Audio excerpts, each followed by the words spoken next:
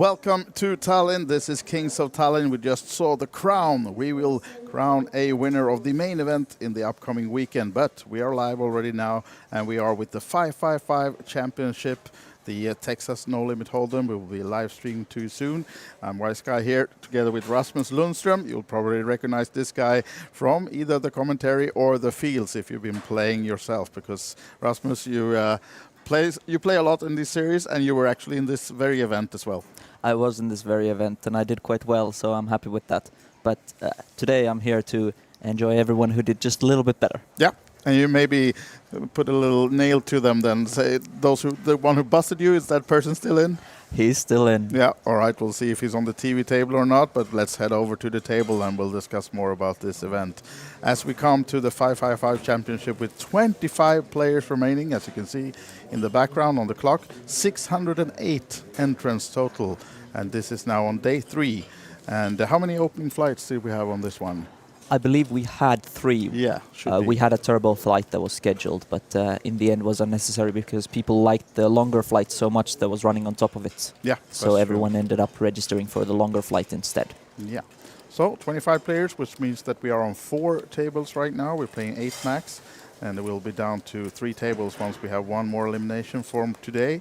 And then we're going to play this event until the end today, so expect quite a long day at the tables. As we can see now, already action in the first hand when we have, or maybe not actually, but we have at least Max from Sweden racing it up, and seems like no takers on this one. Yeah, Rasmus, and 25 still in, and you finished 32nd? 32nd, yes. So still in the money?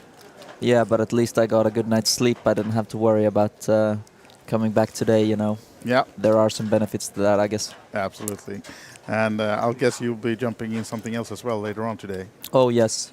There's the celebrity event that is always a fan favorite, but also there's just a regular deep stack event that I quite enjoy that I believe I will be jumping into sometime later today. Yeah. More about that, but we actually did have action, as you probably already noticed. We had the flop when Algirdas called from the big blind, and now he takes it down with that bet, so Max has to fold. Oh, no, actually it's Max winning with the ace-jack. He continues, sorry. Haven't learned the players yet. I just seem to getting familiarized with this table, but still 25 players remaining then. And here we have the current TV table. Our 7 players on the table, 2 Swedes, 2 Finns, and then we have the Estonian and also the Lithuanian flag, 2 of them. And you said, Rasmus, before that this is a guy you know very well. Yes, Alexander Latikas. He's my teammate in the team competition, and I've played with him quite a while back when I used to live here. Yeah? He's a good lad, and I'll be cheering him for him today, that's for sure. Yeah. Let's see, we'll talk more about the team competition as well, but we'll see if we have any action from this hand to start with. Seems like Algirdas expecting him to get active with ace-9 suited from the small blind. Another player I'm very familiar with, Algirdas. He really loves playing here in Tallinn. He comes for all these big ones, and he does really well. We've been on a couple final tables together and played a lot of pots. He's certainly not afraid to get in there. Yeah, and here we can see him making quite a big race against the big blind with Henry. Making it 90k, which means that the green chips are 25ks and the blues are 5k. So only those 2 denominations used, and Henry folding the 3 high in the big blind. And Henry Altikainen, who was in the big blind right now, he actually has already won a trophy in this Kings of Tallinn. 2 days ago, he took down the 1100 euro PLO 4 and 5 cards. So apparently a player who does not only enjoy the Texas Hold'em versions of poker, he also can do quite well with at least the PLO then, taking down some almost 7k for the win. So and also of course a lot of bounties, because it was 1100 mystery bounties, so the total price for him was probably a bit more. Yeah, and especially when you win, you're always guaranteed 2 because you get your own and the one you were heads up with. So I'm sure he pulled some nice ones. Yep. I believe that out of the 6 bounties, he actually had 4 of them. Oh, okay. And yeah, I hopefully he got the biggest one then. I think the biggest one he pulled was 6k, and I believe it was the biggest one that was there as well. But there might have been one bigger one, because I was playing myself. I just heard them announce it when they drew the bounties, so I wasn't up to date on the price pools. Algirdas here Yeah, getting a bit speculative. With a rather small stack, he's made it 60k with the 8-7 suited. This is a hand that goes into a 3-bet bluff category if you want to take it, and especially against Audrus, who has this stack that is extremely handcuffed. It's going to be Now tough, we but have he our first all-in of the gets day. punished, Jacks. Henry. Wow, And nice. the good thing about Alguiras's race is he sizes it to a size where he can fold, and it's Easily, very yeah. smart because it puts on the same amount of pressure as just doing that for 5 or 5.5 bigs. You really don't need to commit. Yeah. So he gets away from it. I really like the play from Algirdas. It's a play I make myself with these kinds of hands a lot Yeah. as well. But obviously when you have jacks in the small for 15 bigs, you're not going to get him to fold. Yeah. Yeah, but nice for Henry without showdown then, increasing his stack with 25%. And you can see that he's on 845 right now. Our chip leader at this table is Jari with 1.3 million. And Emil is the shortest on this table with just 10 big blinds. And I think the smallest stack coming in today was some 7 or 8 big blinds. So there are some short stacks around, but rather deep field. So the average is about 25-30 bigs, I think, at this moment. As we can see, we actually have one elimination on outer table, which means we're down to 24, and we will get one more player on this table soon when we balance them together then. And as it seems, we don't have any action currently. The team competition you touched on, Rasmus, is how does it work? Yeah, so before you come here, or once you do, you can make a team up to 4 people. Yeah. And then you get participation points and you get finish points. Participation points are, you get points just for joining events. Yeah. Usually you don't get them for rebuys. I'm not sure if they've changed that, but at least recently it's for unique entries. Yeah. However, And it doesn't matter the buy-in, right? I mean, that No. point is same on no, all that events. that's a set point Yeah. for any event. But once you run deeper, you get points based on the size of the field and your final position, and also there is a slight added point for the bigger buy-ins, so they get slightly more, but not not a ridiculous amount, so that you cannot get the team competition finishes without the big buy-ins. That's not something you have to be concerned about. Yeah. I actually was in a team that finished in the money about 18 months ago Yeah. with fellow Scott Kenyon, Alexander Georgiev and Barry Deere. Scott Kenyon and Barry, they are still in the same team, rocking a team called Barry's Angels. I know they're here and they're doing Did they all right. kick you out of their team, or did you choose not to join them? I was drafted, Okay. but I wasn't sure I could attend the whole event. Okay. And as it's quite a committed team, I informed them of this, that Yeah. I recommend they find someone who can. Yeah, okay. By the time I knew I was going to be here for the whole thing, they had already committed to different team members, and I wasn't about to interfere. No, exactly. But I made my own team, and Yeah. actually one of my teammates, Alexander Latigas, is sitting in seat 8. Yes, on this very TV table. So I know if who you, I'm rooting yeah, for. exactly. I was just telling the audience that if you are a bit biased in some parts, it's because of that, of course, and we're transparent with that. So You will have to forgive me. yeah, exactly. And we are, of course, on a 30-minute delay, so you're not able to help him in any way or from where we're seated. We're not near this TV table. We're in the studio, and as we said, we're doing this on a 30-minute delay just for the players not being able to get any information from our live stream or anything else like that. But now they're waiting for the balancing of tables, so we have a little hold up. We're down to 24, and we'll be on 3 full 8-handed tables very soon then, and continuing the action. You can see the clock is stopped at the moment as well. So here we have our next guy coming in, and we have a full table. And I believe I can confirm that the 25th elimination is in fact someone who is very familiar to the Tallinn scene. It is Aurimas Stanevicius, who won the main event in WSOP a while back. It is actually, you're right. He did make it to day 3, and unfortunately he is going to be the first casualty. Yes. So yeah, he has a lot of nice cashes throughout the last recent years here. Plays a lot during all the series, and nice to see him here again. But today he has to settle for 25th. And I played with him yesterday for multiple hours, and I have to say I was very happy to be on his left, Okay, not on his right, because he had me covered for about half of it. But we actually did not end up really clashing. He just got the better of me in a very small blind v blind pot, and that was about it. The rest of the time we avoided each other just because the cards didn't force us to get involved. all right. And now we can see the clock is back ticking. We have hand on the table very soon, I think. And also talking about payouts, we should say, by the way, first that we are streaming this on a few different platforms, and the main one is the YouTube of OlyBet Poker. So that's where we have the chat open here in the booth if you want to connect in any way on YouTube, the OlyBet Poker channel. But also this is live on Twitch and on Telegram on the OlyBet channels. And for the payouts, as far as they go, this event is paying 79 players, so you were in the money, Rasmus, already in the middle of the day yesterday, and now we're down to the final 24, which means that the next payout is 1,900 euros.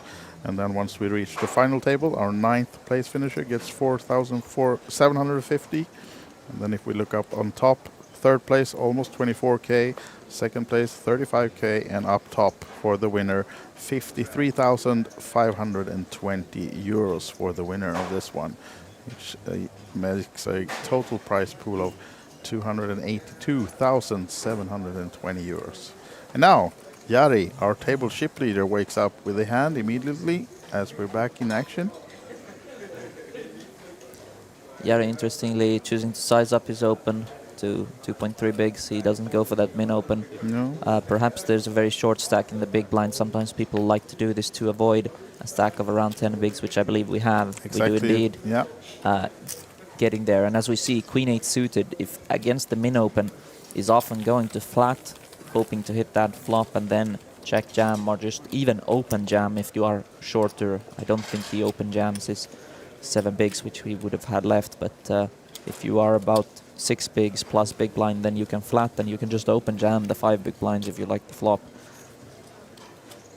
But the slightly bigger open avoids this kind of issue, so good awareness there.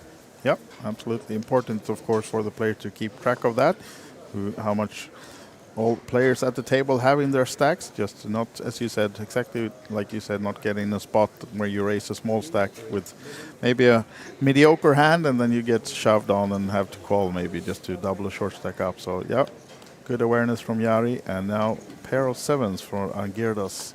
He also makes it 2.3 blinds. It's actually Jari opening with the mystery hand. Jari is opening with the mystery hand, and he decides to make it 2.3 blinds again, this time with a bigger stack in the big blind, which tells me that this is perhaps a sizing he just likes to opt into over the 2 big blinds. Algirdas now, I don't expect him to ever be raising.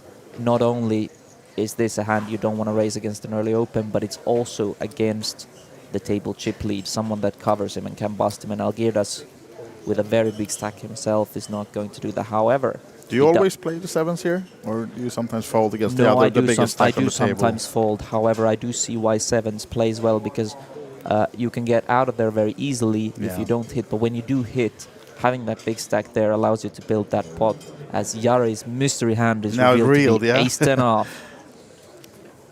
And Max just using some TV time, will not be staying in, of course, with the 5 deuce off. So then, now the question is, how is Jari going to play this? Out of position, but that does simplify things. This not only does this flop hit his hand, but Algirdas isn't going to have as many good hands here as Jari. He's going to have a lot of these middling pockets. Yeah. He can even have a hand like... He can have a hand like jacks here, which would be really strong, but generally speaking, I think this flop is going to favor Jari as the opener.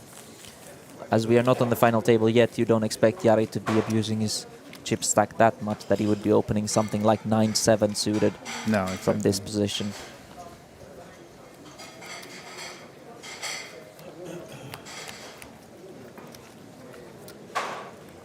So the beautiful settings of the TV table here at Kings of Tallinn started last Thursday with some smaller events in the casino, and then from Friday we've been here on the 2nd floor in the big ballroom and the outer rooms as well. And of course it's a huge event. If you're not familiar with it, you can go to olybetevents.com and see the full schedule and more. And while we were talking, we actually had a fold out of turn here. Oh, really? And I can tell you that for this exact scenario, under the gun and +1, I actually got a penalty for folding out of turn in this exact tournament Aha. 18 months ago, and I still remember that. 18 months and 2 days and 4 hours ago. Exactly. Yeah, but who's counting, right? As Audrius takes this open with the suited ace under the gun from... Ooh. This guy has some hands as well. Yeah. And with the effective stack size, we're just going to see a jam here. He's not going to play a 3-bet non-all-in. There is no real reason to get fancy here, as Audrius will be getting out of there immediately. Yeah, trying something here with the small stack, racing under the gun, but has to lay it down, of course, as he understands that Jari is not doing that against a small stack with just any two. And bad news for our friend who will now be in the big blind. Yeah, so another short stack situation in the big blind, coming up with 10 big blinds plus the blind and ante. Yeah. Audrius not going to like that that one didn't get through. It was a very bold move to open into the chip leader, because the chip leader will float him quite wide there, as he's not worried about any bust implications, and furthermore he can bluff a lot of runouts to just put on a lot of pressure in runouts that don't favor the opening range, something like a lot of middling cards, maybe Jack 8, 9 or something of this nature. But he took the open, props to him for being brave, and it didn't work out this time. So the two Swedes, seat 1 and 2, Emil and Max. Now time for Max. He wants to get creative here on the button. This is actually an interesting choice for Max, because this is a very difficult one. I believe that with the short stack here, I would like to fold this one, but I did open something worse than this in a very similar situation yesterday, so I guess it depends on how much do you think the big blind is over folding, or how often does it come over the top. Yeah. And bad news for Audrius with that flop, because now Max surely will continue. If you open this combination, you will surely continue on this flop, and I do think Max is going to take it down. Max here has the ability to go very small, actually. Yeah. However, because he has a big nothing burger, he might size up just enough to get those very, very weak hands out of there. As he did elect for the very small sizing, he did not size up at all, and props to him.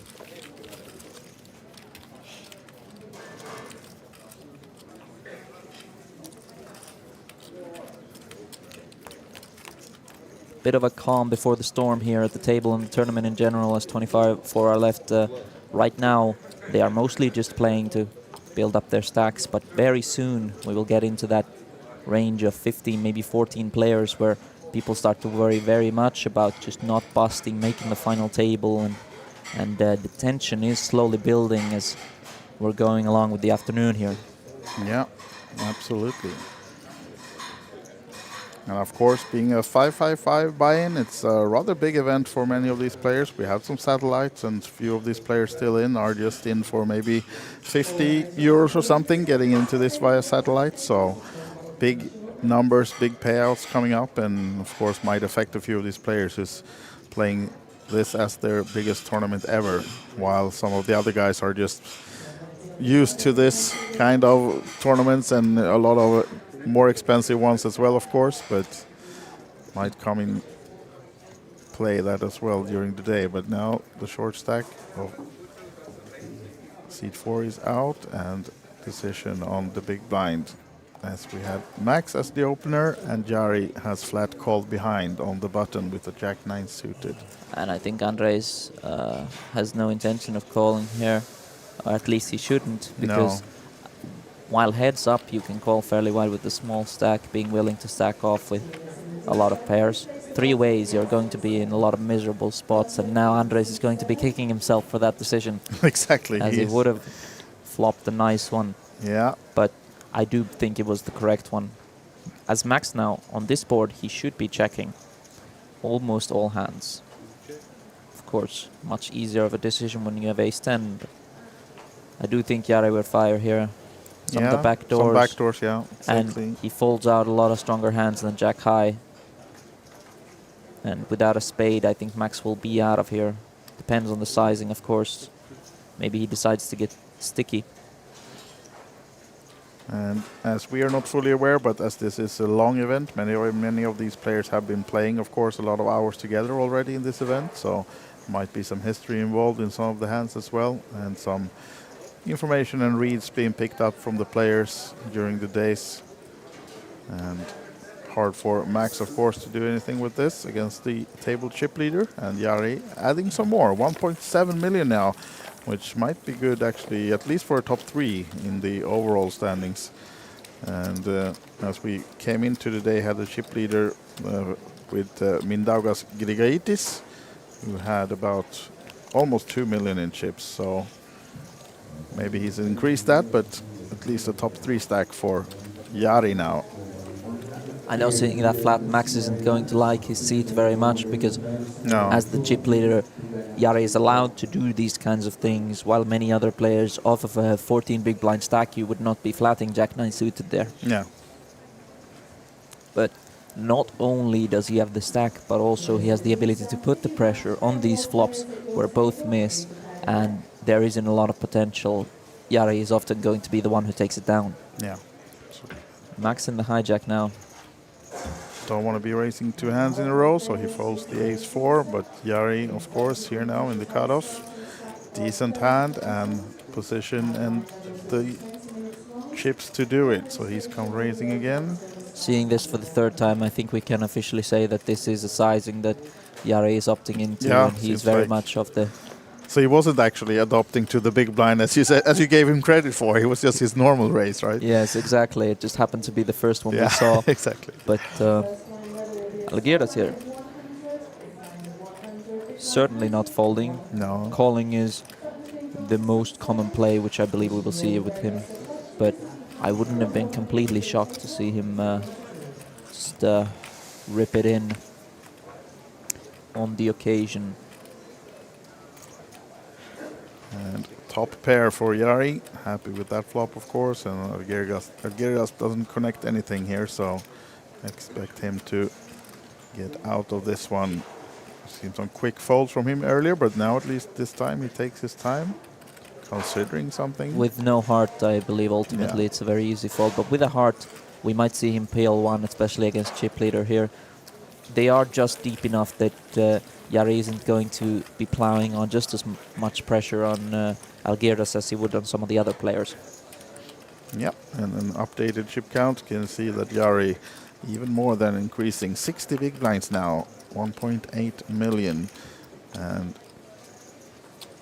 we have down in the bottom Emil, less than 8 big blinds now in front of him, so needs to find something fairly quickly as your teammate Alexander is folding. Is he a no-limit guy, or does he play all the games, Alexander? He's a no-limit guy first, but he does play Omaha. He played in this mixed format recently. I believe that was Cash earlier in the week, where they played basically played. I don't know if you can call it half-half, because they played 2 orbits of Texas and then 1 of Omaha, but I know he plays both of them. Now then, Emil, sorry to interrupt you, but we have an all-in on the table. That's all right. Our table short stack Emil is all in with the ace-6 in an early position. And he's going to be very happy seeing this get through. Henry now just making sure he doesn't get jammed on too lightly, so he wants to make Emil afraid of doing this again. I believe that's the only thing that's really going on here. Yeah. Someone who makes it this far, you will not see them flick in the call for 8 bigs with 10 deuce. So some more chips then for Emil Göransson. Hello, sir. Wake up. We're done. You won. You can take your chips. No, he doesn't want to stack. He was just waiting for the dealer to stack them as well. Or now he finally... being real careful about not giving away any live tells, you know, just making sure. So actually that makes him not the table short stack anymore. As we can see, we have 3 of them down there with 9 and 10 bigs. Aldrius, Andres and Emil. So about 9 and 10 bigs for those three guys. And Jari, well, doing well up front, of course, of this table. As we said, we are playing down to the winner today. We are 24 right now. We will have a full redraw once we're down to 16. So it will be a break at that time, and then also a redraw when we reach the final table, which will be of 9 players. Although there's a 8 max, as we mentioned, you don't want to play the final table bubble on or all the bubbles. So you at least conciliate them to a final table of 9 once we reach that phase. Yeah, it's a very common dynamic that you do see that the final table has that one extra player. In 9 max, you might sometimes even squeeze a final table of 10 even, just to avoid that very tense bubble situation. Yeah.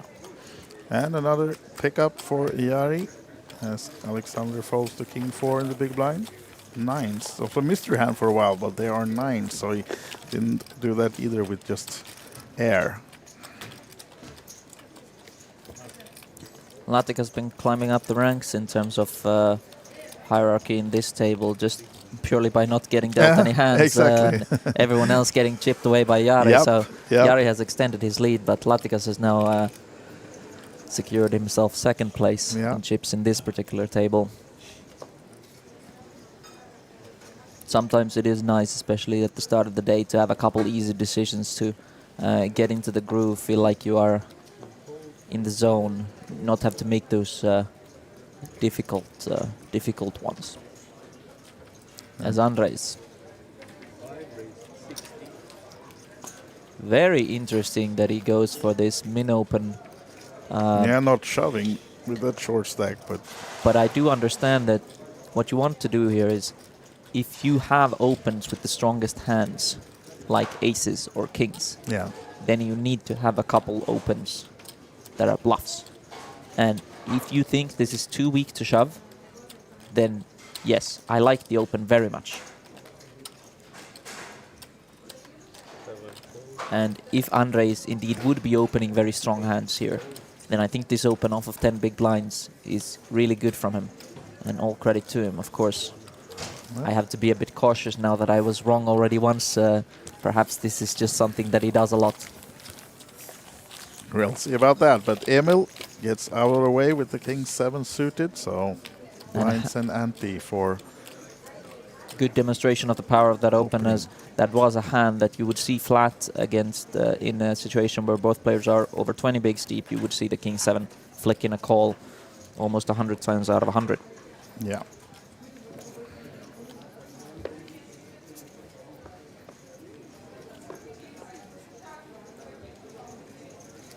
So still on 15 and 30k blinds, 30k big blind ante. And for those maybe not familiar with the big blind ante format, of course it means that the big blind pays ante for the full table in the same size of a big blind. And now he shoves with the ace queen. And this is one of the issues here. I don't think this time he'll be folding the Algueras will not be calling no. this, but this is one of the issues that if you open off of 10 bigs, but then off of 12 bigs, you still jam ace queen off, which is a very strong hand to induce. Then I think your open becomes very vulnerable. Yeah. The positive is if you haven't played a lot against the players, there's not enough time for them to adapt. But it's always a very dangerous thing to assume your opponents will not pick up on your tendencies. Yeah, sure. Latik has another easy decision, and Emil as well, even though he has the ace on a short stack. That is a very easy one. An ace for Max, but not a good enough one. So as Andres is going to get this through. Yeah.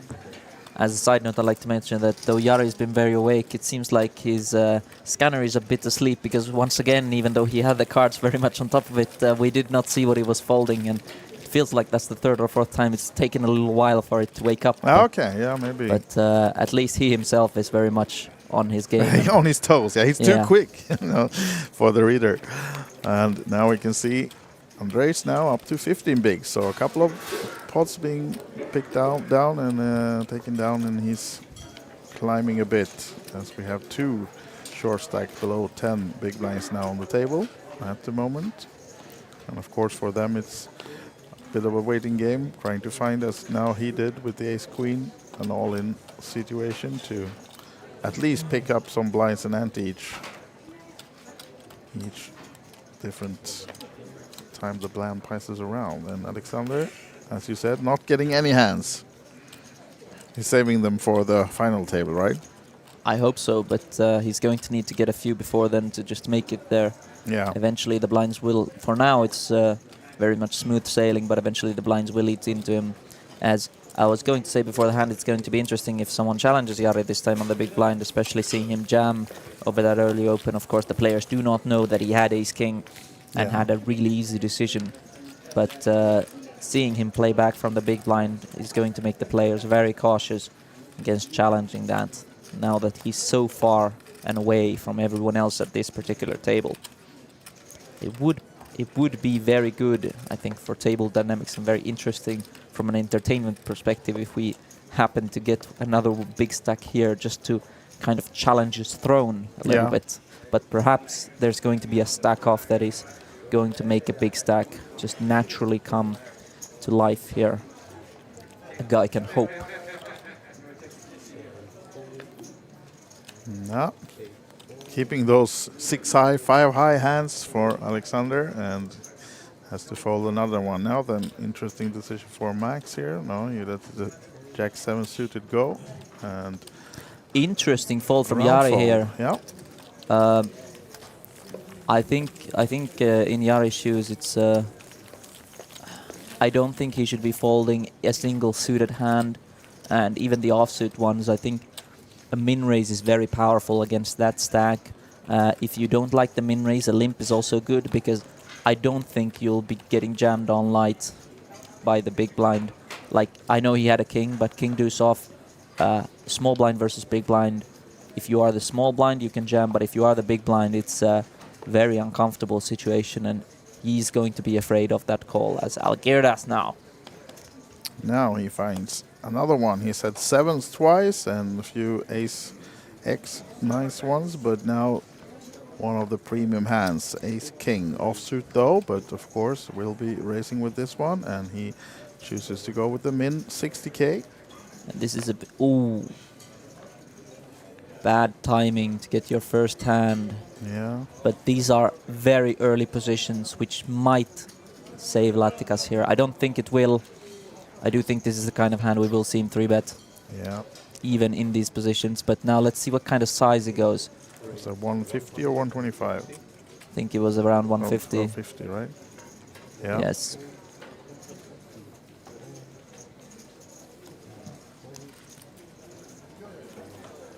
And no one else with a hand, so Andres will be folding the big blind and back to Algirdas. And of course now we'll see the first 4-bet of the day, most likely.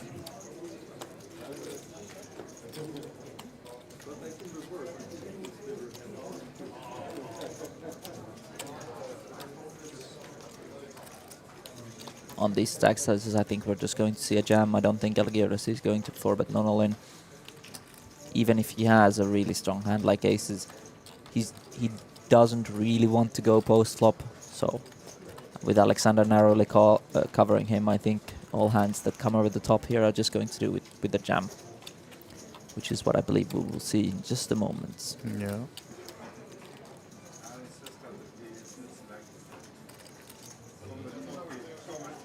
Yeah, that should be it, right?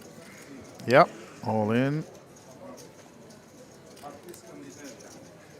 And of course Alexander has to lay down, and first decent hand for him, but unfortunately nothing this time. He has to give up the 150k from the 3-bet. And you see that Algirdas is now with that hand passing the 1 million mark. 35 big blinds, 1.11 million, and Emil Göransson, seat number 1, less than 8 big blinds.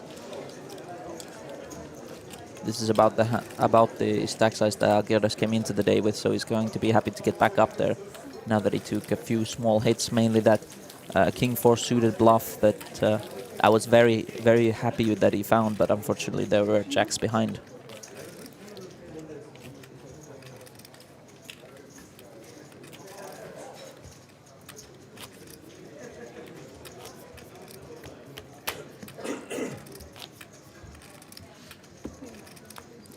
Time for a new hand, and you can see in the top right it's still on 24, but we actually saw on the screen that we have lost 2 players on the outer tables. We are down to 22 players, and we have elimination of Sergei Babinchev in 24th and Ranel Käsi of Estonia in 23rd. So those players has left this tournament from the outer tables, and down to 22 as Alexander now picks up another nice hand and will be opening for sure. Not a hand, of course, from this position you want to face any resistance from, but I don't think he's going to mind to go post-flop. At least the chip leader is out of the way. Short stack on the button is as well, and King 6 with the new found million in front of him. Algirdas just now sporting the Barcelona shirt as well. Surely he will be calling this one, right? Yeah, they are deep enough to call this one, even against a very strong, very early open. King 6 suited is a nice hand to have. There we have the chips as well. So heads up now then between Algirdas and Alexander. First flop in a while, and ooh, it's advantage Alexander. Yeah. However, this is the kind of flop that is going to hit the big blind quite hard, so I wouldn't be surprised to see Alexander check this back with his immediate hand. Especially, you don't want to be raised even though you have a strong hand. You'd rather just exercise some pot control here from against the stack that covers you. And if we do see a bet, it's going to be a very small one, which is the one that comes out. 55, and it's good enough for Algirdas to get out of the way. No hearts on the table, of course, so no backdoor really for him as well, rather than a smaller straight. But Alexander picks up some nice chips for himself and the team, which Rasmus then here is a part of, if you missed that in the beginning. And now we see actually we're down to 21 in the background there, so 21 players, and the 22nd place finisher was Tu An Dao of Vietnam, I suppose that is, right? I do believe so, yes. And as a balancing measure, we're going to see the departure of Henry. Perhaps we will see him back later, but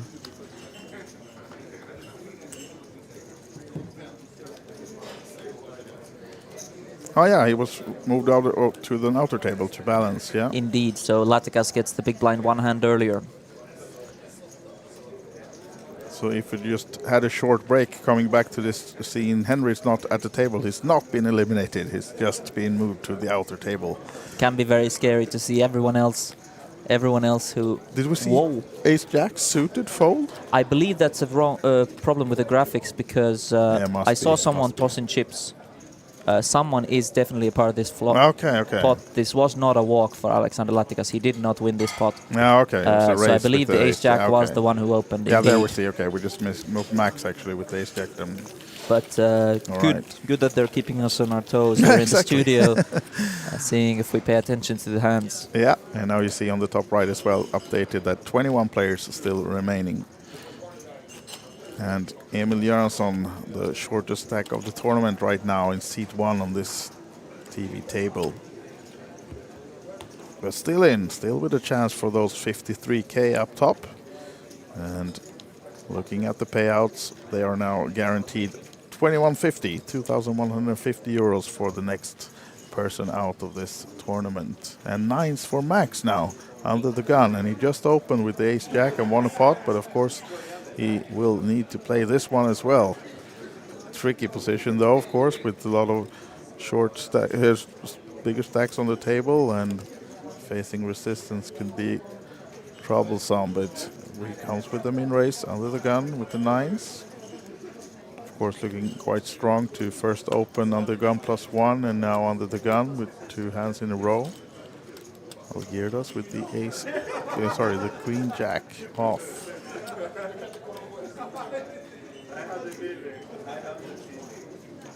On the button.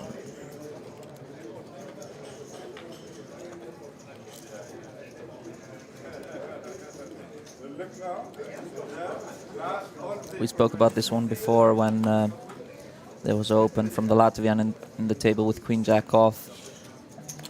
some of the benefits of that hand as a bluff candidate, and I think Algirdas was briefly thinking about it, but against this early of a position, you don't need a lot of bluffs. It's always good to have some, but I think Queen Jack off is a bit wide, as there will be a lot more natural bluffs, and I do think that's what he was taking time for.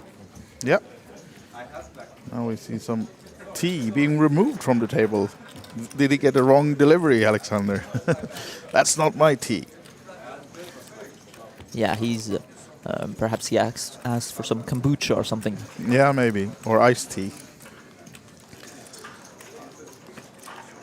We'll see whether he gets something else delivered, maybe. But they're situated in the ballroom, these guys, on the stage, and the bar is very nearby, so it's not a long run. And now Jari under the gun and with a small pair. And this is the freedom that the big stack gives you. Yeah.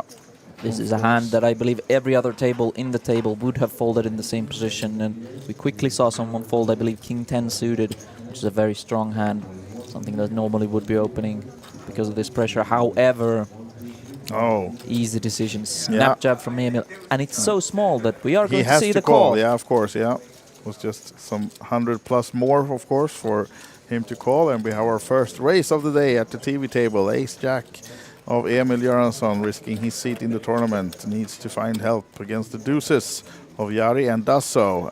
And none of them have a spade, so just 2 deuces at the moment.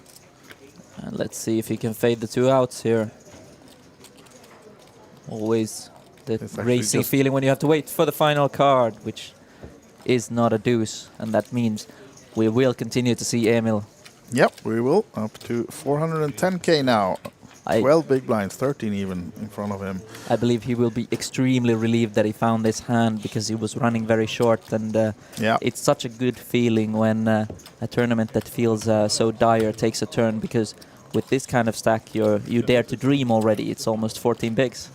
Exactly, now still in, and not the shortest stack on the table anymore. He was even the shortest in the tournament at some point here now, but up to 14 bigs, which means that Audrius is now the table short stack on 9 bigs.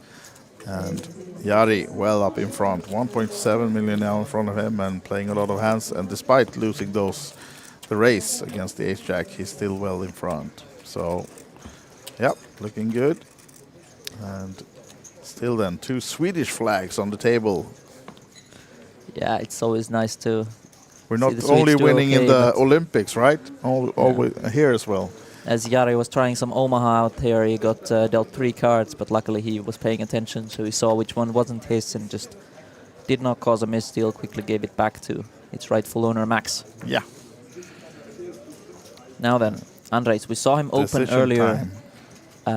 We saw him open earlier with a hand, kind of putting on that pressure with the min raise. And if that is your playing style, this is a hand that might go in. However, this is a very early position, and even if people give you credit, it's a very high chance someone will just find something. As Algirdas instead peels the King 10 off. Now, I believe he has the big stack in the big blind, and still elects to open. So this is going to look quite powerful when you do, because everybody knows you are opening into Jari. As Jari, we are going to see a call here. Yep, another pair for him. Another post flop for Algirdas. Yes. Let's see if he actually can catch a piece this time. Last time, not so lucky. We don't need the VPIP status or information about to know who's playing the most hands at this table, because it's these 2 guys, and Jari playing a lot of hands, of course, with the big stack, of course. Now he doesn't connect with the 6s, but of course, being the pair in your hand, a paired board is a good thing as well. And I think almost all ace-high hands of Algirdas would check here, but with the king high, less of that showdown value. He is going to stab here, perhaps expecting Jari to overcall the big blind and thus having to get out of the way very easily. Jari elects not to raise, not to bloat the pot, which is very okay, and he just goes for a call.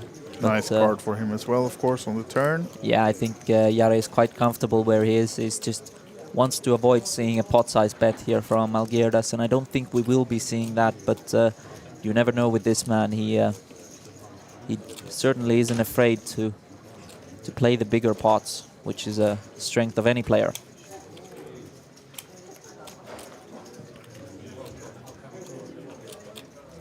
Yeah, and with the check from Jari, now decision for Algirdas whether he wants to continue at this one, and he seems to be doing so. Currently 245 in the middle. And that's only some 45, but now he's adding some greens. Is that some 70k maybe? 65, 70. 65, yeah. So rather small bet again here on the turn. Trying to look like he's milking Jari with a bigger pair, but Jari doesn't fall for that, and now he's looking into racing chips instead.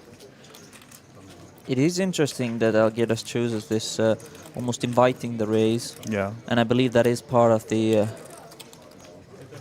part of what he wants to show. Just putting 3x into a difficult position, but of course Jari here plays back with his sixes and Algirdas is going to get out. I do find it interesting that that Jari did not just flat that, because while you are giving a free card, there wasn't any additional equity out there.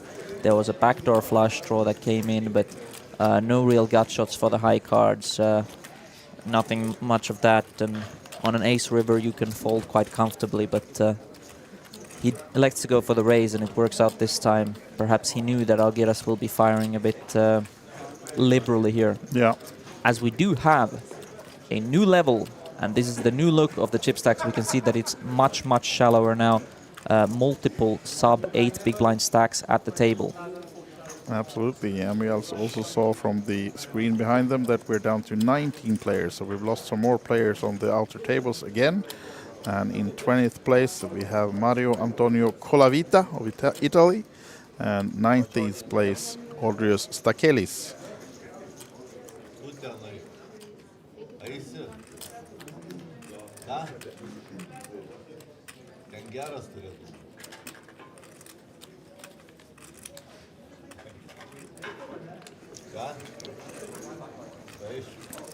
Actually, it was not the information I gave you. It was, of course, 21st place, Juho Sutari, and then 20th was Mario Antonio Colavita.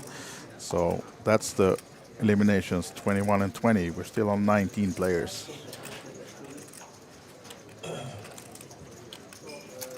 But Juho Sutari, a player we've seen a lot in this series, and a player you've played a lot with as well, I assume. Yes, I have, and I can reveal Juho was in fact the guy who busted me yesterday. Aha, was he? And Okay. in spite of this, I'm not happy to see him go out. I enjoy seeing Juho play. It's you feel like you learn so much when you see these tough guys battle. I know Juho is more of an online player than he is live, but he's unafraid of getting into the live field and seeing the differences, learning what he can, and I enjoy playing against him. Yesterday I didn't get very many chances, though I was in the same table for a long time. We just didn't clash, and when we did, it was ace-king against ace-queen, which is usually a very simple fight. As this does go check-check on this very connected board. Alexander Latikas choosing to open this queen-10 off with a lot of blockers to the reshove hands, and Audrius now having flatted instead of shoving this ace-4 off, hits the straight on the turn and is going to be very happy here. He decides to go for this small bet instead of jamming with stacked pot ratio of about 0.7, and he bets one big blind. Now Latikas, I believe against this bet, once you check, you kind of have to get out of the way, because there's not much you can do. But maybe he believes that Audrius is just full of it. Even so, once you choose to not only check, but the board becomes far more connected on the turn. Doesn't even have a piece of the diamonds. We will on occasion see him call this one big blind bet, because he does have the gut shot to the 10, which would put a straight on the table, and he's basically guaranteed to stack off on the 9 because nobody's folding with that little behind. But the river is a brick, and now Audrius is going to be jamming here. I don't think he checks. No, don't expect him to, right? You don't need to induce when there's so little left in your stack. There's no real incentive to. I believe almost all his checks will be check give-ups here. But of course, if he knew what Latikas had, I believe we could see a check. And Latikas just gets out of the way. I don't hate the peel for one big blind. Keeping Audrius honest as well as having the redraw. It's can't be that bad. You also, a lot of the time, you will have outs to the 10 and the queen because it could be a block bet from something like 5x on the flop. Yeah. And here now, the current chip count on our TV table. 19 players left total. And these are our 7 players at this TV table with Andres now. Smallest stack, almost 10 big blinds. And Audrius on 10 big blinds together with Emil. So 3 short stacks, 3 middle stacks, and 1 big stack on this table at the moment. As we are playing the second level of the day. Of course, this is a 3-day event, so I think it's the 27th level total. And 9s again on the table, this time Algirdas, as he comes with a raise.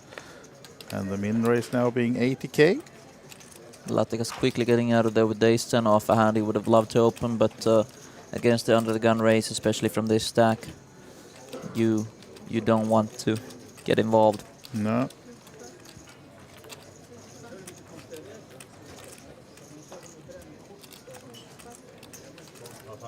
And big blind, small stack of Andres now.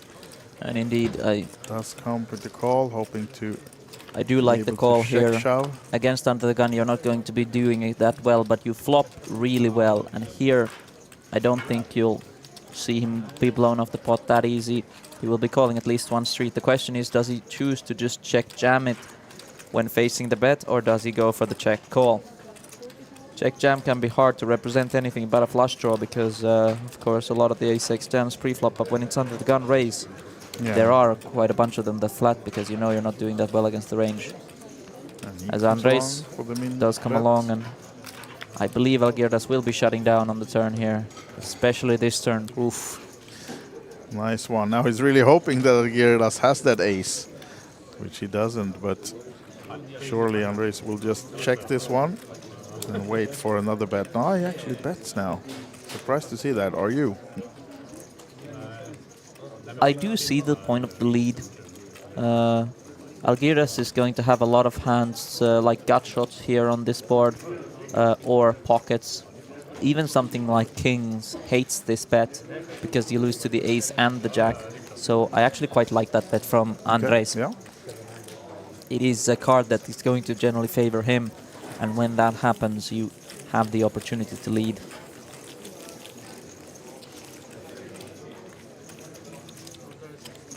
Also recognizing that in Algirdas' shoes on that turn, because it favors him, Algirdas will be checking back a lot, so not giving him the opportunity to do that with a fair bit of draws, a lot of gut shots, and a couple flush draws out there, of course.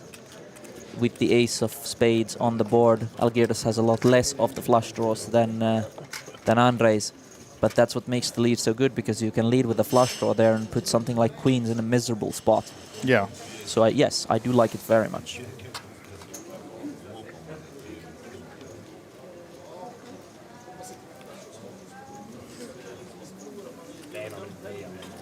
And Audrius with a pair now on the button will of course be attacking the blinds. It's just a question of if he's racing or shoving, and it's a shove. I think shoving is much better. Yeah. Don't allow Raise folding of this stack size is quite a horror. As Algirdas, 4 chips, you would see him flicking this call. I don't think we will be seeing him flicking this call at this time, especially since Audrius hasn't been jamming a lot. Where do you draw the line here then? Ace-10, you're calling with that? Ace-10 suited you call, but not Ace-9? I think I would call Ace-9. Yeah. I think I have to. I wouldn't mind Algirdas calling this Ace-8, but I don't know if I would. Yeah, he does call. He does call. Okay. So like I said, Ace-9 I would definitely call, and Ace-8 is close. But he decides to take a stand, and he'll be happy to see that he's flipping. At least not destroyed. But this is a big pot for both of them, obviously, one of them on the line. But Algirdas as well is going to be down very low if he does not find the help. And there he does. Look at this one. Only outs to a chop. Wow. Audrius cannot get there. Algirdas eliminating his fellow Lithuanian. He does, actually. So it is actually Algirdas then leaving us in 19th place for 2,450 euros. Yeah, Andreas there going to be hitting the rail, perhaps giving Algirdas, his fellow countryman, a couple cheers, who now has a nice stack. And I'm actually very excited about Algirdas in particular getting these chips, because he's a player who is very capable of using them. And I believe, as we are still quite a ways away from the final table, I think Algirdas now has a mission to build these chips, as signified by that a bit lighter ace-8 off call, which again, I don't mind at all. Yeah, nice. Almost double up for him. He passes the 1 million chips mark, and surely he will be staying aggressive. And as you said, trying to build a real nice stack for the final table coming later today. As we're now down to 18 players in the field. And we'll be redrawing on 16. So once we reach that phase, we will have a break and a new formation of the TV table. Some of these players will of course be on that same one, but we'll get some new players in as well, most likely. It's a random draw though, so it might be the exact same tables form, but most likely of course it will not be.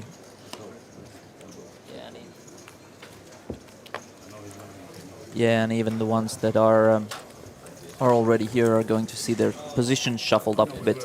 So you are going to see some new dynamics come in. But like I said before, it's going to be interesting to see how the stack dynamics look in the new one. Right now, Jari, of course, having the clear largest stack is in quite a comfortable position. But Jari also recognizing, while he hasn't really had the chance to open any hands since the new level, that this new level makes people far shallower, and that means that while they don't expect to have as much fold equity, they know that they have to go at some point, and with multiple very, very short stacks, Jari isn't going to be just opening any two, because at this point, people are still trying to stack build. They're not trying to just make the final table. They know that they have to win hands to get there.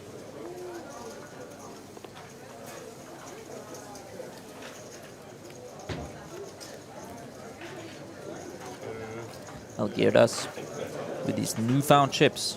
Yes, 1.1 million in front of him. You can see that he has actually gotten those pink nice chips as well. And don't they look beautiful? Yes, that should be the 100k chips, right? Just introduced. Indeed, and he decides that he is going to start putting on the pressure immediately. Yeah. And this is why I was excited for him to get the chips. Emil here going to be facing a very difficult decision, and especially if you think Emil is going to be overfolding the big blind, then this open does have a lot of merit to it. Of course, this is a hand that, while it looks pretty, is going to flop very poorly. Even when you hit, you will have no idea where you're at in the hand, and as such, Emil decides to just cut his losses and get out the way. Very, very well played there. Yep, absolutely.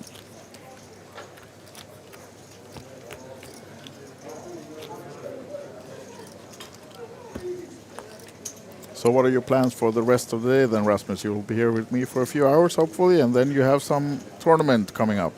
Yeah, I'll be here for at least a couple hours, and then I have both the 350 deep stack, which we can see has started in front of us here, as well as the celebrity event later today that obviously is a big fan favorite, not just for me, but for a lot of people. I know it's always fun to meet the people, and who doesn't like a signed hat every now and then from the bounties? Yeah, exactly, right? I heard there are some real big Estonian and Finnish celebrities showing up for that one as well. So when, Andreas, can we consider you a celebrity in this event? I'm still waiting for that invitation. I can say that. Sorry, I can't make it. Just so I can say that I have to be here. So yes. I would have loved to, but yeah. But yourself, are you playing as a celebrity or as a normal person? Then where do you find yourself on that scale? I guess it really depends who you ask. At least in poker world, a kind of celebrity. Yeah. But maybe not when you compare with the Estonian Eurovision legends, and I don't know exactly. We can check later if we have a list of the celebrities coming in, how many you recognize. I heard there were some 20 players coming in as celebrities. We can do that, but for now we'll look at this where Emil has jammed the small blind, and Max thinking very long with a hand that you would expect to hit the muck, but the thing is Emil needs these chips, and Max knows that he will be shoving a lot, so he is taking his time with that hand. I think something like Queen Jack off, we will see stack there. Queen 10 off, probably fold. Queen 10 suited can call. But yeah, no, he does get out of the way. Yeah, and the two Swedes are talking a bit. There's not been much of table talk going on this table. Can't blame them for chatting too much, at least. But the two Swedes in seat 1 and 2 are exchanging some words in the local language. Yeah, at the from moment. what I do know, that very few of these players are actually familiar with each other, which means that there will be very few bonds prior to this table that have formed, and that's going to hinder some of the table talk. They don't have anything old and gold to reminisce about. Exactly. How about yourself? Are you a fan of table talk, or you're more the quiet guy at the table? Well, I do need something at the table, which means that if I'm not listening to music, as Max there, interestingly, peels a suited ace against the big stack. Oh yeah, he does. Interesting spot. And he now. goes for this big open raise. 120, I think, right? Yeah. Yeah, and quick fold from Jari. 10-7 off. Not good enough. And of course, with Max coming that big, it's no room for any creative stuff from the big blind either. Giving Max the credit, and on to the next one. Yeah, that's the spot where we will see some of these hyper-aggressive Brazilians click it back to 5 big blinds just for the maximum pressure. But even if you want to take that play, sometimes the 10-7 off is not the hand to do it with. If anything, you can call with the 10-7 if you really, really want to play against your opponent post-flop. But Jari choosing to conserve his chips for now, which is completely all right. Yeah. But back to earlier about table talk. I do enjoy table talk a lot.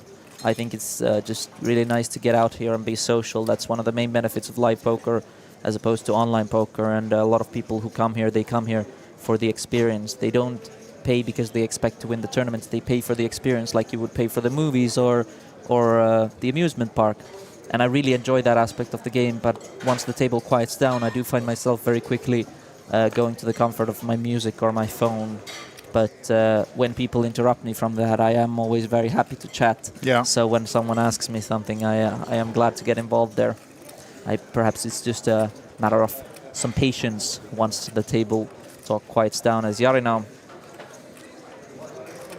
It's with a 75k bet against the big blind. I think that's a min raise of 80k, and yeah, sorry, it must be 80, of course. and I'm very happy to see that Jari is able to induce against this big blind, because he would open some hands as a bluff here, and we will see these hands go in because Jari again will induce a lot of hands, and this is going to be an all-in and a call. Yeah, it surely is. Just double checking that he saw the ace queen and he has them.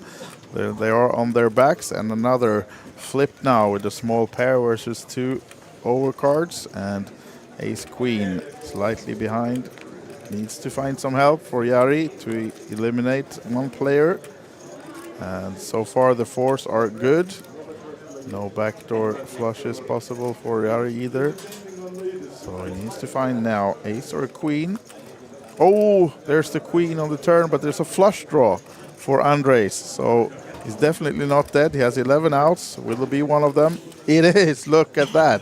Runner, hearts for Andres, and he doubles up. Jari had a nice card of the turn, but it gave the flush draw, and yeah, we have the full action, the roller coaster. Indeed. It is these players trying to contain their emotions is very common, but that must have been quite the roller coaster to experience, particularly for Andres. Jari almost looked unhappy to hit that queen. Of course, he I believe that on the flop he was starting to accept his fate, but on the turn he dared to dream, and then it all came crashing down. Sometimes it is just nicer to not hit at all in the first place.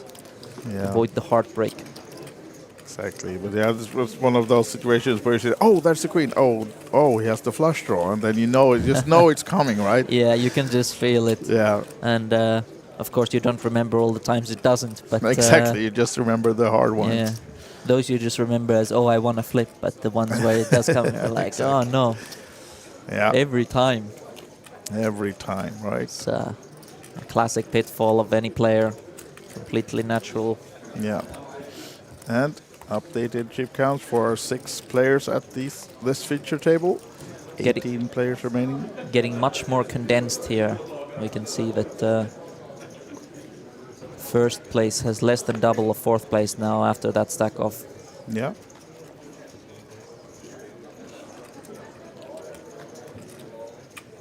And Max cut off holding the queen deuce suited. Jari with another big ace.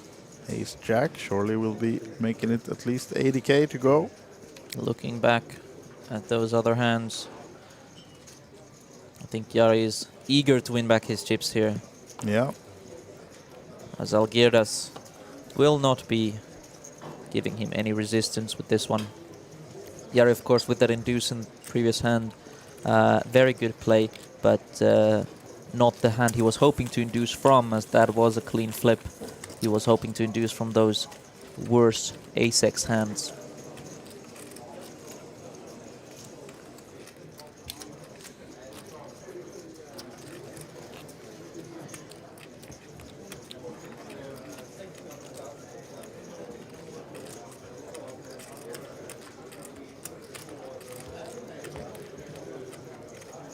And Emil signaling to some friend on the rail, maybe he wants to make an order from the bar. Getting thirsty under the lights as he finds the 8-6 off and will not be active under the gun. What about Max? Ace-9, early position, suited hand. Beautiful hand, and, Yeah, and a quite nice one in the sense that I think if he gets raised here, he will comfortably get to fold on this stack size, so it's not too difficult to play. It flops very well. You block the rehits. It's all over just a great experience to peel a hand that you get to play after bleeding a little bit in chips. yeah. As we do see a peel here from the button of ace-jack suited. There you go. Andre is now having the chips to play. And Alexander 7-4. Not. It's only 40k to call for him, but of course 7-4 off is not the hand you want to stay in with, even though it's kind of cheap in a 3-way pot. But now we're heads up. Ace-9 versus Ace-Jack, and the Jack connects with the board, so nice flop for Andres. And the Max, no spades, no nothing on this one. But of course there's a risk that he will continue on this one. He does check and gives the option to Andres instead. I think if you decide to bet here, you should have one of the 3 combinations that had a backdoor flush draw. Yeah. Max having the only one that did not. I would be check folding every time, and Max does just that. Of course, the bet never comes in, which might make him curious, but no, Max patiently just checks again. Allows Andres to have the pot if he so wishes, and I do believe he does wish to have this pot, but no, Andres checking again. And now then, Max having the range advantage on this run out. It's going to be difficult to rep something, but Max could try to rep exactly the ace-jack or something like ace-king that checks twice here. Yeah, but kind of hard to think that he would check Ace-King twice, right? Yeah, it's more the jack 10 or pocket 10s that he really can represent here. But there are hands that Max can have, and I think Max has more of them that are strong on this river, and therefore we will see the bet. Yeah. Andres, of course, going to be calling quickly when you check twice. This is not the spot to be folding. No, surely not. Just 100k also into 360, and there's the call. Nice pot for him, up to 1.2 million when he sees that the ace-9 are not good enough for Max. Ace-jack wins the hand for Andres, and a lot of chips coming his way.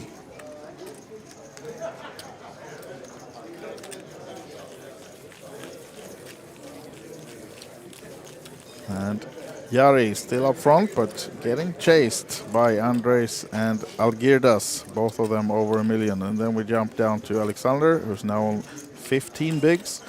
Max and Emil, the 2 Swedes, are shorter stacks on on this TV table, but there are 3 tables total, 18 players still in the field out of the 608 that started the tournament on 3 different starting flights. And then we had a day 2 yesterday, which ended around, I think it was almost 1 o'clock in the night, and then they came back this morning at 12 to start on 25 players playing down to the winner tonight.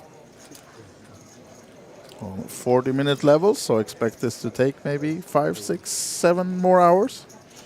Yeah, it's gonna be a heavy day as Algirdas now picking up an absolute premium. Yeah, the first very premium. We have an ace king, of course, on the table so far, but the first big pair Indeed. for today on this table. I think Algirdas is going to go for another one of these very small 3-bets that we saw him go for with the king 4. These 2 players are a bit deeper, so I think the 3-bet is going to be closer to 5 big blinds or even 5.5, rather than the 4 big blinds that he went for last time when the effective stack was 15. But he's the kind of player that is willing to play and isn't going to be overly afraid of being called here, as is demonstrated by the under 5 big blind 3-bet here, really inviting Andres in. And if you are bluffing to this size, then you should be valuing to this size, which is exactly what Algirdas does here. Andres, of course, quickly gets out of the way. Algirdas taking one final look at the queens, and in fact shows the rest of the table that he had the ladies. Yeah.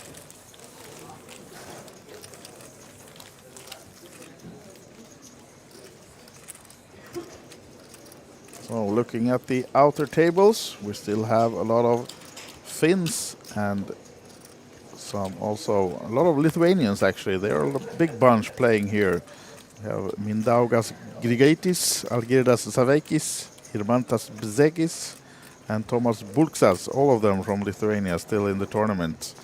And the 2 Swedes are on this table. We have Alexander, the only one flying. No, sorry, there's 2 Estonians left. Risto Pernat is also in.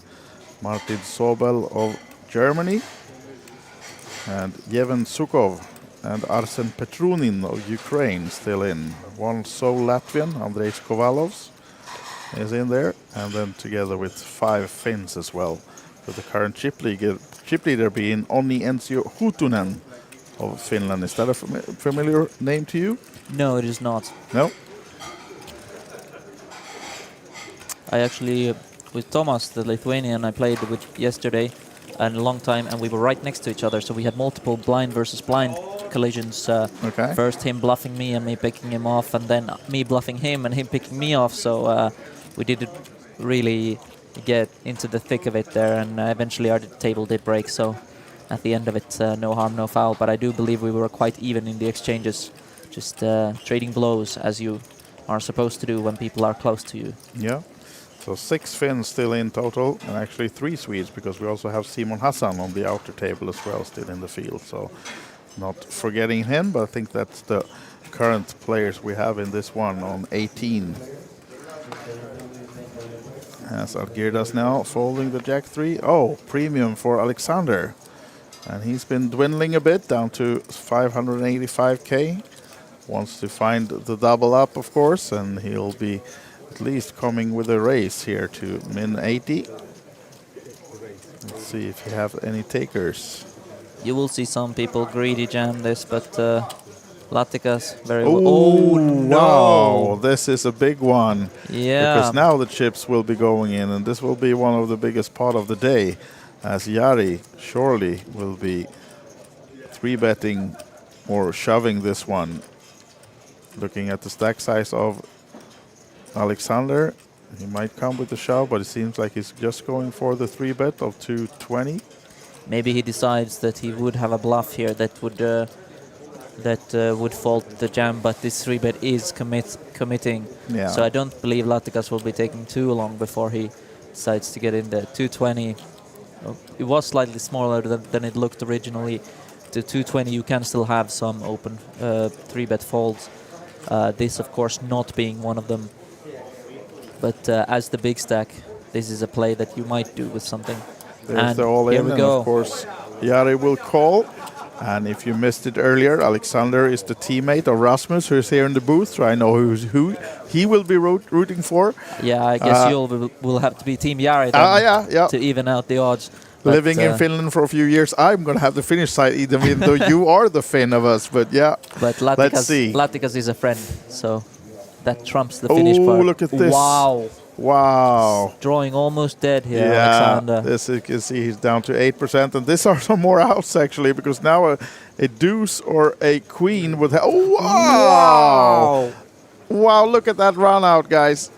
He flops the set, Jari, and a runner, full house for Alexander Latikas. And yeah, are you sitting down, Rasmus, or are you jumping up and down cheering? Because I'm sitting down, but I have a big grin on my face right now. Is he texting the team now? Like, look at what I just did for us. I don't know. I haven't dared check my phone, but it's very possible. No spoilers, right? Yeah, exactly. Because we are on a delay here, but that's a sick double up for Alexander Latikas of Estonia, as he totally flops. He's outflopped completely. He has 8% on the flop. On the turn, he's down. He has about 20 or less, and then he just hits it. The runner, full house. Down, but not out. And sure enough, he finds a way.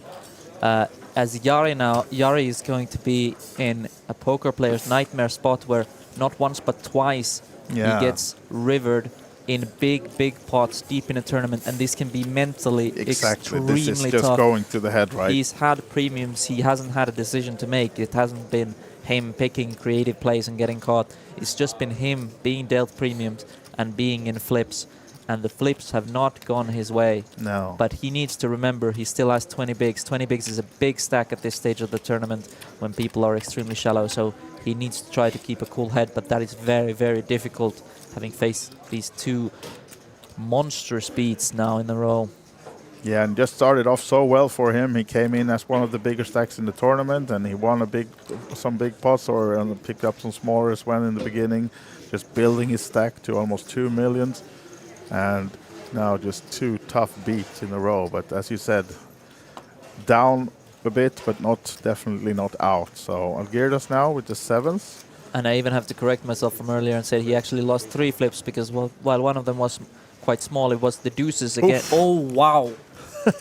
Look at this. Your guy is flying. Yeah, it's just an uphill trajectory for Alexander Sebastian Latikas. This is sick. I mean, just having that run out one hand before and now waking up with aces towards the race of the other big stack on the table here is just... Am I dreaming or... As Latikas goes for the 5 big blind 3-bet. Putting on a lot But of this is also here. gives a lot of information because he's stacking his chips from the previous hand and wakes up and he just has to 3-bet. I mean, that's really strong from another player's perspective that he wouldn't be doing this with ace-8.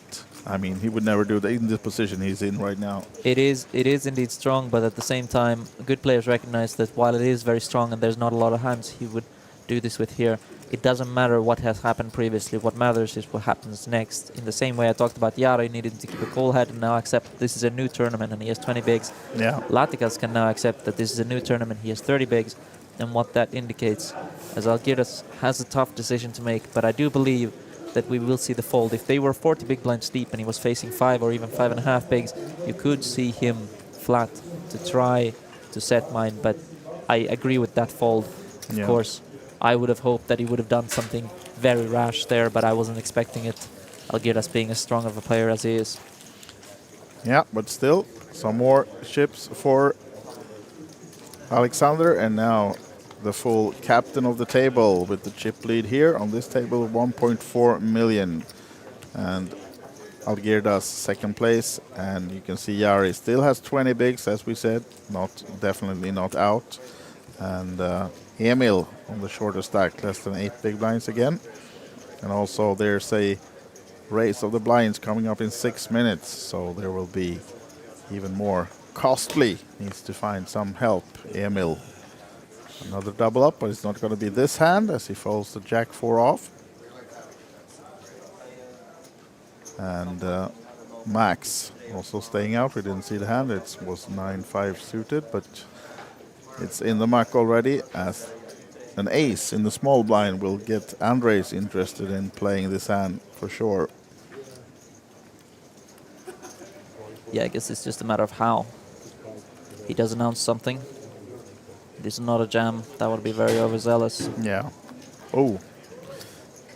He makes a big raise, but ace-5 in the big blind is, of course, a strong hand in this position, blind versus blinds on a six-handed table, because we should say that playing short-handed like they are now, an ace-5 is a strong hand. The less players on the table, every hand gets a higher value, of course, so having an ace like this... The hand strength matters very much. Who's the raise first in this case, the small blind. And while this would go in the bluff category, this is a hand that you will see jammed a lot.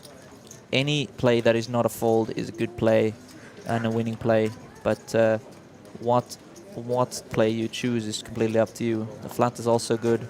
You're in position, and it gives you a lot of coverage on certain boards.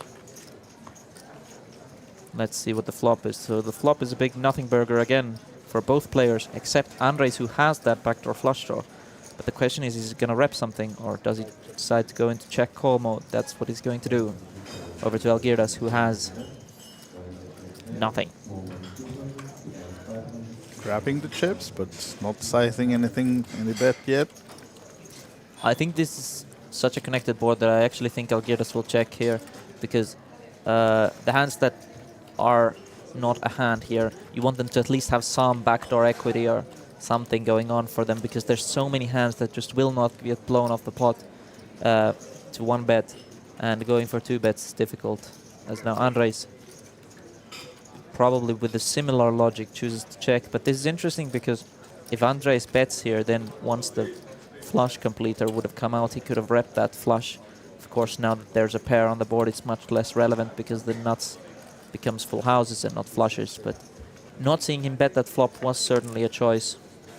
And the board double pairs as well, so we have a split pot for sure, unless someone can bet the other guy out, but and not I likely. don't see anyone doing it. They have a strong enough hand to check, not a strong enough hand to bet. I think Algirdas is actually thinking about if he can go for value here, but I don't think he will end up doing it. Okay, I say he will then. I'll put myself on the other side. Ah, you're right. You're the expert, I'm just the commentator, and now it's shown why. Yeah. Check, check, it goes, and split pot then.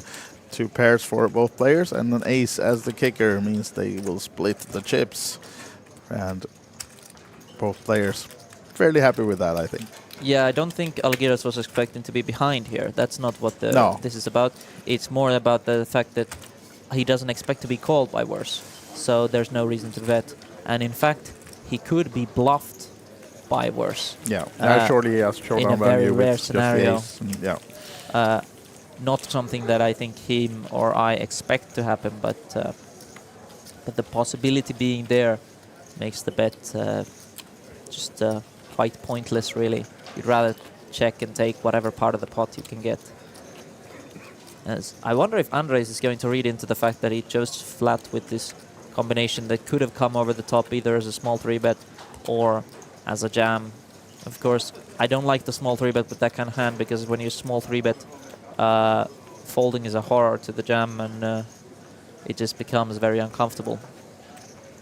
I'd rather actually small 3-bet a weaker hand that is easy to fold to a jam if you are putting it into the bluff category. And it's been folded around to the small blind of Algirdas. And we will see another blind versus blind battle.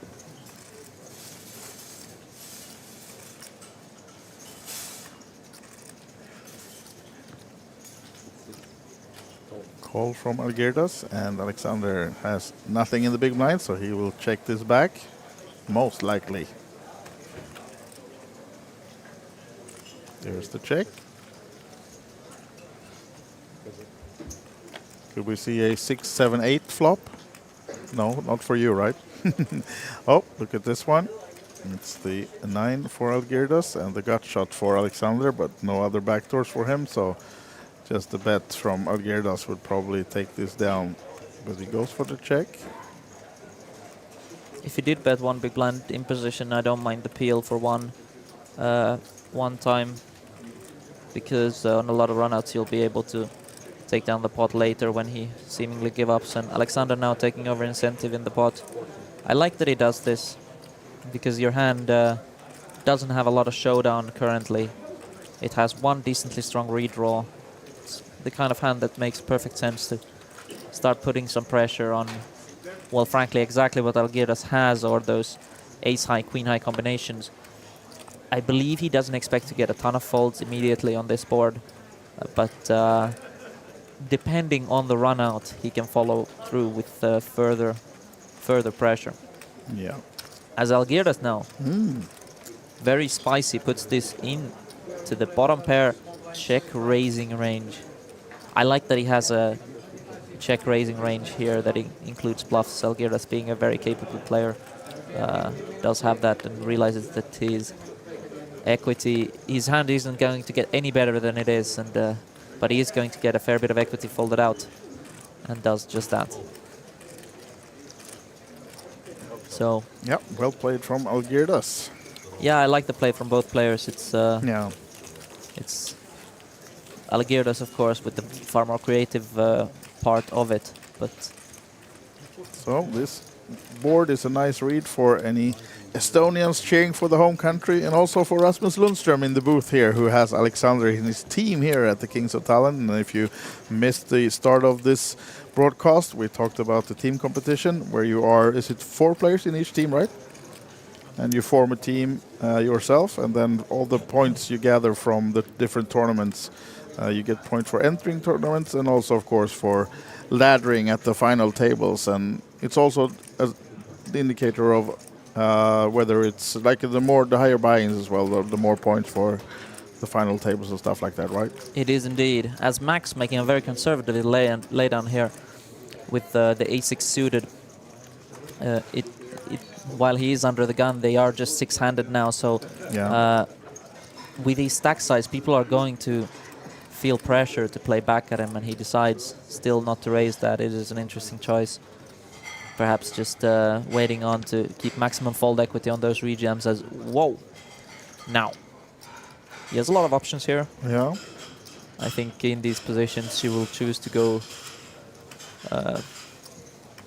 actually, I don't know. This is a tough one, because, Yeah, because Algirdas is opening he's a lot of opening, hands, and but he's opening bigger because there's a short stack in the big blind. yeah. And when you're opening into a short stack, you generally want hands that have decent, immediate, robust equity, because you want to be able to call a lot of rejams. So he's going to have a lot of more of these, like ace-x hands and king-x hands, and a lot less of the small suited ones.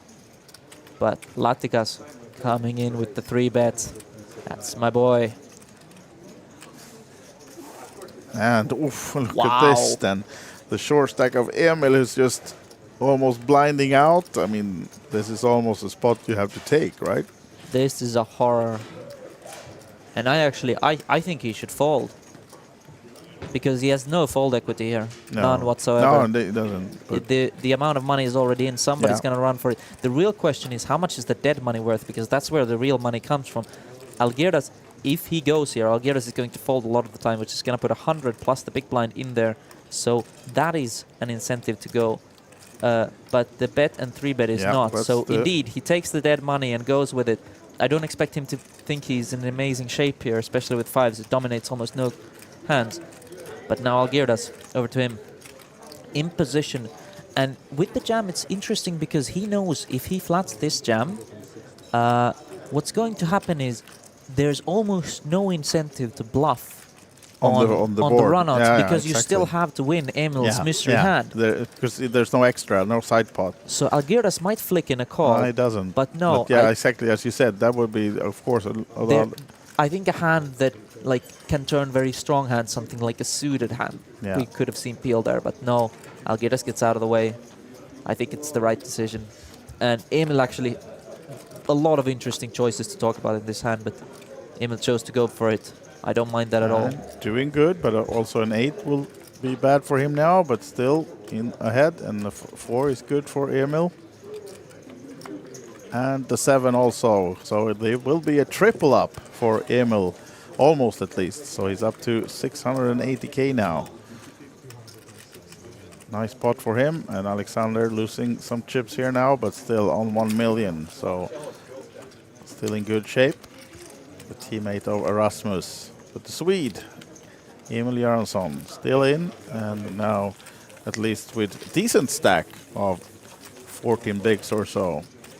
As we are still 18 players. If you joined us recently, this is the 555 Championship final day.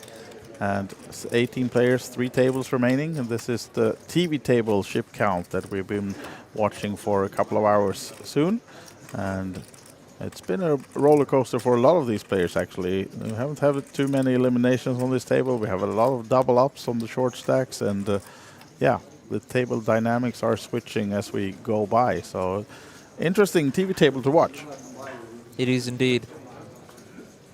Jari has a very miserable spot actually in this table currently with 3 identical stacks behind him who all cover him by a little bit. Yeah, not the perfect position but for him also, now. Andres doesn't like it very much because the identical stacks are both to his left. Yeah. And Latikas, on the other hand, I think is going to get a lot of freedom here. 9 I for believe him he has now. the best seat in the house currently. Yeah, and currently the best hand we've seen so far on this particular hand with the 9s. And Emil now, after the almost triple up, folds an ace. And we're to Max in the big blind, who also folds. So Alexander picks up the blinds and ante, and are back to 1.2 million approximately. Alexander also opting for that bigger raise size that Algirdas did last hand when there was a pretty short stack in the big blind. Interesting to see these adaptations from players. Some players like them, other players like to force the big blind into the flop spot and just make those difficult decisions. I think I'm more part of the second category, but the first category is certainly a strength of its own. It puts the pressure immediately instead of delaying it. Yeah, and still on 40k blind. We have the payouts, if you're interested in that. They are pinned in a comment in our OlyBet YouTube channel, OlyBet Poker on YouTube, one of the platforms where this is streamed, and there you can see a pinned comment with all the payouts. 53k up top, and this is what this guy is aiming for today, as he now will be opening again with pocket 3s.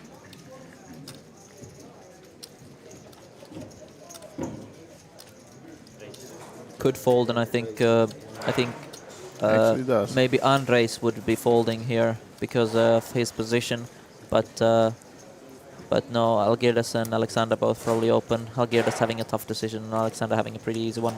Yeah. Okay. Does again size up, so perhaps he's just going for this bigger sizing now, or perhaps because of the 100 that Algirdas put in, he doesn't realize. Oh, it is a problem with the graphics indeed.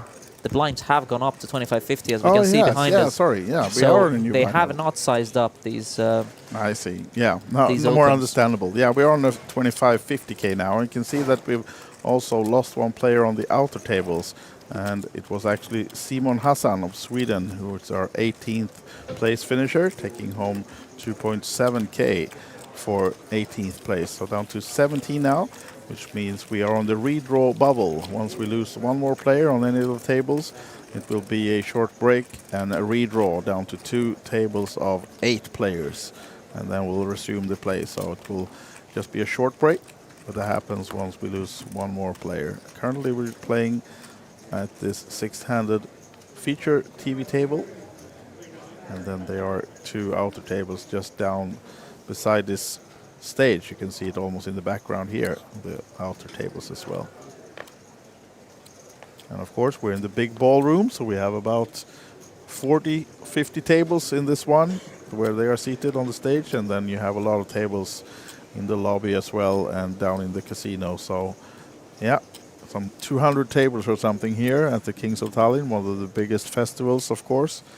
And all the information is on olybetevents.com if you want to see the schedule or is able to play, or just come here and maybe watch the celebrity event tonight if you're interested in that. As you said, you want a signed cap. Yeah, I do like souvenirs.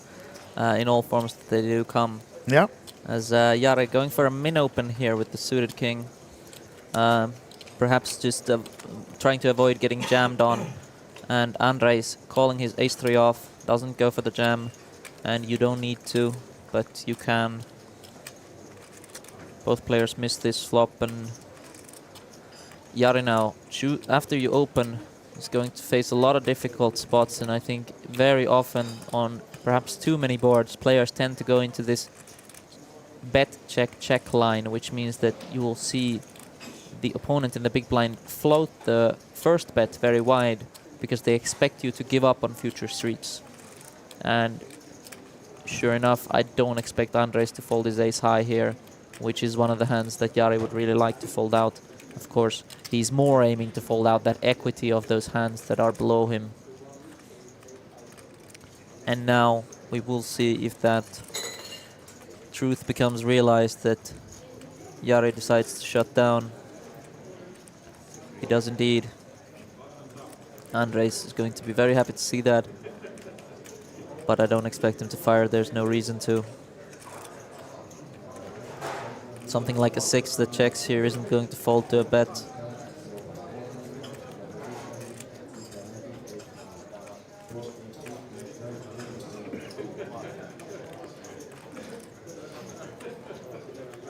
Yeah, actually grabbing some chips here now. Seems like he's coming for a bet. Big one as well. Putting on max pressure, this one. It has a bit of... Almost 160, okay, but still, yeah. Yeah, but it's the kind of bet that sets up a river jam, and minding that Jari only has 500 in his stack, if he calls, he has much less than pot behind, so... Yeah. So it is a very strong bet, and perhaps he believes that he can just have Jari fold so much that that bet will be good, even though he had some showdown. Folding out the better ace-x and some very low pairs.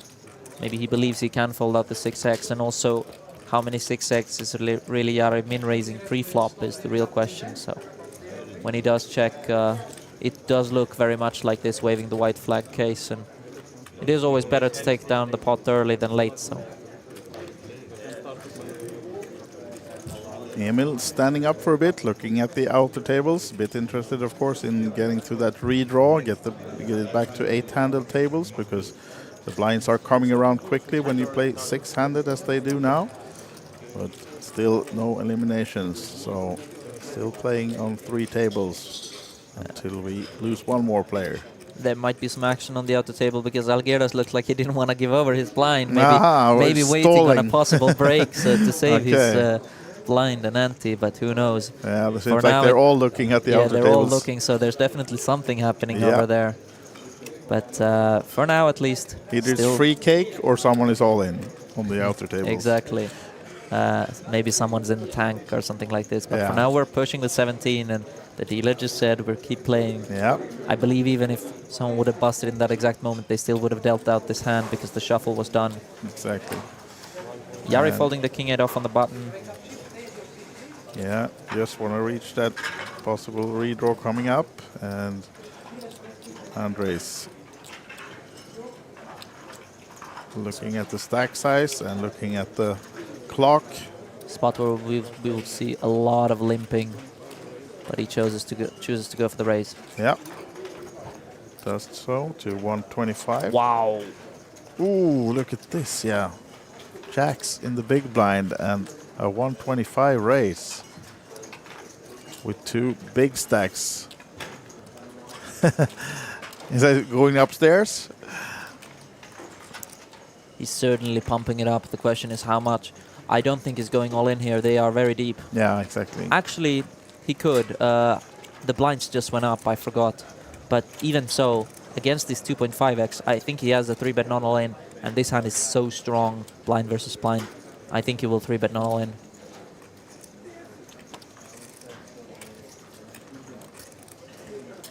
Queens for sure he would 3-bet non all in. Yeah. Jacks can be difficult to play, so some people like to jam, but I think Algirdas is exactly the kind of player who likes to put his opponents to the test, and therefore You have to do things that make them very uncomfortable, like this. Yeah, that's the 3-bet of 265.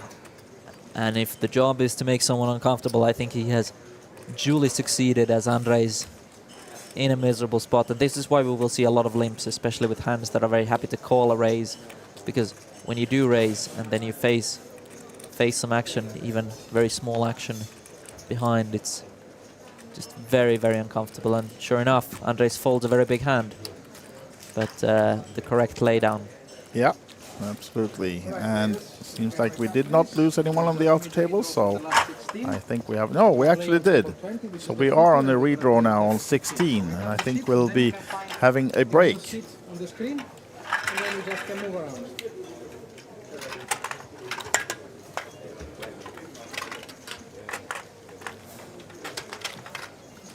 So, redrawing, and I think we'll not actually have a longer break. We'll just be here in the studio for a little bit, and then we'll come back to the tables once they are sorted out. So we're down to the 2 final tables. Rasmus, here in the booth with me, you still have your teammate in there? Yeah, and I'm very happy with that big party one. Of course, it looked so dire on the flop, and but that's the beauty of poker. Yeah. You never really know what's going to happen, and the momentum seemed to shift immediately, picking up the aces the very next hand. But on the flip side of things, we have Jari, fellow Finnish player, who the momentum seems very much up against. Lost 3 big flips in a row, came in with a huge stack and seemed to play very capable, and now he seems a bit handcuffed. He's in that awkward stack size where it's very difficult to play. Yeah. Yeah, of course. And now they're redrawing, as we said, which means that we'll be playing 2 tables of 8.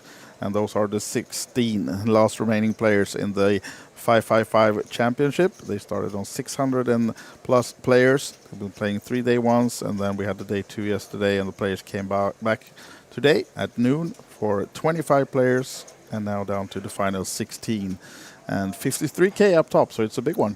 Yeah, it's a big one for sure, and I think it'll be a career-defining score for most, if not all, of the players involved in the field. I know some of the really big names like Juha Suutari and Auremas, they already busted today, who may have those really big scores under their belt already. So further improving the incentive but also pressure for these players.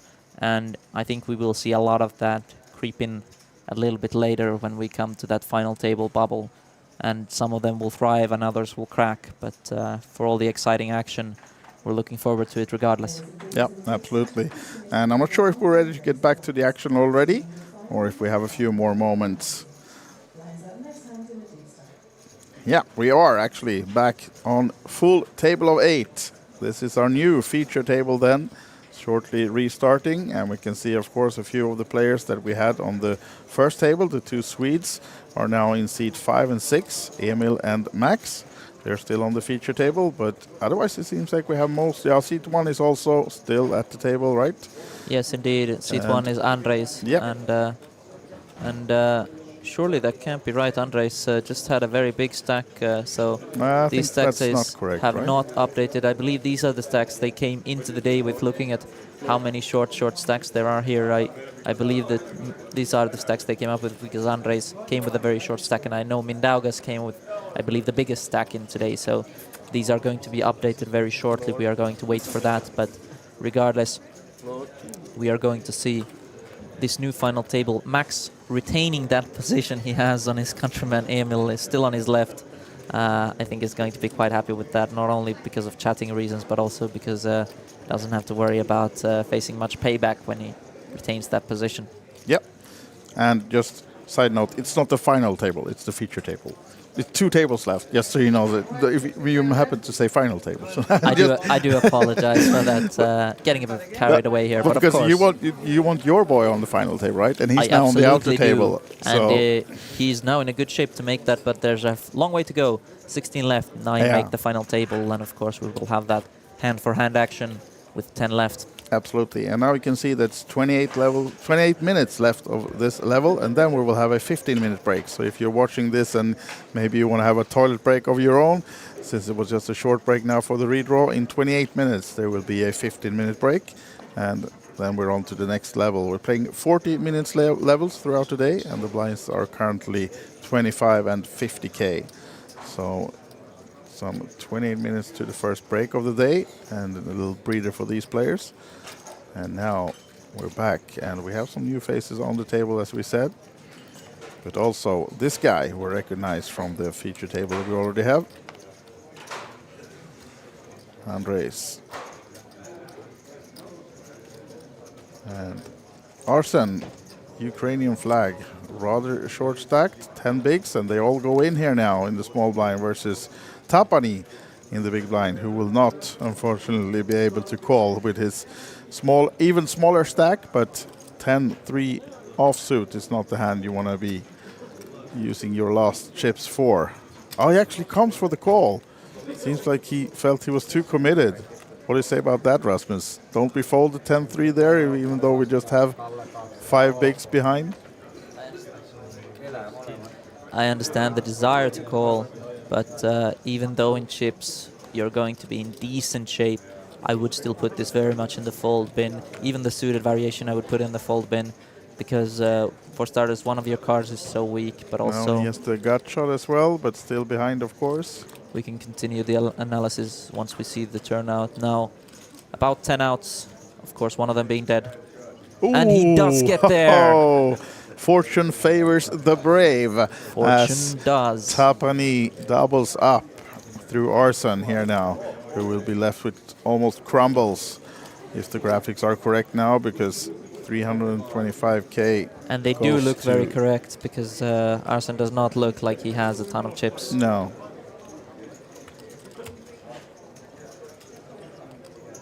But no, that 10-3, it's a spot where, of course, in chips, it's not that bad, but there is incentive to just fold. You just paid the big blind, which means you have an entire orbit, especially 8-handed, to find that shove, even with very little fold equity, to just find a better holding. And that is a lot of time. Yeah. It does feel like you're up against it and you need to make a play, but sometimes you have to accept the new world order. And when you are this short, it doesn't mean that you can just put it in with any two. But if you do, you just make sure you get a straight on the river. Make sure you get rewarded. And Tapani does just that. So. Yeah, absolutely does. And now we've sorted the chips for him as well. And Arsen then left with crumbles in seat number 2. And not sure what the fuzz is about, but the small blind is in there now from Tapani. And we should be ready for the next hand. If there are any players who hadn't played with Tapani already, I believe that they will now, after that call, be labeling him as someone who will not be letting his hands go easy. So I believe Tapani will be getting a lot of respect in terms of avoiding some weak bluffs here, which does have its benefits. So they will not be shoving on his big blind lightly again. Tapani really telling them that he's willing to fight them. With any two. Any two, and that is a very dangerous thing when every chip is worth its weight in gold at this stage of the tournament, when the big blind is already more than a buy-in was. And one of the chip leaders, not the chip leader at the moment, Mindaugas, 2 million in front of him. And now, of course, with the ace-10 on the button, the chips go in again, and this time it's 4 big blinds, or a bit less even. I wouldn't be surprised to see a call, especially based on the previous hand, and it's a call that will kind of handcuff the big blind, but unfortunately for Tapani, well, fortunately in this case, he does have a very big stack who can bully him off the pot if he just goes for the flat call.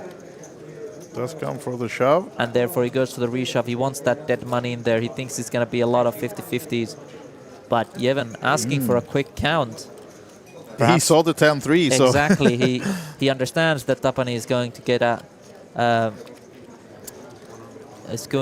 a bit wild and weary here.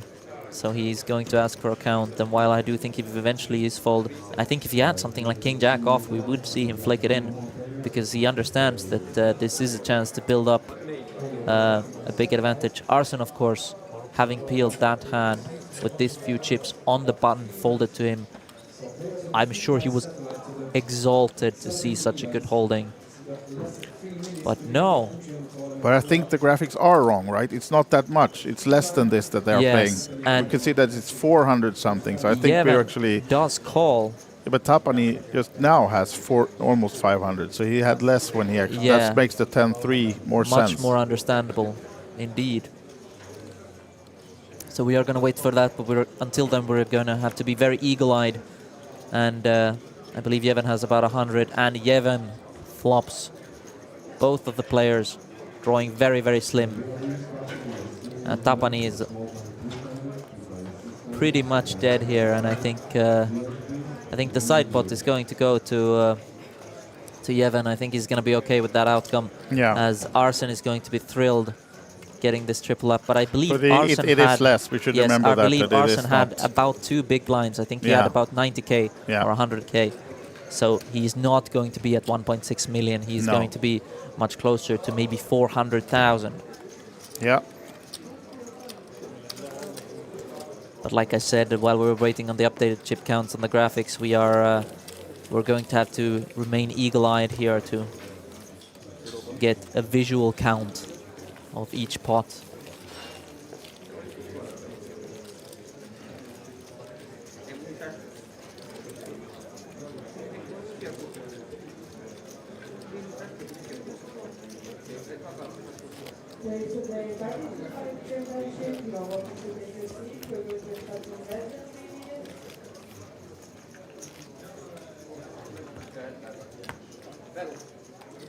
All right, so this is still a bit off, unfortunately, since we are on a delay. We need to fix this, and then we'll have it corrected for you after the break in 21 minutes. So it will be a bit off. We'll try to keep a closer look at the actual chips on the table for you. And so, of course, the blue ones are 5K, the green ones are 25, and the pink ones are 100. So that makes it a bit easier for us to try to count the chips, as we can see now that Arsen has about 200k in greens, and then another 100k almost in blues.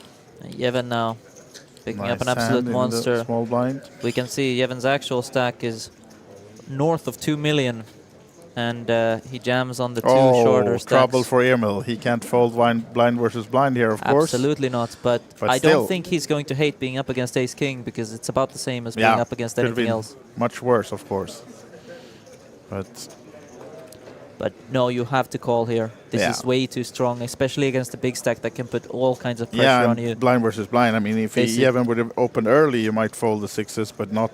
This is a must-call situation. Yeah, it is for sure. And I do believe Emil made similar gestures when he did call the fives. So just because he's making this doesn't mean that he thinks he has to fold. It's more over, I think, him accepting that now he just has to run it with no fold equity and hope for the best. Yeah, absolutely. But still thinking about it, and seems like he wants to fold almost. It's like this, you know, oh, he does fold. Wow. Surprised to see that, but of course there are some ICM taken into consideration, a lot of pay jumps coming up and stuff like that, but I mean, you need to have chips, and he has invested 2 big blinds in the ante, with the ante as well, so you can see he's down to, I think he actually has a bit more than this though. He has around 10 or 12 bigs, but even so, I think almost all the way up to 20, you just have to put it in with sixes. It's a very strong hand. You will be dominating sometimes. It's not like having threes, because there will be a lot of something like king 3 off will happily jam as the dominating big stack there, because it puts on so much pressure. So the sixes, you just have to go with it. But Emil decides to go the conservative route, just maintain his chips, and I think Emil is going to be very happy that these players will not probably see that hand in time, because it's just 18 minutes until break. So this is not a hand they will see when they go on break, because if they did, I believe Yevhen would be putting on tons of pressure from that small blind. Yeah. Yevhen, on the other hand, not knowing what Emil had, I think he's going to be very disappointed to have seen that fold, because he fully expected to have a hand that was dominating. But I believe that will be enough for me for now. I probably will return later. Yes. And good luck to you here. Is it time for breakfast now in the break for you? Or did you I have believe that it's already? time for a late lunch. Okay, perfect. I hope you have you back, as we have Risto now with the 10s. And thank you, Rasmus. And we will have Jason Glatzer joining us in the booth, and he might get straight into the action as we have a mystery hand for Mindaugas. He seems to be interested in this one. Risto has opened with the tens, and Mindaugas with a mystery hand comes with a call by the looks of it. And we welcome Jason Glatzer. Yo, yo, yo. Yo, what's up? How's it going? I've been watching a little bit. I just watched that sixes fold. Yeah. I'm watching players come back from break, so at the same time, I was able to watch what was happening live. We're on a 30-minute delay, so they will be able to watch that, but at the last minute of the break. But this is an interesting table here. We have a few from Sweden, Ukraine, Risto Parnat, of course, the hometown hero, and Mindaugas from where I live over in Lithuania, so a nice international mix here. Yeah, a lot of Lithuanians still in the field. So... Oh, now the hand is revealed just as we go to the flop. It was an ace-queen that he just called. Oof. But unfortunately for Risto, Mindaugas doesn't connect too much with this one.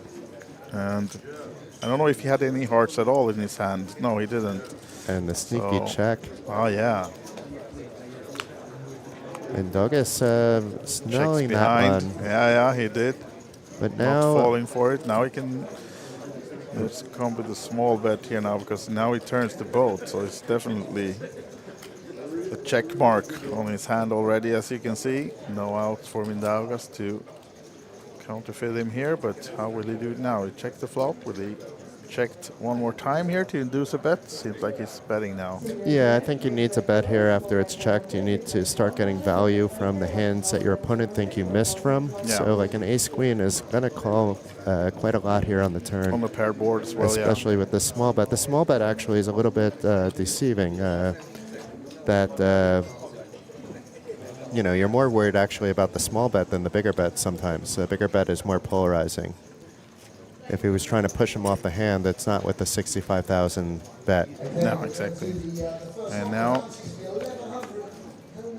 unfortunately for Risto, he doesn't find the ace or the queen, so it might be hard to get some more value out of this, but surely he will try. It would have been very dangerous if it was like the queen of diamonds. Yeah. Well, not the queen of diamonds, queen of hearts, even though the flush draw completed or an ace. But Risto checking. Yeah, I don't think he will fall for this bait. I think he will check behind, or will he try to steal the pot now and get check raised on the river? I think it's a candidate for either, because the flush draw completed. You're behind some hands, actually. You have basically the nuts that doesn't connect to the board, so that's the case for the check down, and he'll be happy that he didn't fire any more chips there. Yep, and as we award Risto the pot, more about you, Jason Glatzer. For those who might not know your name, remind us again. Yeah, I'm Jason. I've been coming up to Tallinn for well over a decade at all the major events here at Olympic Park Casino. Absolutely love the OlyBet events.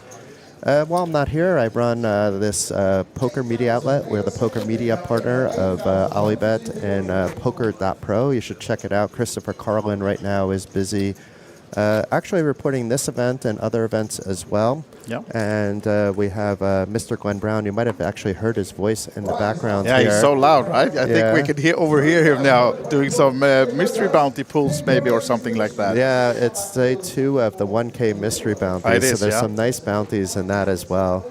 Yeah. So, poker.pro, the media partner, the main channel to go if you're not watching the streams. And I mean, there's a lot of events that are not live streamed, and then you can find reporting, of course, from Christopher mainly, and I know also there's Estonian and Finnish channels that Hannes and maybe Juhani is here as well? Juhani's here, but as a celebrity guest this time. Okay. So he'll be playing in that 6 p.m. celebrity special, but Hannes is reporting on Joker.ee. Yeah. And then, from a social media perspective, you should check out OlyBet events. You know, we're contributing quite a bit towards that as a team effort, and then, of course, on our channels on Poker Pro World as well. Yep. Even this live stream is being broadcast over multiple channels and TV as well, so it's quite a nice collaboration. Absolutely. And Jason, being the CEO of Poker.pro, are you happy so far with the event? Of course I'm happy. I absolutely love the Kings of Tallinn. I look forward to it every year. It's like the main thing on my calendar. Yeah. It could be, I could miss birthdays. I could miss anything. Not the wife's birthday, though. I have missed my wife's birthday before for the Kings of Tallinn. Not this version, but a different version of it. Yeah. I've missed... I would miss anything but like a close person's funeral, I think, for the Kings of Tallinn. Yeah. If you're getting married and you're a good friend of mine, do not do it during the Kings February, of Tallinn because I won't be coming. I'm sorry. Yeah. No, but from a cooperation standpoint, everything's been fantastic. Jan Weibel has been doing a good job back in his role, and Teresa, Olivier, and everybody actually, delivering every time. It's one up from the previous time, with a new experience. Yeah, and everything they find a way to every time. time ladder up, not only in prize pools, but also in like the performance and the overall experience. And now we actually have something new introduced this year. It's close to us. I'm not sure if it's opened yet. Seems like it is, right? The spin and gold area over there. It's opening at 4, so okay, I don't know what time it is now. I think they're just setting up now. I think it's 3:15 or something, 2:45 at the moment. And I guess that's a way of flipping yourself into money, something like that. Yeah, they're going to be doing a bunch of fun things. I would recommend going to OlyBetEvents.com. You click on the Kings of Tallinn, and you'll head right to their landing page. Near the top of that landing page, they've broken out exactly what that is.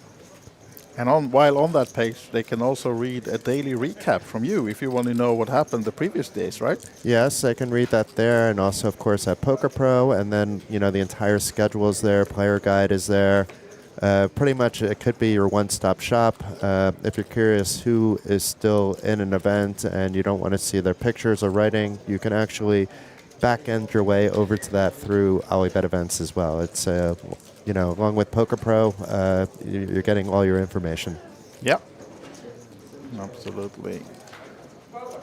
Look at this, though. Manduga's here. I mean, it's unfortunate for him. It's an opposite situation where Risto doesn't hit the board, but Risto's betting into the second nuts here with that sneaky big blind 4 deuce. It is blind versus blind, so ranges are completely wild, but it's sneaky nonetheless based on it really just hitting a gut shot here on the turn. Yeah. And then Dogus here is contemplating, do I call, do I raise, do I just want my face on the camera a little bit more on the screen? Yeah. Maybe my sponsorship with that sports equipment company is paying per second. Yes. But he just calls, but you notice that his hand was shaking a little bit during that, and that's going to be natural, just you could be nervous with the lights and cameras. So in this case, usually like if you see a player's hand shaking, it might mean they're strong, but we know that he's strong, but I wouldn't be overreading that if I was in Risto's situation, actually, because there's other things that come into play at the TV table. Risto does give it up, though, unfortunately, for Mindaugas, so it will be very hard for him to get anything more out of this hand, but still, some 300K in the middle, so adding to his big stack already, and putting him back to that 2 million mark, or almost at least. And Jason, while we wait for the action of this one, I know you're quite busy now, but you had time also in the beginning of the series to play some. Did you have any? I mean, I had a trophy to defend, but apparently I was so good at pot limit stud, high, low, round of each. Very niche player. I'm expert at one thing, and they take it off the schedule. So, what? Did you have a say? Like, put your I could have maybe had my influence on it, but honestly, I just like to tell the story. So it's better this way. But I'm the last now champion. you will still exactly. Yes. Now you will be inevitably the winner of the last blah blah blah. Yeah, event. but they'll probably bring it back. It's a fun event that was popular actually. So they're trying new things. There was this. The one event that I didn't play that I really wanted to play that I was free to play. But other things came up was this nighttime fast-paced 350 pot limit dealer's choice high. Wow. All so right, it was PLO 456. Oh, with no lows. Okay. Yeah, the people that want to play 2 cards, can have a chance to do that too, I suppose. Yeah. And you also have pot limits Sviten mixed in. I didn't see that one on the schedule. That was an interesting one. Yeah. I mean, I think maybe even pot limit stud. So if it included the pot limit stud, even as much as I like Sviton, yeah, I think that would be every button would be pot limit stud. Yeah. But then I would have to evaluate the whole situation. I didn't watch the game of flow, in terms of whether it's button round of each or whether it's dealer's choice each player. It makes a big difference. Now we're being spotting as well as Glenn Brown is doing some Paparazzi. things. Yeah, we heard first we Glenn heard him Brown. scream from the toilets or whatnot, and now he's here taking pictures and dancing. $5,000. Now is it AI Glenn? Because now he's dancing again. Never know. If he was singing, it would be AI Glenn. I've seen normal Glenn with the dancing. You mean he's not doing the karaoke thing on the? No, he Player has party. to do the karaoke thing. He just doesn't want it recorded. Okay, yeah. What happens in Tallinn and so on. Now we go through a flop here. Queen 6 deuce, rainbow. And what hands did we have? King 10. Oh, look at this for Andres. Top pair and backdoor flush is possible, and Mindaugas doesn't connect. So A bit of a dreamy spot anyway, though, for Mindaugas and with we the should short say, stack. Jason, you might not have noticed the graphics are off. As you can see, Andres has way more than 275. Okay, So then it will be it's not, corrected after the break coming up shortly. But just so you know, Gotcha. you're aware as well, and any new viewers. Yeah, he has over 1 million, it looks like, or close to. Yeah.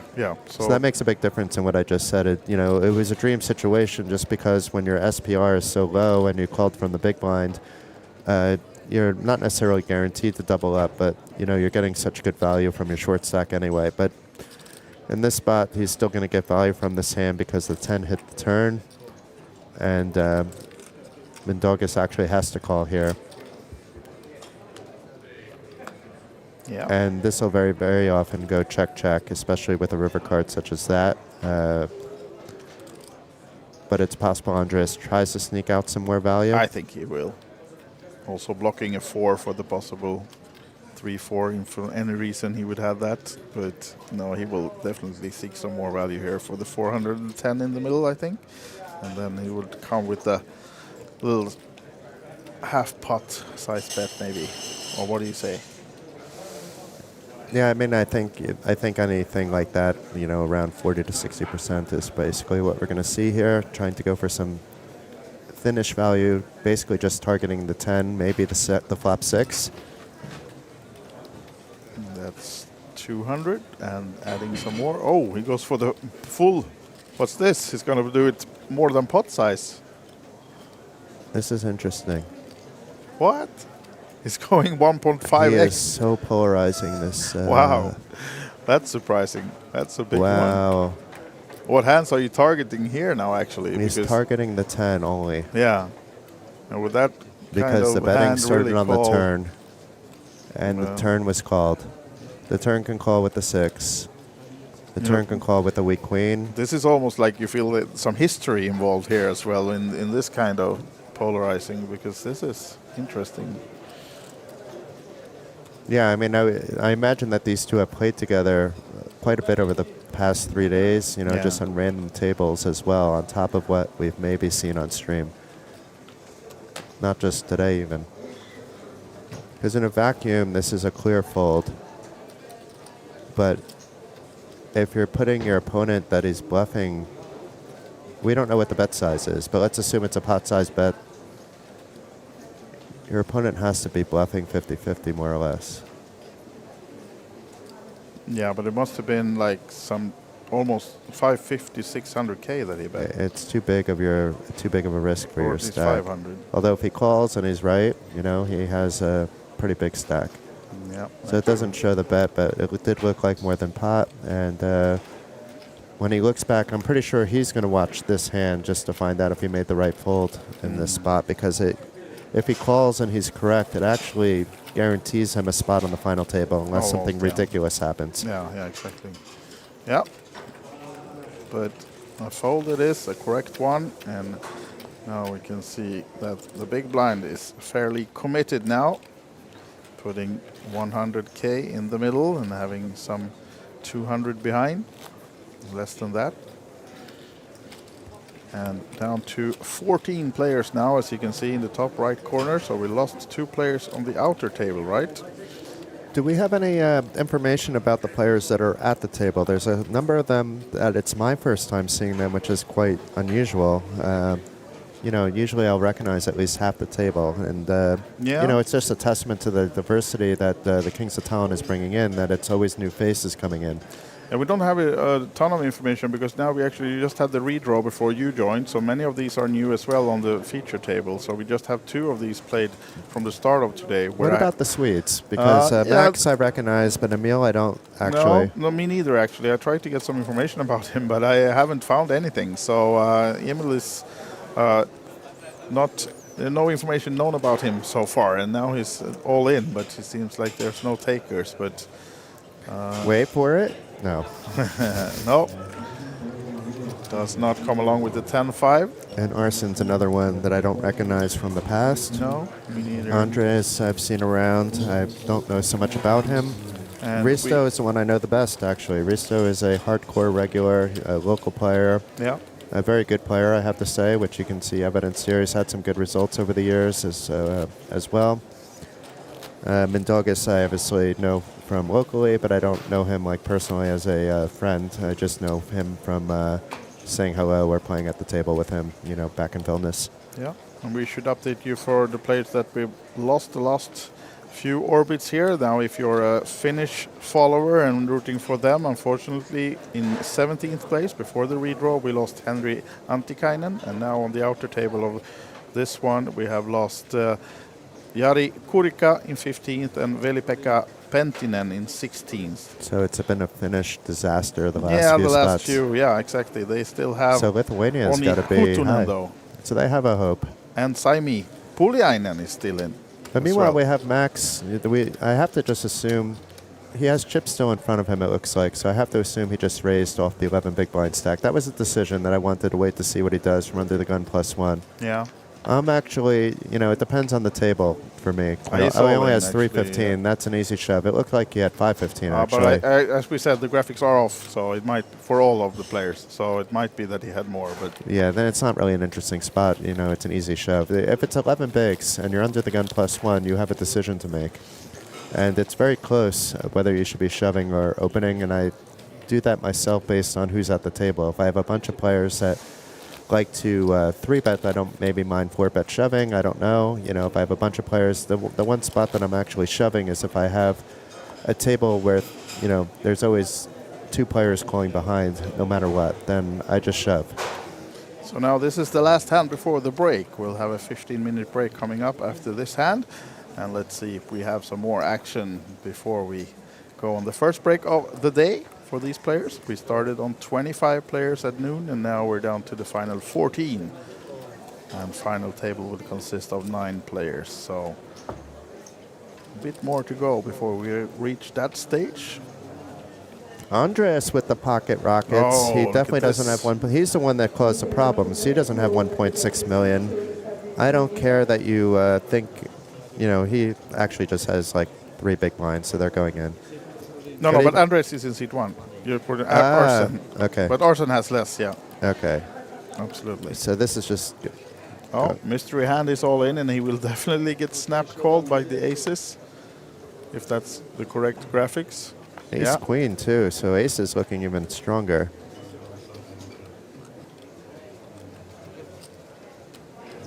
Not sure where the aces went, but you see an ace queen. Okay, they're outside of the picture as well. Nice. And okay, we assume diamond for the sweat. Oh, but it's an ace of diamonds in the other hand. So easy double up on the last hand before the break, Andreas, here for Andreas. So no, but actually we should have an elimination. But the graphic seems to be off here. We don't know what's happening, I don't think, here. We just know that Andreas won the pot and the graphics were off. But anyway, we are going on break soon, and as Andrea said, they will be updating the chip counts. All right. Yeah, as we come back quickly to the studio, this is Jason. Now you see him in picture as well, if you don't know who he was talking. And he just subbed the Rasmus, who is on a break, and then we'll be back for more action as well. But Jason, you're staying on, right, with me? Yeah, I'm here until the end, actually. So Rasmus, if he wants to come back, he can relieve you, he can relieve me. We always love to have Rasmus's analysis. He's playing hardcore nonstop. We've had him in the booth before, and a good friend of Poker Pro as well. Yeah, absolutely. Fun having him here, and fun having Jason back here with me as well. So let's go through a 15-minute break, and then we'll be back for the action of the final 14 of the 555 Championship. Bye for now.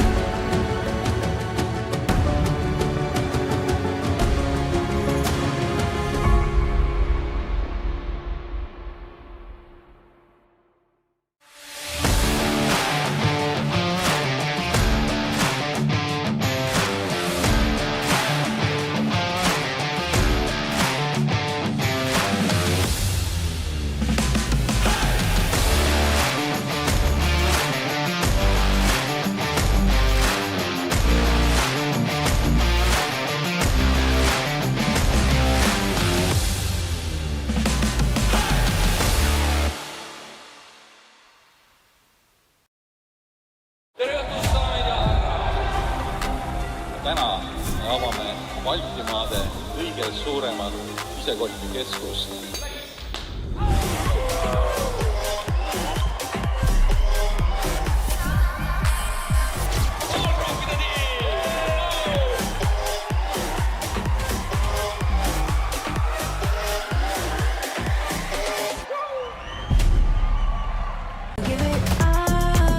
When a woman realizes that she's not alone in this big poker world, she gains motivation, confidence, just becomes a strong warrior. A lot of people think that in women-only poker tournaments, the skill level is not the same. But a lot of people keep on forgetting that anybody can beat anybody.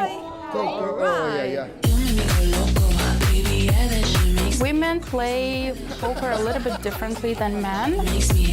They are more sticky players, but I have never seen a female poker player flipping over the poker table because of the bad beat. Queens of Tallinn stopped being just women's tournament practically when it was just announced in 2023, because this was the first time in Europe when we had the 3-day non-stop poker games. So this was something fantastic. One in a million, one in a million, one in a million. I really hope that the future players, when they hear the Queens of Tallinn, they will feel this warmth that comes out of the players that we have over here, and that this is something that they will be, trying to participate and achieve and get that crown. Competition at Queens of Tallinn can be tough. It depends, of course, on the table, but at the same time, it's a friendly competition. It is very important to see women lifting trophies, no matter the tournament. Of course, in Queens, it's especially nice because everybody, is so friendly and familiar with each other. But just in general, to see a woman win is always nice, and it's very motivating.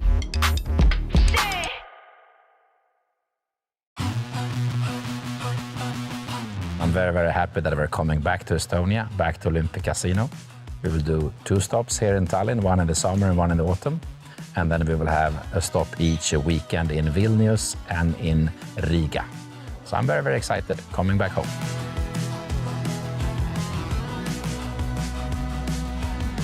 I think we at the festival, we bring a community like no other event, in the sense that it truly are as many people from Hungary, as from Germany, as from Ireland, as from Sweden.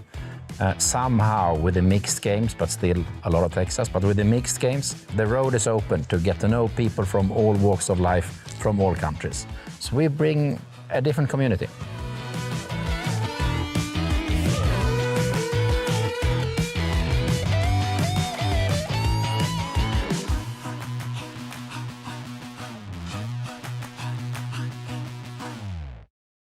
festival, I get the chance to truly be myself. I hear somebody call the World Series of Poker a poker festival, so I'm like, you know what? This is going to be my Burning Man this year. But where's the music? Okay, I got to bring the music.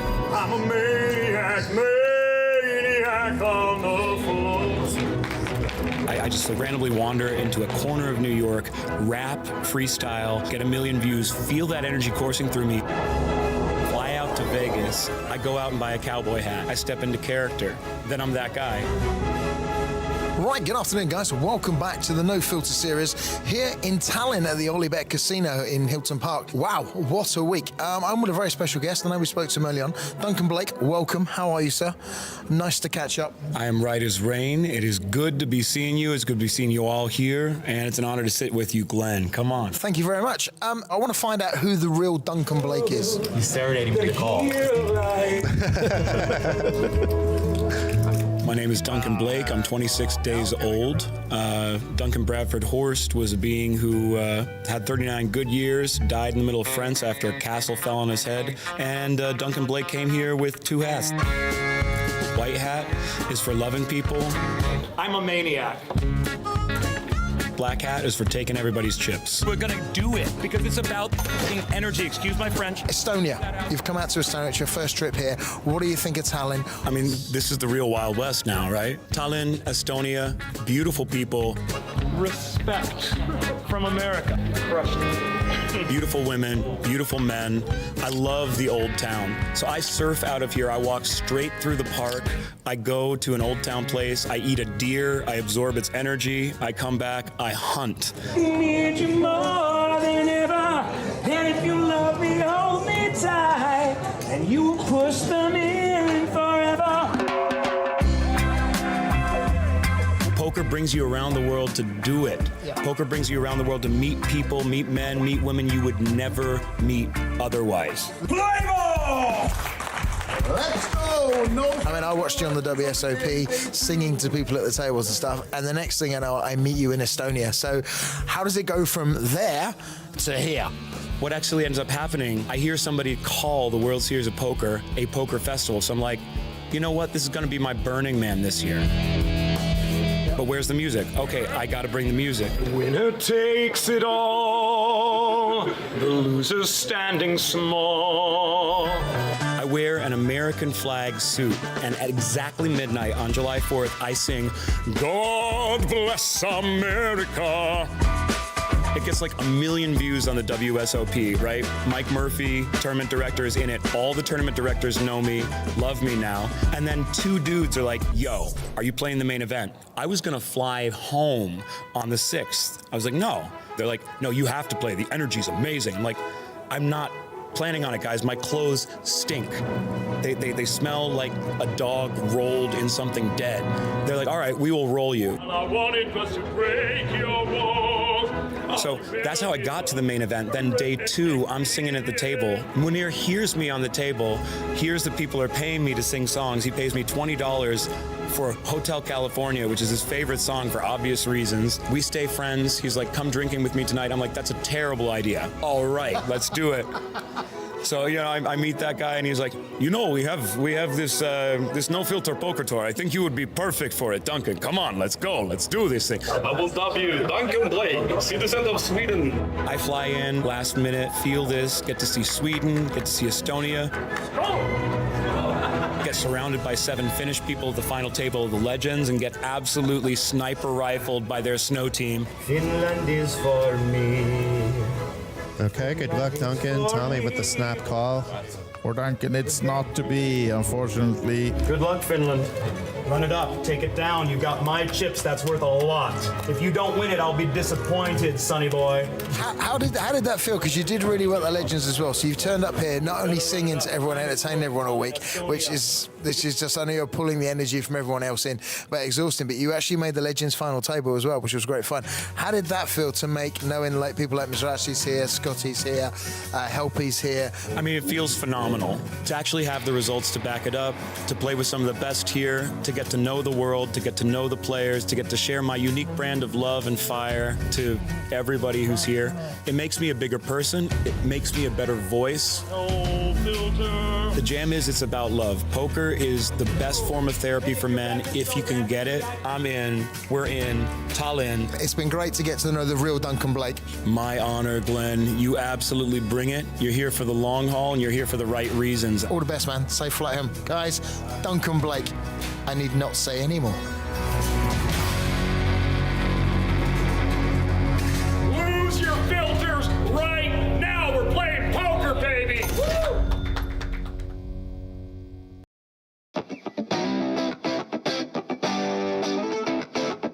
So why would you come to Estonia to play poker? Well, it's the epicenter of Nordic poker. It's the only casino of this size where you can have players from not only the Nordics, but actually all of Europe nowadays playing games of different choices, not only Texas. A good component of any tournament series out there is, of course, a great community.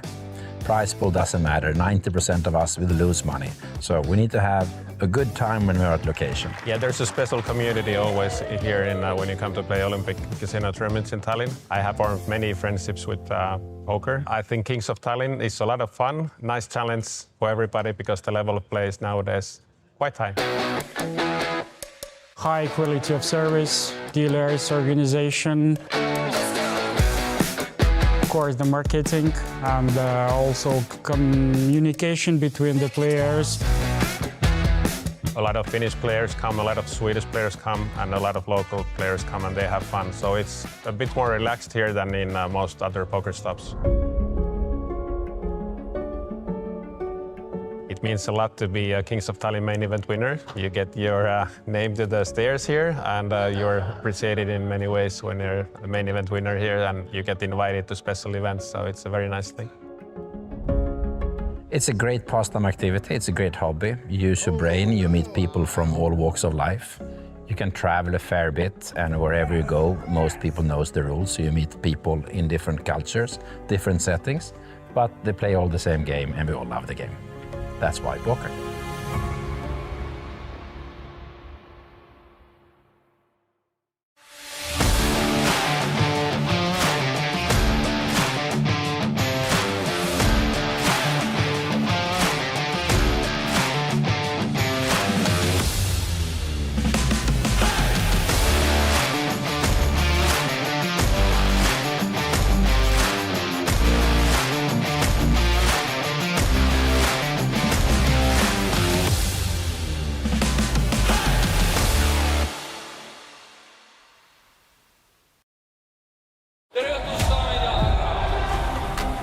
Täna me avame Baltimaade kõige suuremat isekotikeskust.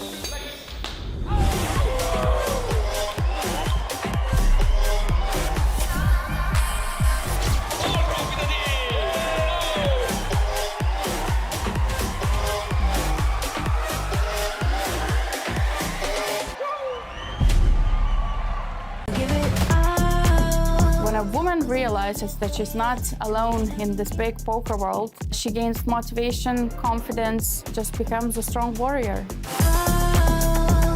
A lot of people think that in women-only poker tournaments, the skill level is not the same. But a lot of people keep on forgetting that anybody can beat anybody. Women play poker a little bit differently than men.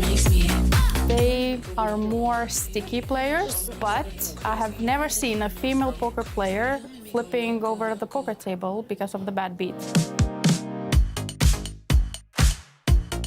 Queens of Tallinn stopped being just women's tournament practically when it was just announced in 2023, because this was the first time in Europe when we had the 3-day non-stop poker games. So this was something fantastic. One in a million, one in a million, one in a million. I really hope that the future players, when they hear the Queens of Tallinn, they will feel this warmth that comes out of the players that we have over here, and that this is something that they will be, trying to participate and achieve and get that crown. Competition at Queens of Tallinn can be tough. It depends, of course, on the table, but at the same time, it's a friendly competition. It is very important to see women lifting trophies, no matter the tournament. Of course, in Queens, it's especially nice because everybody, is so friendly and familiar with each other. But just in general, to see a woman win is always nice, and it's very motivating.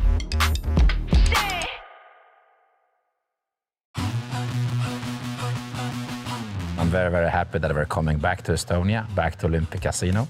We will do 2 stops here in Tallinn, one in the summer and one in the autumn. And then we will have a stop each weekend in Vilnius and in Riga. So I'm very, very excited coming back home.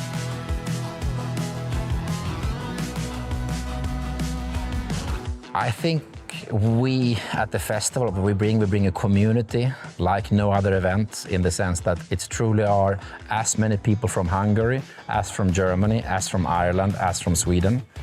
Somehow with the mixed games, but still a lot of Texas, but with the mixed games, the road is open to get to know people from all walks of life, from all countries. So we bring a different community.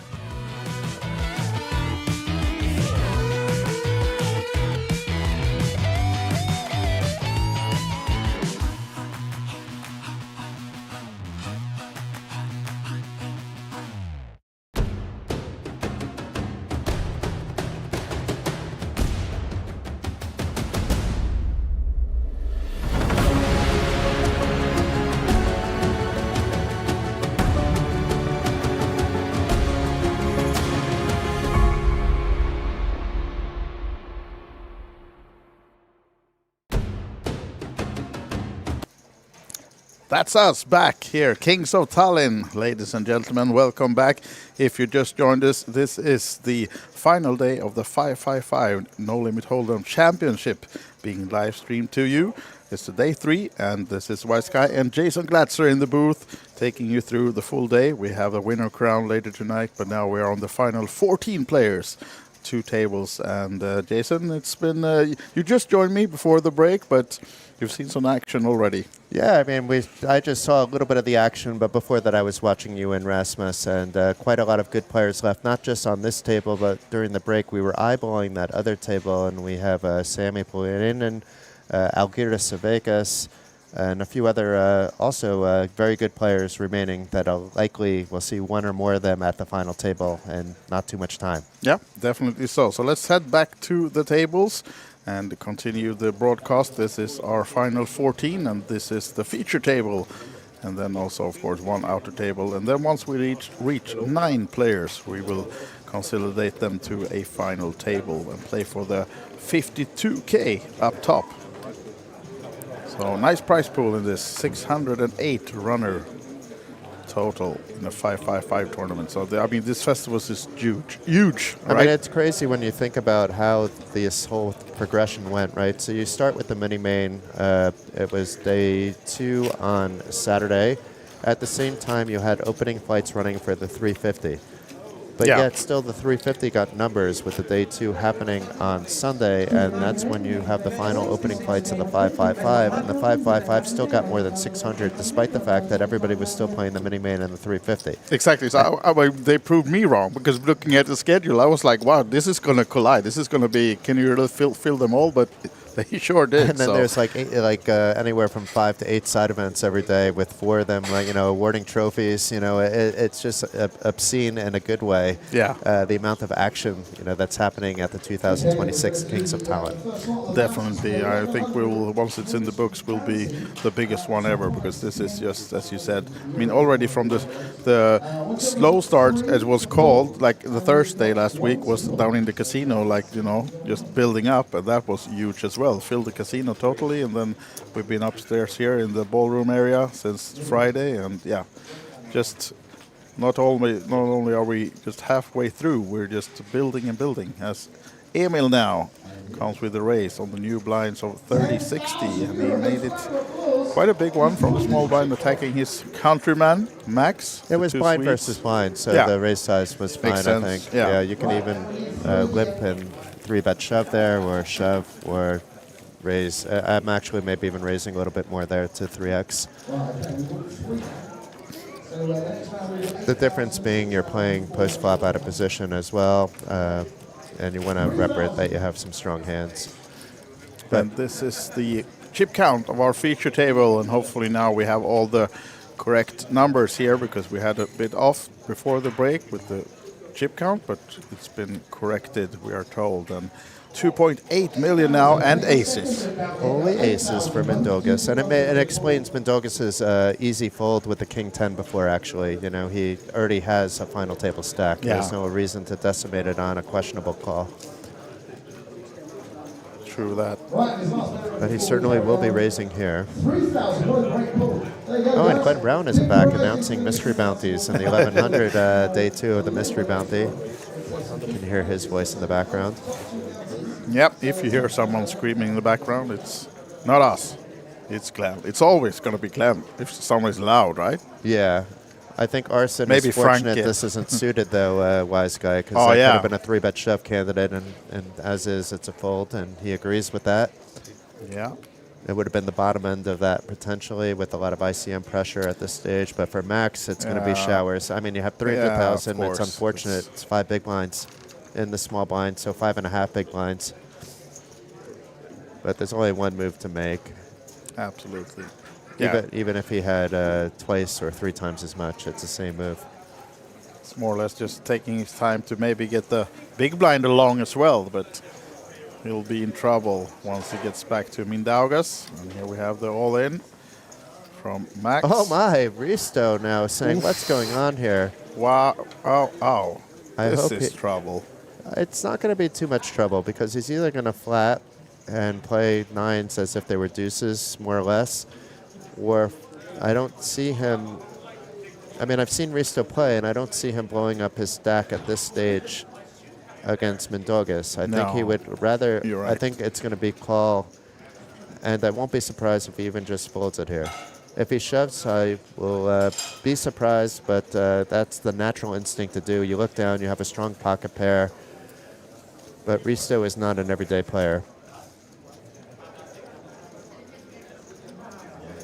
And he is thinking about it, so let's see. He's doing something a little bit different. He's not shoving. Ouch. He's just, but I think that's all it's going to cost him. Yeah. Let's see. Yeah. The problem is Mindaugas might just call here, and then you've loaded the pot, playing out of position with 9s against an infinite range. What a spot. You have 2.7 million. You're racing under the gun with the aces. You get 3-bet shoved, and you get 4-betted from the big blind to 550K. Trying to keep his composure, right? Yeah, and it just looks too strong if you just call. I think actually shoving here, where 5-betting something a non-shove size is going to be looking weaker than.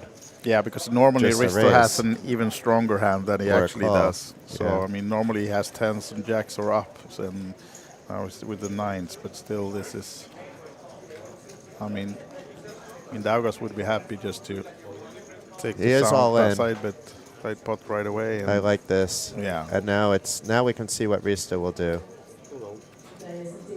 Did Risto snap fold? Yeah, he's he folded. snap Yeah, folded. snap. Okay, so he had a plan. It was Yeah, similar to what I yeah. said. It was just with we lost a little bit extra with his style of the plan, but he Yeah. got the information he was looking for. So we have one guy who doesn't want to see a 9 on this flop or board. Or if he sees a 9, he hopes to see an ace as well. So Max from Sweden risking his seat in the tournament versus Mindaugas aces, and he's behind. So Max really needs to find some help. And shortly we'll see a flop coming right here. Oh, look at this one. Oh my and God. all spades. So still a lot of outs and for it's a 9 Mindaugas. as well. So Wow, it is. Oh, look, and the board pairs. Another So, king yeah. is still alive now. So 2 kings and 2 aces. Wow, and it's not to be. Look at that for a more than double up. Wow, than and Risto triple must up. be shaking his head because of the side pot. Would have been pretty Yeah, massive, but I mean, he yeah, made the right still, play. So yeah, he did.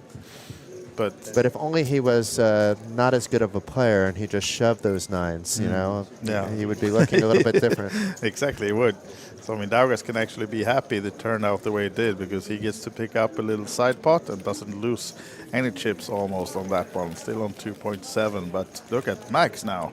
1.1 million as the triple up gets him there, and Arsen and Emil is just now the shorter stacks on this feature table. Risto still left with 1.2, so absolutely no danger on the roof so far. And yeah, just battling it out up top, Jeven and Mindaugas with the biggest stack on this table. And also, the two Swedes on the table still, so I think we have to move one of them to the other table or have them be eliminated, because it seems like an unfair advantage at the moment. But did you see the Olympics that the Swedes are hot now? Triple crown in the sprint for the ladies. 1, 2, 3. Congratulations. No, I haven't been keeping up because we're so busy at the Kings of Tallinn, and when we're not busy with poker, we're busy playing poker. Yeah, exactly. No, I actually managed to see the race in the break we had. So yeah, 1, 2, 3 for the Swedish ladies. But of course, in the men's event, Klæbo was winning by miles. So also Norway, congratulations to another gold, as Jeven now with the ace king comes racing. We're on a 60K, so minimum is 120, but he makes it 150. Yeah, it's interesting that he's still at a 2.5x raising size. Was he doing that earlier, have you noticed? No, actually he just came to the table 15 minutes before the break, so he did it once, but so it seems to be like his normal size, but it just everybody has something they're comfortable with. So you know, at later stages, it seems like a lot of people more leaning towards the min bet, me as well. And then early stages, it varies quite a lot depending on who's at your table, if you want a pot build, etc. Yeah, but I mean, it makes more sense if he was attacking a smaller stack in the big blind and didn't want them to come along easy. But this time he's attacking the chip leader, but comes away with... Yeah, you don't really want to be doing that actually against the chip leader, but because if you're 3-bet, you know, that's the one player you don't cover at the table. Yeah, absolutely. And now it seems like we have another paparazzi coming, Jason, for for us real in the booth. paparazzi. Yeah, the real one. Glenn was the fake photographer. Now we have Lenka. Yes. Shooting our profile picture. Do you need one new one for LinkedIn? I need a new one in general. Lenka's the only one that knows how to take a good picture of me, but not when I'm paying attention to that she's here. So Exactly. It's usually like when she's capturing me, when I can't see her, she's like this hidden wizard that can be like in any corner, and then all of a sudden the next day I look, I'm like, how did you take that picture? Now, Jason, queens for Arsen, small stack. One move and one move only. Exactly. And here we go. Chips are not flying in. And we have double paparazzi because we have the pleasure of having the Kings of Tallinn tournament director, Olivier, also watching the action. Yeah, he doesn't get enough of poker, you know. On his little break here, he comes watches the stream as well. Love the engagement.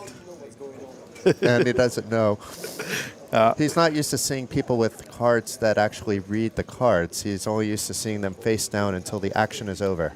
And of course, we're following this hand. But when we have Olivier by our side, we should remind you that it's okay. We might have to talk about the player party in a little bit, because now we'll have a big hand brewing here with, of course, Mindaugas not only calling from the small blind here. He'll be racing and he's looking over at the small stack of Arsen. It's strange and Arsen casually, didn't shove to like begin a with. Bit of hundreds. Yeah, Arsen should have probably had his chips in the middle as a raise, but now it's certainly going to be that way. Mindaugas is going to raise, and if the big blind doesn't wake up with anything, it's just a shove, actually, because Andres had to fold the eights quickly, but cards on their back. He folded eights. Yeah. Like that was a snap. Yeah, but they are 2.2 million each. Yeah. So what's he going to do? Mindaugas makes it a casual million with. So, yeah, nothing to do with those eights. But now we have a race again then. Slightly favorite for Mindaugas to eliminate Arsen, but we'll see what happens. Oh, not anymore. That's the ace. So looking good for Arsen to be a chip millionaire himself. No, this is Mindaugas with the ace king. Oh, and Mindaugas with the ace king. Yes. That's right. So we're looking to elimination. Yes, we do. And it's the Ukrainian Arsen, who unfortunately has to leave us in 14th place for some 3K plus payment at least. And as Olivier walks away, we have to remind you that the player party on Sunday, he will be playing as well. And we're not talking about poker. He'll be on the stage, on the big stage with the VIP crew band. Televira is back, and Jarkko and Olivier will be there playing the drums and the bass, I think, for Olivier, right? They did a dress rehearsal. Glenn was at it, and there's a video either out or coming out that you could check out a little bit of a preview of what those guys are doing. But we went right into the fact that I had the perfect line when Arsen went out, saying that he lit his stack on fire, but I couldn't get that in time. But we have lost one of the two Ukrainians left in the field. Yeah, we have. And Yevgen Sukov is still in with a good stack, as we could see at this table. But Arsen collected 3,500. 35 even, yeah. Okay. Yeah, Arsen Petruin. So still 7 times the money, or maybe more, because he could have been in through a satellite, of course. I know there were a lot of satellites entries in this one. So. But if he bought in 6 times, he's in the profit. Even. No, he has profit. Oh, still has, yeah. True. We can needle, I think, was it Rasmus that bought in 6 times? We can needle Rasmus when he's back in the booth a little bit. Did he in this one? Yeah, but, I mean, he had a deep run. He it took didn't 34th come up. place. Why didn't he mention that when he was here? All right, so Arsen was actually our 13th place finisher, but on the other table we lost Irmantas Bzekis. Oh, okay. Just before him, so that's well. why we had the pay jump. And I thought he'd get 3.1, but he actually got 3.5 since he just made the pay jump, Arsen. So I guess we only have 3 Lithuanians left out of the remaining 12 players. Only a quarter of the players are Lithuanian. I'm not sure what's happening. Yeah. It should be more.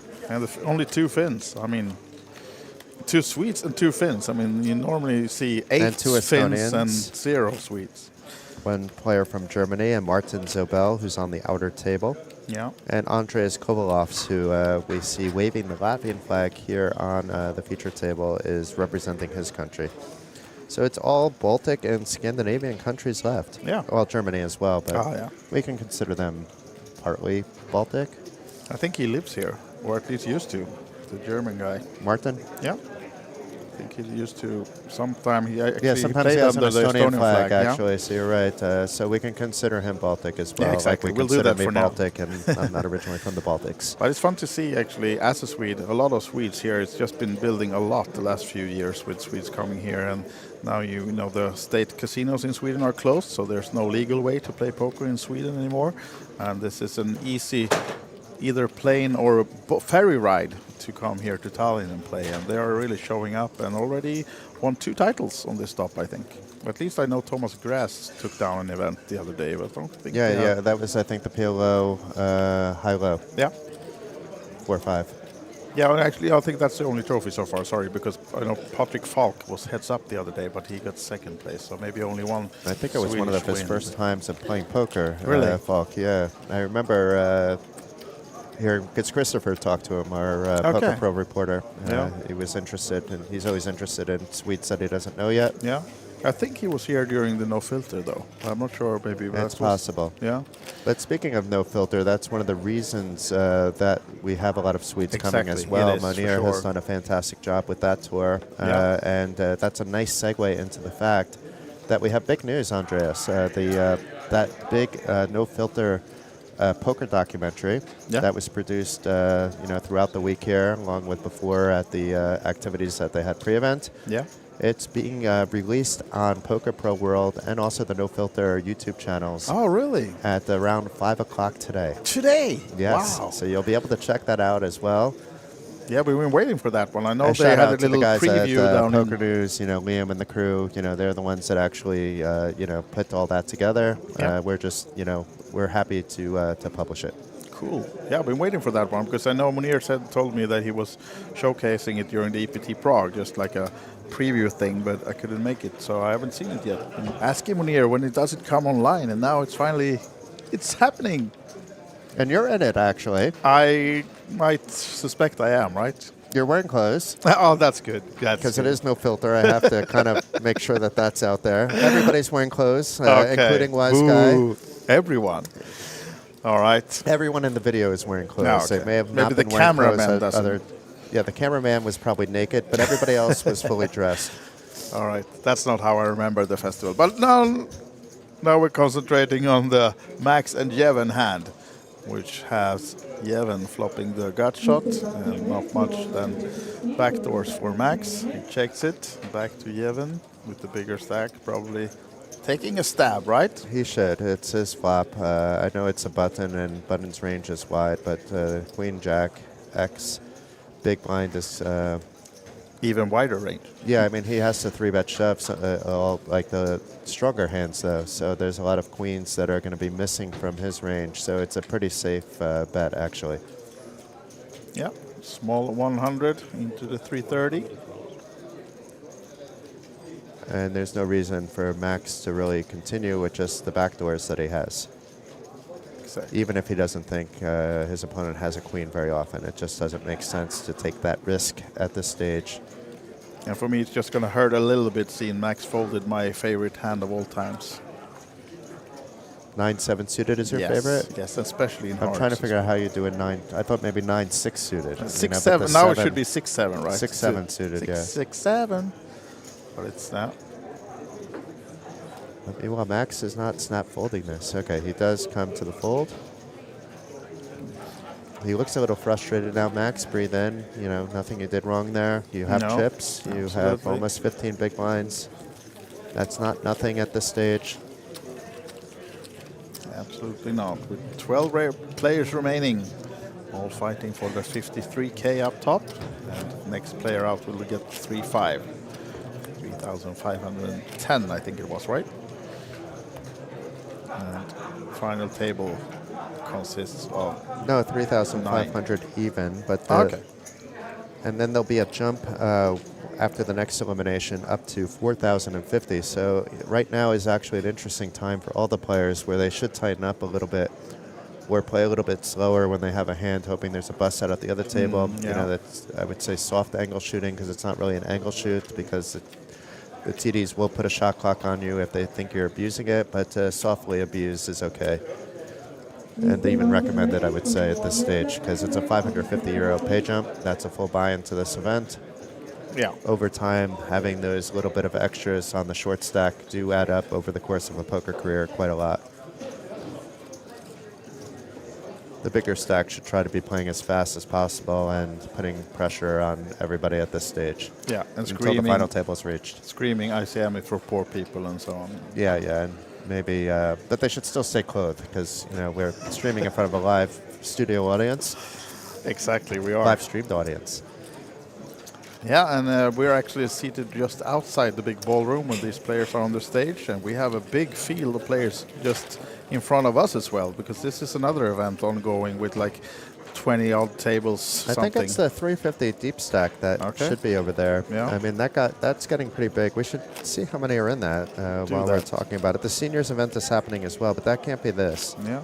Yeah, there's already 174 entries in that with like an hour and a half of late reg still open. That's going to be massive. Yeah. The seniors event, which is an inaugural event, never held before during a Kings of Tallinn, 555 buy-in, already 58 entries. Wow, that's well, to be bigger fair, than it's I not going to thought. get too much bigger than that because No, they have still. this level, they have a break that's ending, and then they have one more level, and it's closed pretty much at the top of the hour. Yeah, but at least 60 plus players in the 555 seniors is nice, right? 132 in a free buy. Jason, are you eligible to play the seniors? I am eligible. I did play one seniors in Vegas, not this past December, but before. And I crossed it off my bucket list, soft bubbling. Ah, of course. Look at this guy coming back here towards the booth. Is he playing or not yet, Mr. Lundström? Rasmus, have you entered the tournament yet? Going to right now. So good luck to Rasmus. Yeah.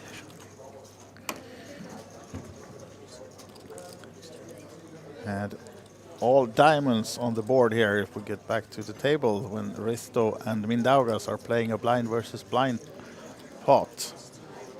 And not much for Mindaugas. But Risto with the Jack of Diamonds.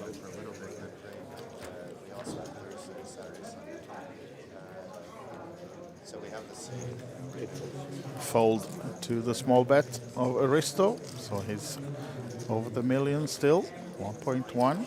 And Daugas 3.2, and our overall chip leader should be, at least, if nothing spectacular has happened on the outer table. I think the biggest stack there is about 2.5 as well.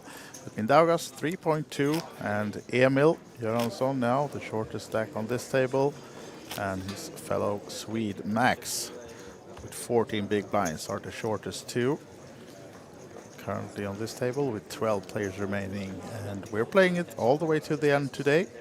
Sometime later tonight we will have a champion of this event, but we will reach the final table once we're down to 9 players. And Emil now, look at this, for a short stack hand.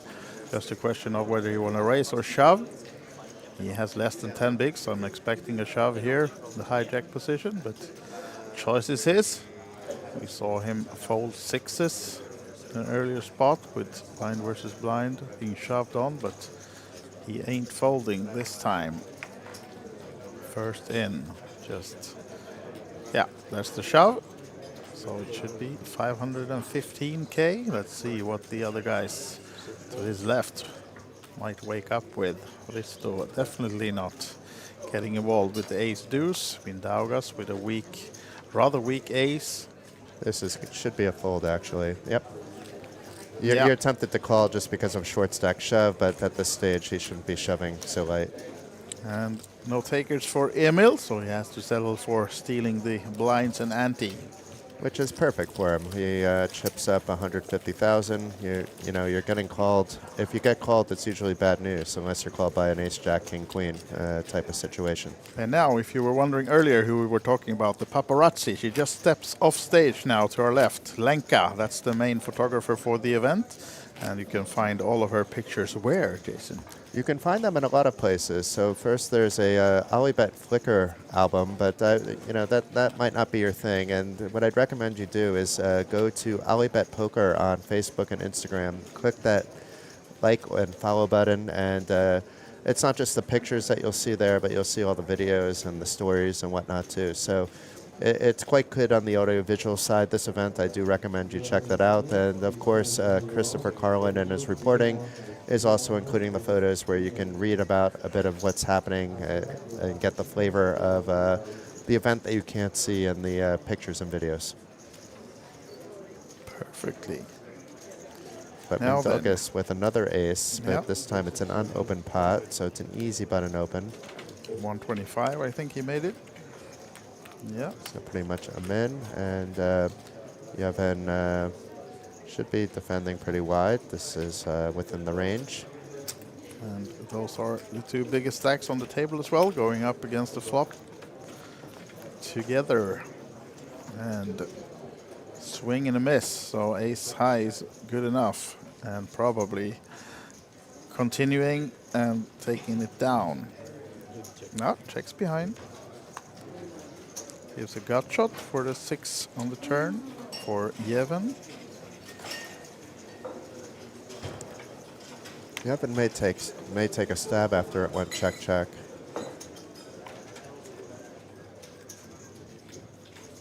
He's looking down his chips, which is usually a sign that the hand is going to go on the chip soon. And what's that? Is it a pig, or was this little card protector thing? We'll have to now it's being blocked. We'll have to take a closer look. Get back to that. Gets away with it.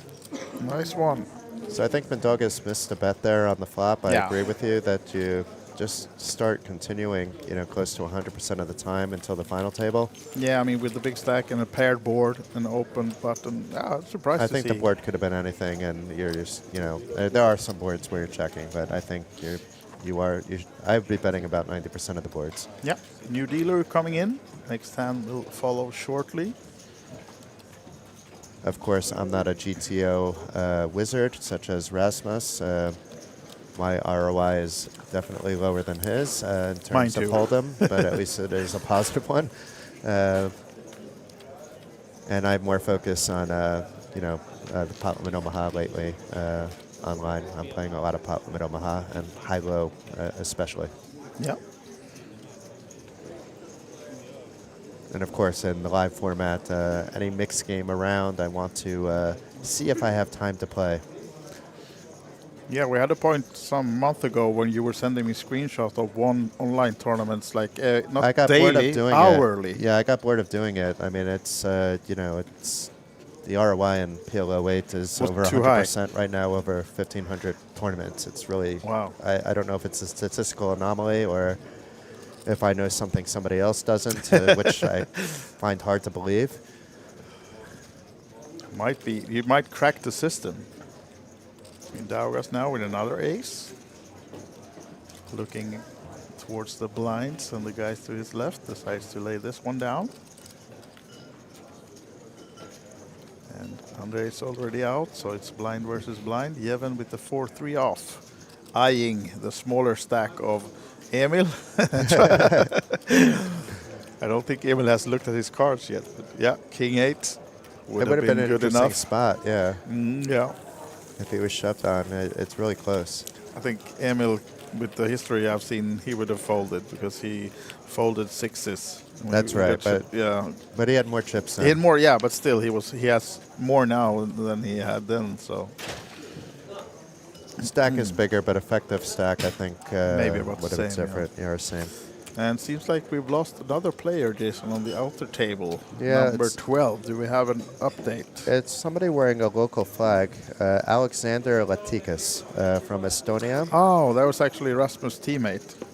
So unfortunate for Rasmus, but out in 12th for 3,500. But that is good news for the remaining 11 players because they are now 550 euros richer. Wow. So they're locked in 4,050 euros. Of course, there's a very massive 53,520 euro top prize awaiting the winner and 35K for second. So, we may see that evened out as well, depending on who winds up heads up. Deal making is allowed at the Kings of Tallinn, but you do need to leave 10% of the remaining prize pool to be played for in the trophy, so it's not that we're going to see shenanigans. No, exactly. That's how the rules are. Avoid shenanigans. Are you a fan of those kind of the rules for the deals, or? I believe that is the fairest way to balance both the integrity of the tournament and winding up with a legitimate winner. Yeah, I think so. Because if you don't allow deal making on their own, I've seen so many countless problems where people go back on their word because then they might make a deal, in the bathroom, or they might make a deal on the break. Yeah. It's so much cleaner when it's done by the casino, and then I understand the need to be able to crown a legitimate trophy champion. Everybody's getting these nice. Everybody's being crowned the champion that wins one of the side events, main events. So you don't want that to just come up for a deal. You don't want them to just wind up flipping for the trophy. So I do like it for this particular event. But if you're talking about whether I'm coming up for a daily, of course I want there to be deals allowed. For the first reason, if they're not allowed, it doesn't make sense. And second, it's typically friendly games. Sometimes they run late, and you want to be able to have the ability to make a deal at any stage. Sure, yeah. Online, sometimes I make a deal just because we're too deep, and it would take away from EV of not opening up another table type of stuff as well if it's an evenly matched affair. But there's an art to deal making too, but I don't use that art to exploit. Yeah. Meanwhile, Max making a move here. We thought he was being a little bit tight, but it's King 3 from the small blind, and Risto putting most of his stack at risk with sixes. That should make you proud, Andreas. You were not so happy to see sixes fold before. Exactly, but we haven't seen him call yet. No, but I mean in a blind versus blind spot. We're talking about Risto Parnat. I don't think he's folding bigs. here. No, I don't think so either. Just checking, but we can see that he's slightly covering.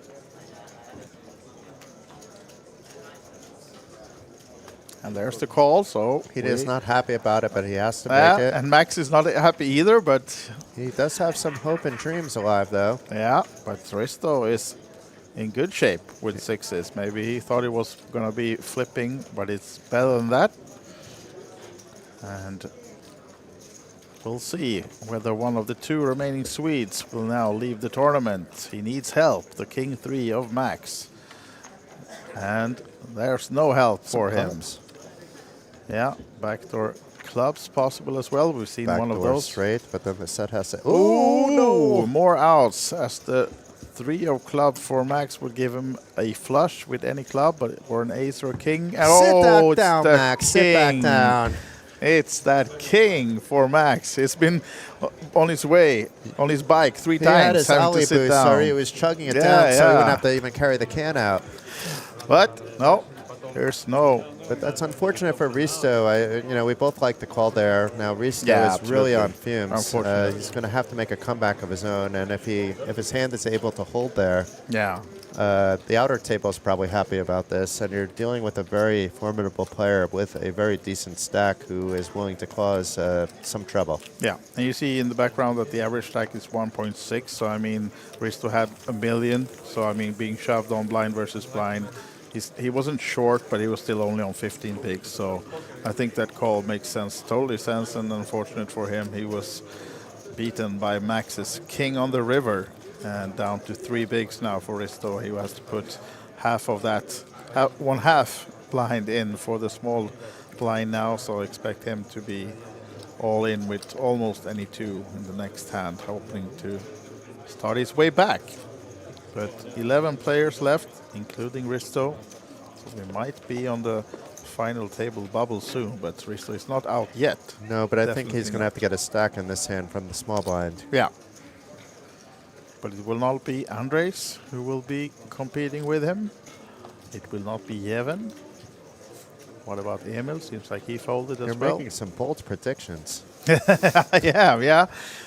I'm also going to say it's not going to be Max then, because Risto is almost committed, so he's not going to do anything with the Jack 6 as Risto now.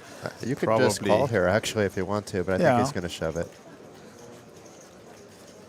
Yeah, we might as well, because it's going to probably get in anyway. And of course, our chip leader has to call any 2, and this is an ace for him, so it's in good shape. It's a bit of a coin flip, though, 9-10 against ace-deuce. So Risto, if he doubles up here, we're looking at already getting back in with 8.5 bigs. So yeah, sure. We're rooting, I like Mendogas, but I'm rooting for Risto, actually. We're not supposed to root for people, but go Risto. No, you're fine. You can root for whoever you want. I just stay neutral, but I'll see a gut shot for the ace-deuce. So Risto down to 20% equity now, and that's the killer. No more equity at all. At all, unfortunately. The needle. Rub it in, right?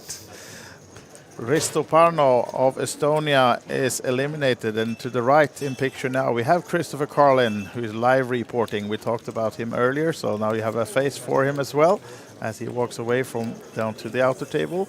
And he can just confirm that Mindaugas is now about 4 million rich. And we're not talking euros, but we're talking chips.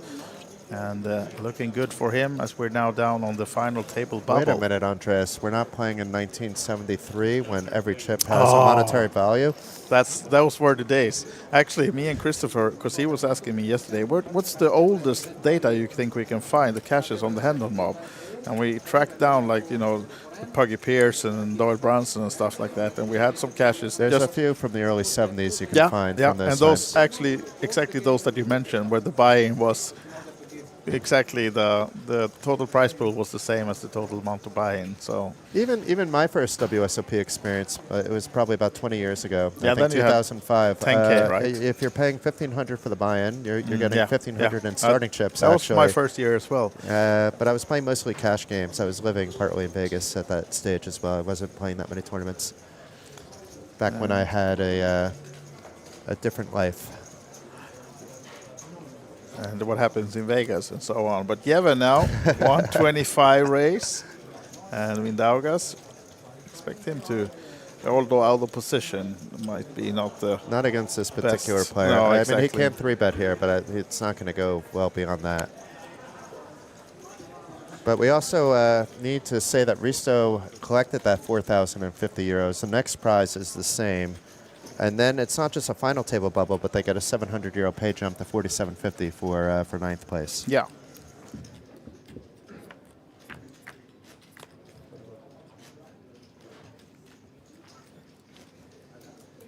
So meanwhile, the 9s are far ahead on the 10-10-3 flop. Mendugas opting to play it safer with a call. A 3-bet could have been interesting. Then, you know, we could have had the leveling war start on this kind of flop, but there's not going to be any of that here. It's going to go check, bet, fold, and Yevgen now evening up pretty close to Mendogas. Yeah, absolutely. Big stacks, both of them, with almost double average, as their average now raised to 1.8 million when we had the elimination of Risto, and this is our 5 what Max has. feature table. Yeah, Max is spot on the average now, actually, and he's been short stacked all day, so he'll be happy with those 30 big blinds now.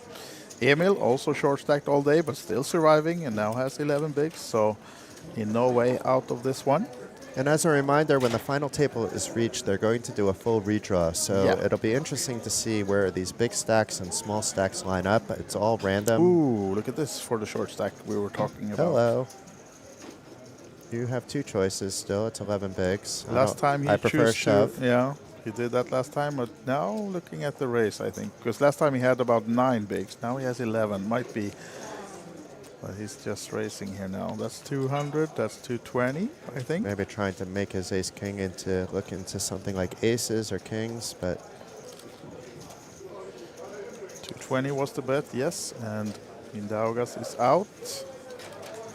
So is Andres, and the big blind then, Yevgen, will not be. Okay, so wouldn't have coming mattered along. actually. But you put yourself in a weird spot sometimes if you're not shoving. Yeah. And especially if you're not min-raising. This 1/3 your stack I don't understand as much as even 2/3 your stack, or min-raise or shove.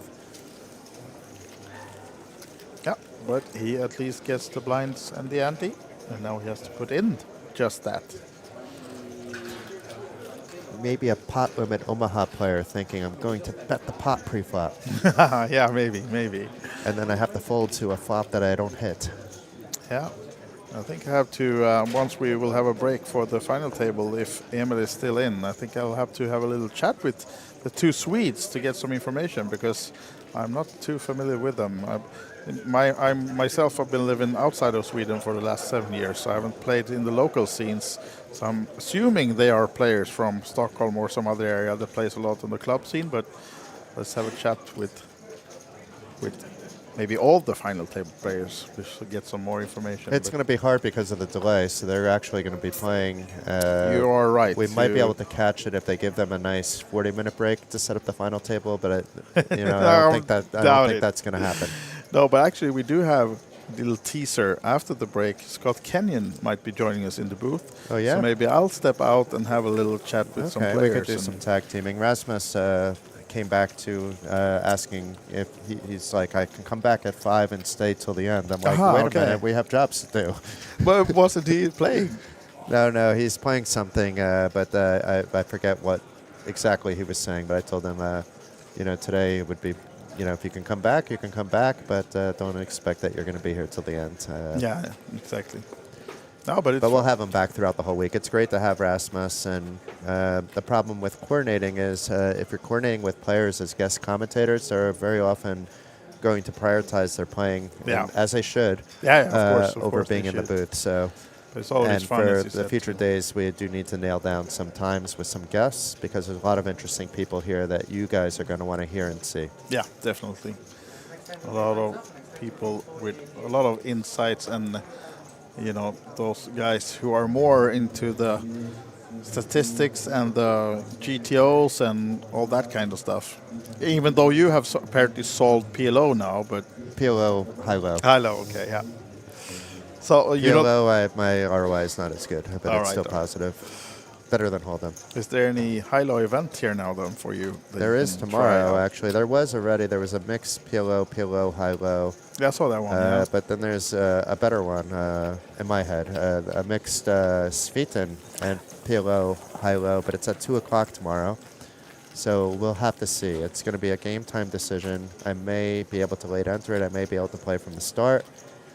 But I am running a company at the same time, and we have also the media over here, which is going to be top priority because we want to make sure that we're delivering as good material as possible for you guys that couldn't attend, and even for you guys here. You know, when you're playing, you can't see everything that's happening outside. There's a lot going on at the Kings of Tallinn. As we alluded to before last break, the GG Poker Spin and Go Arena, it opened today at 4 o'clock. Opens today at 4 o'clock, so in about 7 minutes. 5 minutes. Yeah, 7 minutes. Okay. Mr. Precise.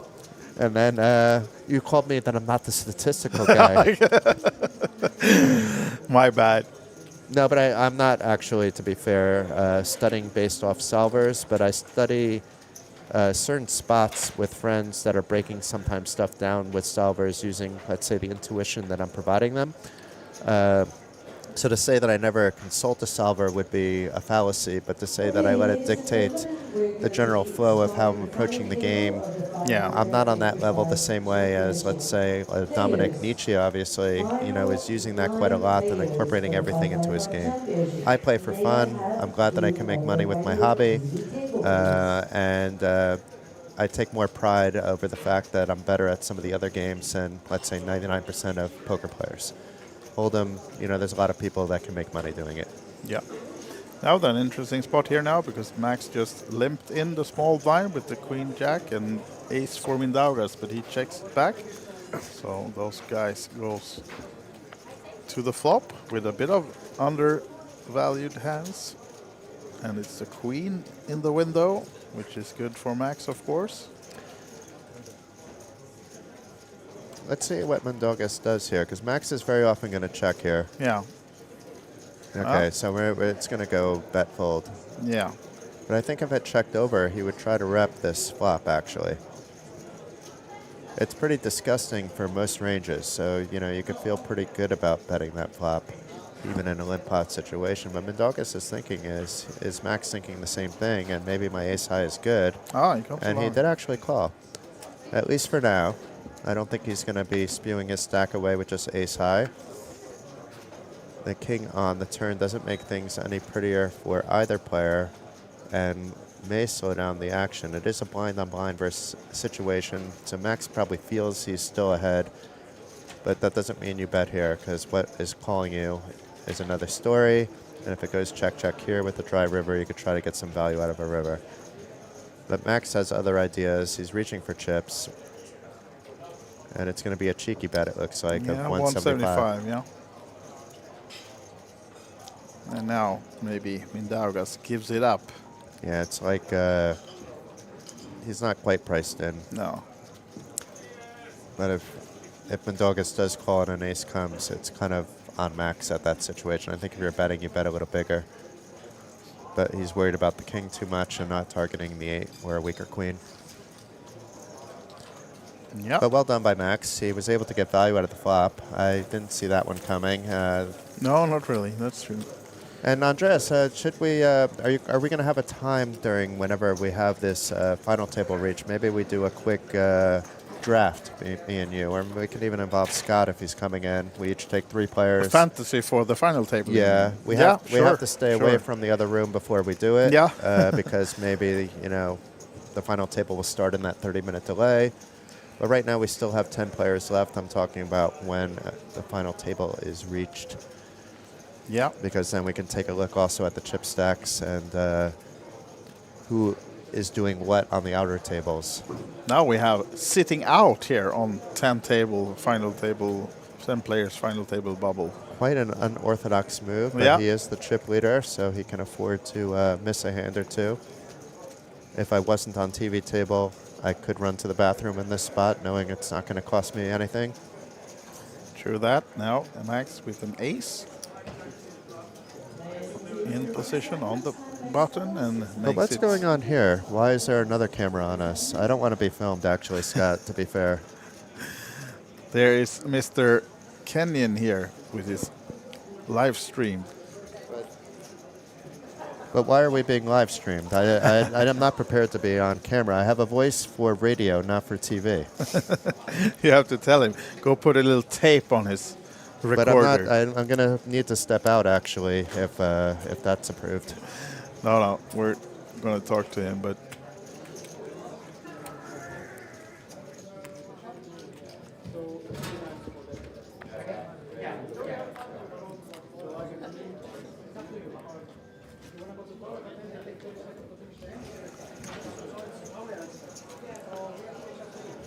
right. So now then, Andres and Max went to the flop, and 8 high doesn't favor anyone, but he has a 6. Sorry, I missed that first. Max has actually hit the 6, but I'm surprised he checked back there. yeah. Now I don't think it's going to be a check back, but maybe Andres is going to try to rep that 6 from the big blinds. Might be, yeah.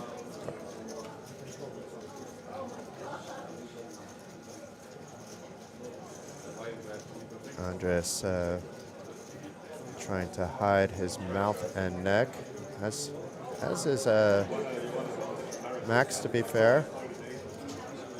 I think players make too much of that at these stakes, you know, getting tells from these kind of things, to be fair. Same with the sunglasses. Sunglasses, I can understand at a TV table, to be fair, just because it's actually very bright on the TV table. It is, yeah. And I have worn sunglasses with a very light lens before. You can still see my eyes, so it's not like they're perfect, but it's more done so that I'm comfortable, not to hide myself. Now we have some floor man here discussing with the players. I'm not sure whether, no, it seems like we've not reached the final table. Maybe they're going hand for hand now, though. Maybe the other table is being much slower. They typically do not do hand for hand at final table bubbles here in Tallinn unless that actually happens. Yeah. If one yeah, table exactly. is They're getting just 3 soft, hands in, when you get 2, soft hand by hand. Yeah. Yeah. So it may have been wait for them to finish and, you know, we'll stay. So they do a very good job of that here. Yeah. But meanwhile, blinds are up to 40K, 80K, so this should be a shove, but it is not. Opting to raise 2.5x of his 8 big blind stack is Emil.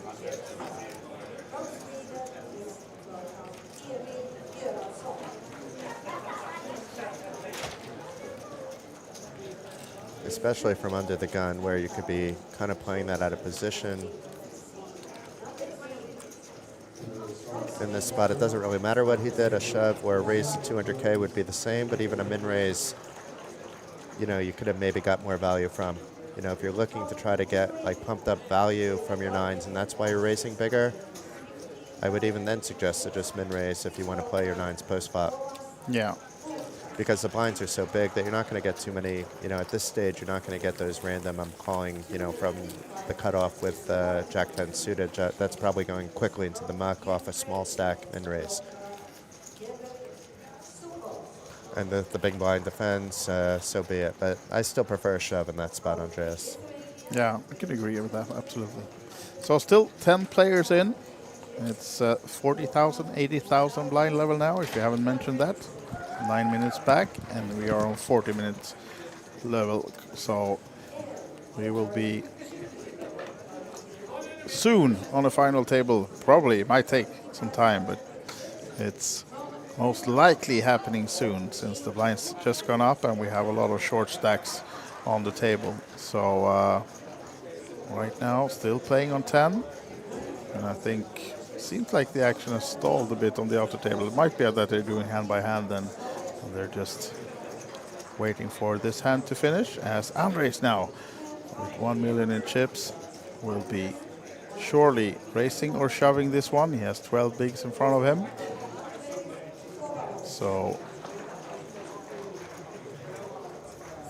all in is the choice. Let's see if we have anyone coming along. You know, Emil in the big blind with Jack 6 off will definitely not be joining him.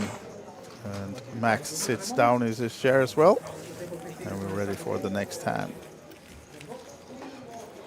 You can see the guys looking at the outer table. So it might be that we have a really short stack that they're waiting for on the outer table. I'm not sure about that information, but you start to get antsy at certain points in time, you know, when you're 10, you know, and you just want that final table to begin. And it's actually one of the bigger stacks looking back, you know, so it's maybe there was an all-in and no call as well. We could see a little bit of that outer table over there. Yeah. It looks like there's at least a big blind posted. Seems like a really big stack as well for someone there. The Finnish player has a big stack, Omni Huntunen. Yeah. I don't know what it is, but when I was looking before, he was overwhelmingly the overall chip leader. All right.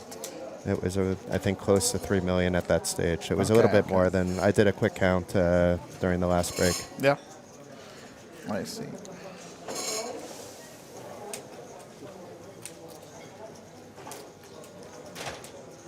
Now then, Swedish crime. And two Swedes you don't know very well. No, exactly. Yeah, Max, you probably run into, I think. I have. He's very familiar. Yeah, he's been here playing quite a lot, but I haven't played with him, or I haven't talked to him before. So we'll see They if bring we a get the different chance. style of play than what we're used to seeing on this deep, I have to say. I'm not saying it's good or bad because it's different. Everybody has their own styles. But now we have mystery hands as well. This makes it interesting. So small blind versus big blind. It was just a limp pot. So Emil maybe targeting the fact that his opponent didn't raise, but maybe he has an ace. I have a feeling he was slow playing something there. Hands stay mystery, and looking to the outer table again. Is there any action? No, we still seem to be playing another hand on this table. So no matter what's happening on the outer table, we do not have the final table reached yet. We need one more elimination. And then we will have a break for the redraw and for the players to get ready. Maybe dress up. Oh, actually, now, look Maybe at this. I go dress up. I didn't realize how much cameras were going to be on me today. I'm wearing my sloppy clothes at the moment, my comfy clothes that I like to do commentating in. Not that my Poker Pro hoodie is sloppy, but I feel I didn't put on my makeup today. I forgot that too. But now, as you can see, we have reached the so final table. It is Sami Puliainen that went out in 10th place for 4,050 euros. So Sammy's a good friend of mine. I would have been rooting for him, even over my Lithuanian friends at the final table. Nice run, Sammy. But it sounds like we're going on break while they set up the final table, Andreas. Yeah, I'm not sure about exactly how long. All right, we're coming back to the studio. So you will see our exactly. quick. Really, where's the makeup artist when you need it? Here we are. I think you're looking sharp as ever, Jason. And yeah, so we have a redraw. Oh, no, I can't even talk. We will have a redraw for the final 9. We'll be coming back after that break, and Jason. Exciting final table. Yeah, we have already the chip counts in. So it is actually Omni Hutanen in the lead with close to 4 million. Mindaugas and Vjevan are 2 and 3 as suspected, and it's Martin Sobel who is going to begin in 4th place with 2 million. And Emil, who we just saw on stream, is the short stack with 11 big blinds. So there'll be some nice action, diverse stack sizes. Definitely. 3 Lithuanians, 2 Swedes, 1 player from Ukraine, and 1 player from Germany. So get ready for some excitement, Andreas. Definitely. We'll be back in about 30 minutes, I think. We'll have a countdown clock for you in picture so you see don't miss anything. And then we'll have this final table. We have Scott Kenyon in the booth and whatnot. See you soon. Bye for now.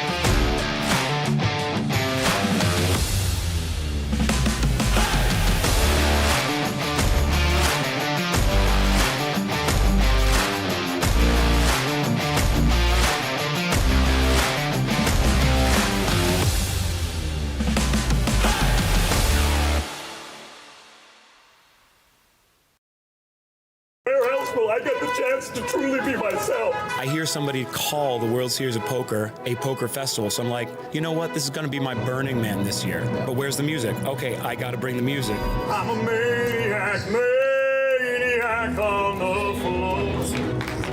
I just randomly wander into a corner of New York, rap, freestyle, get 1 million views, feel that energy coursing through me.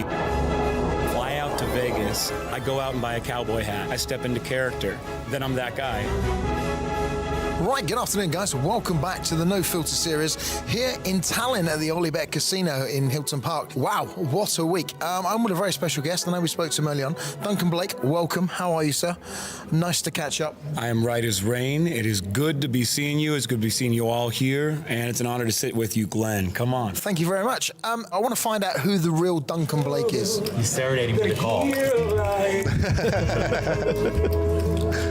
My name is Duncan Blake. I'm 26 days old.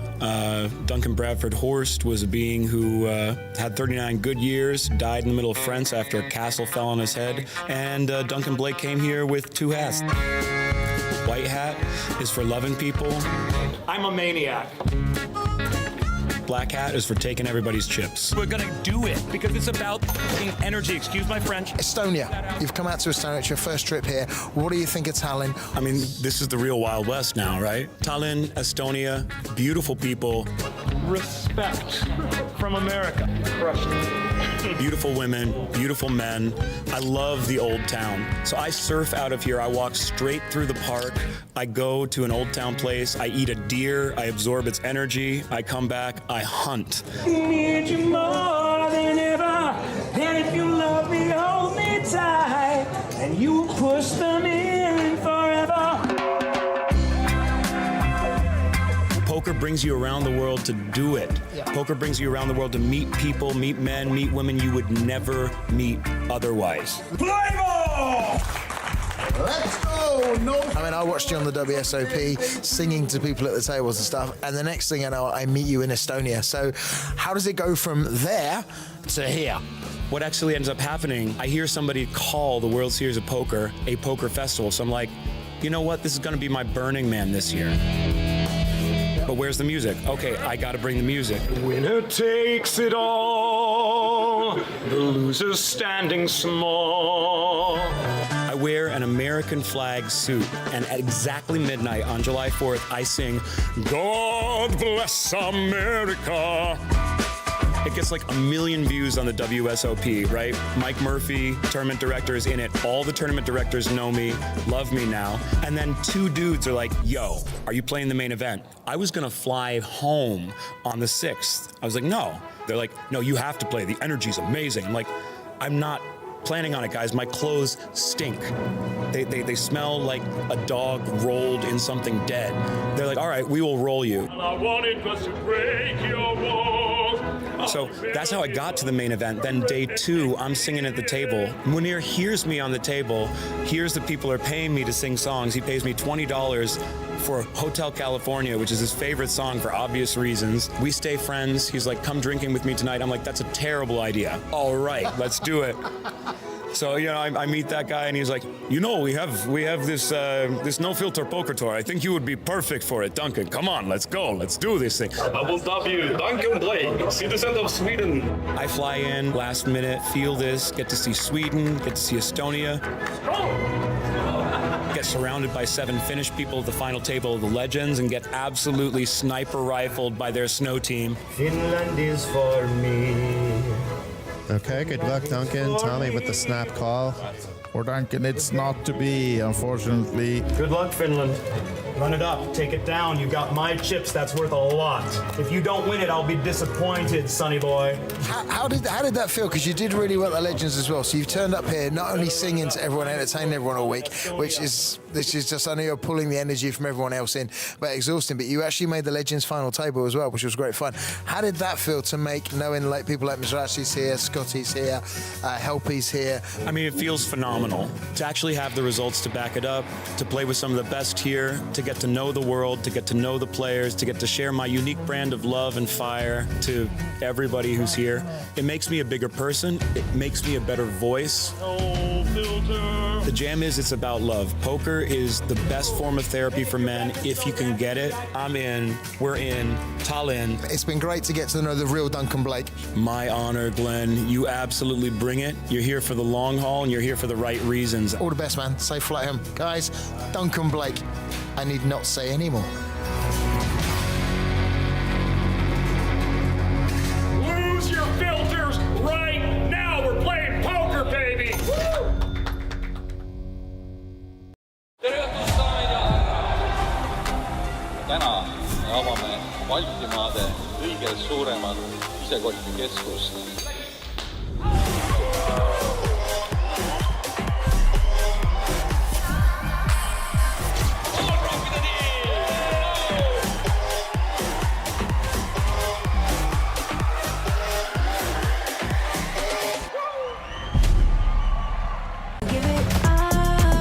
When a woman realizes that she's not alone in this big poker world, she gains motivation, confidence, just becomes a strong warrior. A lot of people think that in women-only poker tournaments, the skill level is not the same. But a lot of people keep on forgetting that anybody can beat anybody. Women play poker a little bit differently than men. They are more sticky players, but I have never seen a female poker player flipping over the poker table because of the bad beat. Queens of Tallinn stopped being just women's tournament practically when it was just announced in 2023, because this was the first time in Europe when we had the 3-day non-stop poker games. So this was something fantastic. One in a million, one in a million, one in a million. I really hope that the future players, when they hear the Queens of Tallinn, they will feel this warmth that comes out of the players that we have over here, and that this is something that they will be, trying to participate and achieve and get that crown. Competition at Queens of Tallinn can be tough. It depends, of course, on the table, but at the same time, it's a friendly competition. It is very important to see women lifting trophies, no matter the tournament. Of course, in Queens, it's especially nice because everybody, is so friendly and familiar with each other. But just in general, to see a woman win is always nice, and it's very motivating.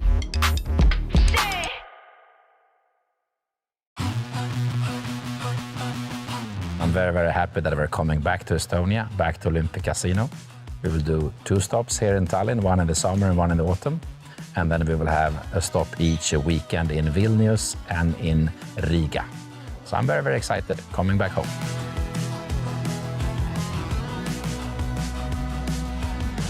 I think we at the festival, we bring a community like no other event, in the sense that it's truly are as many people from Hungary, as from Germany, as from Ireland, as from Sweden. Somehow with the mixed games, but still a lot of Texas, but with the mixed games, the road is open to get to know people from all walks of life, from all countries. So we bring a different community.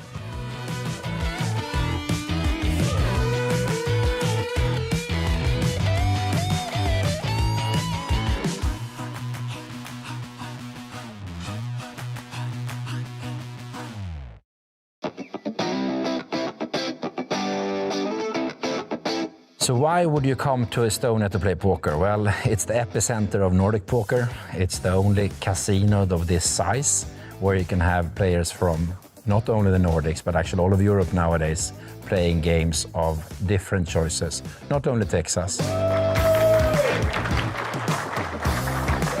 A good component of any tournament series out there is, of course, a great community. Prize pool doesn't matter. 90% of us will lose money. So we need to have a good time when we're at location. Yeah, there's a special community always here when you come to play Olympic Casino tournaments in Tallinn. I have formed many friendships with poker. I think Kings of Tallinn is a lot of fun, nice challenge for everybody because the level of play is nowadays quite high. High quality of service, dealers, organization. Of course, the marketing and also communication between the players. A lot of Finnish players come, a lot of Swedish players come, and a lot of local players come, and they have fun. So it's a bit more relaxed here than in most other poker stops. It means a lot to be a Kings of Tallinn main event winner. You get your name to the stairs here, and you're appreciated in many ways when you're the main event winner here, and you get invited to special events, so it's a very nice thing. It's a great pastime activity, it's a great hobby. You use your brain, you meet people from all walks of life. You can travel a fair bit, and wherever you go, most people knows the rules, so you meet people in different cultures, different settings, but they play all the same game, and we all love the game. That's why poker.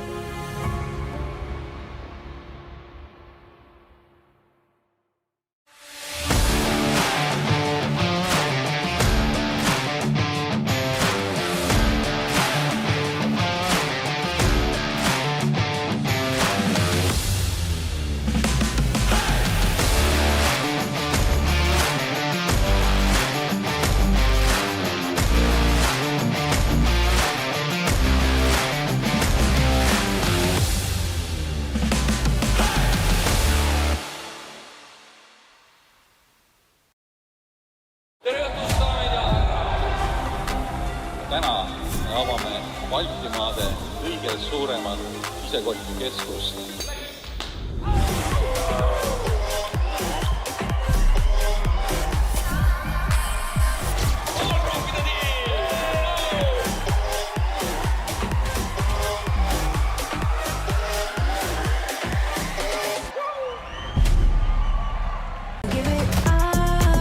When a woman realizes that she's not alone in this big poker world, she gains motivation, confidence, just becomes a strong warrior.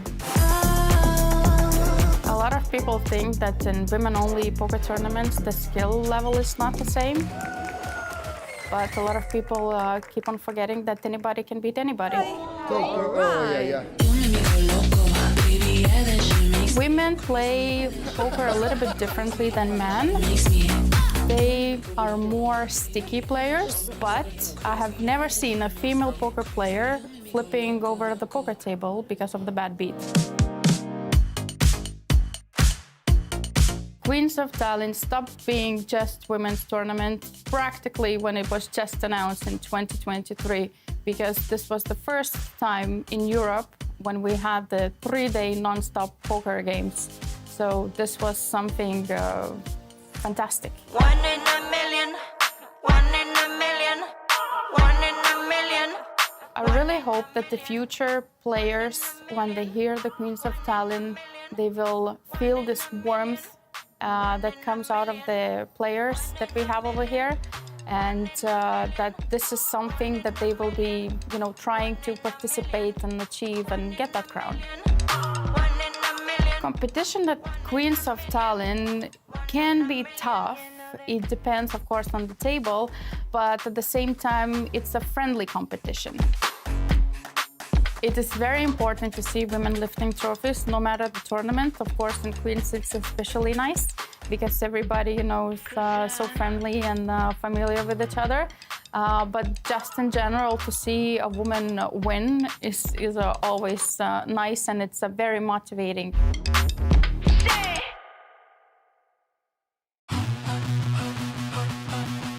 I'm very, very happy that we're coming back to Estonia, back to Olympic Casino.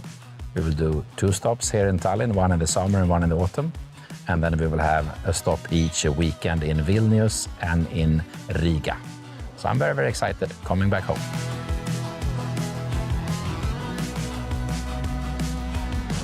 I think we at the festival, we bring a community like no other event, in the sense that it's truly are as many people from Hungary, as from Germany, as from Ireland, as from Sweden. Somehow with the mixed games, but still a lot of Texas, but with the mixed games, the road is open to get to know people from all walks of life, from all countries. So we bring a different community.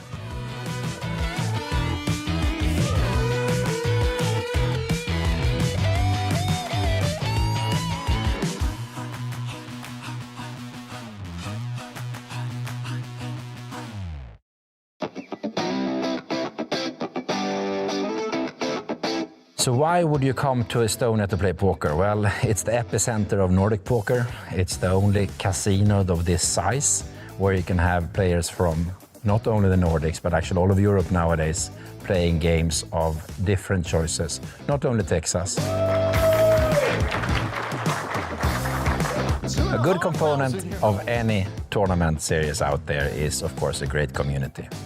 prize pool doesn't matter. 90% of us will lose money. So we need to have a good time when we're at location. Yeah, there's a special community always here when you come to play Olympic casino tournaments in Tallinn. I have formed many friendships with poker. I think Kings of Tallinn is a lot of fun, nice challenge for everybody because the level of play is nowadays quite high. High quality of service, dealers, organization. Of course, the marketing and also communication between the players. A lot of Finnish players come, a lot of Swedish players come, and a lot of local players come and they have fun. So it's a bit more relaxed here than in most other poker stops. It means a lot to be a Kings of Tallinn main event winner. You get your name to the stairs here, and you're appreciated in many ways when you're the main event winner here, and you get invited to special events, so it's a very nice thing. It's a great pastime activity, it's a great hobby. You use your brain, you meet people from all walks of life. You can travel a fair bit, and wherever you go, most people knows the rules, so you meet people in different cultures, different settings, but they play all the same game, and we all love the game. That's why poker.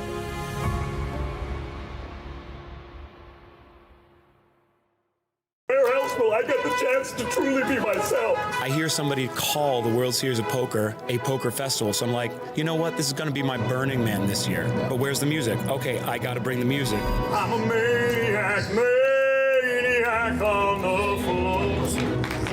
I just randomly wander into a corner of New York, rap, freestyle, get 1 million views, feel that energy coursing through me. Fly out to Vegas, I go out and buy a cowboy hat, I step into character, then I'm that guy. Right, good afternoon, guys. Welcome back to the No Filter series here in Tallinn at the OlyBet Casino in Hilton Park. Wow, what a week. I'm with a very special guest. I know we spoke to him early on. Duncan Blake, welcome. How are you, sir? Nice to catch up. I am right as rain. It is good to be seeing you. It's good to be seeing you all here. And it's an honor to sit with you, Glenn. Come on. Thank you very much. I want to find out who the real Duncan Blake is. He's serenading for the call. My name is Duncan Blake. I'm 26 days old. Duncan Bradford Horst was a being who had 39 good years, died in the middle of France after a castle fell on his head, and Duncan Blake came here with 2 hats. White hat is for loving people. I'm a maniac. Black hat is for taking everybody's chips. We're gonna do it because it's about energy. Excuse my French. Estonia. You've come out to Estonia. It's your first trip here. What do you think of Tallinn? I mean, this is the real Wild West now, right? Tallinn, Estonia, beautiful people. Respect from America. Crushed it. Beautiful women, beautiful men. I love the old town. So I surf out of here. I walk straight through the park. I go to an old town place. I eat a deer. I absorb its energy. I come back. I hunt. Need you more than ever, and if you love me, hold me tight, and you push them in forever. Poker brings you around the world to do it. Yeah. Poker brings you around the world to meet people, meet men, meet women you would never meet otherwise. Play ball! Let's go! No. I mean, I watched you on the WSOP singing to people at the tables and stuff, and the next thing I know, I meet you in Estonia. So how does it go from there to here? What actually ends up happening, I hear somebody call the World Series of Poker a poker festival, so I'm like, you know what, this is gonna be my Burning Man this year. But where's the music? Okay, I gotta bring the music. Winner takes it all, the loser's standing small. I wear an American flag suit, and at exactly midnight on July 4th, I sing, God bless America.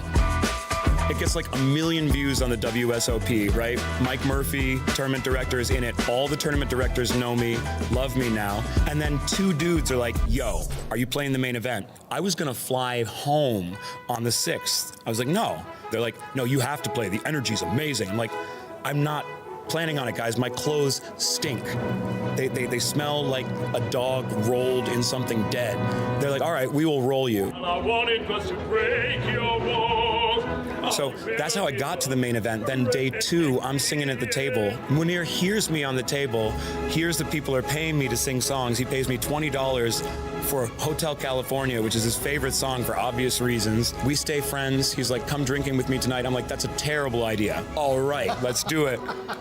So, you know, I meet that guy and he's like, you know, we have this no filter poker tour. I think you would be perfect for it, Duncan. Come on, let's go. Let's do this thing. I will dub you Duncan Blake, citizen of Sweden. I fly in last minute, feel this, get to see Sweden, get to see Estonia. Get surrounded by 7 Finnish people at the final table of the legends and get absolutely sniper rifled by their snow team. Finland is for me. Okay, good luck, Duncan. Tommy with the snap call.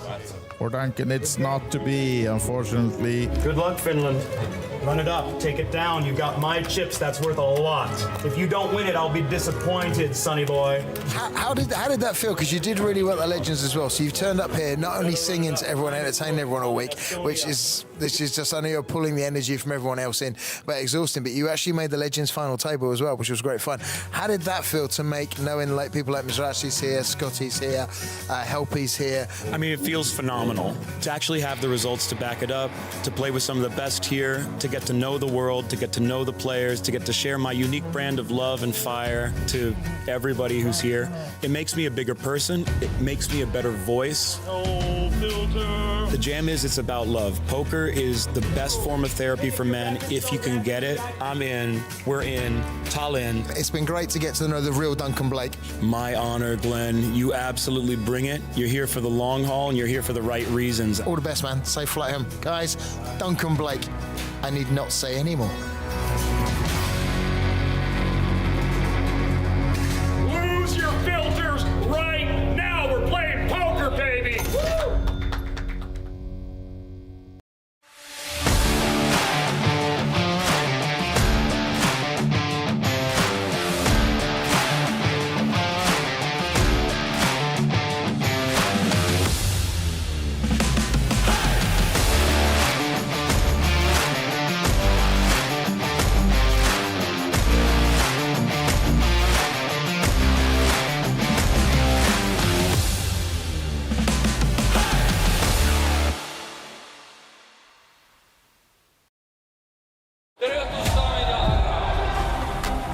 Täna me avame Baltimaade kõige suuremat sisekotikeskust.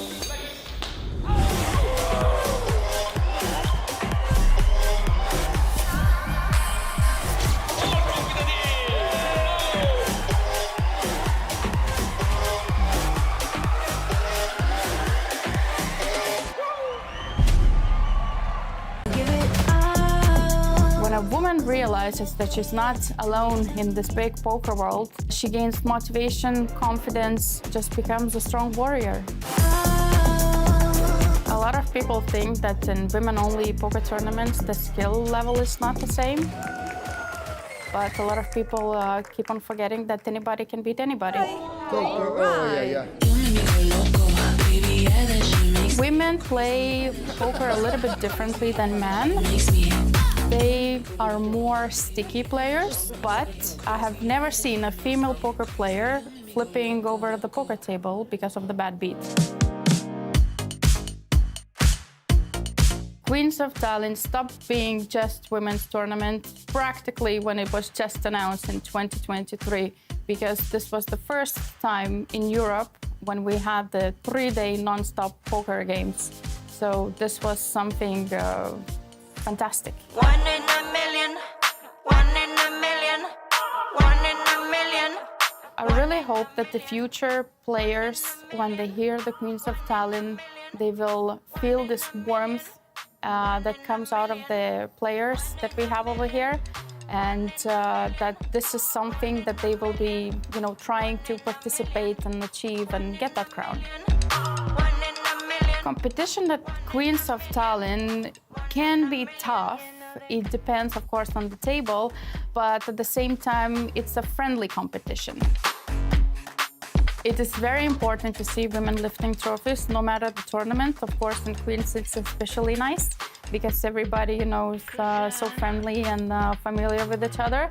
But just in general, to see a woman win is always nice, and it's very motivating.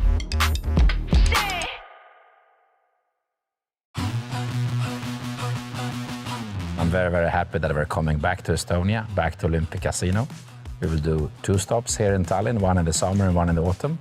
And then we will have a stop each weekend in Vilnius and in Riga. So I'm very, very excited coming back home.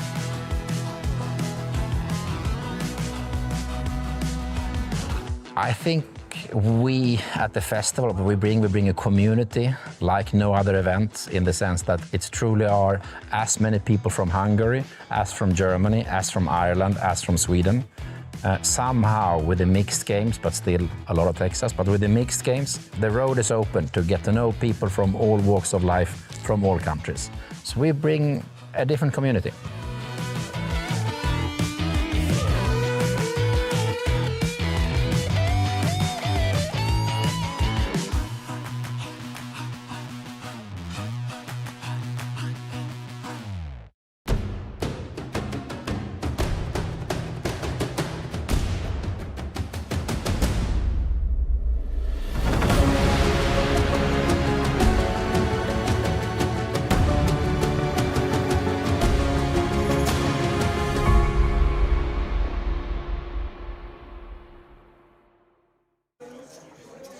Welcome back. This is Jason Glatzer, and I'm joined by none other than Scott Poker Bros Kenyon, a mixed game specialist, short deck specialist, trying to... you did have a cash on the short deck last night. I did. Also an experienced streamer and a frequent guest here for OlyBet events. So welcome, Scott. Good to be back as always. Kings of Tallinn, something quite special. I came in the summer for the World Series, and it's great having the World Series here in the summer. But I feel like the Kings of Tallinn, particularly with the team competition, there's just an extra ambiance, an extra rail presence where I feel like it's just such an extra thing. I love the Kings of Tallinn. We're going to get more about your experiences, especially in the mixed games, throughout the next couple of hours. In the meantime, what we're tuning into right now is the final table of the 555 NLH Championship. Just 9 players remaining. They just set up the final table. Omni Hutchinson is in the lead with close to 4 million. 2 players not so far behind and a few short stacks, but we have 3 Lithuanians on the table, and they've all locked up 4,750 euros already, with a 53,520 euro top prize awaiting them. And that's going to be a lot of team points as well. It's going to be a lot of team points, and we shall see. I mean, I don't know if anybody's even on the same team. That would be a nice thing maybe to I do research when I'm out of the booth, but that could be double team points. I have done some research, actually. I do know that the current chip leader already has a sort of top 10 team. So should he go on to win it with his chip lead, they would be in a very, very good position. My team's currently second, so we've started off well. I need to pull in a few more points myself. But yeah, current chip leader, big team potential. So I'm kind of anti-sweating him, albeit I'm a guest commentator. I'm allowed to do that. We're all allowed to do that. Andreas is the main commentator, wise guy, and we're just here along for the ride. But this is Jason and Scott, and the action is about to kick off, so let's get right to it. Beautiful. Final table situation. And here we go. Here's the lovely Therese Ruzian, the tournament director of the entire event. She's the one that gets everything taken care of ahead of time, along with the great staff here have the final at table OlyBet of Poker. the 555 Championship. 608 entries in the 555 Championship, Kings of Tallinn 2026. The final table, taking seat number 1 from Lithuania with 1,445,000 in chips. Please welcome Algirdas Saveikis.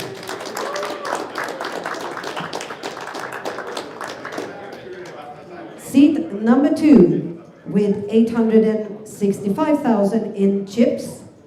From Sweden, please welcome Emil Göransson. With 2,010,000 in chips, taking seed number 3. From Sweden, Max Jafaripour.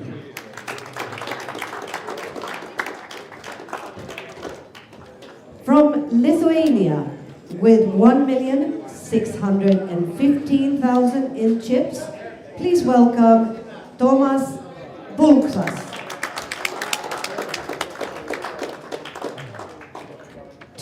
2,555,000 in chips. He is from Ukraine. Let's welcome Yevhen Sukov.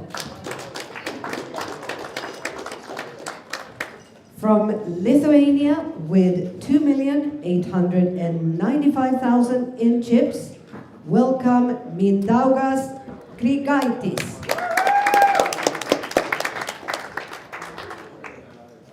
And the current chip leader of the table with 3,825,000 in chips from Finland, Onni Huttunen. 1,990,000 in chips from Germany. Let's welcome Martin Zobel. And finally, from Latvia with 1,150,000 in chips, let's welcome Andres Kovalovs. 608 entries. We are down to our final 9. We have almost 300,000 euro in the prize pool, and we're going to draw for the button. That was the lovely Teresa Nuzianen. She is the tournament director and the creator of the Kings of Tallinn. The Kings of Tallinn, this is the 11th main edition of it, going back quite a while from when Rano Sutla won more than a decade ago, the inaugural event. Rano will be joining us, actually. We haven't seen him yet this week because he's busy still in Asia. He won his 4th trophy in a single festival there. Wow. It's impressive, but I have to say one of them was in 3 players in the event. So it was mostly small field stuff, but it's still impressive to come home with 4 trophies. 4 trophies is amazing. And is that said that the he's very big lion he would stay out, but he ones? can't not come to play the main event. Yeah. Is that those big lion-style trophies that I've seen? Yeah. So those are going to be hard to bring 4 of those back. And Maybe he has to pay for an extra luggage. It's Rano, he'll figure it out. Yeah, of course. Good problem to have. Oh, I have too many trophies. Oh, oh no. Yeah. That was kind of at one point with me last year where I was complaining that I haven't received the trophy yet. I still haven't received it, actually. But well, a certain company, biggest tournament I ever won, I won't mention the company, it was a 2K buy-in. I won it for 50K. It was down as a championship event, so I assumed I would get a trophy. Didn't get a trophy. Complained several times. Didn't get a trophy. 11 years later, I said, well, if you give me the name of your trophy company, I'm going to buy one myself. Then they actually gave me it 11 years after I won it. Wow. So I hope you don't have to wait that long. No, I never got like my when the French company was doing this mini WSOP back in the day. I won a couple of the mixed games of those, not even realizing what they were doing. But I was told by my French friends that I should have gotten something in the mail. You definitely should. And I never received that either. So there's a few missing from the collection that maybe I should go back to hunt down. That would just be nice. Try my trick. Contact them. Say, give me the name of your trophy provider. I'll buy it myself. You would think with who I am and the publicity that they potentially get when I, let's say, even just share a picture of it, like it would be strange to not go out of your way to make sure I have the trophy. Yeah. Not the other way around. Maybe. No, Emil is not going to jam with the 2s. No. But I thought for 10 bigs, he maybe goes with that. No. I could have told you that straight off the way, that was going to be mucked. We watched Emil and Max for quite some time in the shorthanded play leading up to the final table. And Max probably should defend with 10-9. Max has not been defending.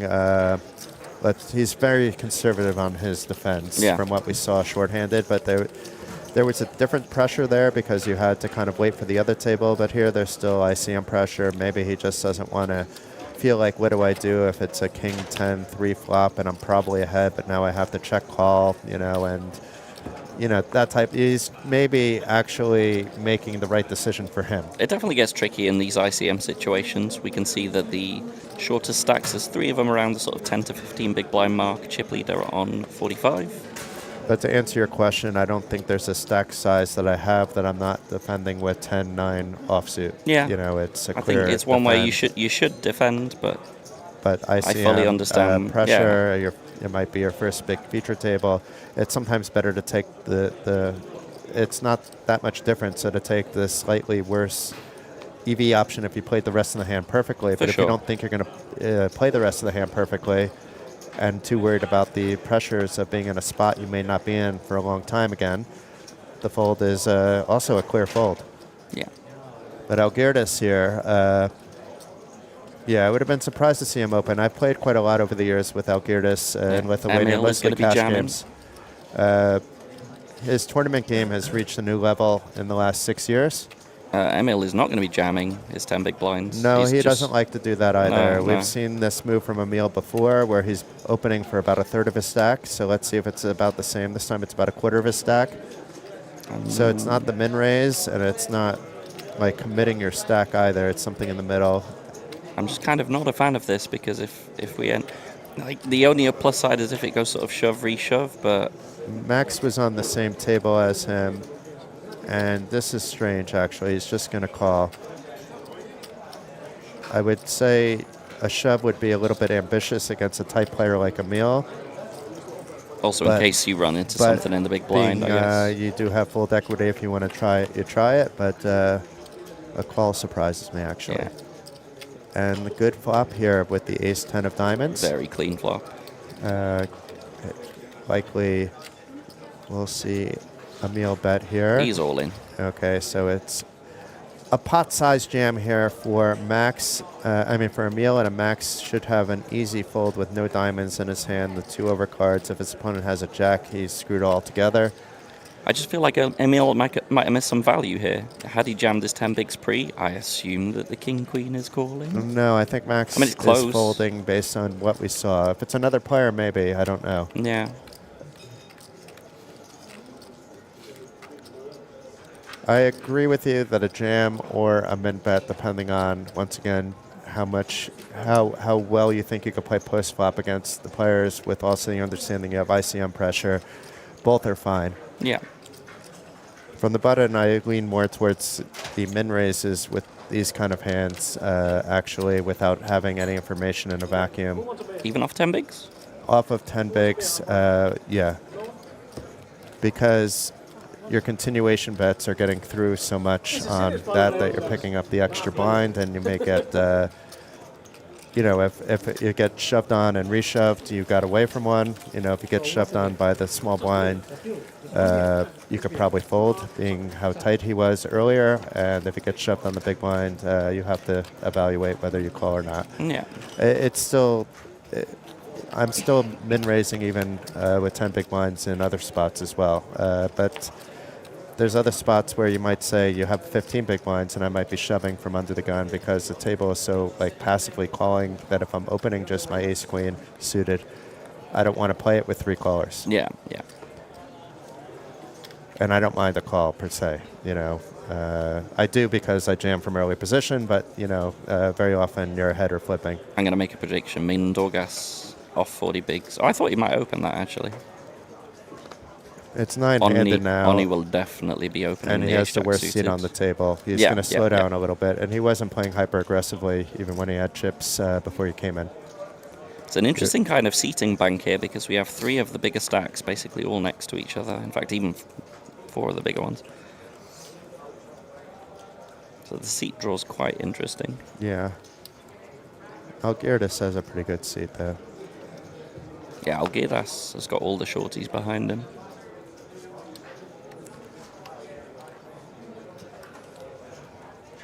And don't let him fool you. He is a super tricky player at times. He can be tight for hours at a time and then just make a move that you don't see coming. Yeah.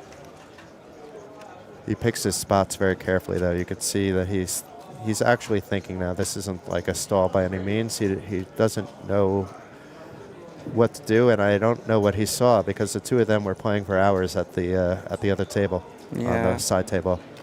So maybe Ani was actually opening every hand for a while, and now he's thinking this is a good spot to 3-bet. Yeah. So Algirdas does find a 3-bet to looks like 345, but we'll get that confirmed in a second.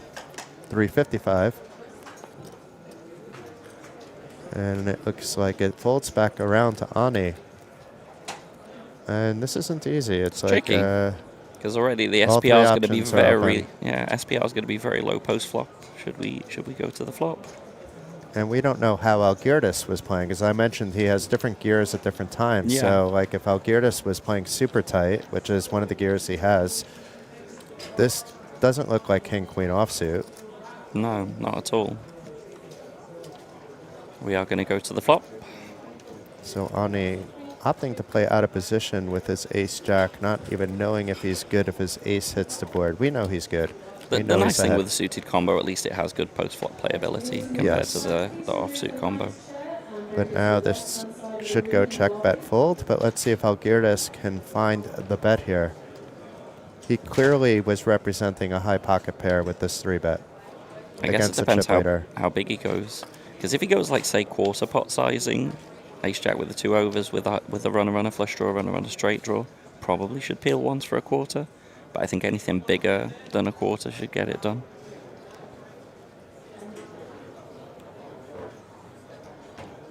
We're going to find out how much Algirdis cares about ICM on this final table pretty quickly this hand, depending on his bet sizing even. Like if he can even find 350, I think he gets the job done. No, but he's that's going to going get even peeled. smaller than I That is thought. going to get peeled.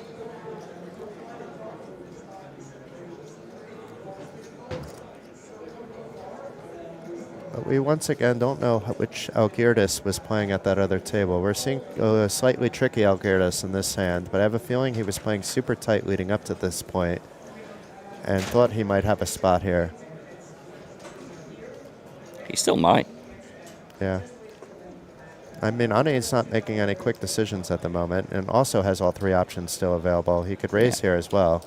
I don't think he was going to fold just like you do just because of the sizing. Yeah. The size is too small for him to fold.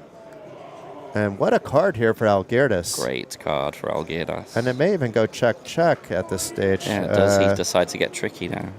Really it's not tricky. just tricky, it's also the point that you're trying...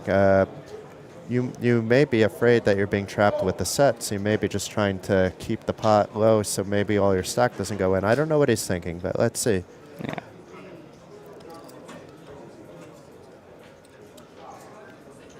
He doesn't know if his opponent has spades. His opponent may even have an ace-queen suited. They're probably playing the same way, so... Ace-queen off as well. Yeah. But yeah, I think he says to himself, there's enough in that pot. Yeah, if I I'm want beat, to I'm take beat. it now. Yeah. And still bet small enough to leave himself some behind if necessary. Obviously, I don't think he's folding for the rest, but yeah, that is going to get the job done. Well done by Very Algirdis nicely there. played. Very nicely played from Algirdis. A little bit fortunate on the turn. Would have been fun to see And what it's happened. almost a spot pre-flop where you say, without additional information, don't do this at home. But as I said, I think there's more to it. You know, they were playing together, and if the read was exactly as I said it was, which it could be something else and still come to the same conclusion, then the 3-bet is a work of art, actually. This early in the final table, risking yourself with so much ICM pressure on you. Very tricky, but with risk comes reward sometimes. And I can never pull that 3-bet this early on a final table on a middling stack. Either. It just shows I mean, I'm that too much of a nit. he wasn't even looking nervous or anything. Yeah. It was just standard play for him. Yeah, no, it was very nicely executed from Algirdis. One to watch out for the future of this final table. These Lithuanians are very good, generally. He's also a friend of mine as well, so I'm quietly actually rooting quietly for him biased, as well. Yes. But I like some of the other guys as well. Yeah. Martin over here is a nice guy, the gentleman with the beard. He's German that lives in Estonia, so that's why we see him so much at these festivals. Nice. And Max is a new face. So we'll leave the 2 Swedish fellows that I don't know that well for Andreas to be quietly rooting for.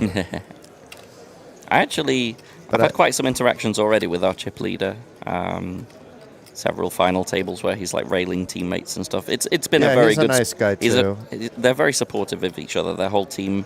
When one of their team's got a deep run, the rest of them are on the rail. So that's But he has a fantastic. good demeanor on the table Yes, in general. Yes, very very nice guy, very chatty.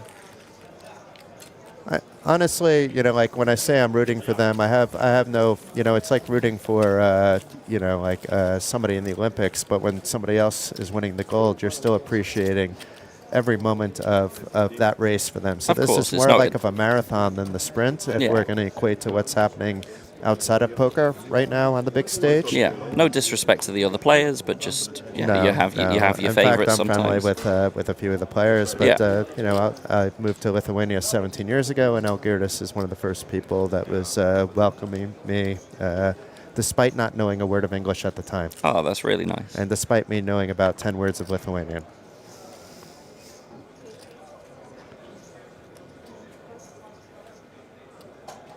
Algirdas, I would imagine, will be opening the ace-10 suited. He most certainly will. He already knows he's going to be min-raising this. Maybe a little bit more, but something like that. Looks like exactly a min-raise. Yeah, 160. Are any of those short stacks going to find a 3-bet jamming hand? Thomas is also a very strong player for what it's worth. Yevhen with the ace-jack suited in position on the button. These Starting two hand 30 were on big the Steve. same table for a little while. Yevhen was back and forth on the feature table. And opts just a call. Okay, that's he's on the button actually, so it's okay. Also with a suited ace. In Yeah, the but small by not blinds. 3-betting, he's pricing opponent in, but that's maybe a little bit of respect for Algirdas once again. So Yeah. I have a feeling Algirdas was very tight leading up to the final table. Speculation, I didn't watch what was happening over there. I did go over for chip counts once or twice, but that was it. Oh my, the ace-7 of diamonds from the small blind. Wow, Could and have seen a priced in. very cheap flop.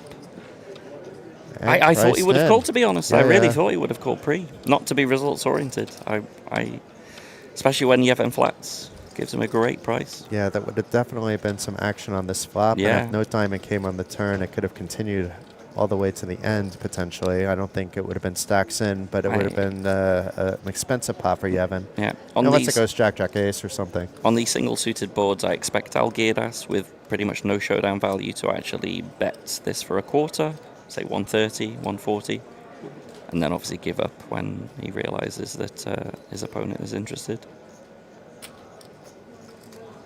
And that looks like 130. It's like I'm a Hold'em player here. Exactly, 25%. Imagine this. And Yevhen is not going anywhere, but is he going to raise, trying to protect against someone making the flush? We saw there was a made flush already folded. Yeah, but he shouldn't really raise without the diamond. It does And just call. It gets interesting if a fourth one peels off. This- But I expect, Algirdas is just going to slow down now. Should not really be that he fires again once he's called. The king of spades does change things a little bit, though. Gives him a gut shot. But it's Gives more an that over he to could the be jack. repping that king. You know, that's if he's not worried about the diamonds, or he can be repping the diamonds, going for a double bet. But he's going with the probably the most approved move over there with the check. His opponent can easily have king queen with the diamond. But I king bet jack. there's some bets in the solver there. Certainly. And yeah, this is just going to go check on the end. Algirdas made his attempt to try and buy the pot on the flop. Meets resistance. Yeah, I mean, a bet here, it just looks too fishy. Yeah, I mean, wouldn't you could be repping the king still on a bet that you're checking the flop with the 3 diamonds, seeing if your opponent is betting with a flush or something, but you also put Yevhen on a jack right now. Yeah. And that's the only thing, you know, that... Which means logically, if he bets the end, he would have to bet around pots. Because he to would take have bet this. that flush, you know, 8 times Yeah, out of 10. But no, it is just going to go check. I don't think Yevhen's going for value on this either. No, it'd be like, what are you getting value from? Actually, there's nothing on the board left that you can get value from. A weaker jack, perhaps. But even is a weaker jack king really might actually calling? check here. Queen jack, jack 10. I think it just goes check. Oh, wow. He's reaching. Maybe he's going for something tiny. Because maybe a tiny bet works. It was works, small. but again, I'm just not sure you ever get caught by worse, really.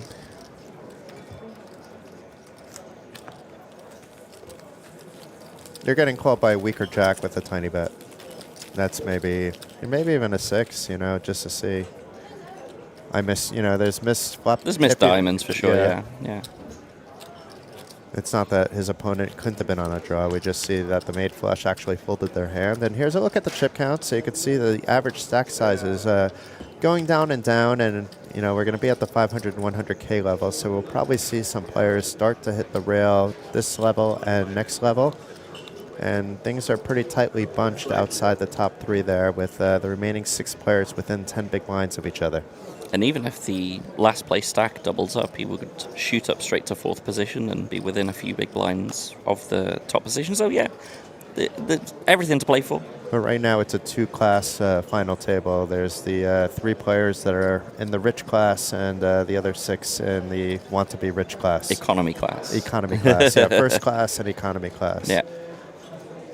But Emil here, 15 big blinds. Let's see what he does. It's pretty much a raise for most players rather than a shove at 15. I mean, I guess, again, like you say, off his style, he's probably just min-raising off 10 anyway. Yeah, but he's not a min-raiser, so that's a 2.5x once again, and Max has a decision to make. Emil with early position. It's not that 8s is an automatic play here. No. Mid-position for 20, I think you just jam this or fold. I don't think there's too many calls in there. No, you can't call from mid-position. And he does and I don't think you can shove. Fold. Yeah, it's an awkward spot just because of the bet sizing. Yeah. So maybe that's maybe Emil's onto something here. I mean, I think he's still folding to a min-raise if he's folding to 200K, but maybe, that extra 40K made a difference. Yeah. I mean, it's the same thing. I think off 20 with 8s mid-position there, you're either jamming or folding. Yeah. There's nothing in between, really. And it and looks if not like for ICM, then he's probably shoving, you Yeah. know, if it's still like 60 left or something. Yeah, chippy VY is fine jam, but when you put ICM, and especially FT ICM in there, very tricky. Very, very tricky. I thought Martin was going to check for a 3rd time. Is it really 5 deuce? I was so ready to defend. Checks again. Yep, still 5 deuce. So a good start for Emil. He came in as a short stack. He's had a couple of little pots that propel him up. A few big blinds and a few positions. Yeah, it's been Emil and Algirdis chipping up so far. Algirdis has been very good so far. Good start for him. The king-queen spot was very brave on such a stage. Yes. I don't think I could find that. He's been on the big stage quite a lot over the past few years. I forget what it was in Rosvadov that he won for nearly 200K. You know, he's been here on the final tables a lot. And he's not a one-trick pony. Even though he's focusing on Hold'em, he's very strong in Palomino Omaha cash games. That's where I've played the most with him, actually. We played together in tournaments, but I'm not coming out as often. Like during the pandemic time, it was one of the things to do, you know, that you could still do. So I was coming out a few times a week. And then I was playing tournaments, and, you know, I gained his respect because on that cash game table, you know, it's a 2-2. And I'm not a bad cash game player, but on that table, you know, I'm below average, I would say, in a 2-2 game. That's how good it is. Wow. But it's now changed since the pandemic, where it's very beatable again. Oh, that's good. Yeah, but I'm not playing that, you know, just during festivals. I'm coming out to play some cash. Yeah. So we got an open from Mindaugas with the queen jack off. Min raise from the cutoff. €200 celebrity special. I don't think Martin's going to be doing anything with 7-3 of diamonds. We should play some cash games tonight, Scott, actually. What are you doing tonight? So I assume we're allowed to talk about events and such that are running here, right? We should specific events.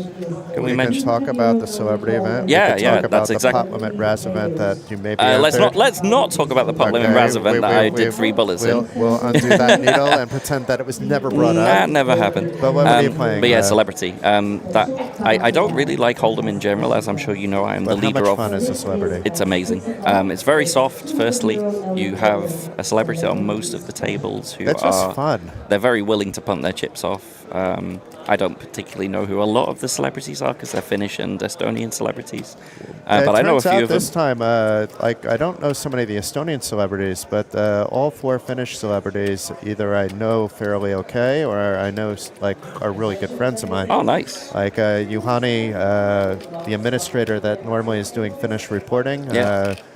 He is going to be a celebrity. There is no Excellent. Finnish reporting this time, and he's coming as a celebrity. Kim Harold, really good Finnish musician. Now, my son is thinking of going to music hall high school next year. Yeah.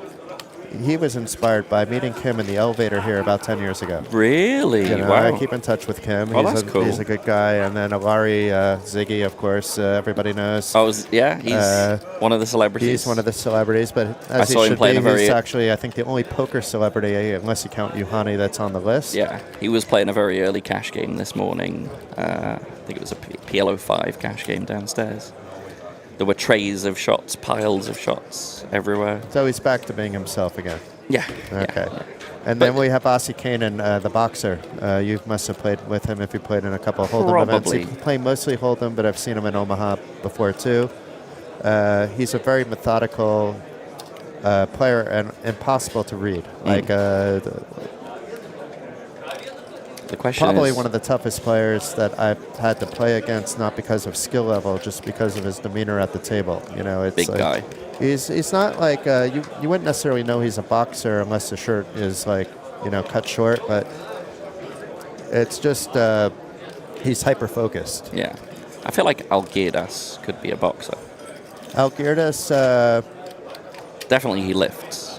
You can tell that he lifts. I'm happier that Algirdas is my friend versus the other way around. Yeah.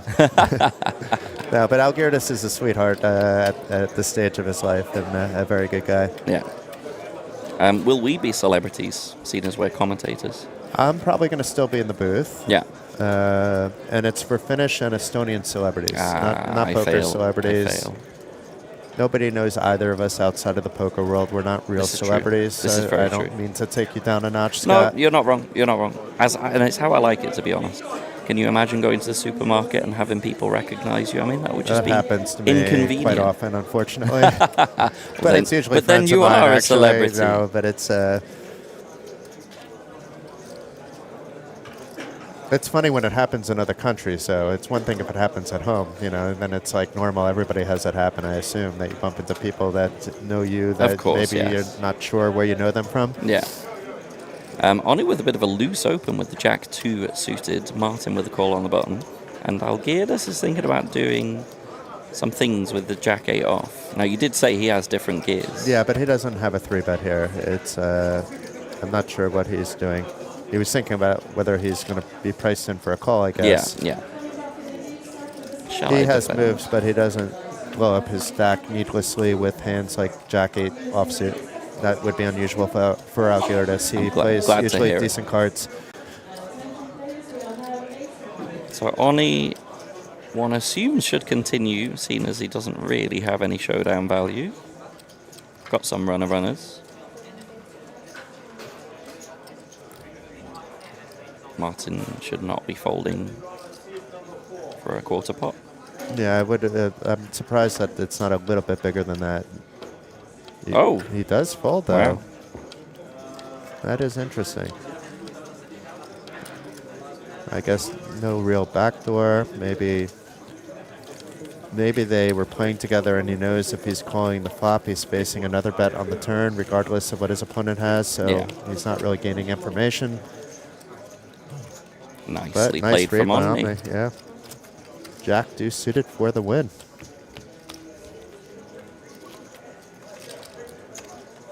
So we have another hand or two at this blind level, and then it will go up to that 500, 100K level. 50, 100. Yeah, 50, 100. That would have been a little bit strange. Yeah, we half a that million would be in the small blind, that but would be it's still excessive. 100K big blind ante and 100K big blind. That could be a fun format. Yeah, the big small blind. 5x small blind. I don't know what we call that. Oh, it looks like aces for a second. But it's not what I aces. like about the Kings of Tallinn is that there's new games always coming over here as well. We had some funky you stuff must like this that as a time. mixed game player Oh, for yourself. sure. Teresa very kindly listens to a lot of my feedback, and we added a short deck tournament this time. We had But you Top Limit cashed in. Raz. I did cash in the short deck. Which you could have cashed in, but you gave up on. Yeah. We had Badesi Badusi. Which you cashed in? Did not. But I did not either, but one of my teammates I fired got one bullet third. in that one. One of my teammates got third in that, Mr. Barry Deer. We've got Torse instead of Horse, as has become the way, because people don't play mixed games to play Hold'em. So you get rid of the H and you replace it with Deuce 7 triple draw. Excellent replacement. So that has happened. We've still got quite a few events to come as well. But yeah, a lot of fun mixed games, a lot of fun stuff. Let's not forget about that open-faced Chinese poker tournament, because I entered that too. Well, there's another one of those to come on the final day. We do what have about a second that field in that one? I mean, it was a 350 buy-in. Yeah, it looked and incredibly I'm not a horrible soft. OFC player. I mean, I played my share of hands with you as well, but I'm not like, I'm not expert, but I could pretty much hold my own against an expert. But Yeah. you look into this field, and I entered anyway for the challenge. And It was a good field. there's no way I could be like looked at as any chance. But I took 13th out of the money out of 78. Not terrible. Obviously, it would great be run. nice to have. But I'm just impressed with how many of those players actually came out, wanting to be the best at the Kings of Tallinn. It's a lot of the tournaments are recreational filled. Some of the mixed game tournaments certainly are. The nice thing with adding all of these mixed games, and particularly with having the team challenge, is that you actually get a lot of Hold'em players that will jump into these events purely to score points for the team, and they've never played the game before, so it adds a lot of extra recreational value that you wouldn't normally see in these kind of events. Normally, people would just play them because they knew how to play the games. Yeah. You get so many people that will happily just jump in because of the team competition, because every event you play, you get a participation point. Yeah. Those participation points come very valuable at the end. But we didn't have so many at that 350 level in the OFC. There was I think 3 players at best that weren't like regular, that haven't at least played one OFC tournament, and probably a good 80% of that field were people that were planning, let's say, their festival around that event, that really understand the game on an advanced level and can stay focused. I mean, shout out to Fabian. I mean, he's always first or second. He won that event. He's incredible. Fabian Bartusz, he used to be a flag hunter, now a trophy hunter. And he's upgraded his on my competition team, by the skills. way. And on your team. Yes. Nice guy as well. Very nice guy. And loves the karaoke, which we'll be Oh, doing that I on the didn't final. know. Yeah, karaoke king. Absolutely loves it. On Glenn's birthday, by the way. Oh, really? Nice. Yes. Yeah, the first thing Fabian always sends But me... back to the action, sorry. Oh, we yes, we have yes. a 3-bet coming. We have Ani opening with 9-8 suited, more than fine middle position chip leader, and Martin Zobel, who we haven't seen much of yet on the final table, 3-betting, easy 3-bet with the jacks against the chip leader. And one assumes Oni may well just peel a flop with the might, 9-8 because suited. it's a 5 big blind 3-bet versus a 6 big blind 3-bet, and he's actually priced in fairly decently to even out of position to call, especially when you can put pressure on your opponent. On the other hand, I think you still can fold here. Oh, sure you and can. And if I'm in the same spot against Martin and I haven't played that much with him, I'm going to give him credit for a hand just like he has, 10s plus on this 3-bet along with the ace-kings and ace-queens. I think Oni will certainly give him credit for a hand, but equally 9-8 suited has such good post-flop playability. Yeah, but then it's a I question think what do you do when it's a 9-high flop? You have to be careful. Yeah, if it's a 9-high flop, then I think your money's going in. But yeah, Oni, as I've seen him, is not going to be folding his pre. I'm not sure what I do on a 5x there against a player I don't have that much information about, but a call seems fine. And then you have the kind of flop where maybe he's sticking around, flopping middle pair on the 8-10-5. It could have been worse for Ani in hindsight, of course, with an 8-5 deuce kind of flop. But let's see. He's probably going to have to call a bet by Martin. And we do see that one of the 8s has been folded, so he only has 4 outs instead of 5. Graphic at the top right of the screen feed there. Some backdoors in there as well. Yeah. Certainly a 7 would be interesting. Jack would be very interesting. A Jack would certainly be interesting. It would give Zobel that top set as well, along with the gut shot. I mean, along with the open-ender. Yeah. But Ani checking and Martin just taking his time here. It's an interesting board as well. He may be a champ yeah, here. I don't blame him. One I don't blame SPR. him. It's a very wet texture. It's not the kind of texture where... But then I would expect you to 3-bet bigger pre-flop, you know, because of the sizing. And Martin was thinking about numbers in his head just there. You know, maybe that's an easier thing to do online than under the pressure of ICM, under the lights and cameras at the TV table. But I think in position 2.5x is fine. Normally you would go 3x, like out of position. I think 2.5x is perfectly fine for a 3-bet. I would go to 5.5 bigs or 6, you know. Yeah, it's a stylistic choice. Like 5 is also fine, for sure. If someone opens 2.2, that's when they tend to go like 5.5 or 6. But to an actual min raise, I think 5 is pretty acceptable. But stylistic. And I might actually, what was he sitting on to start the hand? 20 bigs. It's a little bit too big to shove. Maybe even slightly. Oh yeah, he can't shove. I think Jacks is too good of a hand If he had 1.6 million, he can't shove there. Yeah, or but if it was 1.2 million, you can certainly justify a shove. For sure, for sure. And now the blinds have gone up to 50,000, 100,000. Although when there's a dealer change, maybe they'll use my idea and go with a 500,000 small blind. We'll have to speak to the next dealer. Surprise, guys. But no, it'll be 50,000, 100,000 for the next 40 minutes before going up to 60,000, 120,000. So Max with 14 big blinds to start the hand, King, Queen, blind v blinds. Is he going to limp, or is he going to 3x, or is he going to jam? He's certainly not folding. That much I can tell you. But all options... There's a big part of me that just likes to jam. But I think, as you said, all options are open. Yeah. Does go for the 3x. I think that's the last of the 3 that I choose. But and this, now what does he do? This Thomas will be going call. in. This will be going in. I don't think that he's raising with the intention to fold blind v blind for 14 bigs. 14 bigs is the shortest stack at the moment, it's I believe. Going to be a 3-bet shove a lot of the time, and Thomas agrees. Yeah.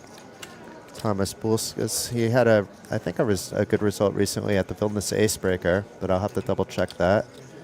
But meanwhile, what's Max going to do? He's not folding. No, this but is Max, you can't predict Max. You can guess what he'll do. Yeah, I guess he's not folding. This is just way too strong blind v blind. And I'm going to go that he's actually going to fold. Should we put a beer on it? We could put a beer on it. Yeah, shake hand. Yeah.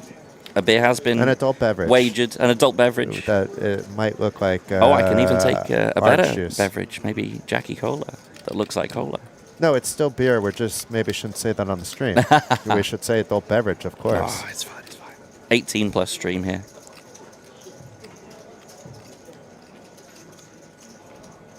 Well, am I going to win an adult beverage or not is the question. I think the longer this takes, Don't the let more me down, likely Max. the fold is happening. No, because the thing is, against the range of hands that he's jamming, we're flipping against the pocket pairs. We're doing You're thinking like Scott Kenyon. Yeah, now but you need to think like Max. I'm just thinking like a poker player, all right? You're doing well against the 10-9 suited, the Jack-10 suited, the Queen-Jack suited, the King... No! Yes! No! You've just cost me an adult beverage. How dare you fold? No! No! Oh, Max, I'm going to have some serious words. But now with him because he later. folded, I actually don't mind his raise, oddly enough, because if he's limping and he's shoved, he actually has to call, and he's behind there. So from a results-oriented point of view, he actually made out quite well with just raising. I mean, we don't know what the board would have been. It probably would have been Queen, Queen, King, and, you know, Thomas would have been in for a world of hurt, but... I'm not sure I'm a fan of raise folding there, because it's just too strong. I mean, I just shove and then cry when I see the ace-jack and there's 2 aces on the flop and no jack or 10 for backdoors. Yeah, you limp as a trap, he jams. I am not getting behind 3x folding there. I don't like it. I think if really you want to fold it, then limp and he jams and then fold. And then you save yourself 2 big blinds. Don't 3x fold off 11 as I big. said before the hand, that would have been my third option. I think and then I would have felt it was a mistake as soon as the chips left my hand as well. Particularly when your plan is to 3x and then fold, I just don't like the 3x then. I just really don't like it. If you want to fold, then just fold or limp fold. Like, But the way he is playing has allowed him to navigate this far. He's navigating far further And than look I at this, would. he gets rewarded actually with pocket tens. And I don't think he's going to shove here, and I don't think I would shove here either. So I think we're going to play this similarly, where he's going to go a little bit bigger than I would go. I would just min raise this. Yeah. But putting an extra chip or two is not going to hurt this one. It's an extra chip. Yeah, and he's just going to raise and take this, I assume. I think Yevon would have called a min raise. It's kind of always funny when that extra chip comes on, but Yeah. I think he's actually going to call here. Because Max, you know, it's a hand that you. I mean, it's not in 9-5 suited. I'm still calling in the big blind. It's bottom end. No, he is going to fold. That's also okay. Yeah. I'm not sure what the range is correctly. Actually, I'm still for the reeling chip that leader. I've just lost an adult beverage because Max 3x folded King Queen. I can give you a double or nothing later if you find the spot.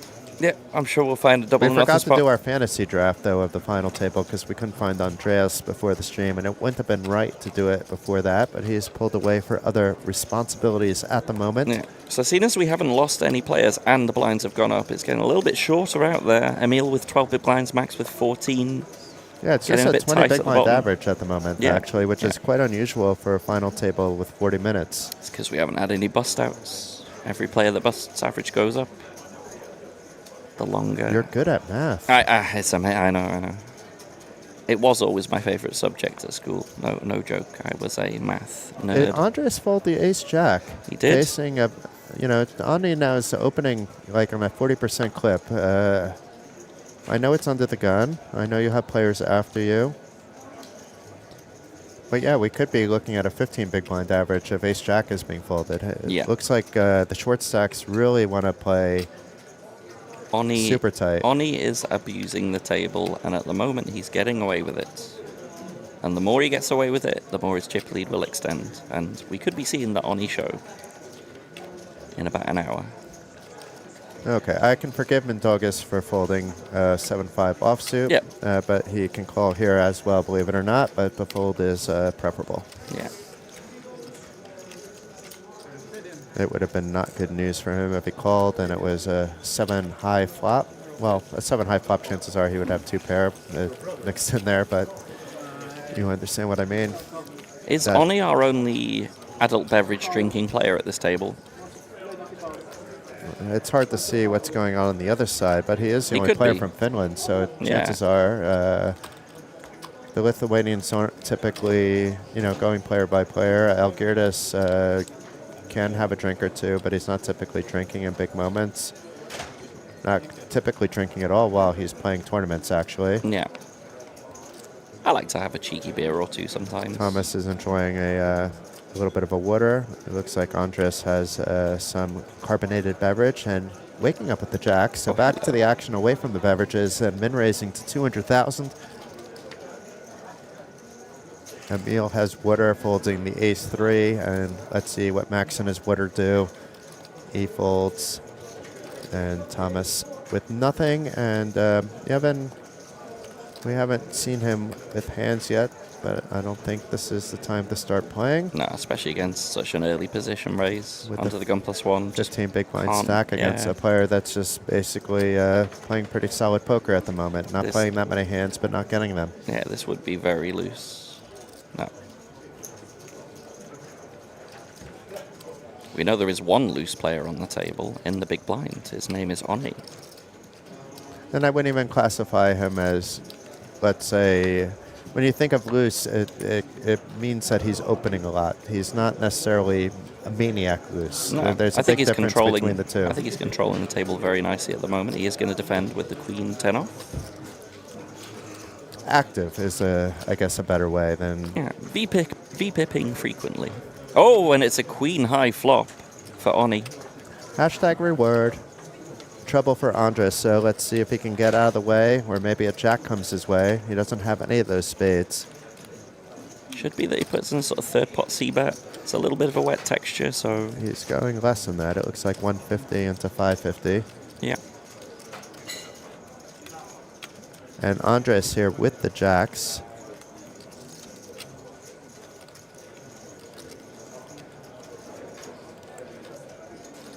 definitely not going to be folding for one bet, but... No, but I don't think he's going to be folding for too much here. Yeah. I mean, obviously, if by some miracle Andres can keep barreling, maybe. But how do you bet again here?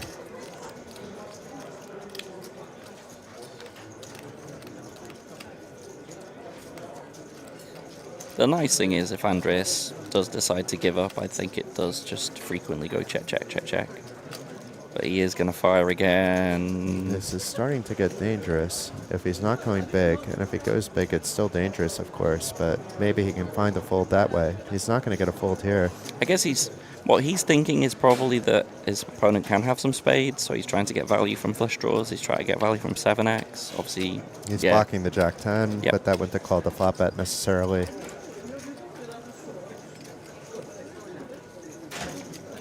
But I do expect it to go check, check on the end once Oni calls this.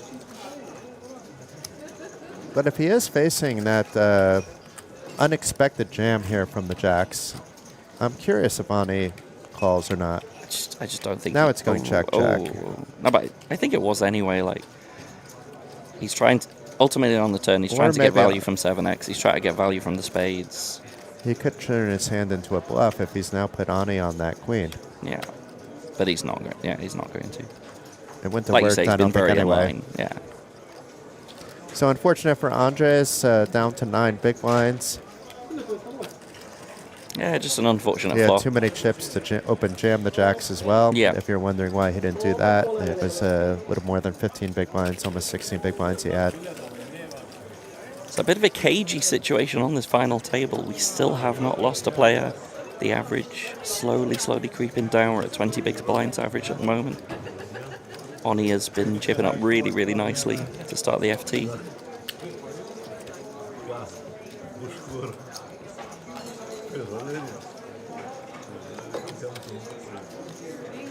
And Andres, unfortunately, is finding himself now with just 9 big blinds after that hand.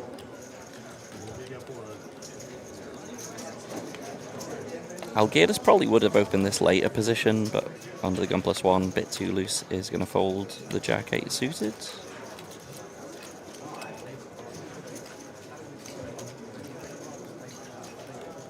Let's see what Thomas with the quick fold. So definitely conscious of ICM in that spot. It's a bit tricky if for there was Tomasz, no 'cause ICM, you can open. You would expect him actually to open there. he also has all of the big stacks behind him. His seat is very, very awkward, where he's kind of handcuffed with having 3 big stacks all to his left.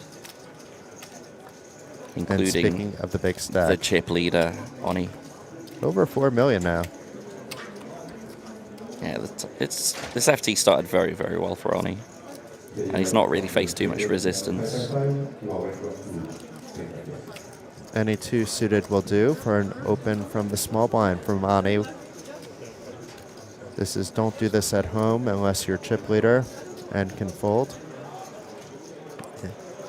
Now, if he gets Martin to fold here, then that would be very strange. Martin's not folding this. No. He shouldn't be folding this. He also shouldn't be 3-betting here, so that leaves only one thing, Scott. Let's see a flop.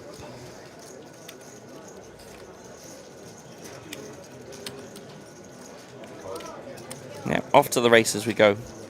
Classic 3-2 suited against Queen Jack off. Oni has been smashing those boards so far. But it's a very blank 10-7-7. Oni, however, does not look like the kind of guy to give up.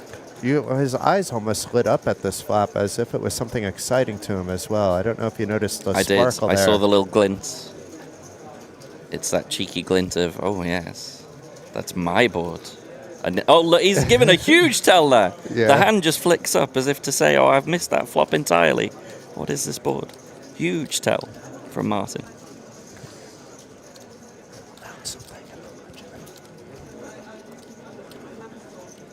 So we're going to have Wise Guy back after this hand, but while Martin is thinking, I want to let everybody know that you should go to the Poker Pro World YouTube channel now, also the No Filter YouTube channel now. That documentary that Monier has been talking about that was done by Poker News is now released. You can check it out over on YouTube. Monier's here playing as well, a little quieter than normal out of the the lights and cameras and just being an everyday poker player at this event. But, at the No Filter, he was the center of attention.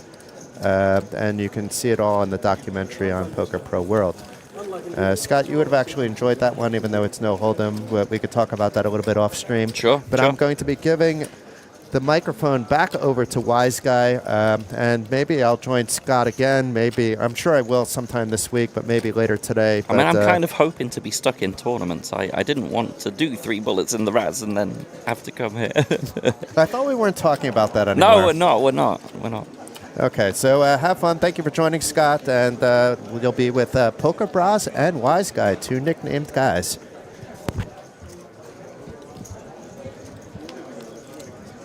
So we're going to welcome Wise Guy to the Oni show. Hello. I thought you were going to say Scott Kenyon show. No, the Oni show. Is because it? Oni is ruling this final table at the moment. And I left when we were just coming down to the final table, so he came in as a chip leader and Came then as he's a just chip leader. been running them over. Yeah. All right. And this is Oni, right? And beautiful jumper, as you can see. Ah, yeah, Sponsored the by Lidl. Lidl, which I'm sure as a Wow. Swedish person you can appreciate. Sure. But so they It's have their own- Scandinavian for value, so I hear. They have no, but Lidl is German, isn't it? Oh, is it German? Yeah, I think so, right? But they have a lot of shops in Sweden. But I thought the saying for Lidl is it's Scandinavian for value. What am I? Is that IKEA maybe? yeah, exactly. I think I'm And confusing they're things having here. the same colors as well, right? They do have the IKEA, same yeah. colors. I think that's They why. are Swedish. Yes. But so he's the sponsored pro by Lidl. And I wouldn't be shocked potentially to see a little 3-bet here. All right. Because right. he Fun to he have has that been kind of applying guy pressure on as the and table. where he can. Yeah, and he will. Yes, he doesn't disappoint. No, exactly. Love he this, didn't love this. promise too much. But I do have to say one thing. I'm kind of anti-sweating him because his team's doing rather well in the team competition. Okay. And should he win this event, that's going to be about 100 points, and that Yeah. would be very, very bad for my team. Because you're in the top 3, right? We're second at the moment. yeah. His team are 4th at the Okay, moment. okay, yeah. So I think this is worth around about 100 points for the win. Okay. It would be a lot of points anyway. Yeah, 'cause you're at 90 total Yeah, now, so we're right? on 83. 83, They're yeah. on 75. There's Oni on 22 at the moment. Yeah. But yeah, Oh, so this he will be a already has- lot of points. All The right. sick thing is no one's really hit a huge hold'em No, competition at the moment. So like everybody, there was no one in the team event for the 200 mini main. Yeah. Everyone missed the 350 Tallinn Cup. Okay. So okay. there's been no big points, but this could be Alright. some huge Yeah, points for yeah, Oni yeah. and his team. His team are called RPT, by the way, for anyone that wants to follow that on the OlyBet events site. You can Yeah. check out all the team competition, the current prize pool, the current standings. It's all there available. Oh, you have the price pool updated as Yeah, well? so they update Nice, it after nice. every tournament. It's dynamically updated Really as nice, well. Yeah, yeah. I touched with it with Rasmus when he was here earlier because he had a teammate that busted 11th. Yeah. So he was sweating for him, rooting for him during the first hour or so. But Well, Rasmus tried to get into my team, but it was I already heard full. he told it was the already story. full. Yeah. Yeah, but he said that he told you first that he couldn't commit to the full series, and then I need people that have to Of commit. course, yeah, of course, yeah. Because it's the only way you can win it. Yeah, you can't yeah, have people that are grinding, there for grinding. a weekend, then they go, then they come No, back for no, the weekend. You no. have to be grinding the whole thing. Yeah, for sure. I would have loved to have him. Oh. Hello. Ace. Hello. So see, Mindaugas has lost a bit. I think he was on a 3-point something. was, when yeah. When I was here last. And it'll be So- interesting to see if Oni has anything to Exactly. do his little Yeah. 3-bet clickings Yeah. with again. So we are now on the 50-100K level, yeah, for a bit more this time. Phew. Oni is safe again. Yeah. It's the Oni show. That's why it's the Oni show. Yeah, he just... Someone picks up aces, has nothing. Yeah. Every other hand. There was an interesting one where he raised under the gun with ace-7 off, and ace-jack folded behind as well. Like he's just been destroying the table at the moment. Seems like we might be going to a heads-up flop between the Lithuanians. Yep. Algirdas has been quite impressive so far. He's put in a couple of cheeky 3-bets. Yeah, he played well all day, actually. He was really impressive. Oh, look at this. Open-ended, right? Yes, and the aces. Backdoor flush for both as well, so this might be action. Yeah, should be betting around about a third to half pot on the flop. Yeah. Algirdas obviously is not going to be folding. Could choose the aggressive route with his up and down and Could check here, jam yeah. it. Sure. Very possible. Because, I mean, not many... These Lithuanians are so good at hold'em, though. I'm always Yeah. impressed when I see the Lithuanians. Yeah, I think we had around 25 coming into today. Was 6 or 7 Lithuanians. They're just so good. Yeah, absolutely. And yeah, I think both options fine here for Algirdas. Could flat, could jam. Yeah. Either way, it's a lot of raw equity. Sometimes you feel like you just want to take that pot down, other times. And obviously he's played with his opponent. Yeah, he does jam. Here we go. I don't blame him. No, you can't. I honestly prefer taking this route because 36%. I think the sucky thing is if you just flat on the flop and then you break the turn, you're just going to have to fold so much on the turn anyway. Yeah. So I kind of prefer this more aggressive option to make sure that, okay, at least I'm getting a run at, and maybe I have some fold equity with my jam. Apparently, since he's at least thinking about but it. Against But aces is not can't. folding. No, Aces he is not can't. folding. But, it's such a draw-heavy texture where any combo draw, let's say you got 10-7 of hearts, you're jamming. Yeah. No, he's more or less just waiting for the count. Yeah, he just wants to count, he wants to verify, but he's not folding. No. And yeah, I can't blame either player. He's in fairly good shape, 64% for Mindaugas. But Will we lose our first player on the final table? That's the question. Mindaugas with the aces. I would feel a bit sad if we lose Algirdas because up to now he's been entertaining, absolutely. he's been impressive. Yeah, I would say for the first 3 hours we had, he was on the table all the time. But he is a 3-1 underdog with his queen 10. Needs to hit to survive an 8 or a king only, or some runner on a 2 pair. One of each folded as well. Oh, Ooh, that does give him outs. some additional outs now. Any king, any queen, any 10. No, but not a jack. It's GG's for Algirdas. Shame. I do like the shove for what it's worth, though. I think it's a very, very nice option to take to make sure that you do get the full run out. And ace king's folding, ace queen's folding. You're getting a lot. You're getting a lot of hands. Absolutely. You're getting a lot of hands to fold. But also, you're doing badly against. Sad to see you go, Algirdas. Yeah. You impressed me for the short time that I saw you. So I'm sure we will see Algirdas again. 4,750 euros is what he will bring from this tournament. Yeah, Jason said he's been seen quite a few times on the TV tables here at the OlyBet event. So I'm sure we will see Algirdas again. In Vilnius as well, I think. Yeah. So 2 Lithuanians still in then, and 2 Swedes. Not too often you see 2 Swedes in this late stages here in Tallinn, actually. No? I mean, no, but we talked about that earlier, that the Swedes has really been coming in masses now, the last year or so. But Isn't the Swedish thing that you normally make new games up? You crush everyone for a few years at your new games. And then we overtake you, and then you make another new game. Yeah, exactly. Right? That's how it works, right? Yeah, so that's what I mean. In the Hold'em event and the PLO, there hasn't been much Swedes. In the mixer games, we had some, at least, absolutely. But I think it was Munir who said that last year's Kings of Tallinn, Sweden didn't win anything. And really? Finland won 14 tournaments. Wow. I mean, we do get a lot. That's just a numbers game. Absolutely. But I think still, half of the field but finish. you had like 2 Norwegian wins and 0 Swedes. Yeah. And a lot more Swedes here. So I do have to say, though, the Finns are an incredibly friendly bunch. I don't think I've met a single Finnish person that is not friendly, is not chatty. They're drinking, but they're good drunks. They're not like angry drunks. So they're a lovely bunch. And actually, Oni, I've already had some chats with. Okay. He's a very good teammate. So anytime his teammates are on the final table, he's there railing. I've been generally railing my teammates because they've been doing all right as well. Who are the others in his team then? Do we know anyone else in his team? Jason said they're all very good players. Okay. I'm not familiar with them personally, but he said that the lineup of their team was a strong team. Okay. It's Aleksi Heikkinen, Jussi Julkinen, and Miikka Toiras. No, the 2 first, I at least recognize the names. But okay. So apparently that's like a really good team. Yeah. And if he wins this, I mean, it's huge points. Yeah. Huge points for this event. It could be close to 100 points. The And leader what of the you get for winning the main event-ish? It's also sort of 100-ish. It's that big, yeah. It's basically...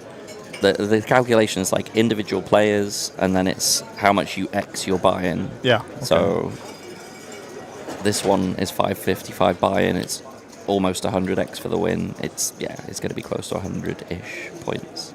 All right. Onni show is continuing. Raises with the ace-8 suited. And Martin can't really get involved here. He's got that sort of awkward middling stack where... Yeah. And those guys are just measuring beards also. Yeah, Martin and stroking and measuring each other's. Yes.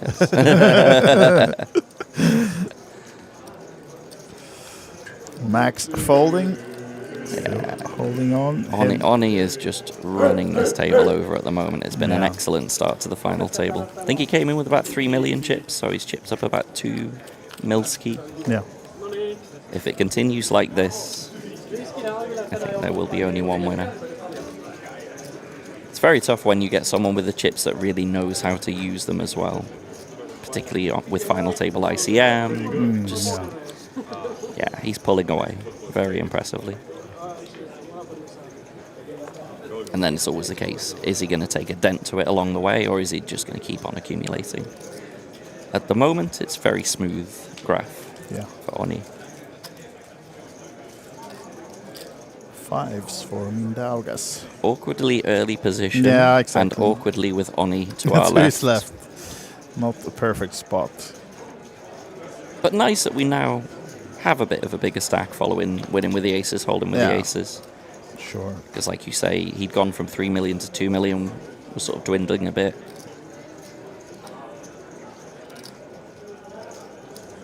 Does Oni have the slow down button? No, he does not.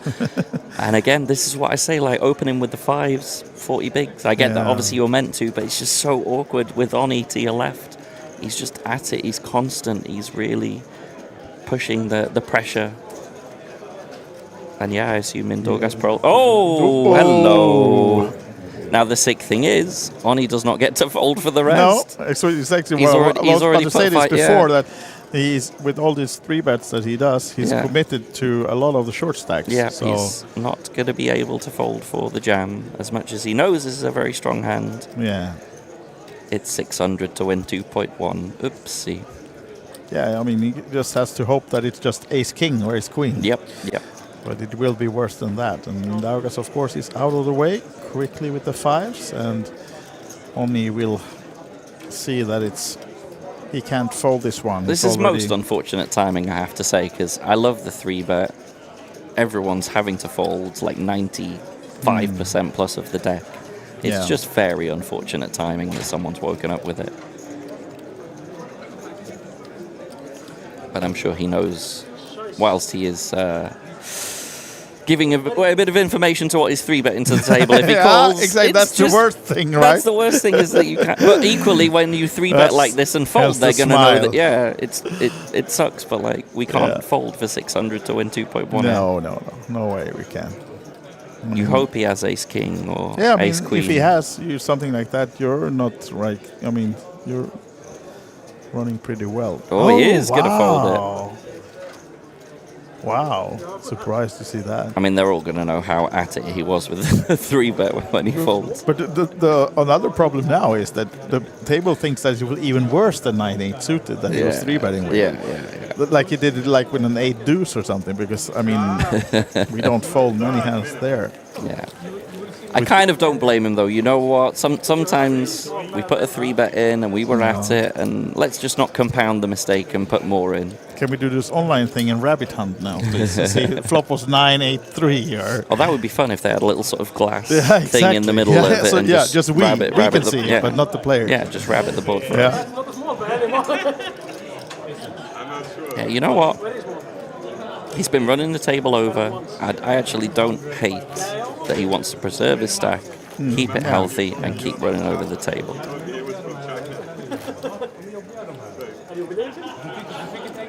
And as it happens, pot odds-wise, it was a good fold, because we see he was only 18%, committing 600 to win 2.1. He was actually not getting the right price as well. So how come, Scott? Normally you're playing everything. Is there no mixed games today? The only thing was Raz. I did 3 bullets in the Raz. It's a PKO. Didn't feel compelled to fire a 4th. Right. The only other thing today that I'll be playing is the Celebrity event, which starts at 6. But yeah, there's no other mixed game stuff aside from the 2K PLO. And I felt that was a bit too rich, given that I am bricking everything at the moment. Yeah, I get it. So, yeah. Oh, look at this now. Oni's back on the horse. Oni's back again. Oni's back. Tell a friend. And unfortunately, so far, no takers. But I don't think he wants a max taker. No, with his he aces, doesn't. With his aces not again. Not the decision again. But He would have liked the big blind to come along, but this is good. Raise and take it, back to normality, chipping up. Momentum back. Absolutely. Yeah, so there was a lot of celebrities in there. Do you recognize the Estonian celebrities? How are your skills? I mean, is Tile playing? Is Tile Vera playing? No, I think she's hosting. Because I heard she's back in the band. She is, and she's the hostess from today. So she's here all week hosting. I have to say that's fantastic to have Tile Vera back. She really is a bit of a treasure, a bit of Estonian treasure. And, very good personality. I actually have the list of celebrities. There are 17 of them. And 13 is from Estonia. Okay.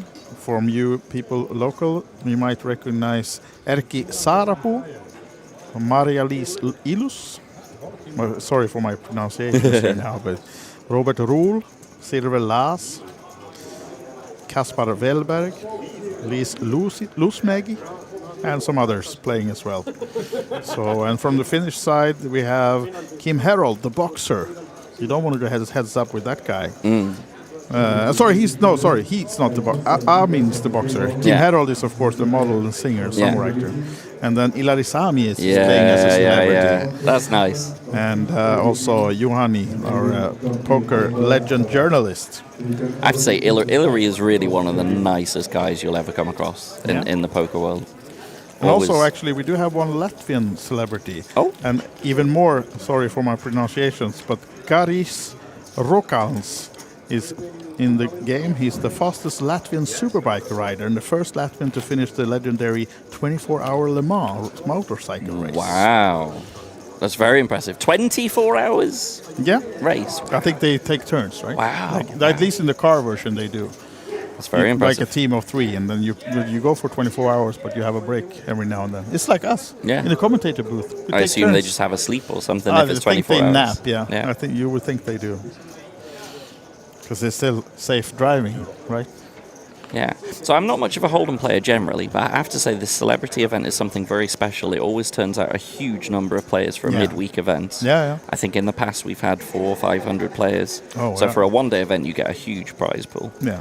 And some again, extra bounties in there, right? team points. Yes, extra bounties. Yeah, it's included in the team. Yeah, so they tend to have like a little goodie bag on all of the celebrities. Yeah. Last year, I think it was that you would get like a signed cap. I have a signed cap from former Miss Finland.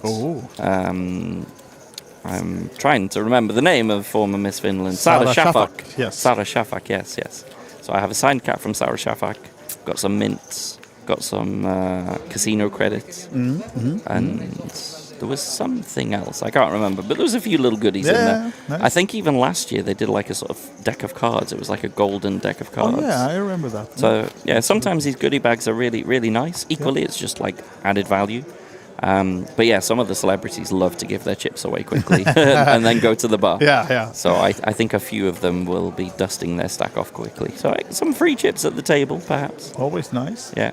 But yeah, it tends to draw a very big field of players. So even as a mixed games lover, I would recommend you come down tonight, play the celebrity event. Starts at 6 p.m. Yeah, starts in 15 minutes, but I think a few hours of late reg at least. Yeah, plenty of late reg. Or just come here to Celebrity Spot. Yeah. Try and get a boxer autograph. Get a right, what do you say? A right hook. Yeah, an uppercut straight to the chest. Max now, ace-10 suited. Of course, opening. He has been opening on the larger size. Most people have been going for just the standard 2x. Exactly. He's been going a bit 2.25 or even 2.5x. And he's walked into Mindaugas's ace-king suited. I do think, however, he will just be raise folding. He's not going to get too out of line here. Most likely not. Probably get a size like 550-ish for the 3-bet here. Yeah, or maybe 625. Maybe 625. I've been pretty good at predicting the sizes up until now, actually. I'm not so much of a Hold'em noob after all, but he is just going to raise. You played your fair share of Hold'em hands. I've played a decent amount of the game of Boo Hold'em to know it well enough. But the mini main. When was the last time you played a Hold'em? The mini main tilted me to bejesus because I played the first day. I satellited in for 20 euros. Okay. Played the day one, did really well, had a big stack. Day two, big stack got even bigger. I was doing so well, and then ended up soft bubbling at 5 from the money, and it meant that I missed 5 hours of the open face Chinese, my beloved. Yes. So honestly, it actually tilted. That was the worst. It That hurt the most. tilted the bejesus out of me to be stuck playing hold'em, not even cash, and then miss most of the Chinese. I was furious. So yeah. Someone up there wanted to pull your leg a bit. I did it for the team. The thing is, like, it was the only thing to play on the first day. And it's a huge amount of points, of course, in mini main. Which had something like 900 runners, did it? Just over 900, yeah. It was 25,000 for the winner. Would have been a lot of team points. Yeah. It's nice for a 200 euro. Amazing. And like I said, I was in for 20 euros. So even better. Even better. All right. So is there any more open face Chinese coming? There is one on the final day. There is a 200 OFC on the last day. Yeah. So at least I haven't full-on missed Chinese, but I'm just sad the 350 looked so juicy. If you compare it, I mean, let's say that one gets 100 runners. How much team points would you get for that open face Chinese if you win it? It'll still be good points. Yeah. It'll be decent points. But it's just, I love to play Chinese. It's not often that I get to play it, albeit the site that I represent actually will be adding it soon, so I'm happy that I'll get to play more Chinese. But at the moment, I don't get to play it so much. And it was such a good stroke. Excuse me. Ace King for Mindaugas. I'll take over as Scott swallowed the fly here. And let's see if he gets on the fly. Surely he will be racing with the Ace King suited and in the cutoff position. It was a great structure. Yeah. Started 500 points deep, super deep stack. Okay. So I was just sad to miss it, but it's fine. Yeah. It's fine. So 225 from Mindaugas. He'll happy take a 3-bet this time. I think Oni will as well. I think Oni will. Mr. Lidl. And he knows Mindaugas is opening a lot, so this is some trouble for Oni again. It shouldn't be too much trouble. But he will lose 500, He'll lose a 600. bit. Yeah. He'll lose a bit. He'll have to give up 600 well-earned K. The thing I like with his aggression is it's been very controlled aggression. It's also quite awkward for Mindaugas because this is first and second on chips, out of position. Yeah, but of course. I assume you don't want to be 4-betting and get shoved on here. No, that you would don't. be terrible for Mindaugas because they are the two biggest stacks. And I mean, even though he's actually only going to flat. Interesting. I mean, again, I think this is sort of Yeah. first and second chips in play. He just doesn't want some disaster to happen here. But one spade. Oh. Clean flop. Clean flop for Mindaugas. Are we going for the check raise now, maybe? And now still he's sitting there thinking, don't let this guy have jacks now. Don't let this be this day of my life that I get busted in 8th in a 10 million pot. Oni will continue, for sure. For sure. But then I think he's going to start waving the white flag. I don't expect him to just keep barreling. Would have been interesting if he had at least the ace of diamonds for some backdoor outs, but no. Just More fun if he has Queen 10. Even more fun. Queen 10 of diamonds. Diamonds. Queen 10 of diamonds. Then we're having some real fun. So we'll have one person having 80% of the chips with 7 left. But he just comes for the call. Yeah. Wow, interesting way of going at this. He just doesn't want to bloat the pot. He's out of position against the chip leader. There's just no need to create a massive situation. At least a gut shot for Oni. Oni does pick up equity. Doesn't have a diamond, unfortunately. Again, ace of diamonds here with, say, ace 4 would be very interesting. Yeah. But I expect him to slow down here. And if this is a 3, it's just sick. Oh, this could be quite sick, however. Wow, 4 diamonds, though. Of all the bluff rivers, that is a very, very interesting river. Yeah, I mean, Mindaugas just hates that one. Oni does have a bit of showdown value with the ace, but I don't think he really expects the ace to be winning here. No. So if he wants to win this pot, he's going to have to put a quite hefty bet in on the river, at least half pots. Oni is certainly the type of player that may do it.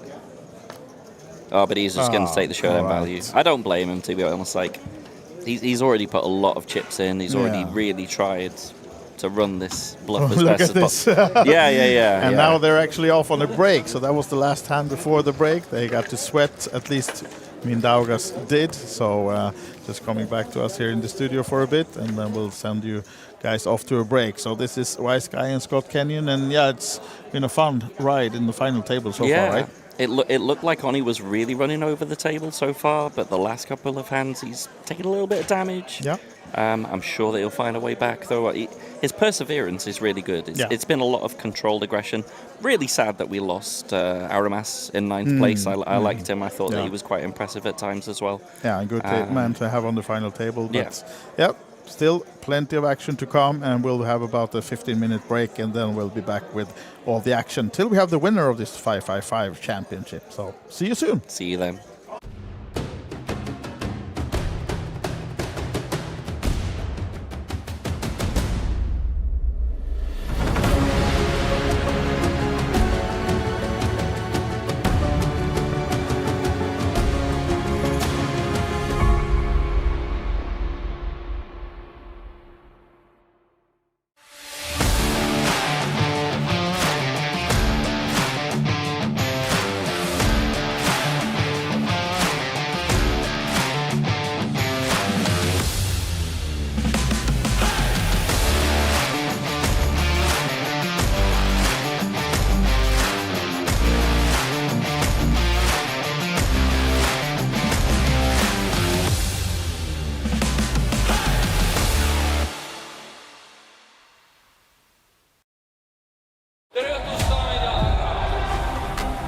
täna me avame Baltimaade kõige suuremat isekotikeskust.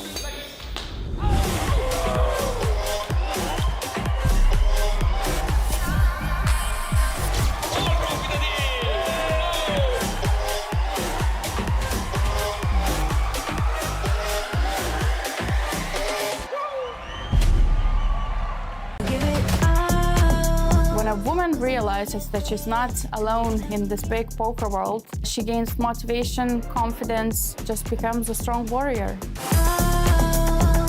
A lot of people think that in women-only poker tournaments, the skill level is not the same. But a lot of people keep on forgetting that anybody can beat anybody. Women play poker a little bit differently than men. They are more sticky players, but I have never seen a female poker player flipping over the poker table because of the bad beat.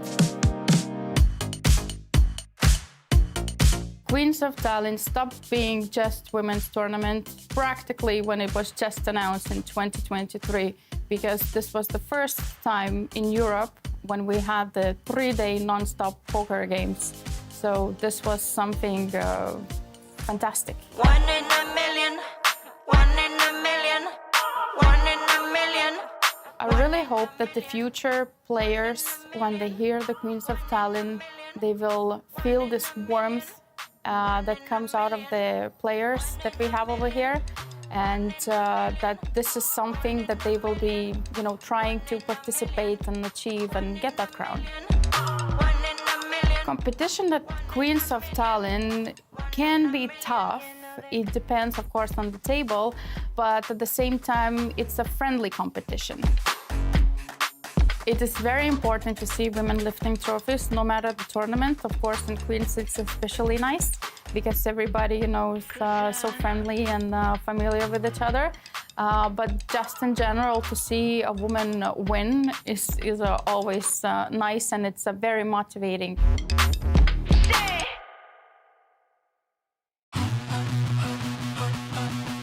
I'm very, very happy that we're coming back to Estonia, back to Olympic Casino. We will do 2 stops here in Tallinn, one in the summer and one in the autumn. And then we will have a stop each weekend in Vilnius and in Riga. So I'm very, very excited coming back home.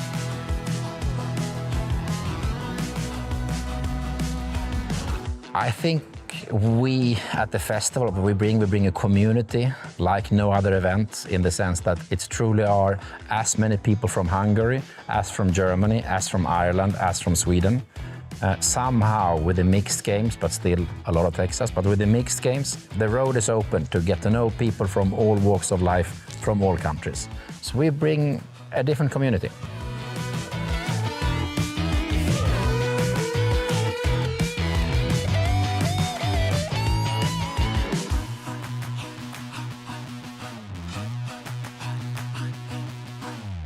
Where else will I get the chance to truly be myself? I hear somebody call the World Series of Poker a poker festival. So I'm like, you know what? This is going to be my Burning Man this year. But where's the music? Okay, I got to bring the music. I'm a maniac on the floor. I just randomly wander into a corner of New York, rap, freestyle, get 1 million views, feel that energy coursing through me. Fly out to Vegas. I go out and buy a cowboy hat. I step into character. Then I'm that guy. Right, good afternoon, guys. Welcome back to the No Filter series here in Tallinn at the OlyBet Casino in Hilton Park. Wow, what a week. I'm with a very special guest. I know we spoke to him early on. Duncan Blake, welcome. How are you, sir? Nice to catch up. I am right as rain. It is good to be seeing you. It's good to be seeing you all here. And it's an honor to sit with you, Glenn. Come on. Thank you very much. I want to find out who the real Duncan Blake is. He's serenading for the call. My name is Duncan Blake. I'm 26 days old. Duncan Bradford Horst was a being who had 39 good years, died in the middle of France after a castle fell on his head, and Duncan Blake came here with 2 hats. White hat is for loving people. I'm a maniac. Black hat is for taking everybody's chips. We're gonna do it because it's about energy. Excuse my French. Estonia. You've come out to Estonia. It's your first trip here. What do you think of Tallinn? I mean, this is the real Wild West now, right? Tallinn, Estonia, beautiful people. Respect from America. Crushed it. Beautiful women, beautiful men. I love the old town. So I surf out of here. I walk straight through the park. I go to an old town place. I eat a deer. I absorb its energy. I come back. I hunt. Need you more than ever, and if you love me, hold me tight, and you push them in forever. Poker brings you around the world to do it. Yeah. Poker brings you around the world to meet people, meet men, meet women you would never meet otherwise. Play ball! Let's go! No. I mean, I watched you on the WSOP singing to people at the tables and stuff, and the next thing I know, I meet you in Estonia. So how does it go from there to here? What actually ends up happening, I hear somebody call the World Series of Poker a poker festival. So I'm like, you know what? This is going to be my Burning Man this year. But where's the music? Okay, I got to bring the music. Winner takes it all, the loser standing small. I wear an American flag suit, and at exactly midnight on July 4th, I sing, God bless America. It gets like 1 million views on the WSOP, right? Mike Murphy, tournament director, is in it. All the tournament directors know me, love me now. And then 2 dudes are like, yo, are you playing the main event? I was gonna fly home on the 6th. I was like, no. They're like, no, you have to play. The energy's amazing. I'm like, I'm not planning on it, guys. My clothes stink. They smell like a dog rolled in something dead. They're like, all right, we will roll you. All I wanted was to break your walls. So that's how I got to the main event. Then day 2, I'm singing at the table. Munir hears me on the table, hears the people are paying me to sing songs. He pays me $20 for Hotel California, which is his favorite song for obvious reasons. We stay friends. He's like, come drinking with me tonight. I'm like, that's a terrible idea. All right, let's do it. So, you know, I meet that guy and he's like, you know, we have this no filter poker tour. I think you would be perfect for it, Duncan. Come on, let's go. Let's do this thing. I will dub you Duncan Blake, citizen of Sweden. I fly in last minute, feel this, get to see Sweden, get to see Estonia. Get surrounded by 7 Finnish people at the final table of the legends and get absolutely sniper rifled by their snow team. Finland is for me. Okay, good luck, Duncan. Tommy with the snap call. For Duncan, it's not to be, unfortunately. Good luck, Finland. Run it up, take it down. You got my chips, that's worth a lot. If you don't win it, I'll be disappointed, sonny boy. How did that feel? Because you did really well at Legends as well. So you've turned up here, not only singing to everyone, entertaining everyone all week, this is just, I know you're pulling the energy from everyone else in, but exhausting. But you actually made the Legends final table as well, which was great fun. How did that feel to make, knowing like people like Mizrachi's here, Scotty's here, Helpy's here? I mean, it feels phenomenal to actually have the results to back it up, to play with some of the best here, to get to know the world, to get to know the players, to get to share my unique brand of love and fire to everybody who's here. It makes me a bigger person. It makes me a better voice. No filter. The jam is, it's about love. Poker is the best form of therapy for men. If you can get it, I'm in. We're in. Tallinn. It's been great to get to know the real Duncan Blake. My honor, Glenn. You absolutely bring it. You're here for the long haul, and you're here for the right reasons. All the best, man. Safe flight home. Guys, Duncan Blake, I need not say anymore.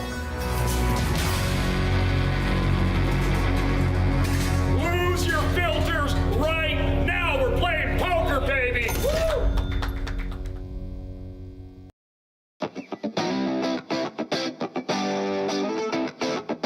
So why would you come to Estonia to play poker? Well, it's the epicenter of Nordic poker. It's the only casino of this size where you can have players from not only the Nordics, but actually all of Europe nowadays playing games of different choices, not only Texas. A good component of any tournament series out there is, of course, a great community. Prize pool doesn't matter. 90% of us will lose money. So we need to have a good time when we're at location. Yeah, there's a special community always here in when you come to play Olympic Casino tournaments in Tallinn. I have formed many friendships with poker. I think Kings of Tallinn is a lot of fun, nice challenge for everybody because the level of play is nowadays quite high. High quality of service, dealers, organization. Of course, the marketing and also communication between the players. A lot of Finnish players come, a lot of Swedish players come, and a lot of local players come and they have fun. So it's a bit more relaxed here than in most other poker stops. It means a lot to be a Kings of Tallinn main event winner. You get your name to the stairs here, and you're appreciated in many ways when you're the main event winner here, and you get invited to special events, so it's a very nice thing. It's a great pastime activity, it's a great hobby. You use your brain, you meet people from all walks of life. You can travel a fair bit, and wherever you go, most people knows the rules, so you meet people in different cultures, different settings, but they play all the same game, and we all love the game. That's why poker.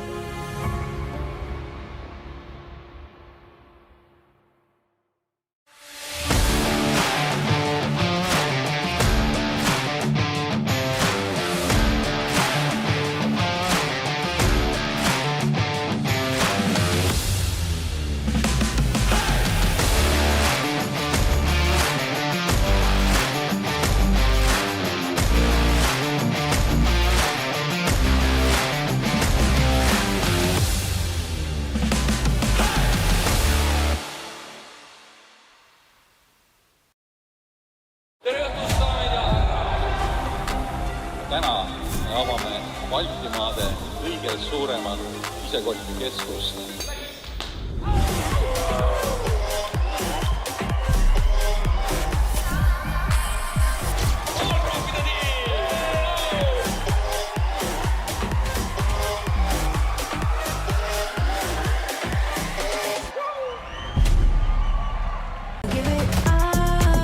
When a woman realizes that she's not alone in this big poker world, she gains motivation, confidence, just becomes a strong warrior.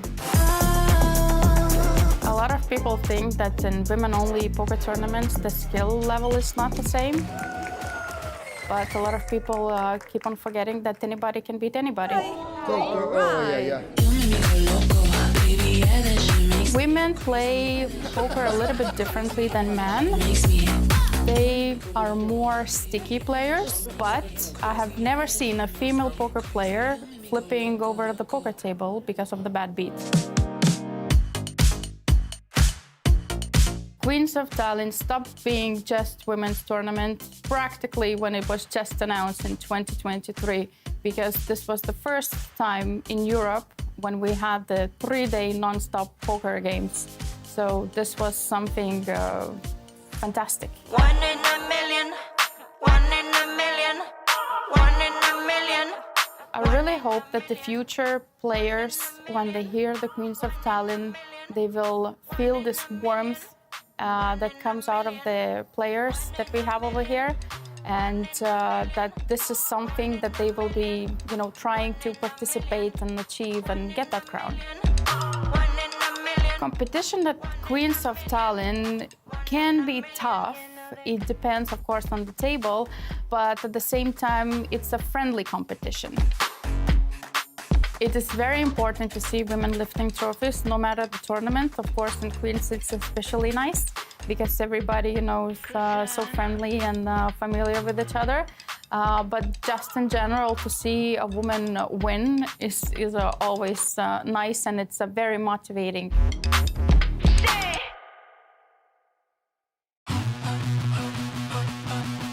I'm very, very happy that we're coming back to Estonia, back to Olympic Casino. We will do 2 stops here in Tallinn, one in the summer and one in the autumn. And then we will have a stop each weekend in Vilnius and in Riga. So I'm very, very excited coming back home.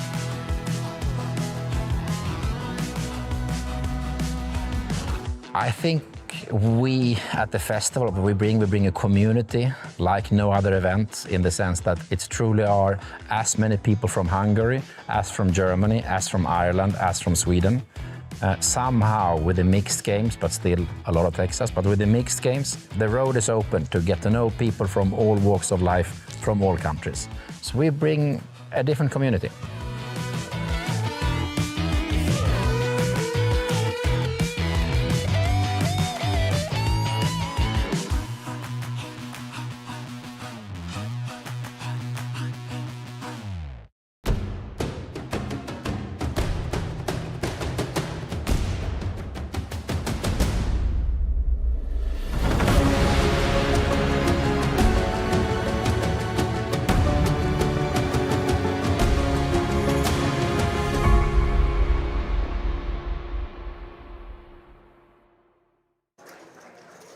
Welcome back. This is Jason Glatzer, and I'm here with none other than Rasmus Lundström. Unfortunately, that means that Rasmus's last tournament didn't go as planned, but fortunate for you guys, that means that you get Rasmus for at least a couple of hours. The plan is that I will be here for about 30 minutes or so, and then Andreas will come back and lead you the rest of the way. But we are covering the 555 championship event. Rasmus, how are you doing? What's going on today? Well, I'm doing quite well. I just played a tournament that didn't really go that well, but no hard feelings. And later I'll probably be jumping into the celebrity event that we can hear them announcing our dear celebrities here about just now. Yeah, I think there's 18 celebrities, maybe more. I think there's also bounties on the host. So each of those celebrities will be placed at different tables. And on top of the prize pool that's going to be generated from, hundreds and hundreds and hundreds of people, it'll probably be a 6-figure prize pool is my guess, from a 200 buy-in. The celebrities all have bounties, it could be like a gold deck of cards, it could be something else as well. I don't know what the biggest prize is, but it's probably all like merch related and fun stuff. Yeah, I spoke about earlier when I did my first stint here that I'm big on tokens myself, so I can't speak for everyone, but I think it's great, the bounties. It's always a fun addition, and the celebrity event is usually a fan favorite, so I do expect we'll see a 6-figure prize pool. Good. And you probably recognize some of the celebrities. They're mostly from Estonia, but there's 4 from Finland. Actually, the 4 Finnish celebrities I all know, so I probably know more of the celebrities than you do on the Finnish side. I do think that's the case, yes. And we can hear Glenn Brown in the background. He is making some announcements also about who the celebrities are to Olivera before. But we have an action-packed table ready for you, and I think the action is going to happen right away, being that the stack sizes are pretty thin, as you can see here. There's 4 players with 12 or less big blinds out of the 8 remaining. Andreas is on pure life support. And Emil can't wait around for Andreas to blind out per se. It needs to do something as well. But meanwhile, on the top, we have Mindaugas, who took over the chip leader from break to break over Ani, who had a pretty decent lead, but the two collided in one smaller spot when I was off the stream, and that led to a chip lead change as well. Yeah, I mean, actually, I know Ani a little bit. I haven't played with him so much, but I've chatted with him a lot in the passing days, and we were even out to dinner here one day with a bunch of friends together. So he's a good lad, and I'll be.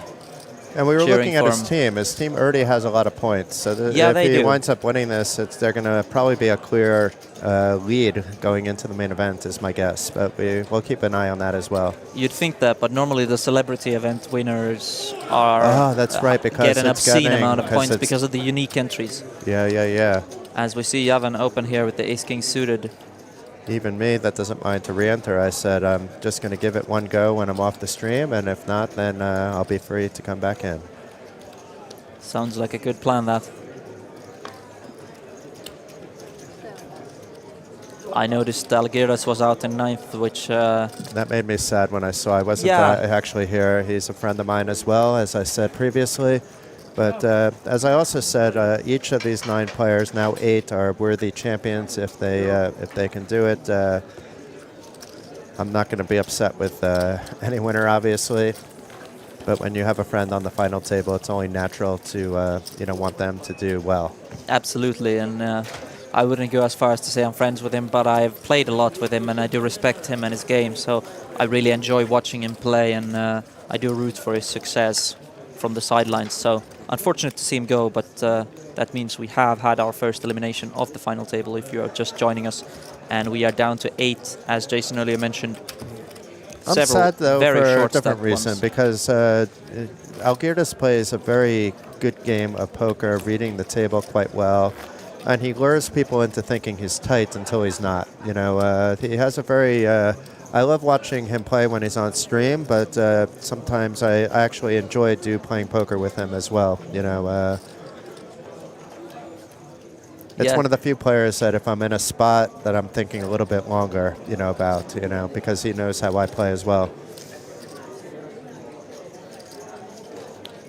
There is something enjoyable about having to make difficult decisions in poker. I like it. I like having to think. That's why I so much enjoyed the open-faced Chinese. I guess the subtle agony of it is part of the poker. It is a mind game after all. Yeah.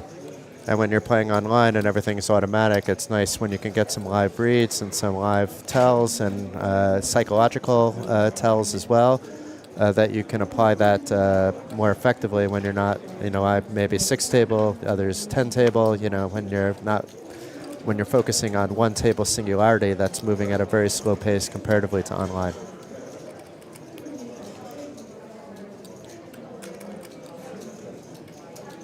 Like, to me, even a 30-second time clock seems like forever. I wouldn't mind if they had time banks on every table at every moment, because it would be an advantage to me in general terms. But back to the action, a min raise by Ani, who would be raising quite wide in general, even after losing some chips. I don't feel like Max is the kind of guy who defends this king 5 offsuit. He does feel like the guy who very much avoids putting himself in this uncomfortable post-flop spot where he's virtually guaranteed to face some pressure. You've read that quite well, actually. I did miss the last 45 minutes while I was doing stuff with the celebrity event a little bit, but. In general terms, Max was folding pretty much every big blind. Some very defendable spots. But as I said, sometimes it's better to fold, even if it's not optimal in a vacuum, because if your post-flop ability is hampered too much by what's on the line at the table, the amount of money at the table, sometimes the safer play is actually just to fold it, just about everything. If you're afraid about playing post-flop, if you're going to be pushed off every hand, even if you flop, middle pair, and if you don't know how to play middle pair and against a certain player, just fold it. Yeah, I can now reveal that Alexander Latikas, who was 12th today, who I earlier mentioned that is a good friend of mine, I spoke to him briefly and gave him some advice on this tournament, and we spoke about difficult spots. And I said that if something gets far too uncomfortable, it is often better to avoid putting yourself in that position rather than putting yourself in that position and risking making a big error. Because avoiding a position is usually a small error, but it's manageable, while the big errors are the ones that really cost you. He, however, does not struggle with being comfortable, being uncomfortable. I know him, and he's certainly willing to battle. Who I think he is online. He's an online beast as well, if it is who I think it is.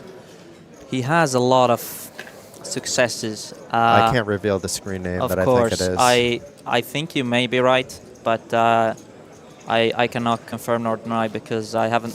While I know kind of what he plays, I don't know what he's called or who he really is. I just have a general idea of the games he plays and how he does, but without going into too much detail. As Emil now. It's a clear shove spot. Yeah, and he takes it immediately. From what I remember earlier, his shoves were most often these kind of decisions, and rather his call-offs were these agonizing positions where he actually made a very tight laydown with, I think it was pocket sixes. Yeah. In the big blind when he facing got a small open. blind shove. Yeah, he got open jammed on in the small blind, and in that case the small blind had the absolute nuts, and it was still a flip. Yeah. But even so, like in a vacuum, folding sixes there is a horror. But he has opted for this more conservative style, which now has landed him 8th place here. So I think he's going to be very happy with this record. But hold on a second. Why is Mindaugas thinking so hard unless it's on another player? Okay. No, it is on Mindaugas. I think it's just that he never expects to be in decent shape. You have to call any two at that stage. You absolutely do. But sometimes people take that extra couple seconds to let it sink in. I can't speak for Mindaugas much because I haven't seen him play yet, but this might be the case. He's a solid player. Ben. But let's see. It's actually a race with the ace-10 against the king-jack. As you can see, it's 50-50, probably because of some eliminated cards. But technically, in a vacuum, Emil is slightly ahead of the king-jack, a 60-40 more or less. Especially with the one club in Mindaugas' hand, it's good because he doesn't have that option. While it does kill some of Emil's outs to the flush, it also avoids one of the two flushes that Mindaugas can make. A 10 out of the window, but not necessarily the card he wanted to connect with an 8 and a 7, because it opens up a 9 as an out, but the 8 of clubs on the turn is safe. And it's the 9 of hearts on the river. Oh no, it's the straight for Mindaugas, and it's Emil out in 8th place on a bit of a cooler for 5,850 euros. It was more or less a flip getting it in, but it was a cooler. If he had more chips there, he would have had the fold equity. We saw Mindaugas think. Meanwhile, the final 7 players all got a ladder, 7,200 locked up. And Emil seems a little shell-shocked, but now is smiling and should be very happy about, not happy at the moment, but when he looks back at this later, 8th place out of more than 600 entries, very tough field, especially the final 24. A lot of very difficult players to navigate against, something to be proud about. Yeah, I know for a fact that it can take up to like 3 weeks to truly get in touch how you feel about a score, because in the immediacy, even if you're happy with how you played, unless you won, you're usually feeling at least some level of disappointment. But Emil, he fought well, and that 10 in the end being that double-edged sword, because it allowed that gut shot to come in there, and it's ultimately his death. And Mindaugas opting to fold his queen-jack off from, I believe, under the gun, and probably good that he did. Ani with the king-queen suited, definitely a 3-bet candidate. But instead he will open for a min-raise. While I understand that you don't want to get shoved down when you open, you're also going to get a ton of credit with the under the gun open and blocking a lot of reshoves like queens, jacks, ace queen, and even ace jack from certain short stacks. I feel like you can open the queen jack on this stack size. Yeah, especially as chip leader or second in chips. You're not really, your 3-bet, you get away from it. And if you're not, you can rep your whole range of hands. Yeah, and Ani isn't going to get us creative in these early versus early position battles because there's so many hands that can wake up behind. Meanwhile, later, if you're cut off against button, it allows Ani to do all kinds of maneuvers, as we saw earlier with the ace-4. I don't think I've ever seen Ani play on stream before. I mean, I've definitely seen him around at events. It's not somebody I've had a conversation with before, but he's been quite impressive from what I've seen. I did miss the hand where he lost some chips, presumably to Mindaugas. But, you know, I have watched him play a lot of hands, and it's a very solid tag game with, you know, a mix of, you know, some random hands once in a while. Yeah, I think he's exactly the kind of player I expect from a decently strong Finnish guy who really has the capabilities to play in these games. He certainly seems strong enough to hold his own, and in this case, even perhaps shine stronger than anyone else. It helps that he has the stack to aid it, but like he seems very unafraid and understands the intricacies of the game. This hand would have been an all-in situation if either player was shorter on chips. So it's. I'm not so sure actually. I think if there's a big blind with 14 bigs or 13 bigs, even 12 bigs, they don't shove sevens over the under the gun open. In late position against That's late also position, true, yeah, this yeah. would happen. But because Oni opened under the gun, I think the sevens. If it was the would other way elect to go around, though, into the a ace call. queen was in the big blind, it would be. But you're right. Indeed. As Oni does get a good flop here. And he's happy actually probably to get the fold. You know, Yeah. you don't necessarily want to see a turn. Not just because the turn might be a spade, just because you might actually be drawing to 4 outs as well. So you feel you can breathe a little bit of a sigh of relief. Of course, if he knew his opponent had pocket sevens with no spade, he would have loved to have a call. Yeah, and I mean... but look at Andreas stick around. He laddered up once. Not much really Emil could do there. We both agreed, you know, you get a hand as strong as ace-10 suited. You need to do something with the sub-10 big blind stack. You can't be completely blinding off, but maybe that's Andreas' plan, to see if another player will go out before he finds a spot to get his crumbs in the middle. Interestingly, these other players with the shorter stacks like Max should be extremely tight until Andreas busts, because they are so incentivized to see him drop out with his virtually dead stack. So in your head, does that make an ace-10 suited a candidate to fold when you have no fold equity, you know, facing an open? I understand the question, but I don't think so, because of the fact that Emil was the second shortest stack. However, if he's 10 bigs, I think folding it is fine. But there was a gap, a decent gap between the players. That's true. But also, like, the thing is, if Andreas doubles, he would have far more than Emil had. Meanwhile, if Andreas doubles, he's going to have much less than someone like Max. As we do see a limp come in here from the Queen 7 off, and Oni electing to just take the flop. Good 11 million chips between the two of them now. Yeah, good to not be overly aggressive. I think it's 18 million in play, so with 11 million just between the two, it's that's what I mean, that it's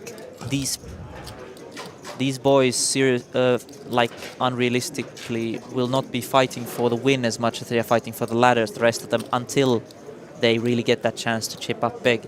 So that makes Emil's decision actually quite interesting with that ace-10, assuming he has virtually no fold equity. I think I would still elect to go, generally speaking, but if he folds, like, that's one of the times when being tight actually isn't a problem. On the flip side, if he did double there, that would have been excellent for him, and he would right now have to be very tight, but he would be virtually securing 1 or even 2 pay jumps, assuming no massive cooler. Yeah. So there is value, of course, in the shove, because the times you do win, your expected value goes up massively. So a lot probably depends on plugging all the numbers into like an ICM calculator based on how steep the pay jumps are, might actually dictate some of this. I would say so, but another thing is what is the perceived range that he's opening? Even if we assume he has no folds, what is the perceived range? Because that's going to tell you what is your equity. And if your equity is too even against the range, then the small advantage in equity is not worth the risk of busting. But if your equity is good enough, then it's worth the risk of busting, because on average you will make enough chips for it to be worth it. As Onni, wow. Hello. And these players aren't that deep, but this is a hand where you could actually induce. There's all three plays are on the table here. If he power jams, then he's certainly saying he would power jam a bad hand as well. Just put that maximum payout pressure, which is extremely valid because of the 3 big blind stack that will be in the big blind next. But he chooses to go for this inducing open it wouldn't have mattered anyway in this particular case with the 9-3, but in general terms, if he has something like pocket fives, maybe it is inducing something, but it might be just inducing a fold rather than a shove, actually. You know, where if it's a limp, you can actually get that shove and call, which is your point exactly. Yeah, and it's good to see him put some of these strong hands into the inducing range, because I assume there is a ton of hands that he would just want to open bluff here. Virtually, like, I don't think he should fold a single hand with Andreas going into the big blind next, because the big blind, this German fella, he's going to be so handcuffed by the ICM. And though I don't recall his name, maybe you can help me a little bit there. Martin Zobel. Martin. He's sometimes showing up under an Estonian flag too, so he's a local player, even though he's originally from Germany. Yeah, I've played with him actually in the Czech Republic in the summer. A couple of times I met him. And he might have had an Estonian flag there, depending on which ID he gave. I frankly don't recall, but I'm not sure I saw him at a TV table either. I believe we just played some cash. And Mindaugas now, his turn for a nice pair. There's one less than the 10s that we saw by Ani, but 9s will do the trick from the cutoff. And now is this cutoff versus button dynamic I was talking about before. I'd love to see what Ani has here. And there it is. I'd love to see these two players just collide, just because I always root for mayhem. But ace-5 suited would be potentially a 3-bet. Ace-5 off I think he could will. be also a 3-bet, but less likely. I think he will 3-bet because he saw Mindaugas just flat before with ace-king, which means that even when Mindaugas has it, he's not going to come over the top. So he actually gets good realization on these hands, and that makes a 3-bet extremely tempting. So let's see what he does with the 9s, assuming nobody else wakes up with anything. Martin Zobel finds a quick fold. What did he have? We will never know. And Andres, but he only has 275, so he needs to get in. But this caps everything off and makes Ani's 3-bet look very suspicious, especially if he thinks he knows what Andres had, because there's a dead pot.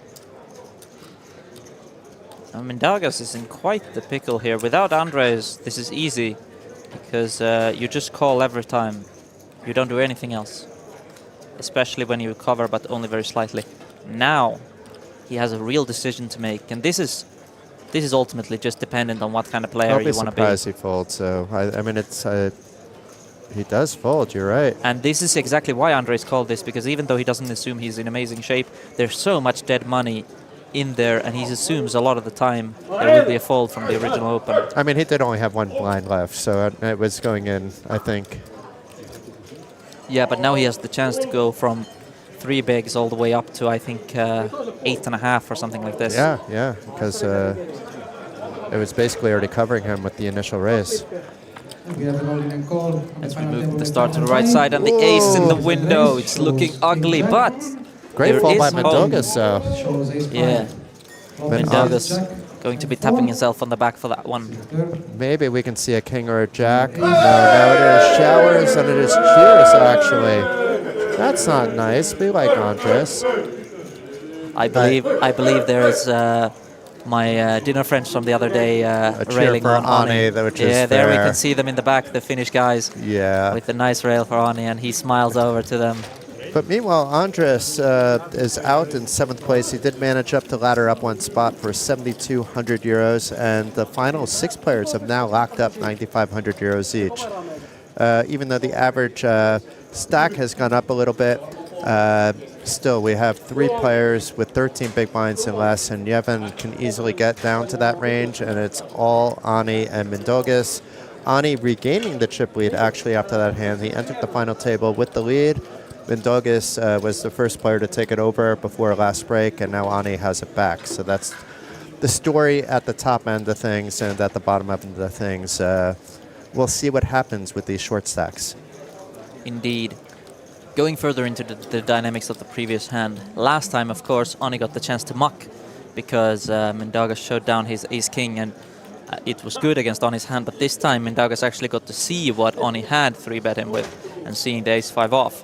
I'm not sure if there was, I believe it was just before the break, the previous one, so there was not enough time to see it on the stream for the players while they were on the break, because the delay had not caught up to real time. But this time he got to see that Oni is willing to bluff him with those kinds of hands, which makes you wonder if there will be 4-betting from Mindaugas if he finds himself in that spot again. I've been on TV tables myself many times, but I think only once or twice for tournaments. It's all been for cash games. And the one thing I felt I failed to do in a tournament was have a friend watch the stream. That was before the money, and it's not a big deal.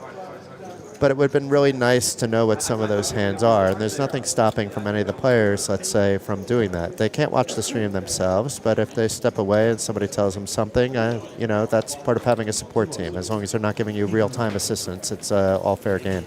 Yeah, and I mean, you are allowed to watch the stream with the delay as anyone else. Not while you're playing, though. No, not while you're playing, but on the breaks, I'm pretty sure you are allowed to... Yeah, you can fast forward it. Yeah, you can fast forward all the way up to half an hour, which is what I was speaking of, that if any hands occurs in the last half hour before the break, you will not be able to see it. You will not know. Yeah. But a friend can see it, and it's if they think that it's, if you tell them, hey, on the break, watch out for that hand and let me know what he had, you can... It's easy to pass that information along one way or the other. And there's nothing against the rules in doing that, to be fair, either. It's different than someone sitting on the rail with charts and solvers, and that's not allowed. Yeah, good fall from Jeven here, recognizing the ICM implications. Or, well, I don't know. Now that Andres has busted, you could be opening that ace-3 suited. It depends on how much pressure you expect to be facing from the two big stacks right next to you. But Jeven currently conserving his chip stack, making sure that he doesn't bust early and gets a couple of the ladders before he starts really getting involved. I think Ane just open jammed his chip leading stack, so it may go like this. It's all short stacks after him, so why not? This is extremely reasonable. In fact, this is something you will see a lot, particularly in online play, because the larger stacks actually need to be extremely strong to be incentivized to call off. It's not enough to get over that 50% line. But it was all 3 short stacks. Yes, but Max had 1.6 million, which is still a lot of chips comparatively. True. Yeah, comparatively to the other two. He, on that bit, virtually you're really just jamming against the smaller stacks, because the bigger stacks are not going to call you off unless they have really, really strong hands. Yeah, like jacks are better, pretty much, or ace-king, ace-queen suited. Potentially. Yeah, and it really turns all of the other players against one another, because they all want to fold in hopes that someone else collides with them. So, ironically, they make even more folds just because he jams. Yes. It opens the possibility for that immediate bust. But he also seems to be a pretty strong post-flop player against, especially against scared money. Not, that's just a term that doesn't mean you're a bad player. It means that actually, in this case, you're being a smart player, recognizing the pay jumps that are in play.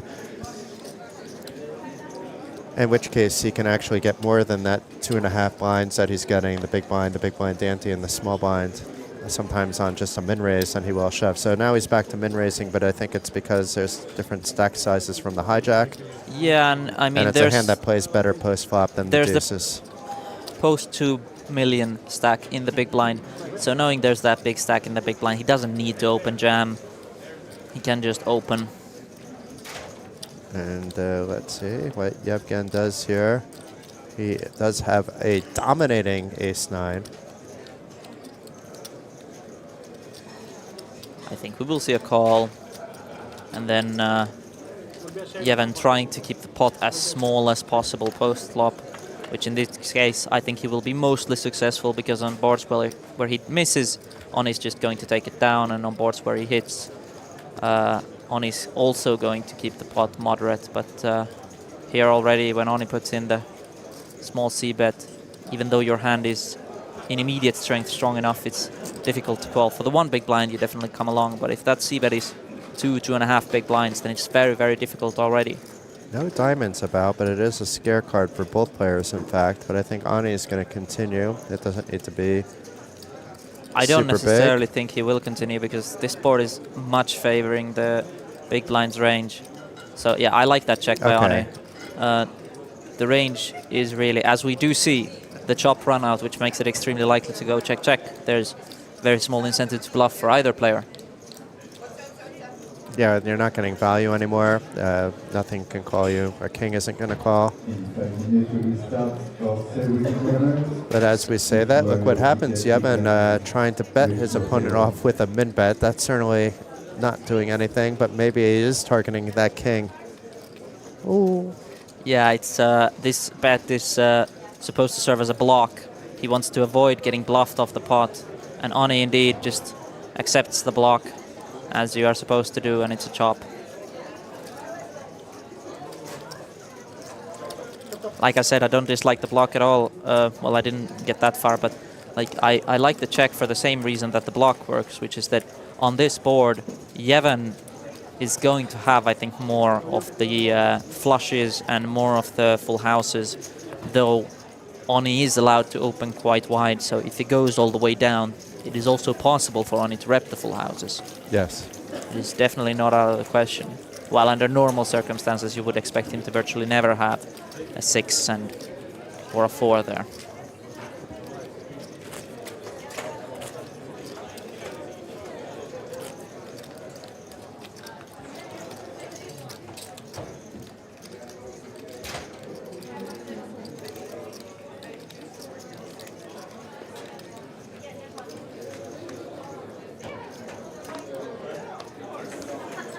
Quite a nice sweater on he's rocking, don't you think? Yeah, I like it. The nice little sweater. I don't know if it's like a special edition that you actually buy at Little or he just found it, but I always like this retro-looking stuff for sure. It's very colorful. Adds a little spirit into the game as Thomas peels a hand. I assume we will see hit the middle. Yeah, it's one move and one move only. To his credit, he still has fold equity. Yeah, I mean, I think this is okay. Yevgen has to fold, and let's see. Oh, no. Okay, so it could be a good Sabata, but right now it's going to likely be Lithuanian on Lithuanian crime. It is indeed. And Mindaugas is, I mean, Thomas's opening range isn't just suited aces. It should be a bit wider. Oh, hi there, Ani. As Ani making sure that even while he's isn't in the hand, he's still in the spotlight. He's getting some TV time there. Yeah. But I think he was talking to a friend on the rail, as we saw there had a lot of people on the rails, and you never know which cameras are live. There's about, I don't know how many, but at least 4 of them going. There are a lot of them, yes. Kind of learn to ignore them, but that means that sometimes you ignore them so much you don't realize you're standing right in the face of them, as is the case. Mindaugas thinking much longer than I would expect him to here. This jam is going to be very wide and it's going to connect a lot of hands. The two of these guys have played hands together, though, too, that maybe his range is actually suited aces, but I really don't, yeah, I'm with you. I don't see why this is taking so long. I mean, if he peels Queen 10 or Queen Jack suited on the button, King Jack, even King Jack off, King Jack suited, King 10 suited, I think that's 100% going in, and when those hands are there, you just have to call every time, especially getting such a good price. He was getting almost 3-1. So let's see if Thomas can double up here. Ace-6 against King-Queen. Last time it was an ace against a King-Queen. It was no bueno, resulting in, I believe, Andres going out. He had King-Jack, though. Ooh, nice flop for ace-6 suited. Yeah, a diamond for the check good. mark. About as good as you can ask for here. 81% favorite now to hold. And really just 5 outs he has to fade here. Oh, wow. No! Wow. The king of spades crushing the hopes and dreams of Thomas, but he should be quite proud of his 6th place run. Top 1%er, we can call him, for 9,500 euros. And now the top 5 players have all locked up a 5-figure score of at least 12,700 euros. And the pay jumps are getting serious, Rasmus. We have 4th place, 16,800.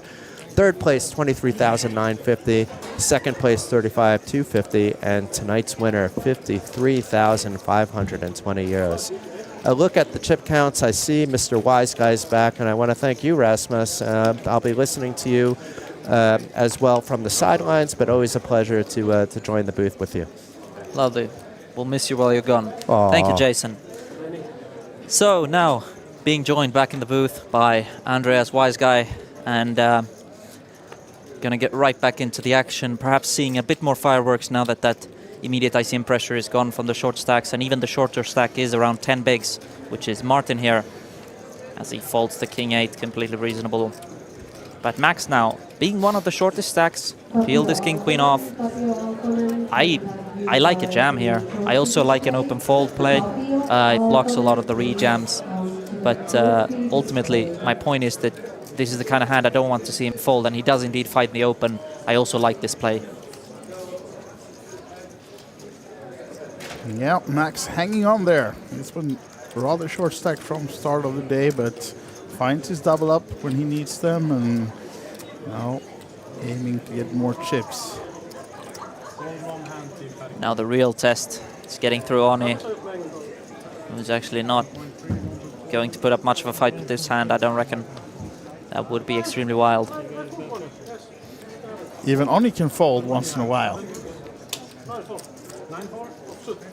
in the big blind. And yeah, down to final 5 now then. I believe also, even though he mucked the hand face down, Oni did say that he had 9-4. So whether or not the players believe him, that's up to them. But he did reveal what his hand was. Yeah. Perhaps wanted to do it this time to kind of give that image of this was an exception. Don't just come at me. Like I will still play back at you. One time only, unfolding the big blind 5-handed. Yeah. Only for you, my friend. Only for you. Yeah, and I think we have a dealer change and off to the next hand shortly. So, Rasmus, are you planning to play the celebrity event later on? I do think so, yeah. It's a great event, and it's the amount of players it draws on such a small buy-in just makes it very tempting. Yeah. I can assume. And yeah, I haven't seen the numbers quite yet for it. We can check how many is in there now, but it's a long late leg, of course, so be plenty of re-entries I also in that one, I think. As Max now is under the gun with the suited 5 deuce. Let's see.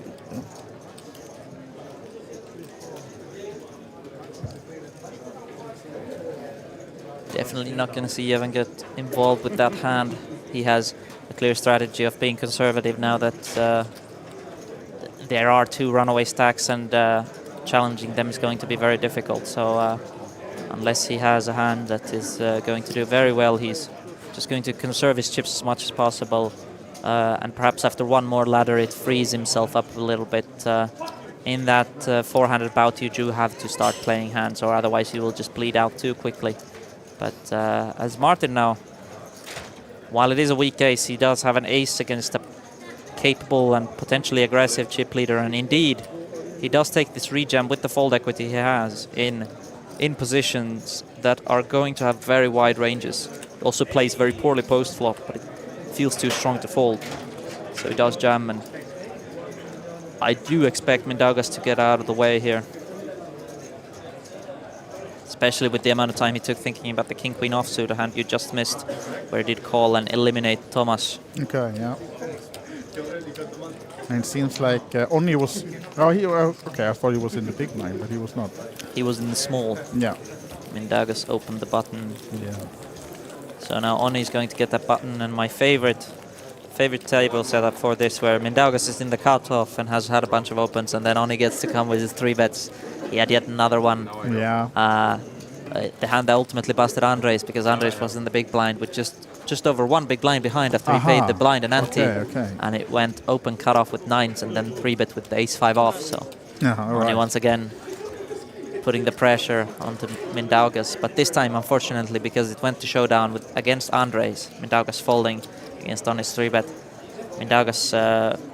Andres cold called with king-jack off, and that meant that the ace-5 off had to be shown. So Mindaugas does now know that Oni is 3-betting him with some more speculative holding as Evan.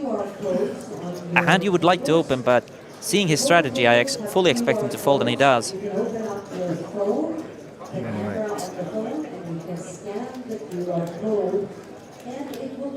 Seems like good timing. I think we would have had a flat here from behind from Mindaugas. I don't think he would have 3-bet this holding. No. But okay, Oni is now sporting the bar menu QR code as well. You can order through him. And does he pay as well then? I don't know. Take the bill, pick up the bill. You can order from home, I guess, if you are fast enough and scan it while you see it on the screen. Then You can send him a little hello and exactly. order whatever you like. Question is whether we'll get it delivered or not. We can't promise you anything. Yeah, we can't promise that, but give it a shot, see how it goes. Yeah, for sure. Certainly, maybe Joni is picking up the bar tab with this nice cash that he's getting here, and yeah, exactly. Max Hits actually decided to defend here, and he hasn't been defending a lot, so apparently he feels that 500, sorry, now has to kind of defend these holdings, and this is exactly the kind of situation Max has been avoiding. Now comes the difficult part, to play these speculative holdings post-flop. I feel like he folded much stronger holdings than this in the big blind before. Yeah. And he was also deeper, so it's very interesting to see him flicking the call with the 10 deuce. Maybe it's his favorite hand or a tribute to Doyle. Could be any of the above, really. Now, they are not quite deep enough to do this, but bottom pair is a pair that you will see check raised some amount of the time as a bluff. And he does indeed do just that against the one big blind. While I did say they were not deep enough, the one big blind is one of the few sizes that allows this small click back, and Mindaugas now with the real decision. The problem is that if he doesn't jam, look at this. Goes the easy way out, then this is going to be a quick Max. fold. Yeah.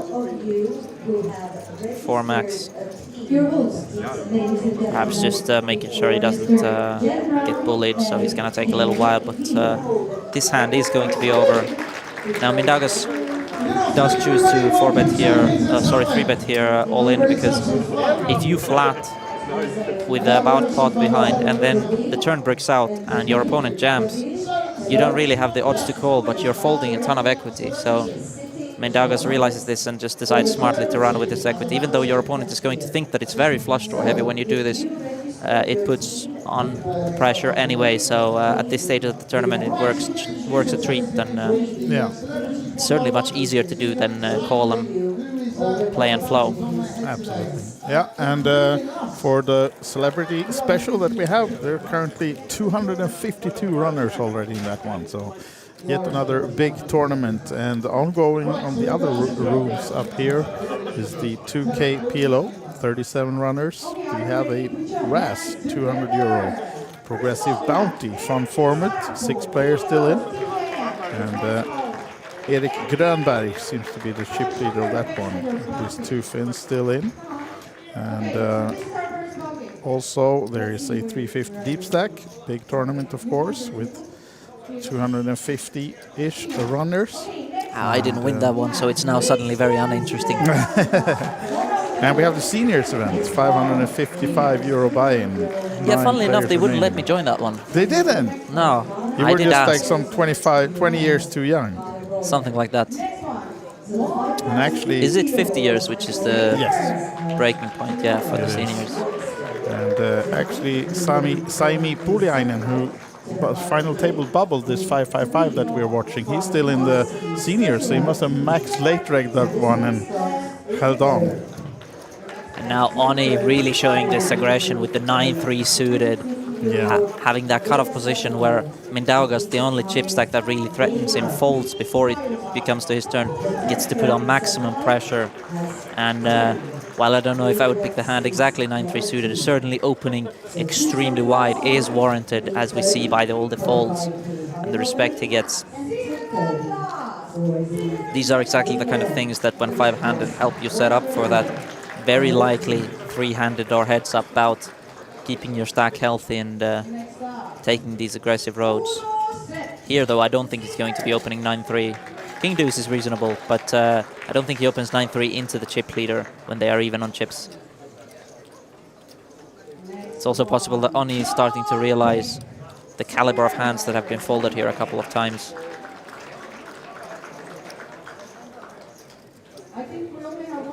Yevhen, I've been in the booth about an hour, and I don't think he's VPIP'd yet, so of course he hasn't had any premiums, but he has had a couple of potential opened small suited ace, queen 9 suited, these kind of hands, and he's choosing to conserve his stack to make sure he does well against the shorties. And when the shorties are hoping for busts and the middling stack is conservative, that really only leaves Mindaugas to fight Oni. And we can see from the background clock that this will be the final hand of this level. Lines are going up to 75-150 the next hand. That is very bad news for Martin. Yeah. Who not only is...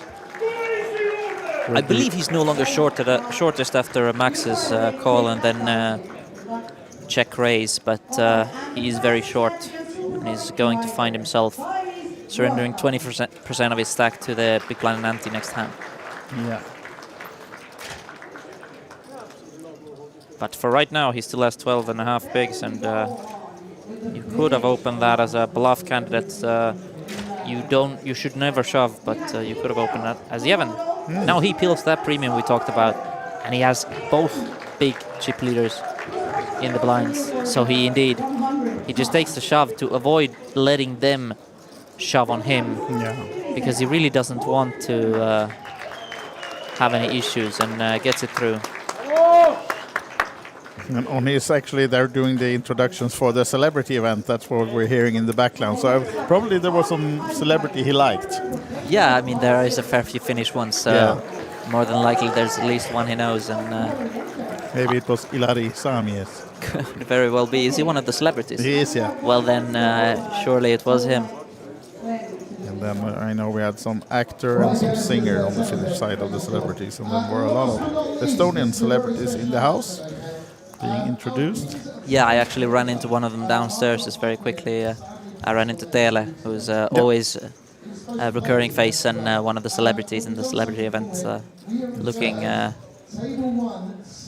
looking very glittery and glowing. It was as always, right? As always, yeah. She does pull off the glamour very well. Yeah, must be a huge wardrobe back home. Oh yeah, that's true. I haven't really thought about that. as I do expect Oni to jam with this kind of hand here. Even with Martin being shortest, there's another short stack, and I think Oni has realized the amount of folds he's getting. So indeed, he does jam. Just one half decent card is enough. Oh wow! Dream spot. Yes, thank you, says Martin. Took him some time. Yeah, and I very much like this jam by Oni. Of course, this time it doesn't work out at all. But so many times it will. With what we've seen from the players, I think it's a great jam from Oni. Yeah, and 6% equity. We're not hoping for any bad beats now. We don't want to see 2 threes on this flop. Be happy to let Martin double up, and it looks very good on the flop, and he's already has the check mark on the turn. Indeed, running aces would have chopped it actually in a hilarious fashion, but yeah, we've seen a few of those almost, but this did not happen. Of course, we had that earlier runner full house against the flop set in the big flip. Yeah, with I believe it was Latikas and the Finnish guy. Yeah, you weren't here when Alexander busted. He came 11th, right? Your teammate. He came 12th, but he busted on one of the outer tables, I believe. If I'm he did. Mistaking. He did. So yeah, he did text my team chat while I was at lunch, and I was informed that he did bust, which was unfortunate. Yeah, of course. Just. What about, will he get any extra points for finishing 11th, or is it just the final table that gets? I mean, you do get more points just for being in the money. Okay, you do. For being in the money, any in the money position, you get some extra points. Yeah. But the relevant points really come from the final tables. Oh, okay. So, but I do believe he got more than me, because I did cash this, but I was 30 something. So I do believe he got little. It's just it grows quite exponentially here. Yeah. Okay. But it's nice to have him on the board now. We just have one teammate who hasn't yet cashed. No pressure, James. Hope you're watching. Yeah, absolutely. Go out there and cash. Is he playing anything right now then? I actually believe he will be in the celebrity event if he's already. So go get him. Yeah, go get him. Yeah, so 5 players remaining in this one. And if you're tuning in on the OlyBet Poker, you have the payouts pinned in the chat. But if you're watching this through any other channel platform, the 5th place finisher will get 12,700 euros. 4th place is 16,800. 23,950 for 3rd. 35,250 2nd place, and up top 53,520 and premium for Max. Annoying spot for Oni, I think. Actually, I don't know about this one. We saw him fold one of these earlier. Yeah, I think folding is fine. I understand the call, but I think folding is just narrowly better. It's close though. I am happy to see Oni maintain his aggression Even after he took a hit, he decided to open this. And if there weren't these really strong hands to battle back, I think he would get this through a lot of the time. So I think this is a very profitable play. Even Oni doesn't expect to get folds, especially from Max against pocket with his pocket tens. So this isn't the scenario he was looking for. What do you think? What do you call, Andreas? 6.15 to 2.1. Yeah, I would call this one. And hope I'm up against pocket fives. Yeah, that's the thing. There is probably enough of the hands that you're doing half decent against. The real question is if Oni also loses this one, then suddenly he is in a spot while he will still be second in chips. Exactly. He's in danger of becoming one of the short stacks. Ooh, interesting. Bottom set versus open-ended here now. And the percentages stayed exactly the same as they were pre-flop. Yeah. Oh, there's the queen, but it does just destroy things for Oni because now it's either a chop or a loss, and that's the 3 of diamonds. Does not help. And full double up for Max. Up to just above 2 millions now. Nice stack again. Max. Although the blinds are up, but still at least some 15 big blinds or a bit less in front of him. Yeah, Max really liking getting the tens again. He got them a bit earlier, and that time I think he only got the blinds, but this time he gets a bit more.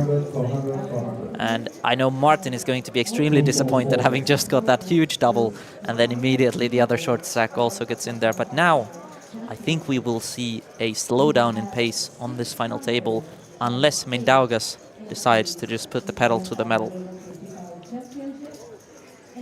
The shorter stacks are not as short anymore. The level just went up.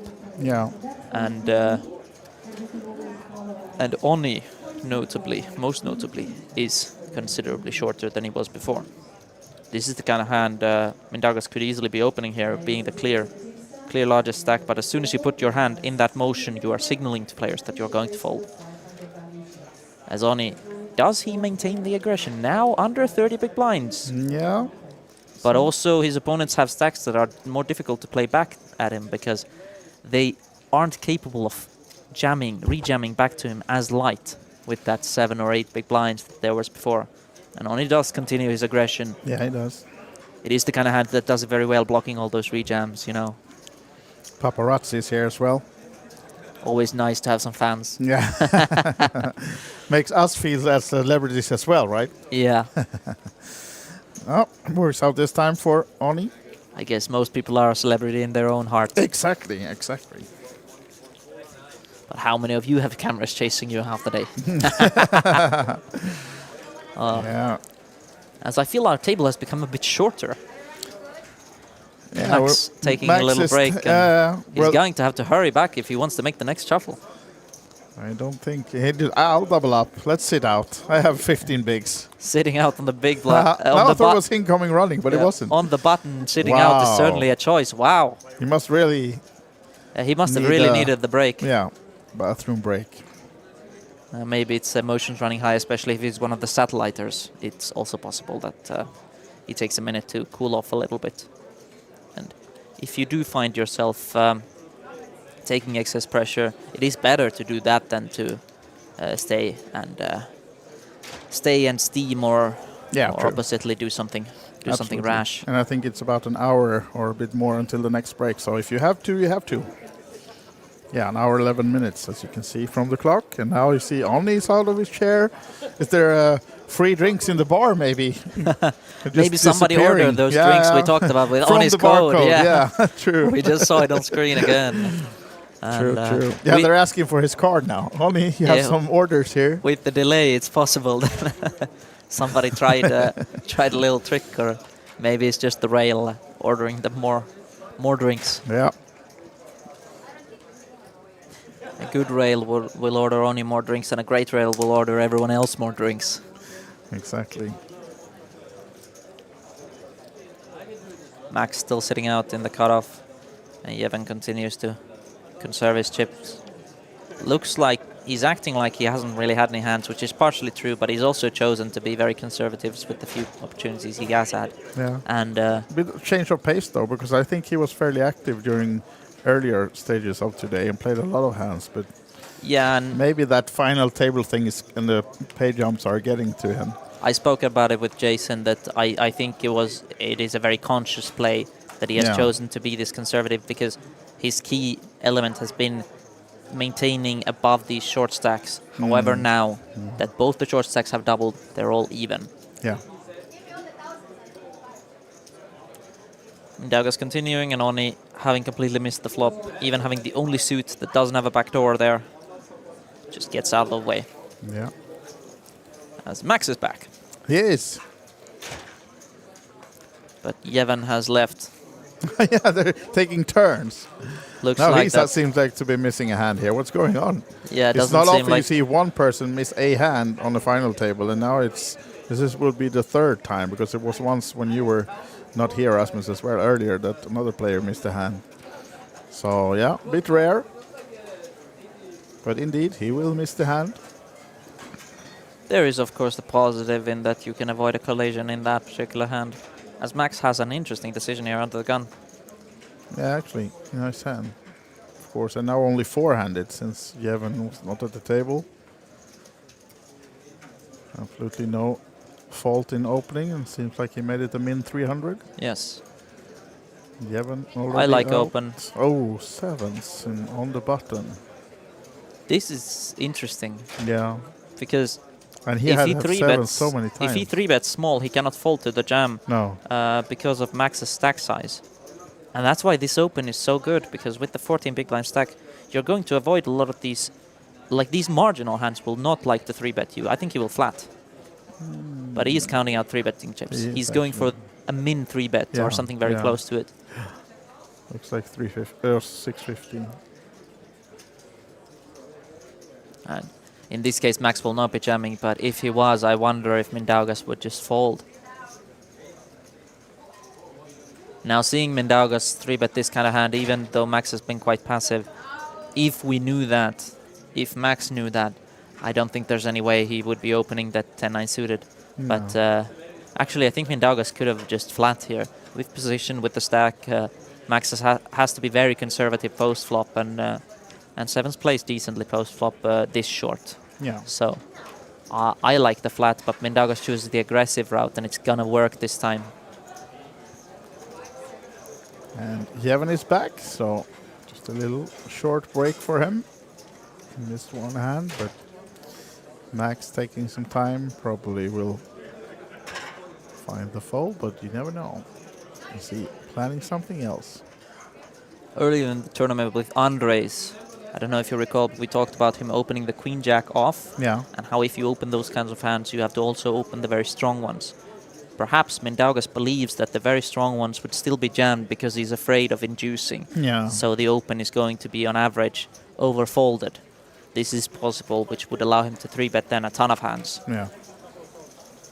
But regardless of what the thought process is, the 3-bet works, and Mindaugas is going to be very happy racking in those chips, extending his lead up front. Absolutely. Patience does seem to be the virtue in this table for the remaining players, because the aggressive one, Oni, has been set back quite a bit because of his aggression, running into it a couple times, and the patient ones, in turn, have been rewarded with big pairs and big holds. Yeah. As Mindaugas as well, being the more patient of the two big stacks, just being patient has allowed him to retain that lead and now solidify it through solo, as we do have a misdeal. One of the rare ones. One of the rare ones, but they happen even to the best in the business.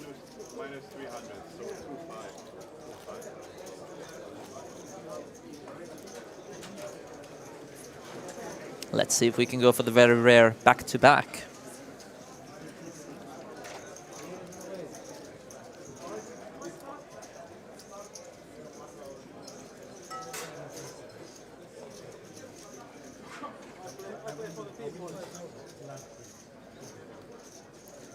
Mindaugas finds a very nice hand.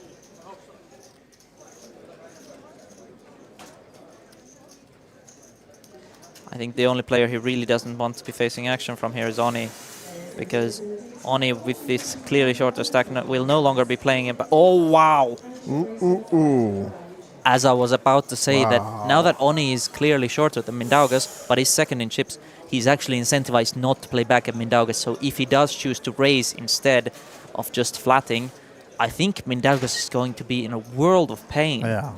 Because it's the only player he does not want to play back at him. And it is, again, these cut-off against button situations. But surely, Mindaugas is going to be thinking, surely, he's going to understand that he's shorter now. Yeah. But even so, he can easily talk himself into a big mistake here. Absolutely. I mean, it's five-handed also. I mean, ace-queen is a strong hand, but... Yeah, and you even block most of the really strong hands, including the queens that you're up against. And though Oni will be calling if there is a jam here, I don't think Oni is going to be thrilled if he does see a jam. No, it's not, but if there is a jam, we're going to have a massive, massive pot on our hands. You can feel the tension. You know, normally it would be not easy, but it would be, you could absolutely find the fold. But, I mean, the way Oni has been going at it, of course he had a bigger stack then, but, I mean, Mindaugas might be thinking that this guy is not slowing down. He's doing this with many hands as he has been. And here we go. Ooh. He's going to 4-bet non-all-in, I think. And Oni is going to jam, and Mindaugas is going to be in a horrible then spot. He's really in trouble. Wow. Here he comes, and Oni knows. He knows what time it is. He's just getting Definitely. himself prepared. He's not going anywhere. Wow, and what a hand for the tournament. I mean, this is half of the chips in play, right? It is indeed. These two players Not have, more. between them two, have over half of the chips in Yeah, play, and this yeah. spot would be for about exactly half the chips in play. Exactly. If Mindaugas wins, he's going to be running over the entire table with 2/3 of the chips. That still that would requires be him to sick. call, of course. If he thinks only jams aces and kings, not ace-king and not queens or these kinds of hands, then he could even fold after this 4-bet, but I don't see it happening. Do you? I don't, but I have some feeling of about that spot. It's going to happen, but I doubt I it. certainly But I mean, don't think Mindaugas snaps. I ace-queen think he's off, going to be... He knows he's in a world of pain. So. Yeah. I think Mindaugas is going to hate seeing this jam here.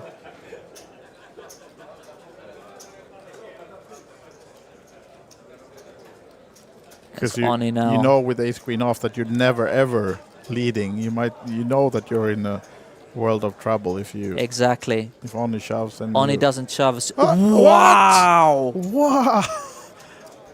Oh, I was not expecting that. Ooch. Especially having showed down the ace-5 off and whatnot, that's a crazy fold to make. If you are going to make that fold, I think you should always just flat pre-flop.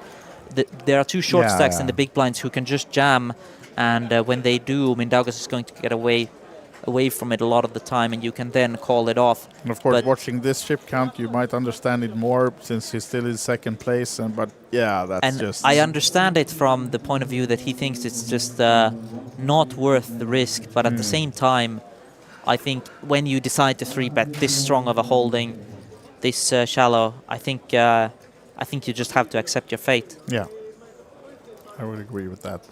But all credit to Mindaugas now getting rewarded for that image he has. He hasn't really been trying to push the envelope with these kinds of hands. And another thing that might be affecting on his decision, he doesn't realize how different it is from the stack sizes. He saw Mindaugas flat the ace-king suited before. True. To a 3-bet, so he's thinking, Yeah, what yeah. will he 4-bet yeah, here? exactly. Yeah. I actually Putting- think the other way around, that when you see him flat the ace-king 3-bet, you're going to think that he doesn't have enough value, and there's an overabundance of bluffs here. Yeah. But that's just me.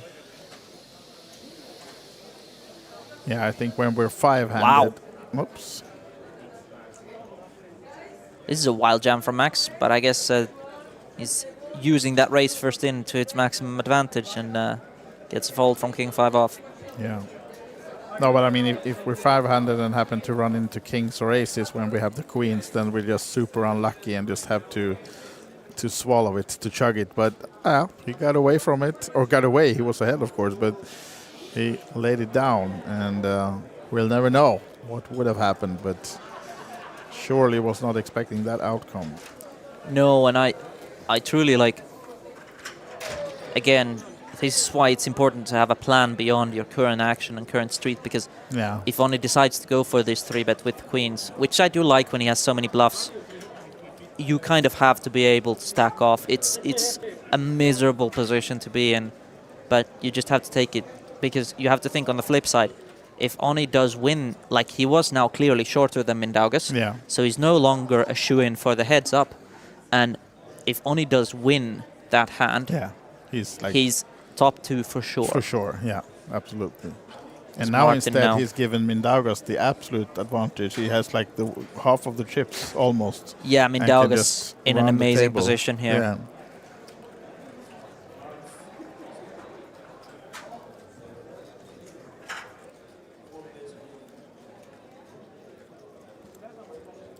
Yeah, and now Martin has raised on Mindaugas big blind, and he uses a small chunk of all his chips to call in the big blind, and with queen 9 off, needing some help, not getting there. Martin also bricks though, so we'll see if he can keep the momentum, keep the pressure with the rather small stack he has.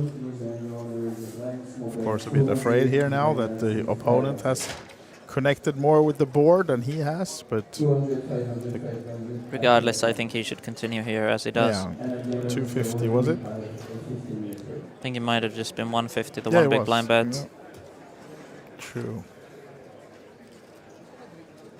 Backdoor flush possible for Mindaugas, straights as well, but lays it down. Giving Martin the credit, and he's now up to 2.9, so almost second in chips now, I think.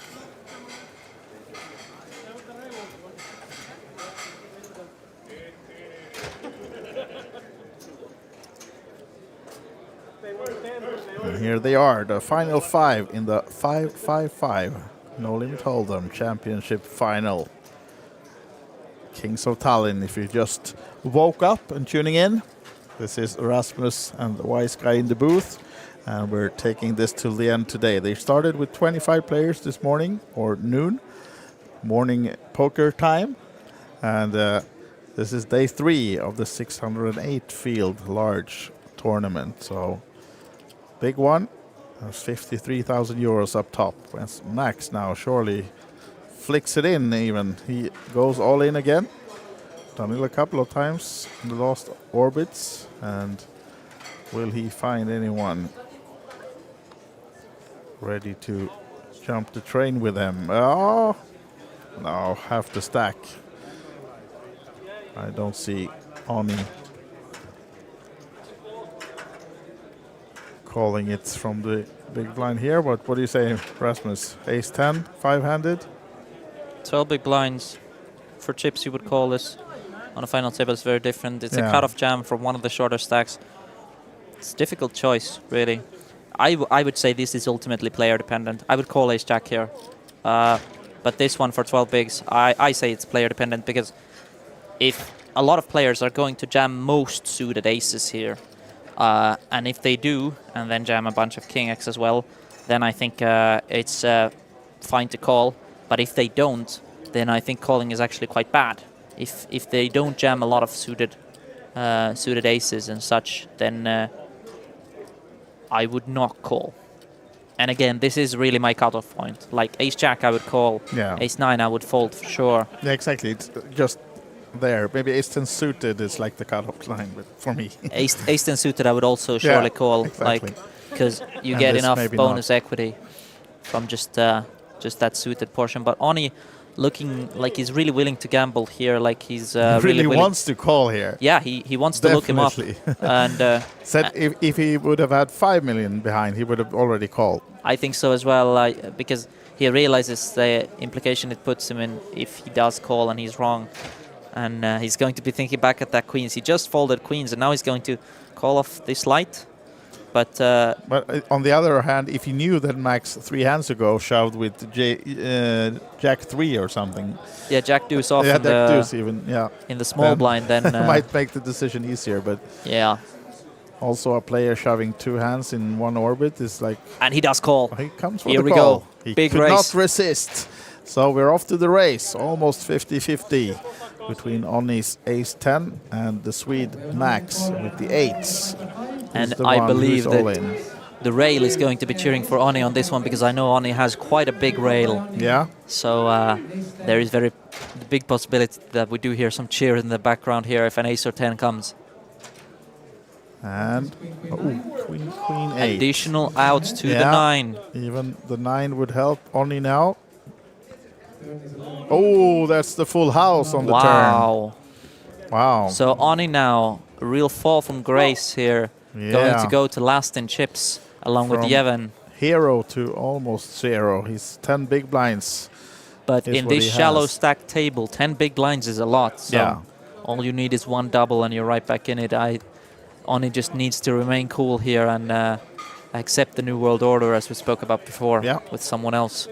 That's how it is. And Max now, I think he's in the best spot he's been all tournament, at least on day 3. He started as a short stack and been nursing that all throughout the day. Had some double ups, of course, to survive, but now 3.7 million, second in chips. Surely the best position, at least, he's been in all day.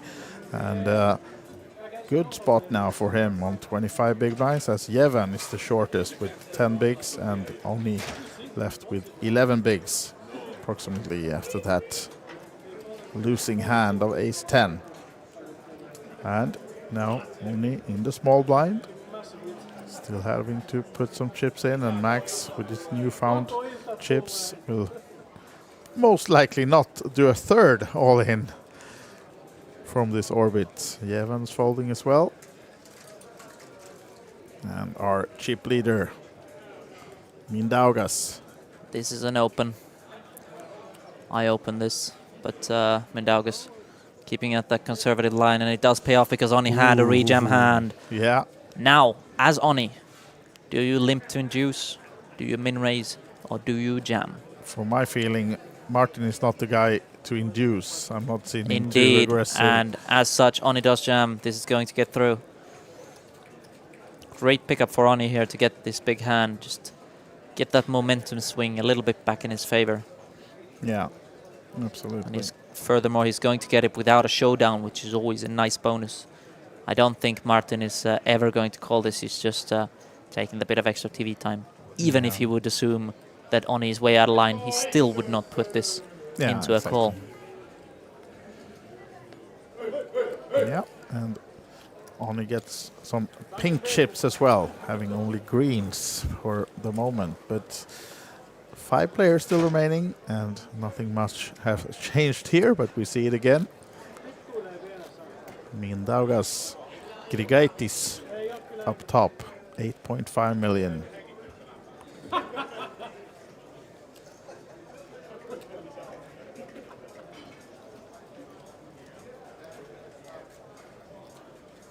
And some 12 minutes left of this level, and then we'll be going to the 100, 200K. Getting more and more expensive, of course, as the blinds go up. So still quite deep stacked at this final table, expecting this to take at least 2 to 3 hours more before we have our winner of the 555 championship. Oni with a bit of a devious smile as he pulls this moderate suited queen. Does put it in the fold bin. Yeah, so will most likely Martin as well from the small blind, but we'll see whether he wants to try to see a flop. This hand is so bad that you could almost raise it small. Yeah.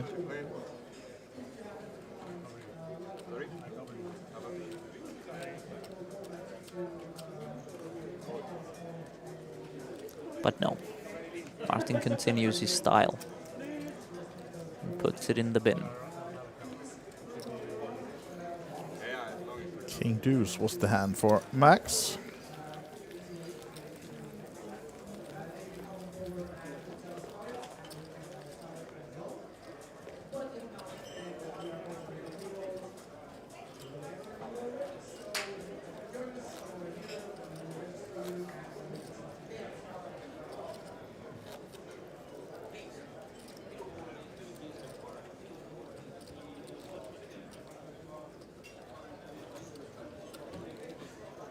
Another moment where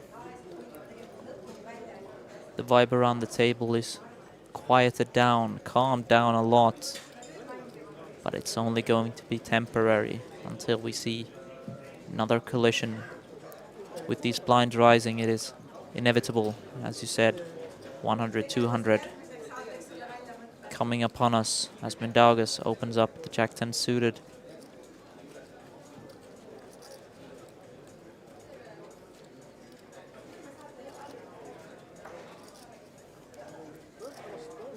Max, let's go of the threes in the small blind. Doesn't want to go up with those against the chip leader from out of position. And Mindaugas can pick down some blinds and antes. I mean, now with Mindaugas big stack and the other one's fairly even, it's almost like watching a bubble play here when Mindaugas can bully them around a bit, and you have to eventually take a step back at the chip leader, trying to get that double up before the blinds eat you, and they are good for this blind level, but once we're on the next one and every big blind costs you 400 with the ante, it's going to be massive. And not helping Martin, and Max lays down. Oh, Yevon will definitely go at the chip leader. Okay, I need to shove. Trying to look weak. Does it immediately. Oh, and he will get called here, right? Blind against blind, yes, he will. I thought that was a button jam for a second, in which case I wouldn't expect Mindaugas to ever call the small. Yeah, he just want to make sure that he doesn't have too much here, but 1.2 here is not going much. To call. It's less. It's 8 big blinds, so definitely a call for Mindaugas. So we're going to see Yevon at risk here, and he's going to be very disappointed when he sees the kind of hand that Mindaugas calls here. Yeah. Because most pairs are a snap. Instead. Yeah, most pairs are a snap call, which means that this is the worst case scenario when there is a call that is this slow. All right, so the race is on, and it's Yevon who's risking his seat in the tournament with the ace-king. Needs to find help in some way. Even though being the favorite, he's trailing the pair of Mindaugas. That's a club and a king, so looking good for Yevon. Needs to fade a 3. And even without the backdoor diamonds, there now it's just 2 outs. Just the 3, of course. It's not to be, and it's a full double up for Yevon. Nice one.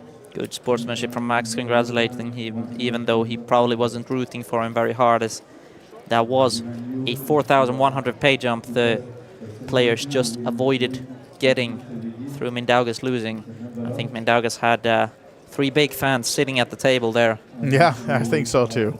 Backing him morally, even though none of them really want to see him run away with it. They did want to see him win that particular pot. Yeah, but he could not. Yevon Sukhov, who doubles up and now up to 17 big blinds. Quite good shape, as you can see. As we said, between 13 and 25 bigs for the smaller 4 stacks, and then Mindaugas, despite that double up of Yevon, has 50 big blinds in front of him, so good shape still, of course.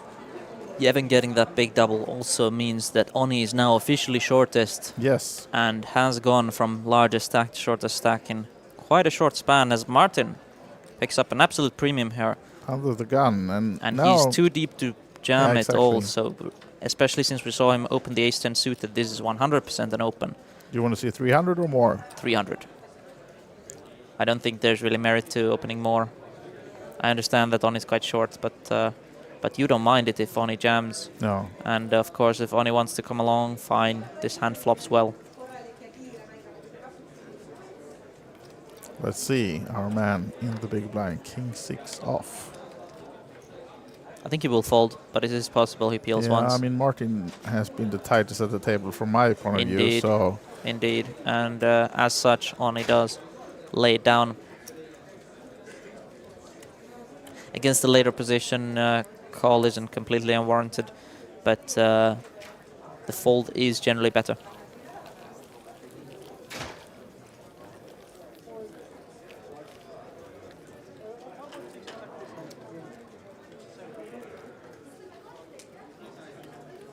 So new hand coming up.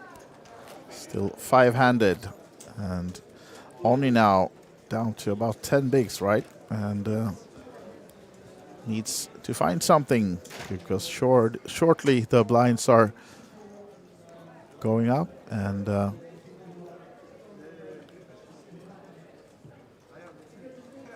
Max, King 10 under the gun.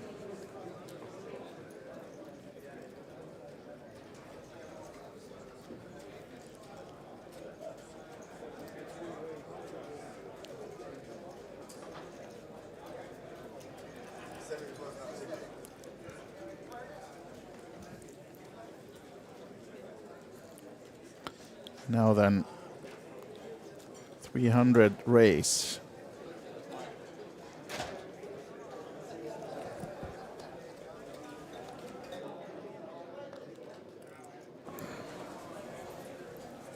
Oh, King Queen now for Oni from the small blind. And it would mean trouble for Max if Oni decides to push this one now, but let's see what he comes up with. This is a real decision for Oni, but I like the jam, especially if he has a similar understanding as Mindaugas had earlier, that Max is opening a lot of hands that he's going to fold. Then I really like this. And Max, though he is asking for a count, this should not be a call offsuit. No. Because he's never going to be in good shape. Best he's going to do is flipping against a medium-sized pair like pocket eights. However, I have seen a lot of things, so I know not to rule anything out. What is certain is, one way or another, Oni is going to find himself in a more favorable position than he did before this hand, either when the cards turn around before there's a run out, or when Max's cards hit the muck. Because if Max does call here, he's going to be behind by a lot. There's the fold. Big pickup for Oni. Yeah. No longer last. Do we have some chance on the rail? I think we do, right? We do indeed. It's that finish rail that I talked about earlier that we would have seen if the ace or the 10 would have hit. Yeah. Exactly. So 3 minutes to the next level. Have a quick dealer change. Get at least one hand more in, maybe two, before it's time to raise the blinds to 100 and 200. And Oni now on the button with Martin and Max in the blinds. Teams, some of you have team t-shirts waiting for you. All of you who have registered a team, a Tallinn team, before January 15. If you know that you registered your Evhen, team first to before act. January 15, Oh, ace king. Hello. Hello. As one of the shortest stacks. Trying to be casual with that 300k race and hoping someone will find another worse ace to shove at him, but it will not be Oni.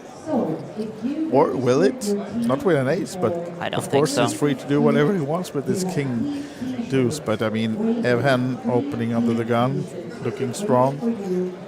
Also not playing too many hands, and there's the weaker ace, but Martin is the wrong guy, I would think. Absolutely he is. There's I'd be willing to put money on the line that Martin is just going to fold this after a little while. Yeah, and after all, these guys are not the shortest ones at the table either, so not wise to go up against Evhen with just weak ace, and Max is out with the 10-5. So some more chips for the Ukrainian, who will now be in the big blind.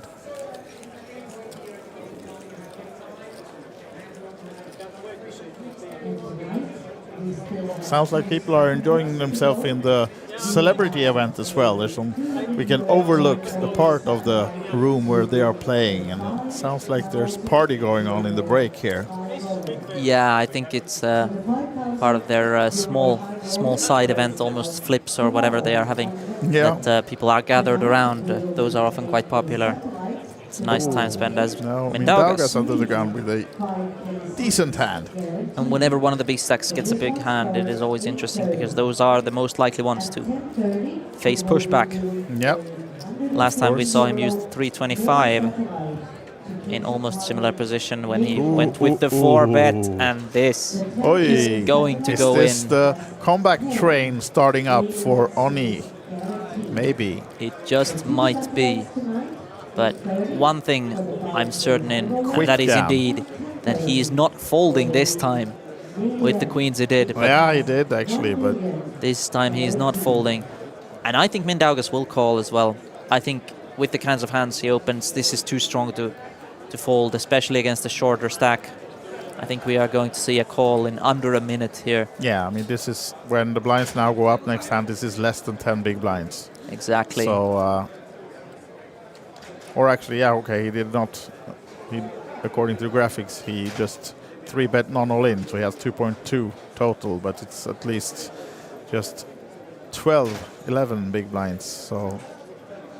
Even as such, it's 15 big blinds in this particular hand, and it's going to be 11 in the next. So Mindaugas, having already committed a couple with the open, I don't see why he wouldn't call this. But you can see he seems a bit nervous about the prospect of running a big pot here. He of course, just wants to play the small pots. He has no interest in playing the really big pots as the big stack, but he goes for the call, and that means that we are going to see a flop without Oni all in. Okay, they're not all in. They're not all in, so we're not going to get the lights just yet.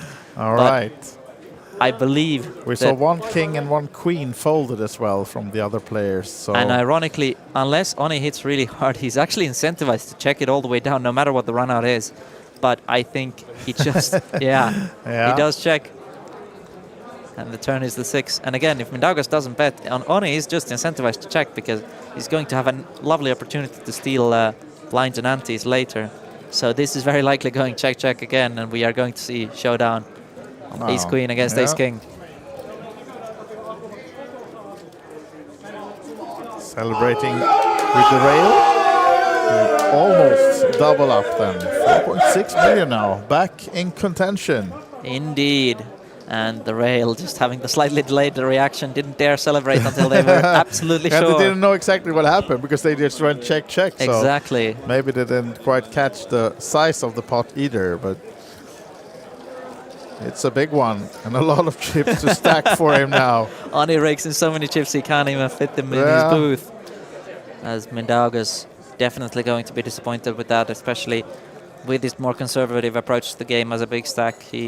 This is exactly the thing you don't want to happen, and that you have more opportunity to avoid when you don't play like Oni. But one of the benefits of playing like Oni is that no matter what your stack size is, when you are running well, you'll get the big hands and you'll get paid. Yeah.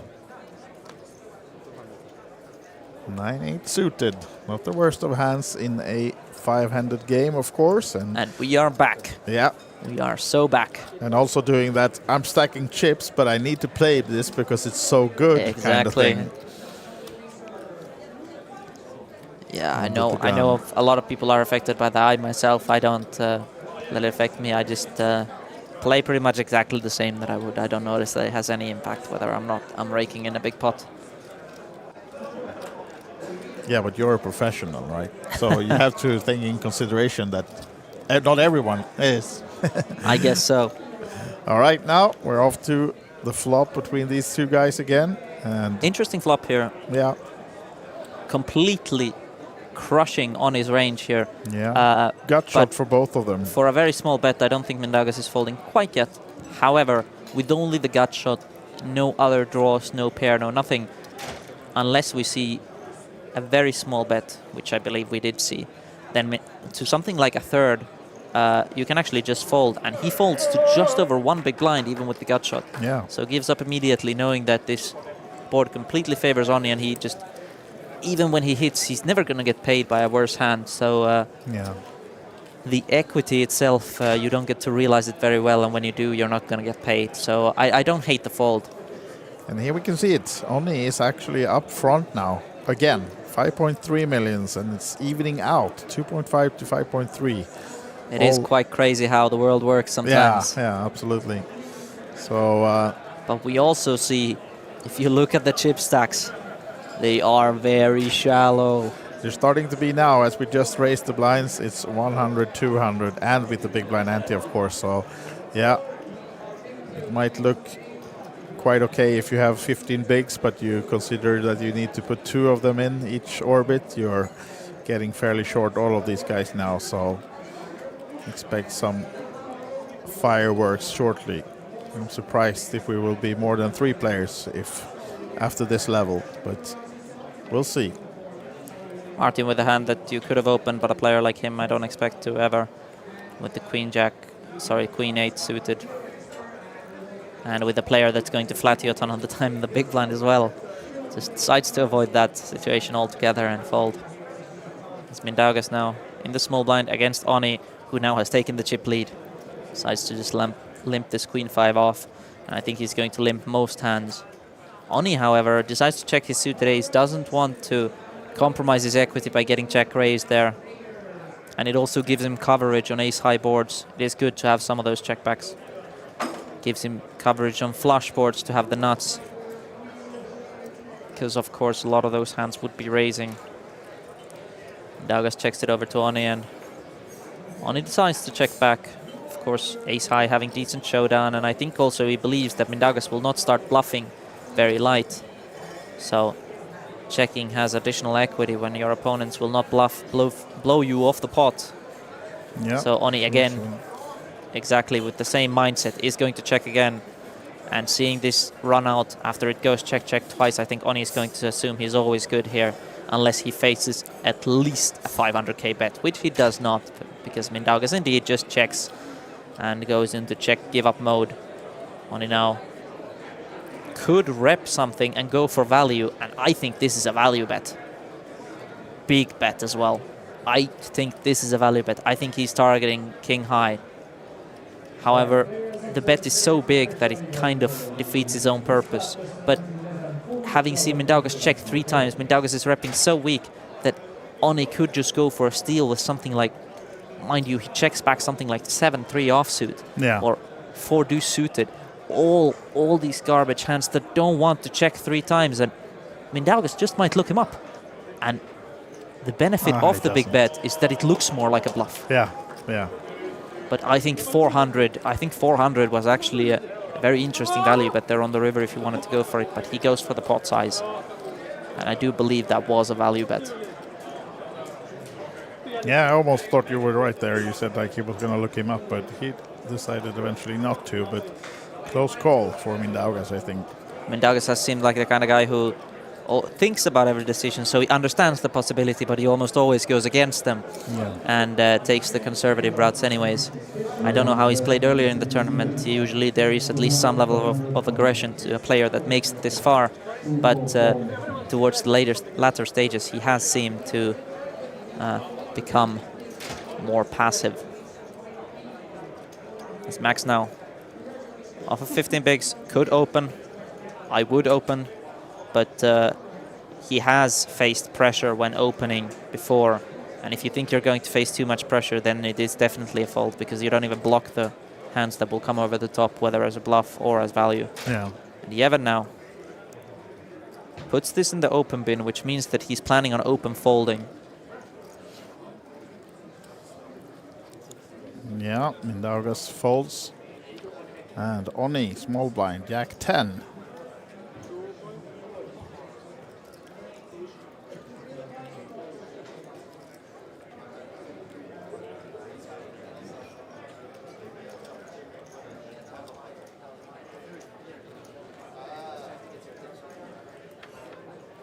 And considering to do something from the small blind, but decides not to.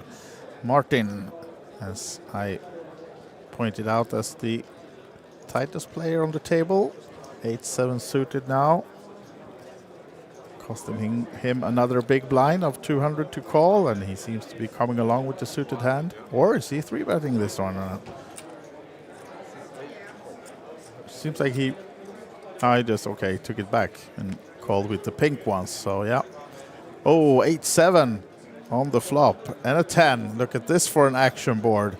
Evhen is in a world of trouble now because he's flopping the top pair and Martin finding the bottom two.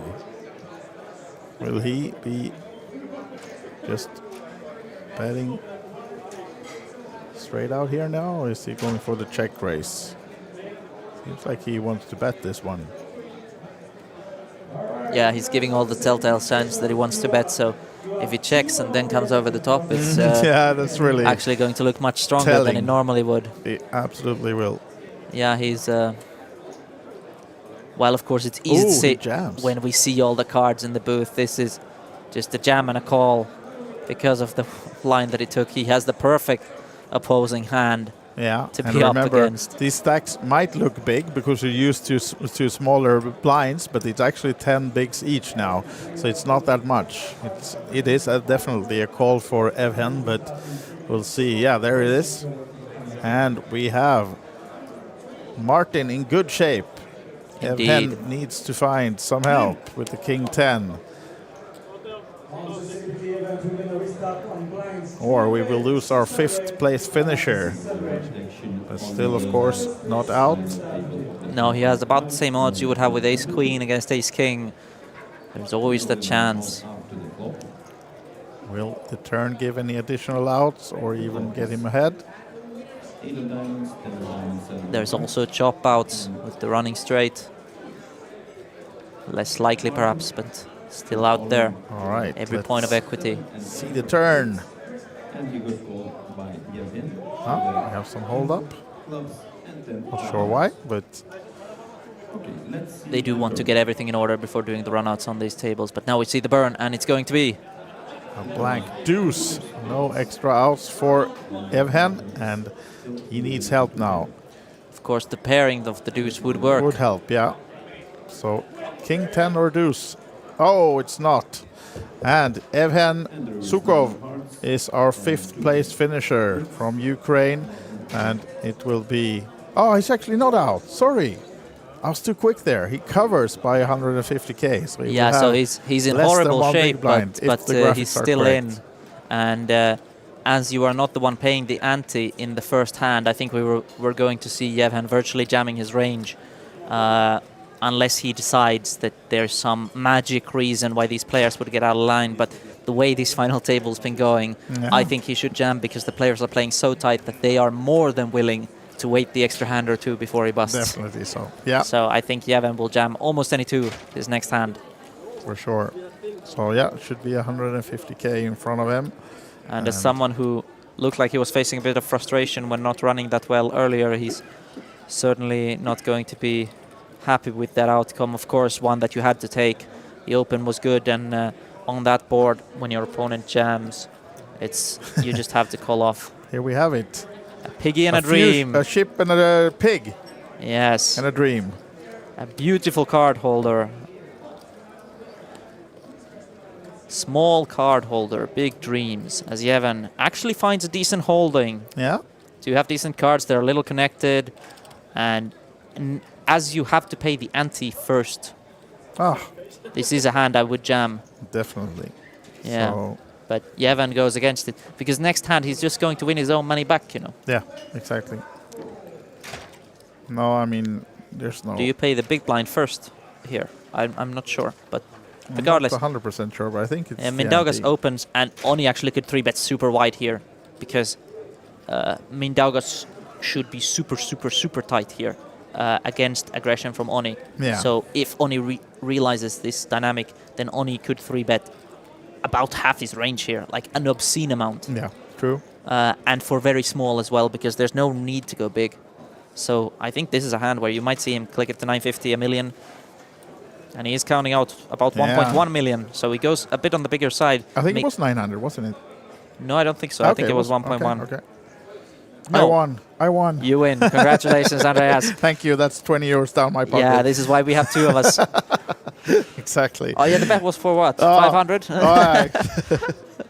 Of course. As now, we're going to see exactly why this works. What's he going to do with the 8s here? And I absolutely think he should fold. Yeah, I mean, I just think he should lay it down. He has to when Evhen is going to be automatically all in next hand. Yeah, of course, if he has balls of steel, then he can come over the He top. can use that to his advantage. But Yes, but even if you know your opponent is doing this with 40% of hands or 30% of hands, I still think you should fold, Yeah. which is why this works so well. Yeah. The beauty is that it doesn't help that your opponents know what you're doing. In fact, it makes it worse, because if you know what they are doing, you know why, and you know that you still have to fold. Yeah. So sure enough, Mindaugas lets go of the 8s, and Onni gets a beautiful play through. Great awareness of table dynamics. Yeah. I saw Mr. Glatzer passed by. Was he still in the celebrity event? For now. For now. No, Yeah. that's not me wishing on his downfall. That's just me saying that he's still in, but if he is not, then we might see him revisit the booth here later. So unless Onni or now Martin actually cleans up shop suddenly, because it looks like we're going to have at least one elimination quite soon looming, but all of them being so short, it's not unlikely that this is over in an hour. No, not too unlikely, because right now there are 5, but we have about 20 minutes, I think, left of this level, 25 maybe, and then we'll be on a 125, 250, and then 150, 300 blinds and 40-minute levels. So within 2 hours at least, this will And be if I am heads up. understanding the graphics correctly, Yevon is all in without having paid an ante. He has a big blind. But interesting there, seeing Max say something. Of course, they cannot verbally agree to check this down the whole way, but perhaps trying to wake up Max and see if he's aware of the situation, that it's in both of their best interests to not have any real action go here. Not go too crazy, at least. Yeah, unless you really do have a hand that's going to beat almost anything. And Yevon does hit the flop. Top there pair. It is. Gut shot for Max, doesn't come on the turn at least, so additional looking outs. good right now. Let's go check. Oh, was there a queen? No. No. So remembering correctly, so Yevon back in it, and now he's going to survive for a full orbit. Yeah. And I think it's going to be an orbit of a lot of folding, which yeah, is exactly. This music to Onni's ears. And he hadn't seen his hand and turned off the deuce first, and then the winning jack. Yeah, he needed any pair on the board, but an ace would not have done it, because the 6 actually played for Martin. Yes. Yeah, right. Maybe first smile in quite a while. Of course, that is more of smile of consolation. I don't think he thinks his odds have drastically entered, but it is nice to at least get some consolation here after not having the best run of cards and play. What I think he will be very happy with when he looks back is that at least he didn't go crazy early on with the 8 or 9-handed. He realized that as a middling stack, he is very handcuffed, and back then he played very correctly. That he just waited for the busts, because busting in Algirdas's position with over 2 million, 4.7k would have been a disaster. Now, of course, he gets 3 times that for 5th place. Yeah. So all credit to him. His strategy has worked, and exactly as intended. This isn't a strategy that's going to land him the win all too often, but that's not what it's trying to do. It's just trying to secure the ICM value that you have as Onni. Has a very disguised monster. I say disguised only because it's Onni. So nobody expects him to actually have anything. No, but Martin will not be looking up. Let's see when it comes around to Mr. Short Stack. Oh, he has to go with this one. And this is the likely elimination of Yevon. We'll see. He doesn't... Oh, there's another ace, but... Interesting, because I think Mindaugas might flat here. Yeah, he should, right? And actually, Onni is not allowed to reopen the pot. Yeah, I mean, that's why he should. So yeah, he absolutely should flat here. Yes. I think even if Onni was, he still might flat here, but Onni would come over the top and just take the pot and run with it. But now, maybe Mindaugas can find the flush draw or some 7. And if we do hit the case ace, it's going to be one hell of a hand. That could spell horror for Mindaugas. Oh, it is!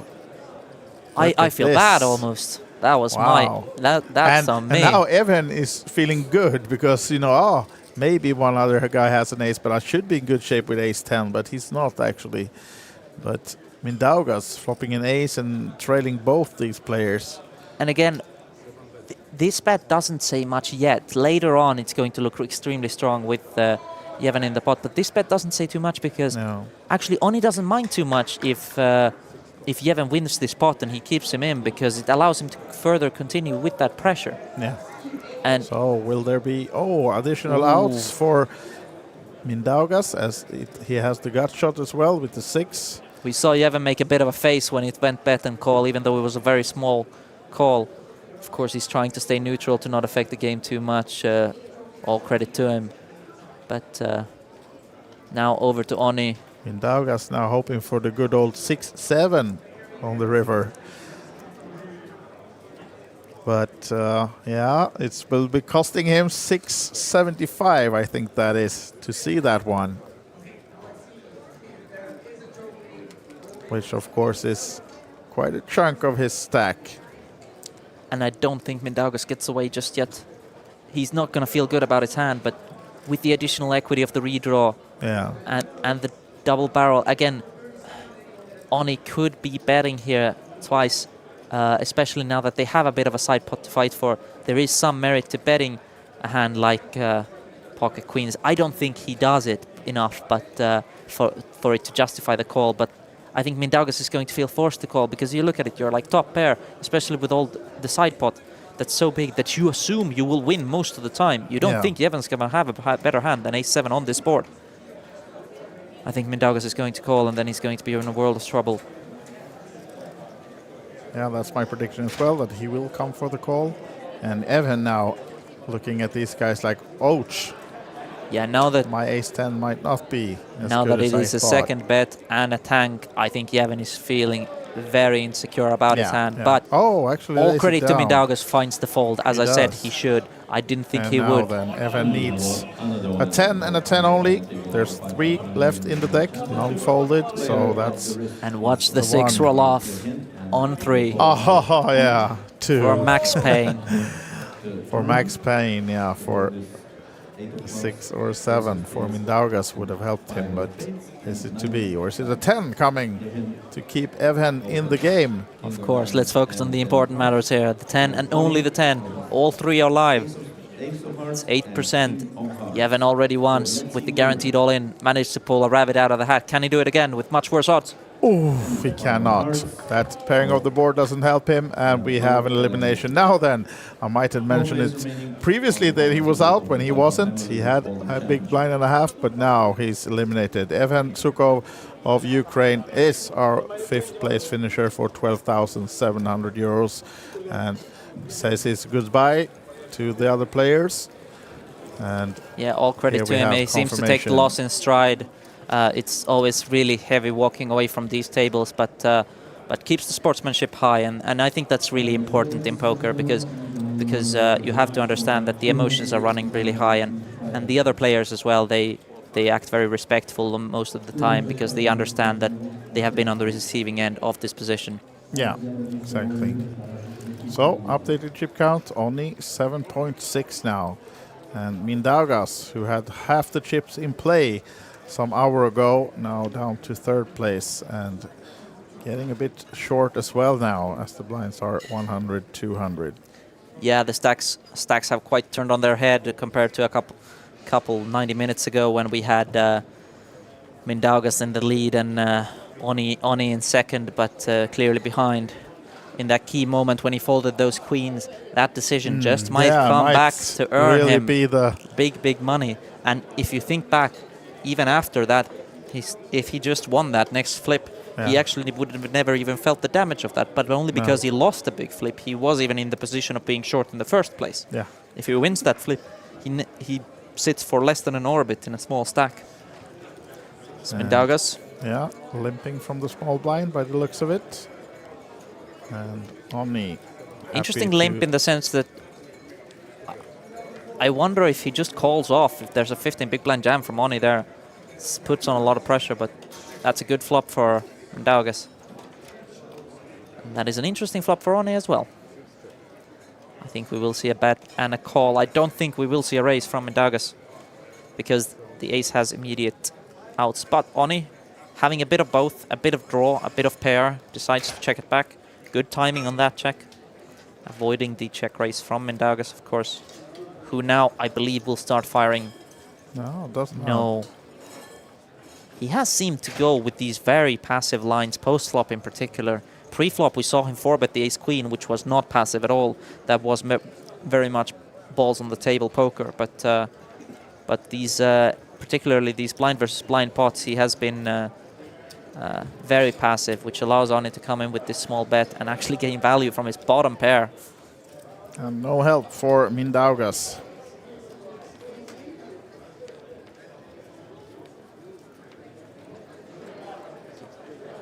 Goes check, check, and Oni will be happy to take the pot down with that 8-4.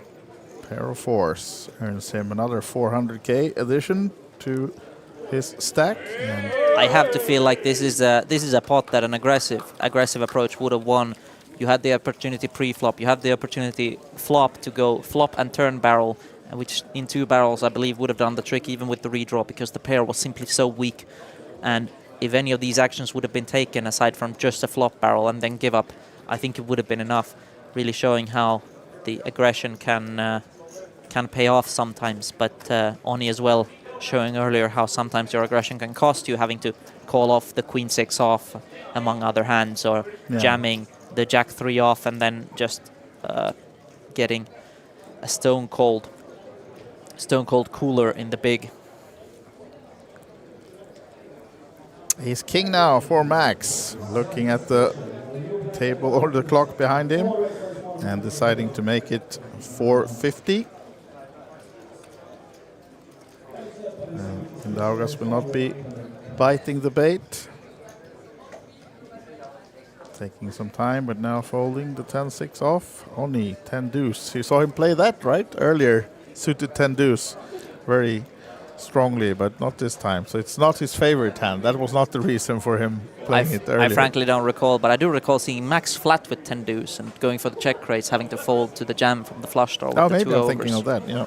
Yeah, that was Max calling the Brunsons suited.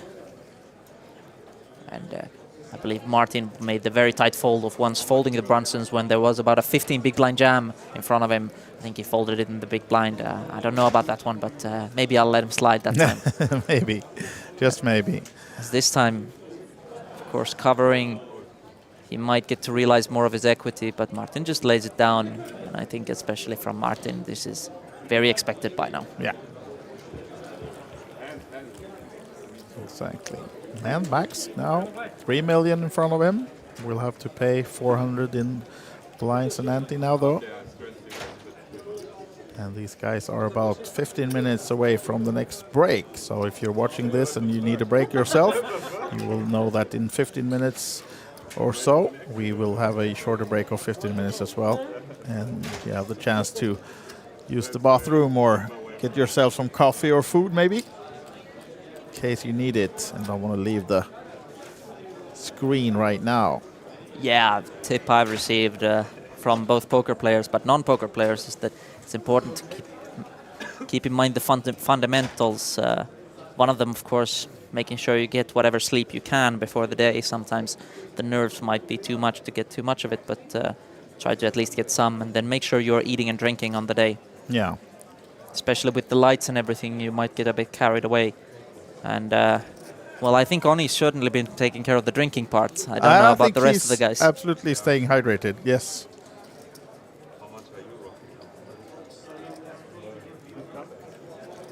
Oni going for a very wide open. That is allowed to do with these stack sizes and with these pretty tight players in the blinds. Of course, this time Max has a bit more, so he also can open fold, which is nice.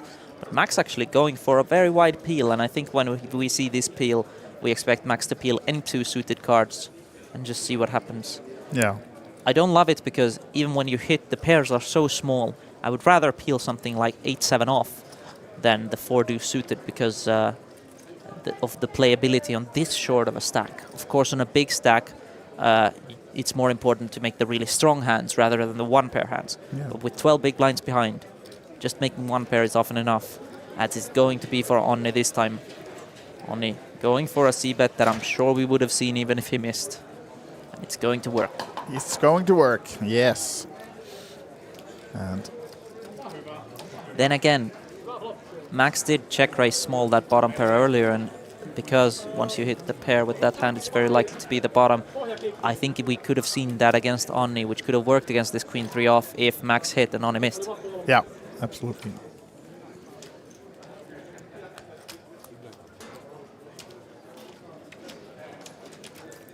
So now then, Mindaugas looking at the board, confirming that he needs to put 400 in the big blind.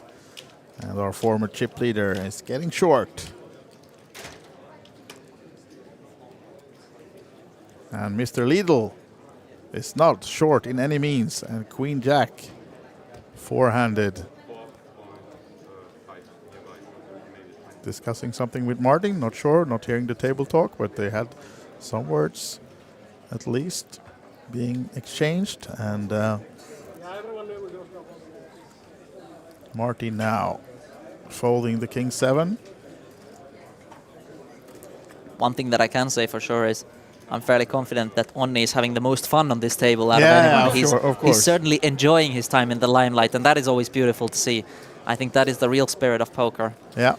I know it's a very serious game when we play for these amounts that we do, but it's important to enjoy the moment, and that's also how you get the best out of yourself. Definitely, absolutely. It's not often you get a chance to play this kind of final table, so make sure to enjoy it as well. It's like those athletes, right? Going to the Olympics, try to have fun as well, although it might be hard sometimes with all the pressure getting to you, but at least they have all in this spot secured a nice payout. So let's just try to enjoy it and combine it with playing nice, playing well, and just doing the best we can. And look at this one now, Rasmus. Wow. Aces for Max on the button. What a hand to pick up 4 ways. I actually don't like that with he sizes Onni up. On the big blind. Yeah, I don't. The only thing I don't like about this is that he sizes up from the min open. Yeah. Everything else about this is just beautiful. Because you actually want the really trashy hands in there. Of course, yeah. I mean, Douglas is out. Luckily for him, didn't have anything. What about Onni? Oh, wow! Christmas comes early for Max. It does indeed, and you cannot get it in better than this. No, this is just, as you can see, 8% equity for Onni, because there's no way these chips aren't flying in soon. And Onni will have to face his fate, and cards on their back. Takes it with a good sport, though. He does indeed. Yeah. He knows that there was nothing he could have done to avoid this collision. Yeah. Onni, of course, going to be in a good spot even if he loses. But how nice would it be for him to get that suck out? How heartbreaking would it be for Max, who now stands up, even though he's in the best possible position he could ever ask for? He's still worried. We don't want any bad beats for Sweden now. No. And it seems like it will not happen, but in our backdoor house for a straight, of course. 4 straight or trips, 2% just for Onni now. A lot of turns will lock it up, but that's not one of them. There is hope. 3-10s left in the deck. 110 out. It's not to be a bad beat. So double up for Max, up to 4.8 now, closing in on Onni. But even as such, it's never easy. No, you just have to turn. get that turn. Indeed. You can never just relax in that position or that situation. 8% before the flop, and he's still drawing live, going to the river. Wow. Yeah. Onni taking a sizable hit, but he's still in a good position here. Max, on the other hand, gets an essential double. And Mindaugas, much like Onni, goes from hero to almost zero in the span of quite a short time. Just take a couple it's a beats. short time for having half the chips in play. Blinds go up, and then most importantly, the other players keep making hands. Yeah. So they actually get more chips. Martin making that big 2 pair. Max getting aces against ace queen. Yeah, that's a tough position for Mindaugas, because when you're sitting there 5-handed with half the chips in play, you're almost like starting to plan those. 53K will fit nicely into my pocket. You do indeed. But I do feel like players always overestimate how much the percentage difference in stacks matter when they are shallow in terms of blinds. Yeah, exactly. It's 2 hands and you're almost out. So. Exactly. Which is now the case for Mindaugas, but he has all the chances to get back, of course, but he needs to get some momentum going again. That will not happen with the 7-3 off, though. And by the way, Rasmus, how many Lidl shirts can we buy with 53k? I don't know, but I'm sure Ani has an idea.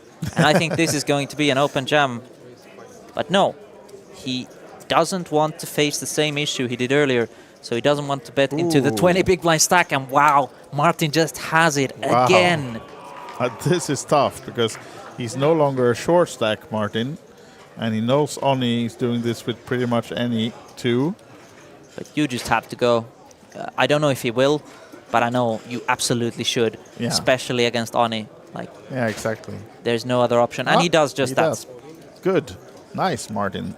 That's what we want to see. Yeah, the benefit of Martin is that even if he plays very much on the tighter side, at least when he has the hands, he's capable of playing them quickly and aggressively, effectively. I would say the only hand he perhaps played too fast or effectively was the 8-7, because it doesn't give your checks any coverage.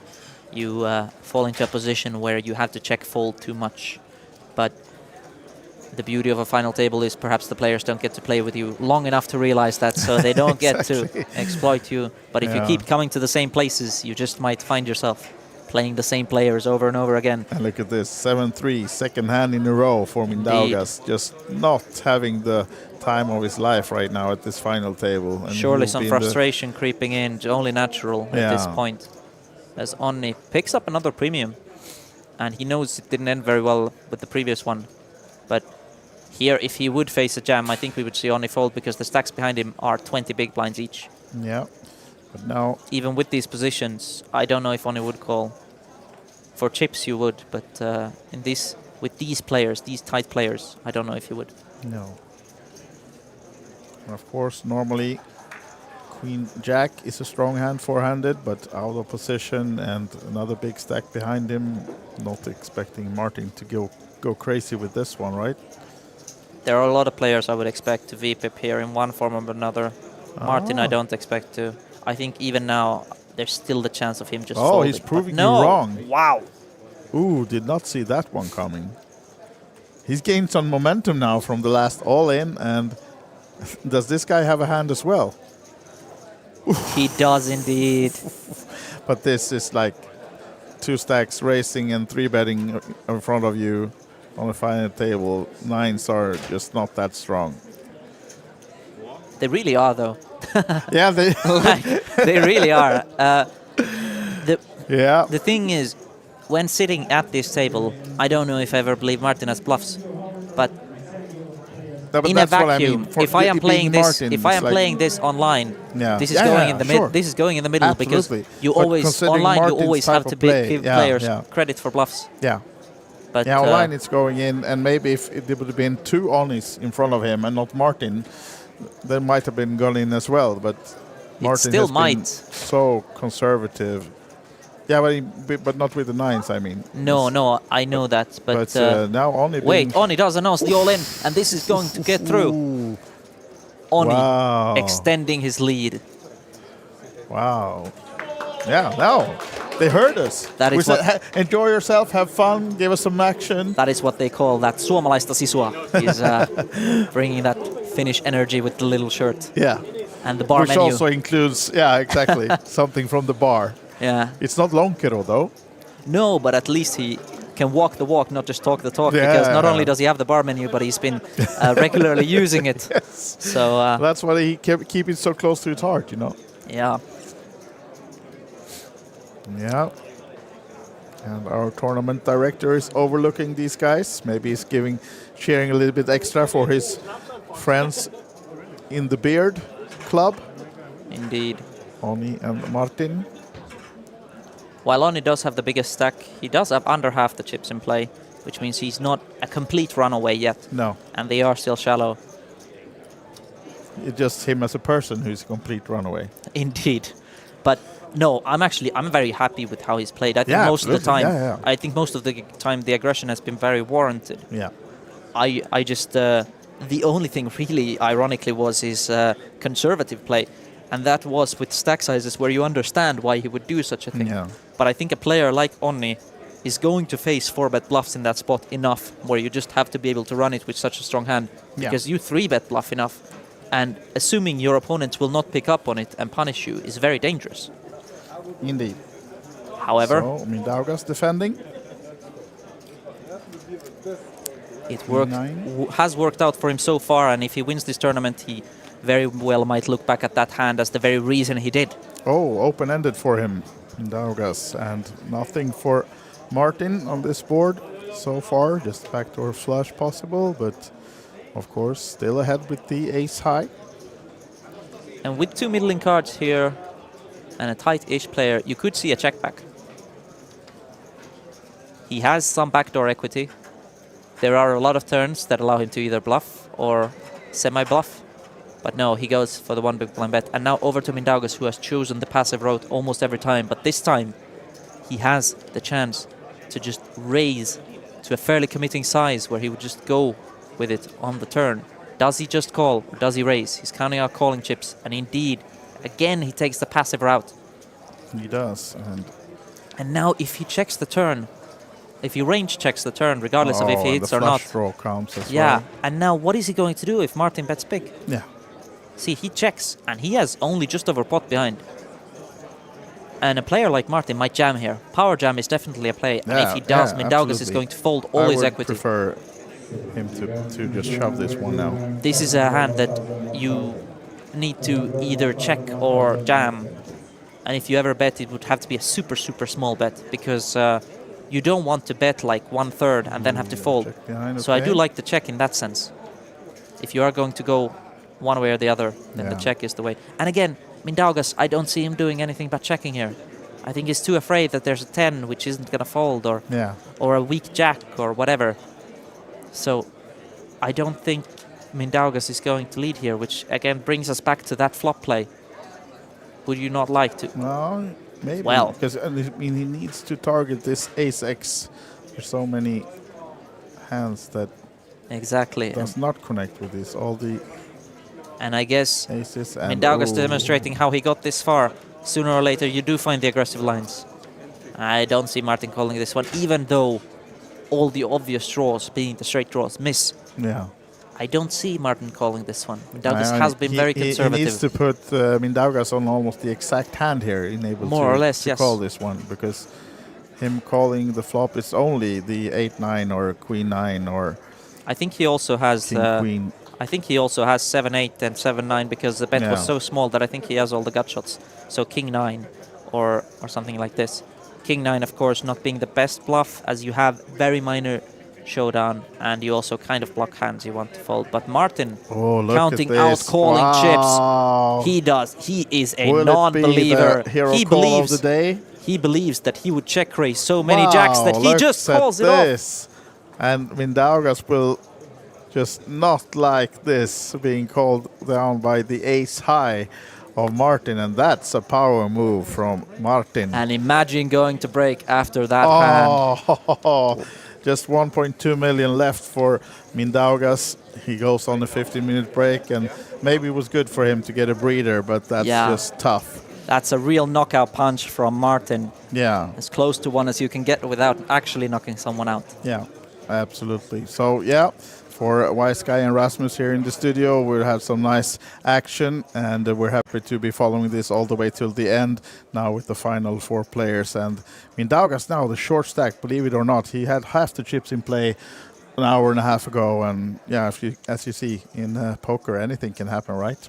Yeah, especially in these shallow final tables. Yeah. You really cannot get comfortable. Absolutely. So we'll take a breather. We'll be back in some 15 minutes, and we'll have a countdown for you in the screen. So don't miss any action. Back soon.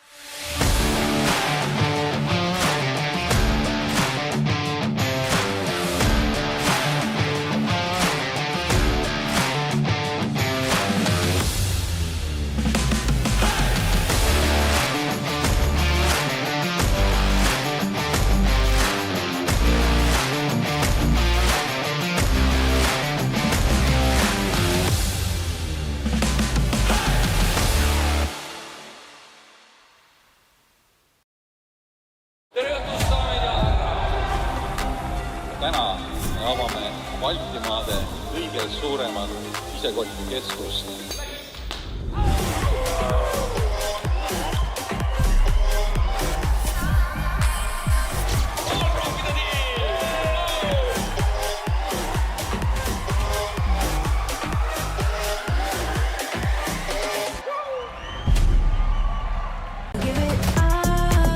When a woman realizes that she's not alone in this big poker world, she gains motivation, confidence, just becomes a strong warrior. A lot of people think that in women-only poker tournaments, the skill level is not the same. But a lot of people keep on forgetting that anybody can beat anybody. Women play poker a little bit differently than men. They are more sticky players, but I have never seen a female poker player flipping over the poker table because of the bad beat. Queens of Tallinn stopped being just women's tournament practically when it was just announced in 2023, because this was the first time in Europe when we had the 3-day non-stop poker games. So this was something fantastic. One in a million, one in a million, one in a million. I really hope that the future players, when they hear the Queens of Tallinn, they will feel this warmth that comes out of the players that we have over here, and that this is something that they will be, trying to participate and achieve and get that crown. Competition at Queens of Tallinn can be tough. It depends, of course, on the table, but at the same time, it's a friendly competition.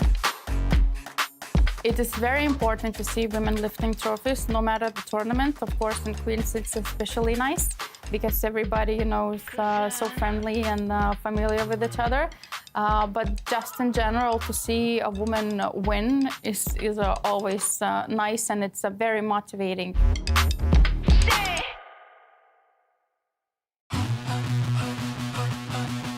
I'm very, very happy that we're coming back to Estonia, back to Olympic Casino.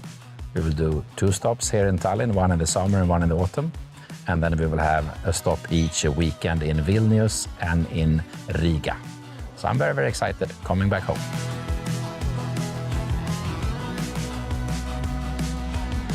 I think we at the festival, we bring a community like no other event, in the sense that it's truly are as many people from Hungary, as from Germany, as from Ireland, as from Sweden. Somehow with the mixed games, but still a lot of Texas, but with the mixed games, the road is open to get to know people from all walks of life, from all countries. So we bring a different community.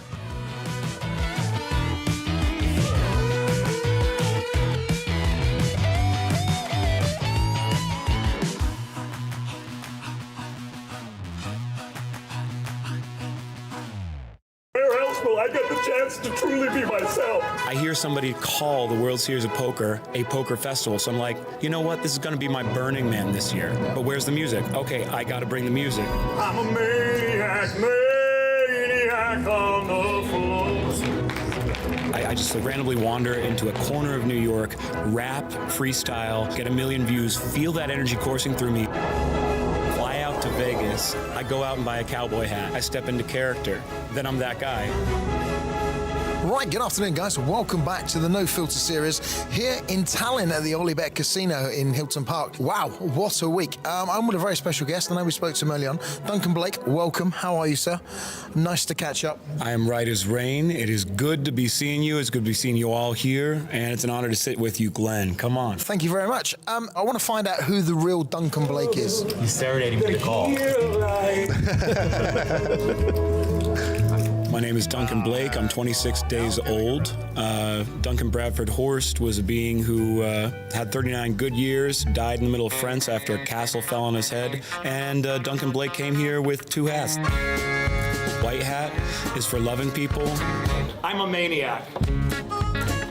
Black hat is for taking everybody's chips. We're gonna do it because it's about energy. Excuse my French. Estonia. You've come out to Estonia. It's your first trip here. What do you think of Tallinn? I mean, this is the real Wild West now, right? Tallinn, Estonia, beautiful people, respect from America.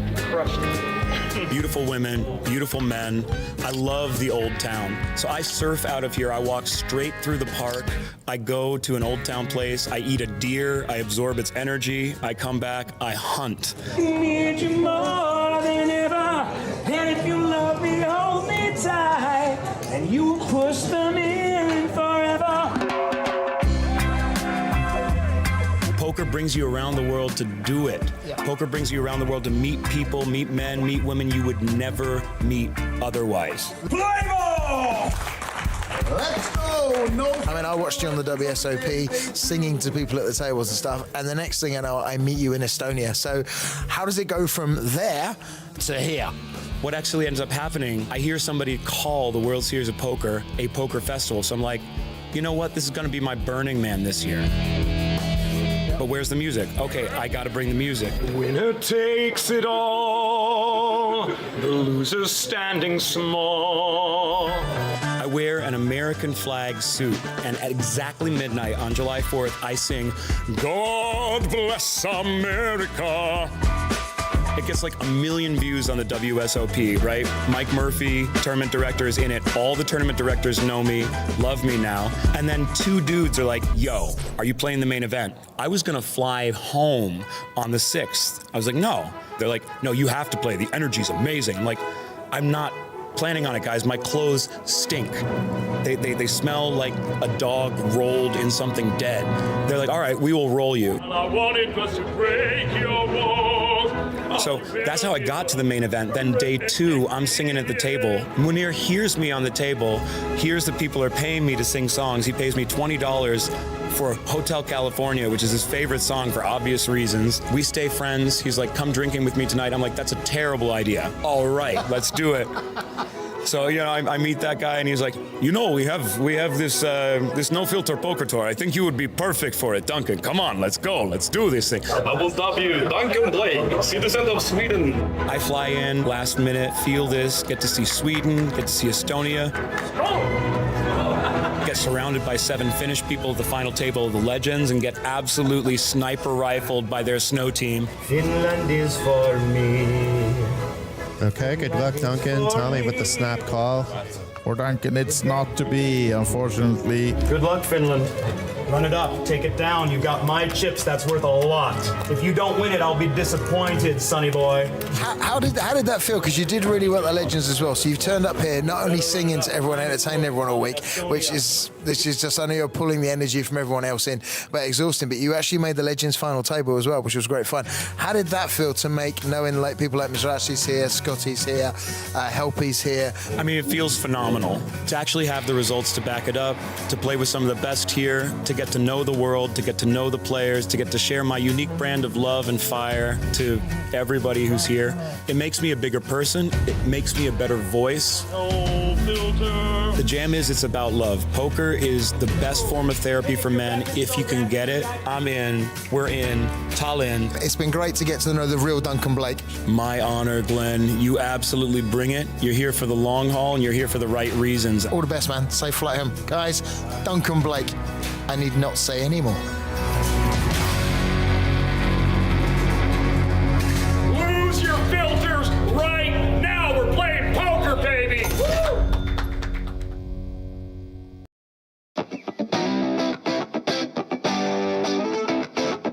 So why would you come to Estonia to play poker? Well, it's the epicenter of Nordic poker. It's the only casino of this size where you can have players from not only the Nordics, but actually all of Europe nowadays playing games of different choices, not only Texas.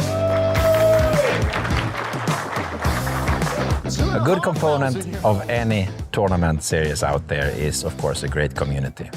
Prize pool doesn't matter. 90% of us will lose money. So we need to have a good time when we're at location. Yeah, there's a special community always here when you come to play Olympic Casino tournaments in Tallinn. I have formed many friendships with poker. I think Kings of Tallinn is a lot of fun, nice challenge for everybody because the level of play is nowadays quite high. High quality of service, dealers, organization. Of course, the marketing and also communication between the players.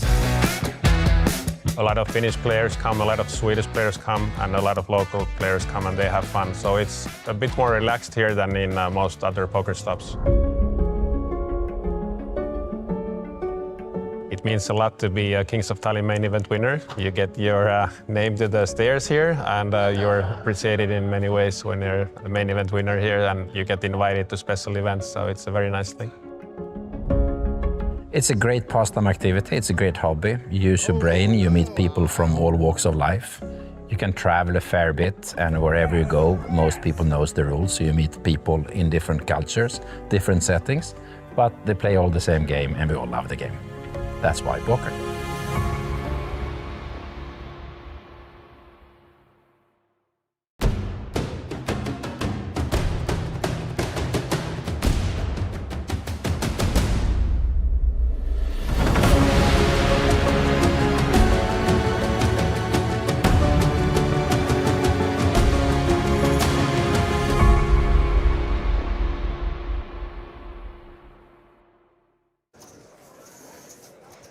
We are back live here at the Kings of Tallinn, and we have a new guy here with me in the booth. Rasmus just ran off to play the celebrity event, and this is Christopher Carlin. If you haven't seen him before, he's the live reporter for Poker.pro, the main channel for getting all the live updates. And Christopher, you've been on the floor all day. I've been on the floor all day, and I've actually been covering the 555 Championship. So I will continue with the coverage. Exactly, live, real live. Yes. Well, actually, we are on a delay, but we are live for the audience. Let's head back to the table, guys. Let's not hold it too long, because we are in the final stage of this 555. You can see here only 4 players remaining. If you're new to the stream, the short stack here, Mindaugas, he was on 9 million in chips 1.5 hours ago, but now unfortunately losing a lot of hands and down to just a few blinds in front of him. So as you can see, the blinds now is 125 to 50, quite a shallow final table actually. So it's 40-minute levels. It's been going quite quickly in the end here, and expect this not to take too long before we reach heads up maybe, but we'll see. Might be a long day, but Christopher, it's been a long day already. It's been a long day already, but man, we've seen some great poker. As we all know, the day resumed with 25 players left. Yeah. And it didn't take very long until the field was reduced to the final 2 tables. There's been some prominent names in the field, and I think that the 4 players left are very good and competent players, all of them. Absolutely, they are. And Mindaugas, absolutely not the worst player at this table. He's been playing well, but just had some unfortunate runouts in the last few moments. And this guy has been active. The man in the Lidl shirt, Oni, surely putting on a show for us here, and also lost a big chunk of his stack at one point, but now back up to a nice, healthy chip lead. And he walks off. You can see that he's get another one of those apple juices in the break in front of him as well. Yeah, nice. Apple juice is good juice. Yeah, you should stay hydrated, right? And that's what he's done throughout this. So absolutely. Andreas, you obviously know that I'm of Swedish native. Yeah, absolutely. Yeah, and perhaps one could argue that so far this has been a successful Kings of Tallinn for the Swedes. Definitely so, and now we still have Max in this one, just in picture now, folding a hand. And yeah, absolutely, it's been a dry run for the Swedes in the last couple of Kings of Tallinn years, so it's nice to see both that we are winning tournaments actually, and that we have a nice turnout in number. Yeah, of course, and many Swedes are contributing to that number. The fields have been enormous in all of the tournaments so far, especially the mini-main event, of course, which I think got 902 entries. Yeah. That being That's incorrect, 903. Oh, I'm sorry, my memory is Is it me or you who's working with this? Well, I'm disappointed. Yeah, I'm impressed on the other hand. No, but a lot of Swedes, a lot of Estonians, and the Finnish players obviously as well. A bunch of them here, and yeah, it's all countries unite in the sport we love, right? Absolutely. But I actually saw some stats posted before this event started. Oh, do tell. About the number of winnings, the nationalities Hold winning. on, we have an all-in here from Mindaugas. Sorry, guys, we get back to the table, of course, not only talk here in the studio, because Mindaugas has pushed his last million in the middle, and Oni, straight to his left, is calling, so this is trouble for Mindaugas, who, as we said, has had half the chips, which is good for 9 million in chips an hour and a half ago, and now he's risking his seat in the tournament as the blinds fold. It's between Mindaugas and Oni, and slight favorite is Oni Hutunen, and Mindaugas Grigaitis is the one who faces elimination if he doesn't find any help with the Queen 6 suited. It is a pretty hand. It is a pretty... Oh, there's the Queen and the gut shot for Oni, looking for the Jack or the King to take immediate lead of this one. The Jack would kill it for Mindaugas, but let's see. Good flop. How he puts his little... There it is. What's that? A raccoon? Ooh, that didn't help though. Take that back, because now you need help. Queen or a 6 is what keeps you in the tournament, and it's not to be, unfortunately, for Mindaugas Grigaitis. He is the one who's eliminated in 4th spot, taking down 16,800 euros for his efforts today. And you can see Nina, the OlyBet media coordinator, in the background, doing some reels maybe for the socials. It's most likely the or case. Maybe this thing, the new things you kids are doing, the TikTok. I've heard about that application. It's also, you're too old as well. Yeah, I'm approaching 30. I was about to say I'm 31, so I have approached 30. For sure. Yes. You're almost in the seniors event. Yes, a few years maybe. Maybe you and I heads up there, but no. Not yet. But this is now the current chip count of the final table of the 555 Championship, and 4th place Mindaugas. Now Sweden, Germany, and Finland. Although rumor has it that Martin is maybe living here in Estonia. He was flying the Estonian flag in another series, but we'll don't know about that. But he's for sure from Germany from the beginning at least. But these are the 3 final contestants now. Fairly even in chips, although of course Oni has healthy chip lead. But Max, look at this premium hand in the small blind. Ace Queen suited, if I'm not mistaken. I don't think you are. You don't need to see the optician just yet. By age, but this... No. Too bad about the raccoon there earlier. Huh? It has to be in the bar now, I guess. Oni comes along with the call. Would he flops anything with the 8-7? Does not. And nothing for Max either, but at least he has the best hand. But he checks this one. And Oni doesn't let it slide that easy. Now he comes betting, and of course some trouble for Max, but he also has the backdoor clubs, so I expect him to at least come with a call to see the turn on this one. Yeah, I guess you can bet that one as well. You can absolutely do that, but it's against an aggressive... Oh, this is a good card for Max, though. Against the aggressive chip leader, and Max been playing fairly conservative throughout the day and just had some big double ups, but now he comes with the lead. And Oni has already given it up to go back to the apple juice. Yeah, that was... and we were discussing earlier whether it will be the battle of the beards, heads up or not. But Max still wants a word about that, of course. Battle of the Beards, I like that. Did Yeah. you come up with that? I did. Yeah? Yeah, I can take credit for that one. But going back to the Kings of Tallinn 2025, the list of trophy winners by country has Finland on 16 wins last year. Oh, wow. Norway 6, Estonia 3, Lithuania 3, and so on. And Sweden 0. 0. But that was last year. Now we That already was have... last year. Do we have 1 or 2 this year so far? We have at least 3. 3? Yes. We have Thomas Grass. Thomas Grass, who won the PLO5/PLO5 high-low. Yeah. He won it despite, he told me, he only played PLO high-low 15 times in his life. Did he count exactly 15 times? Yes. That's impressive. He had a notepad. No, he Apparently didn't. so, yeah. And then you had Lena Björn. Yeah, she won as well. And she won the...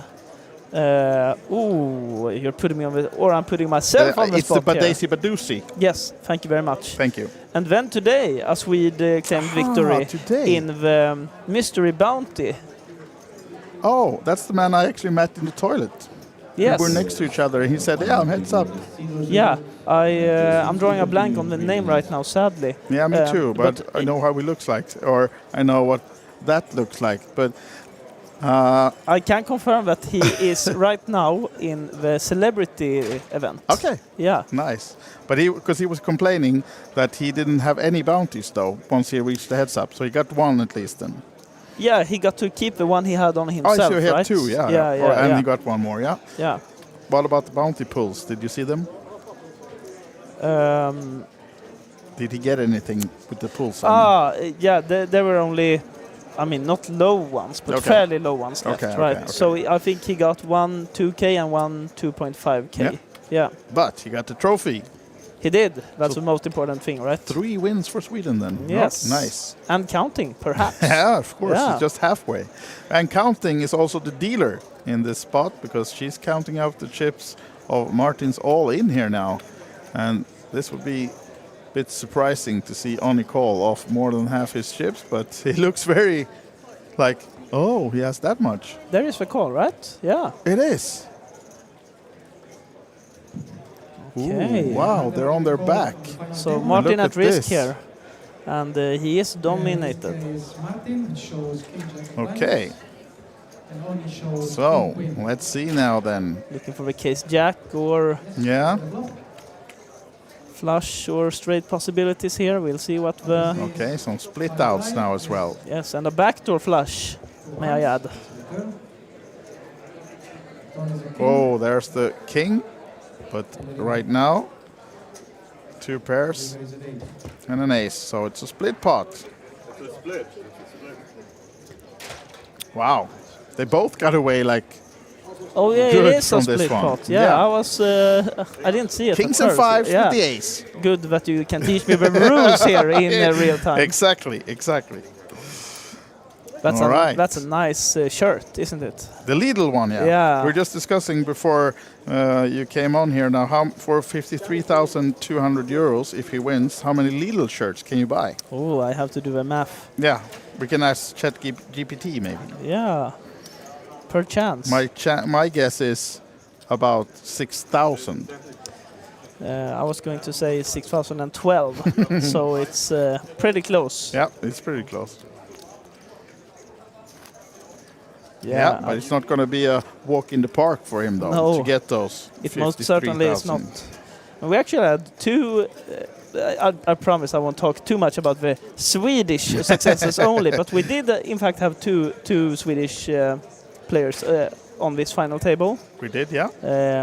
Trailing the Lithuanians, though, we had 3, right? Yeah, exactly. There should always be someone that's worse, right?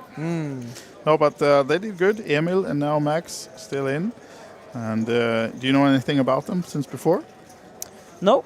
First time I met them both here, actually, Yeah. at the 2026 Kings of Tallinn. Oh, that's where we are. Yeah. Yeah. And we have plenty of days to go. Is there any event you're looking forward to follow? Any particular one that you like? From the rail perspective, reporting? Well, again, I have to remind you that I'm from Sweden, and there is a game called Sviten. I don't know if you're familiar. I'm quite familiar, actually. But it was... Oh, let's pause that, because we have an all-in and call situation. Wow, look at this for talking about the Swedes. They are now in good shape in terms of max, with a 70% equity when he gets it in with the 8s versus ace deuce for Martin. And this is where it's going to be decided, I think. It's going to be a beard heads up or not. Oh, there's the ace. Bad news for Max. sees his fate. He needs to find an 8 on the turn or the river, or he will be eliminated. Not on the turn. 2 outs only for Max. And it's not to be. Max Jafaripour will be our 3rd place finisher. That was a quick elimination, but yeah, he sees that he's covered. And that means we are down to the heads up. Will be called the beard heads up. The beard heads up, that's not right. Not the beer. It could be that as well, but it's only one of them drinking beer. So we'll have to add a D for the beard. But that's an apple juice, isn't it? Sorry. Yeah, exactly. Yeah. So definitely no beer no, involved. No. These are athletes. We have to remember that. Yes. And just confirming with the dealer that he is covering, but he should be, and that means that we will have just a short little break for the heads up. But let's just see, make sure that Max doesn't have a blind or 2 left over there. Unfortunate for Max there, but if he is covered, which he looks to be, they're shaking their hands. He had an impressive run this tournament. And we can see now that once the heads up gets started, they're almost even in chips, 35 and 38 big blinds each. So they will be fairly deep now. It's been quite a shallow final table on the last few levels now, but now they're not too shallow once we get into the heads up. So that will be shortly. We'll just have a little quick break. We'll not leave you. We'll just come to the studio here to meet me and Christopher again, and we'll head back to the table just shortly. They're just setting up the chips, and this is, if you're just new to the stream, a €555 buy-in, no limit hold'em championship, a 3-day event that commenced the other day with 3-day ones, and then we had day 2 yesterday, and they came back for day 3 today, and 25 players are now down to the final 2.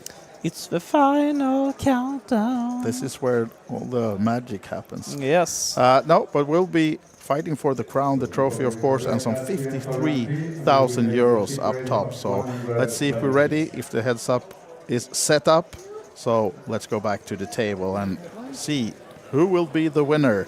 And we have over in the left, should we call it blue corner, Onni Hutunen of Finland in the Lidl shirt, and his opponent is just sitting down now, Martin Zobel of Germany. And in the middle, the trophy is on the table as well. One of the bigger events here during this series, 608 runners, and only one can win. That's a fine-looking trophy, isn't it? Yeah, definitely it is. And now it seems like, he's handing him. I was thinking that Martin also got on the apple juice, but he was actually handing it over. Or you maybe forgot this one. Maybe they were. Okay. I thought they were cheering. I don't think they were actually. I just Here's think to making it this far. We'll see that, but maybe it's an apple juice and beard heads up. But it seems like we have the first hand in play already. We do. And Martin, the slight chip leader with 9.4 million, then finds a decent hand in a heads-up situation with the Jack 10 off, and he'll come for the min raise, was it? Actually more than that. It's a 125 to 50 blinds, and he makes it 600. And Onni just slightly trailing, but not in a good way here with Jack 9. Doesn't want to see a Jack high flop here now.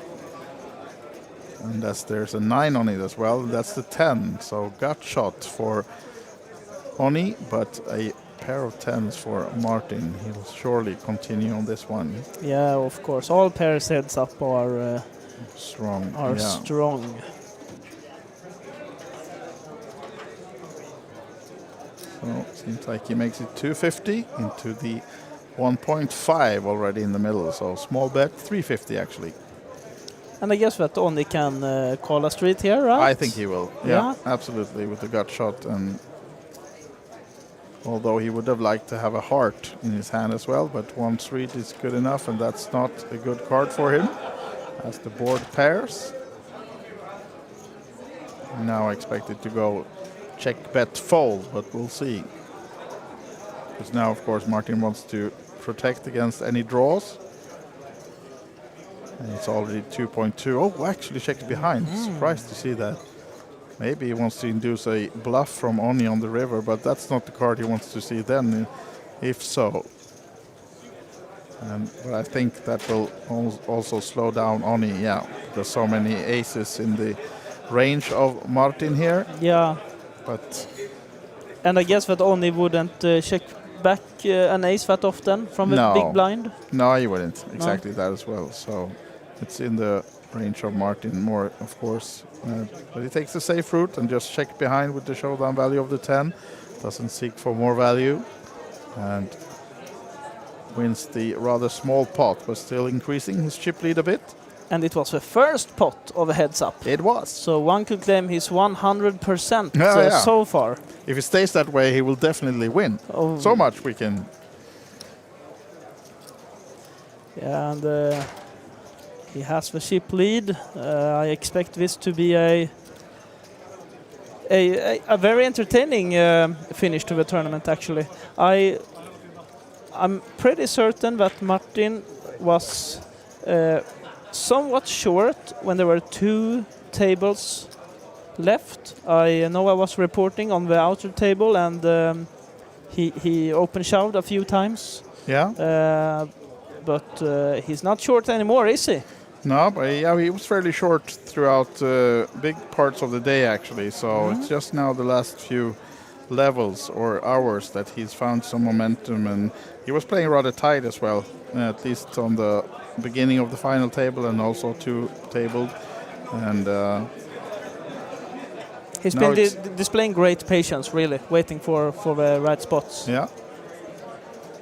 And it's been awarded so far, and now Oni just called, and he's with an ace in the big blind, so he's bumping it up.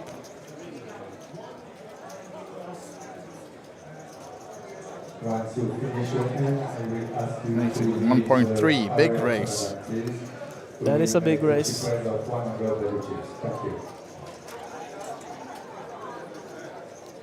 You think Oni is considering a call here with a king high, or would it be more appealing if it was suited? Yeah, I don't see him. He will. Oh, what just happened? Did he shove? 3-bet to 2.8. Wow, showing some balls now, this guy. Wow. And he will get away with it this time because, wow, Martin now really regretting he did that big 3-bet, but surely he will not be 4-bet or all in against Oni, even though he has an ace-7, but not as strong as it looks, even though any ace heads up is good, but they're not that shallow in stacks that he needs to go for it here. He sure has some fold equity, of course, and he will get away from this one. He goes all in. Oh, wow, I did not see. Wow. Oh, wow. Okay, yeah, okay. I'll take it back. Any ace is good heads up, right? So, of course, he's has a lot of good ace X's in his hands in that spot, and yeah, just use the power of the ace, and you can see that that was a big hand, actually, even though no showdown, no flop even, and only now down to 19 bigs. Which Wow. still is... I did not predict those kind of things happening. The big 3-bet from Martin, and then only 4-betting, non all in, and wow. No, we didn't get many rights on our predictions exactly. that hand. But we need some new commentators to predict if you want predictions. All right, but it's another good hand now for Martin as we go to the next hand. Yeah, he's been getting some good heads-up hands these first hands during the 1v1 showdown. Definitely, but since you've been covering this one during the days, Christopher, did you have any favorite player in the field? I mean, from the play you've seen or the behavior on the persons, did you root for anyone particular? I can't say that I did, actually. There were, of course, some names I still recognized once the players were in the money and onwards. But no, I mostly leaned back and enjoyed the great poker that has been displayed the tournament throughout, really. Now Oni is all in with the 9-8 suited. This is some aggressive heads-up play that we're seeing here now. It is. It's a pretty hand, the 9-8 suited.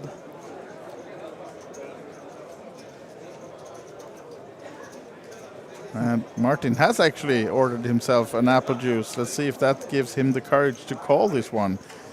Oh, doesn't want to double Oni up, but he would have been in a good shape here to win the tournament. But of course, that's easy for us to say. You see the cards face up. These guys do not, of course. And it would be kind of boring if they did, don't you think? A bit, yeah. Yeah. For sure. And Oni getting a little bit back from what he spent on that last big hand.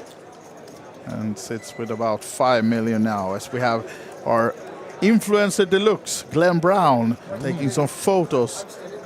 And he's playing the celebrity event, of course. Where would Glenn Brown be if not in the celebrity event, right? I mean, you can't spell celebrity without Glenn, can no, you? Exactly. There's a GB in celebrity, right? Yes. All right, now then will be more action. Now this time the hands are more moderate. Yeah, this is... than we've seen so far in the heads up, so might not be too much of action, but... Yeah, I don't send any Christmas cards to Jack 3 off. You don't. Okay, but only flops open-ender here. Good enough to bet. And I wouldn't be surprised if he takes down the pots. There we go. I got a prediction right. Yeah. Fine. You can stay. Phew. I have to leave, though. Well, but that's good for him to get some more chips back, of course. For sure.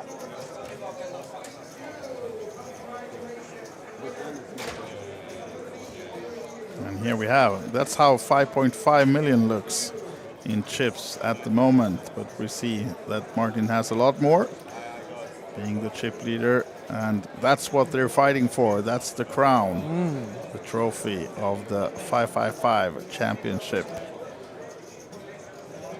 Or where would you put that at home, Christopher? Do you have a shelf? Trophy shelf? Yeah, I do have a little shelf, actually. With mostly tennis trophies? Yeah, I have a few of them there, actually. I don't know how much we should talk about my big tennis accomplishments, career. but I did claim two titles recently. One in December and one in January. Yeah, okay, yeah. Nice. So it would not, it's not like this Donald Duck child trophies. Oh no, it's I might have one of those in my childhood room as well, actually. Okay. But let me tell you, I wouldn't mind trading the tennis skills to the poker table instead, of course. But it's never too late to learn, is it? No, never. Yeah, but you're still nursing your tennis career then. I am. I still coach from time to time, and it's a good way to get around town, I almost said, but to exercise, I mean. Yeah, of course. Look at this one. Although Oni is not going to stay in, but it's a big hand for Martin. And luckily for Oni, he's just spent some 125k limping from the small blind. Will not lose more than that. Would Martin ever consider to check the kings here? No, I don't think so. Never slow play in a heads up. I mean, that would be just crazy behavior. Yeah, because I mean, so often that your opponent will. It's more likely that he will get crazy because you want to get more chips in pre-flop in this stage, but it will not work for Martin. But of course, he has to try, making it about $1 million. Was it? 850, okay, but Oni is already folded, of course, with the 4 high, so it's not to be this time. But the battle of the beards continues. I have a fun beard anecdote. Oh, do you? Yes. You heard it maybe, but the band CC Top. Yeah, consisted of... Talking about that beard, all right, yeah? Yeah, it consisted out of 3 members. Yeah. And I've heard that the only one in the band who didn't have a beard... Was called Beard? Yes, Frank Beard. Well, wasn't that a taken name then? He said, like, I can't have a beard, I gotta take the name instead, or... we'll never know. Was he born as Frank Beard? The only thing I can tell you about is that CC Top has some bangers. Yes. And will we hear you sing them on the player party on Sunday? I mean, it's a good chance, for Yeah, sure. Yeah. Are they on your repertoire? Money for Nothing, is that them? No, you're thinking of Dire Straits. Yeah, that's correct. Money for Nothing is not the case with these two hands, though. Here No? it could be Money for Something. It could be. A lot of money, actually, Yeah, we have at stake here. two pretty holdings here. Two really good hands. Even if there wouldn't be heads up here, it would be two playable hands, of course. Yeah, and what did Oni choose now? 800. All right. Pretty Suited. hand, of course. Jack 10 suited. Yeah, and on the bottom as well.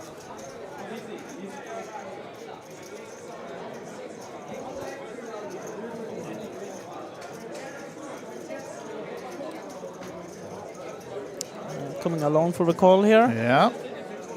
So, big pot brewing now. 1.9 million already. And some apple juice on top of that. And let's head to the flop. One club only and king high. So, not much for any of these players. And only being the aggressor pre-flop, I would expect him to continue on this one. But it's, of course, a bit dangerous. It's only 3.7 million behind. And he goes fairly small, I think. But Martin just not connecting anything to this board, likely to leave this one and head for the next hand. We'll see. Yep. No diamonds whatsoever, no draws, no nothing for him, so has to lay down that pretty hand.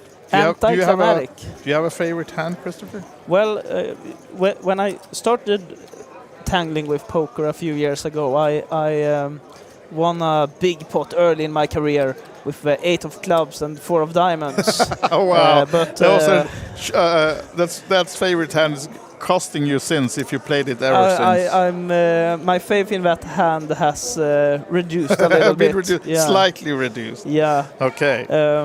I like sense. the suited connectors, though, I must say. Yeah. It's usually a lot of possibilities, and it allows you to be a little bit creative. But of course, I don't hate pocket aces. You don't? No. I do. But that's another story. That's another story. And back to the action now. Oni calling again. Of course, there will be a lot of limps in this situation where we have a lot of money already in the middle with the big blind ante, and especially then the ante being kept in a heads-up situation, because that's normally the procedures. And here as well. And we can say, if anyone wondering, there's been no deal made. They are playing the full money between them. It's about, was it 36k for second? I know it's 53 for first at least. 35.2 for second and 53.5 up top. So it's quite a large difference between the payouts for these two guys. And quite rare actually to have a final table of this dignity and the money of this dignity and do not see a deal at all, because they've been fairly even in chips at many times, so they would have been like an ICM deal would have favored most players. But yeah, I mean, nice to see also that they want to play for it. Sure. That being said, it might come as the stacks even out. It might. They still have a chance to do it, of course, but I don't see it coming now. But let's say. And also, if Oni doubles up, then he doesn't want to do the deal. But we'll see about that. But of course, there might come a situation when. But I mean, they were even in chips almost starting heads up. So they would have done it then if they wanted to. So now Martin is taking the commando. But in this pot, it's Oni with a pair. But the open-ended is there for Martin. It goes check. And that's the 4 of clubs, doesn't change anything, only still well in front with the 7. No help for Martin with the flush draw added, and he has to rely on a 5 or a 10. Could he take a stab here maybe with it? No? He could have, but it's so many, I mean, so often that your opponent in this case has in a limped pot something connecting with this 9 high board, so now actually only seeking some value with the 7, but Martin with just a king high not looking him up here, I assume. Oh, it's a scary board for King High. Yeah, and just a small pot as well, so not much to win. No. Even if he would be right, but lays it down. But he actually did a extremely good hero call with ace high earlier on this final table, Martin. So he's not a stranger to calling with just a high card, but this time he was correct again. Lays it down and on to the next one. Yeah, there's been some interesting hands for sure at this final table. Yeah. And you can see here the outer tables that we have now. This is the celebrity event in the big ballroom with about 300 runners, I think, maybe more now. The late reg is still open, so we can check that out for you, how many players they have reached, because there are a lot of events ongoing, of course, in this casino. It's not only this one.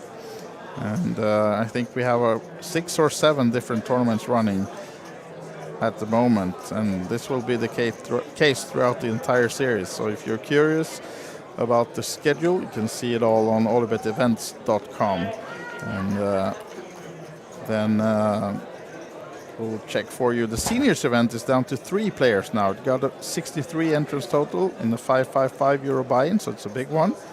And the celebrity event actually has 457 runners. Wow. 222 of them are still in, and the late reg is open a few more minutes, I think. So they're on the break right now. And this for the, let's just double check. No, there was no action more on the TV table. So let's see the 3 final players in the seniors event. Sami Puliainen is still in. He actually came 10th in this one. He's bobbled the final table today in 555. Max late reg the seniors event, and now he's still in with 3 runners. There you go. Gary Fisher is still in, and Bo Lennart Andersson of Sweden seems to be the chip leader of those 3. Yeah, I had a small chat with Lennart before, and I said, I haven't seen you since you won in Bratislava. He did? Yeah. So what did he win there? Swedish Milk Poker. Aha, it's that guy. 5 card draw. All right. Yeah. All right. Now showing that he can play Texas as well then. And option on Oni in the big blind with an ace. And Martin just limp, so that's a raise, of course, from Oni. And Martin's cards are already in the muck. So Andreas, maybe you can tell me who is a more prominent player than myself. The limp from the 4 deuce offsuit there is that a limpable hand? It is actually in this when they play with the big blind ante. It's almost like, I mean, it's on the verge, but I mean, if you look at the stats, you should almost play any 2. Okay. Since it so much favors with the format of the big blind ante, so you should be limping or racing just any button. Including the old deuce 7, maybe? No, that's where we draw the line. Yeah, that's where we draw the line. Maybe 4 deuce off also would be below the line, but depending on how you, I mean, that's also player depending. How you feel you're fading the game after the board flop as well. Yeah, sure. Post flop game was the word I was looking for. I always learn something new when I'm with you. Just don't trust everything I say. No, that's you can choose to trust it or not, but I will fact check it later. Yeah, exactly. Do that. You can use that old. Oh no, some action. Let's see that first as Martin calls behind with the queen high. Yeah, and queen high can be good there sometimes. No flush draw added for the diamonds of Oni, was it? Yeah, he had diamonds, but he gets the 3. So he had the lead already, but increased it with hitting a pair now. Although Martin still needs to hit a queen or a 9, of course, if he stays in. But Oni leading the flop. I expect him to come with another bet now as he slightly improves his hand. But this time it will be harder for Martin to stay in, though.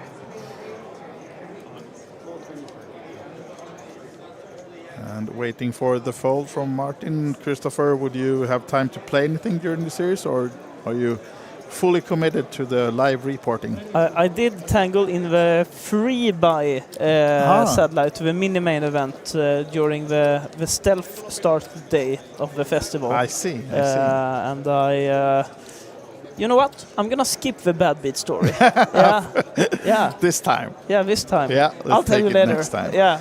Now we have a dealer change as well coming up, so small breather for the guys, but you can see that they are 3 minutes away from the next blind increase, so getting even more expensive as they have some chip race.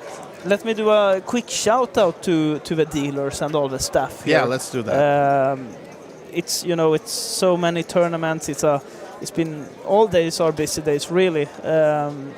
Everyone from tournament directors to dealers to the staff in the kitchen and everything. It's been impeccable, I might say. Yeah, absolutely. It's always like the organization around this event has always been amazing, and I think, of course, the dealers are the most hardworking in the business and in this festival. And I work pretty hard. now I know. I don't know about that. When did you do an 18-hour shift last time? Fair point. Fair point. I will. No, but I know you're working really hard, Christopher. So and that includes the main commentator as well, of course. I'm not doing 18 hours. I did actually once. 17 hours during a Kings of Tallinn, I think, was the record. But that will not be the case today, as I doubt this will take another 7 hours to crown the winners here. Here we have the Clash of Kings. We do. Yeah. Raise and a call. So 1.5 in the middle. And ace probably slowed the action down a bit. Yes, always an ace on my flop, right? Well, backdoor hearts for Martin, but only a 7 to that. And hard for Oni to do anything when Martin comes continuing on this flop, as he did raise pre-flop, a lot of ace X's in his hand, of course, and just a king high with no backdoors. Oh, it's actually not giving up that easy. Staying in with the king high. And there's the pairing of the board. So some split outs, but of course now Oni in good shape. With the king high, the jack. So now if Martin takes a stab, it's totally a different story, because if Oni doesn't believe him to have an ace, and which he most likely doesn't, not continuing, now it's the other way around, that Oni feels like he's ahead here with the king high, which he is, but I don't think he will seek any value with it, but he will definitely call now, I think, if Martin goes for a small bet here. Although the flush completes as well, but it is a check from Martin. He gives it up, and now the stacks are evening out. 8 versus 10 million. They are, yeah. Yeah.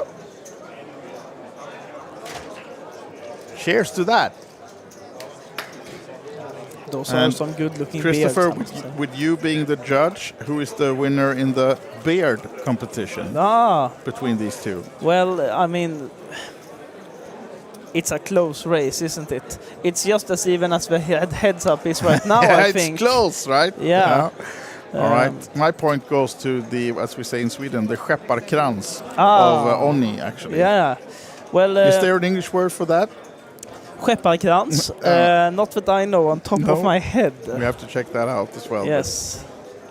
Yeah, it's a nice one. And of course, also with the sporting that Lidl shirt gives him an extra point as well in the race. I was just about to say those exact words. That might be the decider. Yeah. And the Queen 4 of Hearts here. And shout out also to you guys in the chat. We have the OlyBet Poker on YouTube chat open here in the booth, so we can see what you say, but it's hard to keep track of it all the time maybe, but we can absolutely see your comments. And we have Dentvis just writing that Martin spelled backwards is Nitram, but I don't think he makes that name. I mean, he was kind of a nit earlier today, but now since we got 4 or 5 handed, he's been playing a lot more hands and doing it the right way, getting more aggressive the fewer players we get. And now, of course, in the heads up, he's been playing a lot of hands, which he should, but we cannot accuse him for being a nit anymore. But you are correct, though, Dentvis. And also some comments about Martin looking a lot on the screen, looking back at the screen a lot. Yeah. Like he keeps forgetting maybe the blinds and everything. Maybe he has trouble with the short memory. Yeah. Was it 125 to 50 or was it... And of course he can also maybe look at looking again. The payouts, how long is left, and but you could do that, but maybe not every 3 seconds. Oh, but I don't know. It's part of the mental game. Apparently it is part of like this posture thing for him. Or maybe he's afraid that someone will steal money out of the prize pool. Ooh. Is it still 53k? Yeah, it is. Is it still 50? Yes, it Oh, is. phew. Like, look at this, battle of the 9 threes. And a 9. Ooh. So both players thinking, oh, I got a middle one. Do we think check bet call here? No, I think check. Ah, you were right. Yeah. And that doesn't give any more action either, maybe. Or will Martin now try to get some more out of this one? No, check. And he looked at the screen. Did you see that? No, I didn't. I was looking for it, but... He did, for sure. Is he still? Come on, before you check, look at the screen. No, he does it without. Then split pot it is. You asked me earlier if I had any favorite hands. Do you have any that you are fond of? No, I'm not a hold'em guy regularly. No. But no, of course I play. But I mean, let me have a 9-7 suited, and I'm good. The gapper. Yeah, at least in the cash game format. Sure. Yeah, it's better than the 8 of clubs, 4 of diamonds. Slightly. Slightly mathematical advantage there, for sure. Man, the table looks so nice with the Queens of Tallinn and Kings of Tallinn. Yeah, absolutely. Did you also work for the Queens of Tallinn? The ladies festival? I was not on site, but I did follow it a lot from the home computer screen. Yeah. Nice festival. Yes. And the first women-only festival in Europe, at least, and has a few years now on its CV, and will be coming back again. I'm not sure the dates have been published yet, but I think they did publish some dates for the summer event, though. Was that confirmed about the summer events here in Tallinn?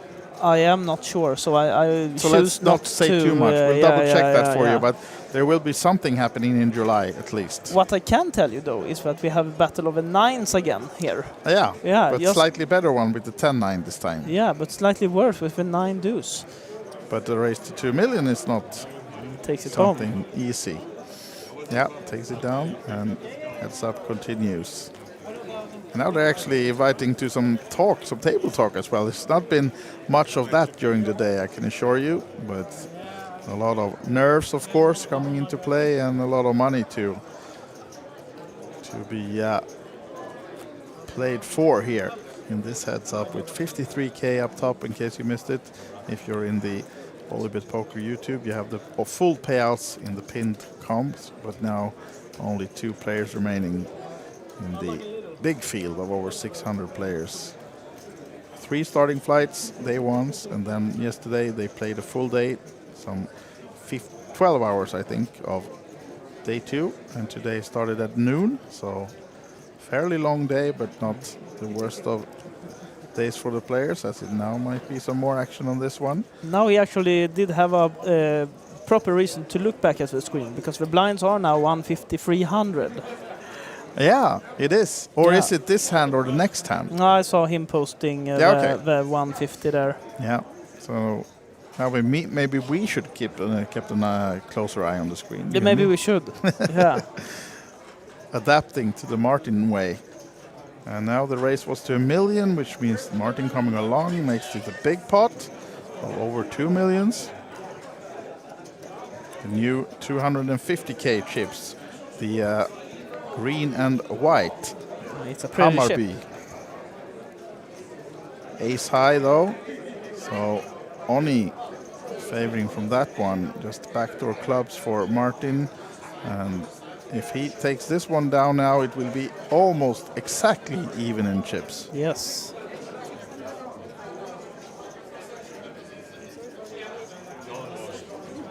And what would you say Martin's options are here with a backdoor flush draw and king high? I mean, he could float the street here, hoping to find some more outs on the turn, or even find a high card. It's not costing him so much, so yeah, he does come along hoping for at least a club, or of course he would even more like to see a king on the turn, but club of a deuce of clubs, for example, would have been nice to give him both flush or straight draws, but the pairing of the board is not good for him.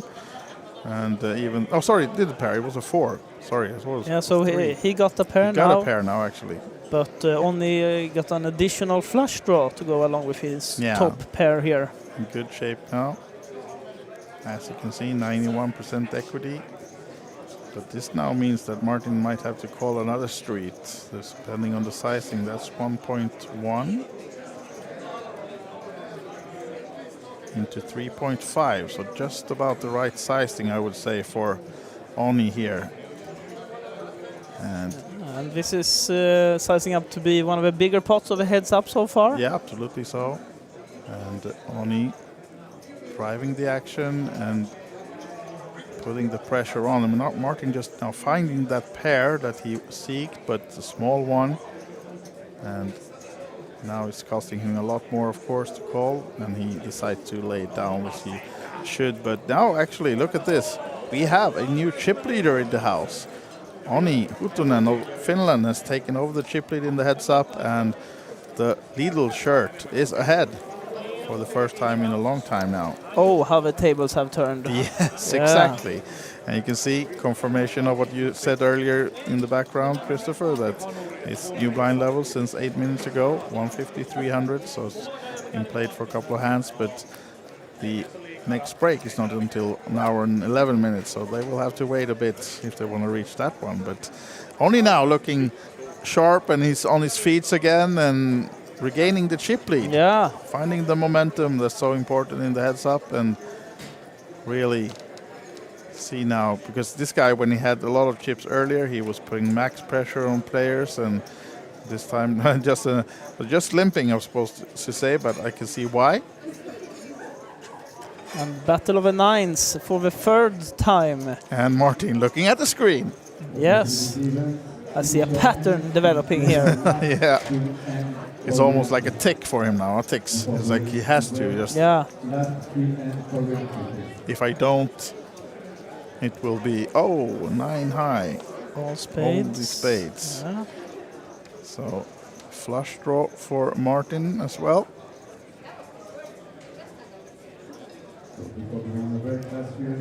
The deuce of spades would spice this one up. It would, right? And surely Martin is at least calling this, but might see him go for a race here. Of course, any pair is strong in heads up. Not like when you're playing full ring and maybe folding second pair in this position, but having a pair is real strong in heads up. But that seems like he's just calling, and having that flush draw as well. Doesn't come on the turn, and no help for Oni.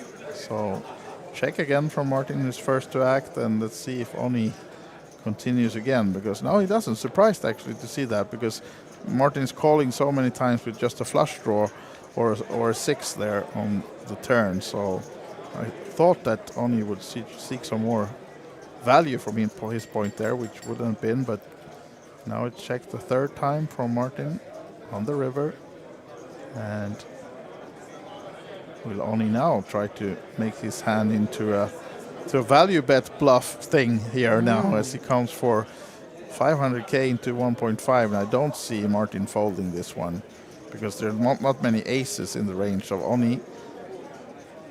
So I think he will look him up here for sure. Yeah, comes with the call. Nice one. And of course, just having to split the pot, but it still doesn't lose any chips. No. I'm going to get one of those little shirts. Seems like, do you think it's a limited edition? It could be. It's a Christmas themed, isn't it? It's a bit, right? Yeah, it must be a Christmas shirt. Yeah, it is. And with the snowflake and stuff like that, right? Yeah, well, to be fair... Maybe you can find one on eBay.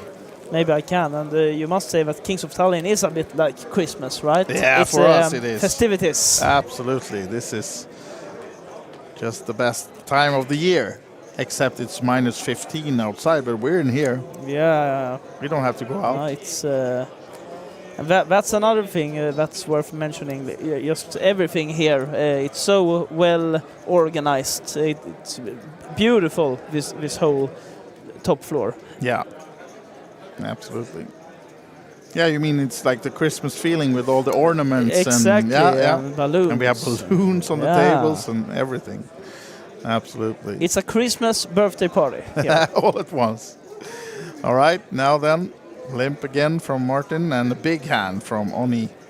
And this is not a million, he announces. And this time Martin is quickly folding. And Queen's Curls Creative says, is it really minus 515? Yes, sir, or girl in this case maybe.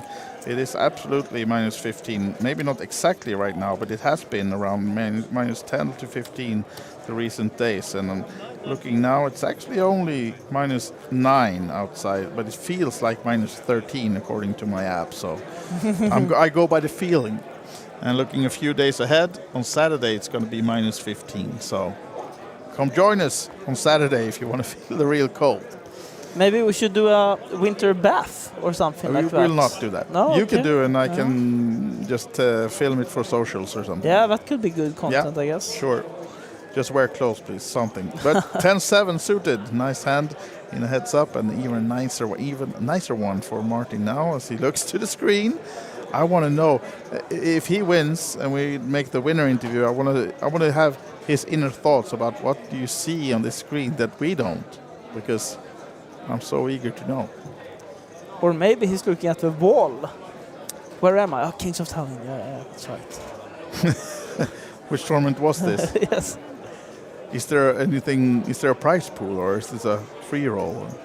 Is it a given choice to see the flop here with 10-7 of hearts on the button against the free bet? Yeah, I would say so. Yeah. It's not a given, but actually, I mean, yeah, with the stacks they have and how they're playing, I would absolutely come along. But there's at least a gut shot, but not much more. But this is, of course, a nice flop for Martin. The gut shot, the backdoor flush, and the middle pair. So he'll be pleased to see this one. And Oni would have liked to see another heart. Then we would have seen fireworks. But now Martin checks this one. So it might be that Oni sees the opportunity to steal this one, but it would not work, at least not now. Unless he, for some reason, would announce all in, maybe it would work, but he comes with the continuation bet here with some small bet. All right, not too small, 800 actually. I thought it was less. And this, of course, again, a middle pair and some backdoor outs as well, or actually even the gut shot is strong hand heads up, so he's not going anywhere here. The question is just if he's calling or check raising, but he comes for the call. So building the pot to 4.1 million now. And adding the flush draw for Martin. And will he go for the check call again? Or even check raise? It does check, but Oni, does he have it in himself to find another stab at the pot? I was just thinking the same thing, actually. I think he will, because there's a lot in the middle of this one. You don't want to lose this one, and he at least have outs for the straight. Doesn't know that that's blocked, but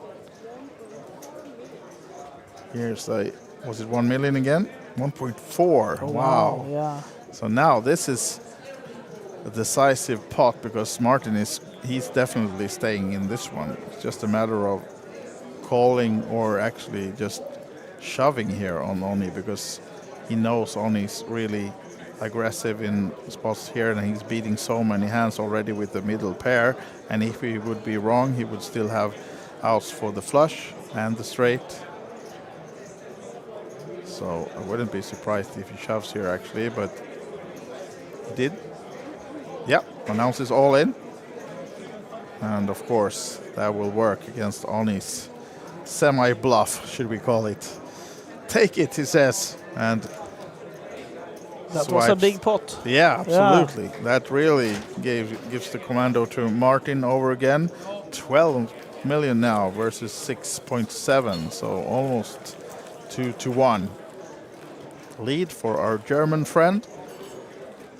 And Oni needs to find a way back to regain the chip lead at first and then get that coveted crown, glass, statue, trophy thing. Yeah, many names for that pretty thing exactly. in the middle there.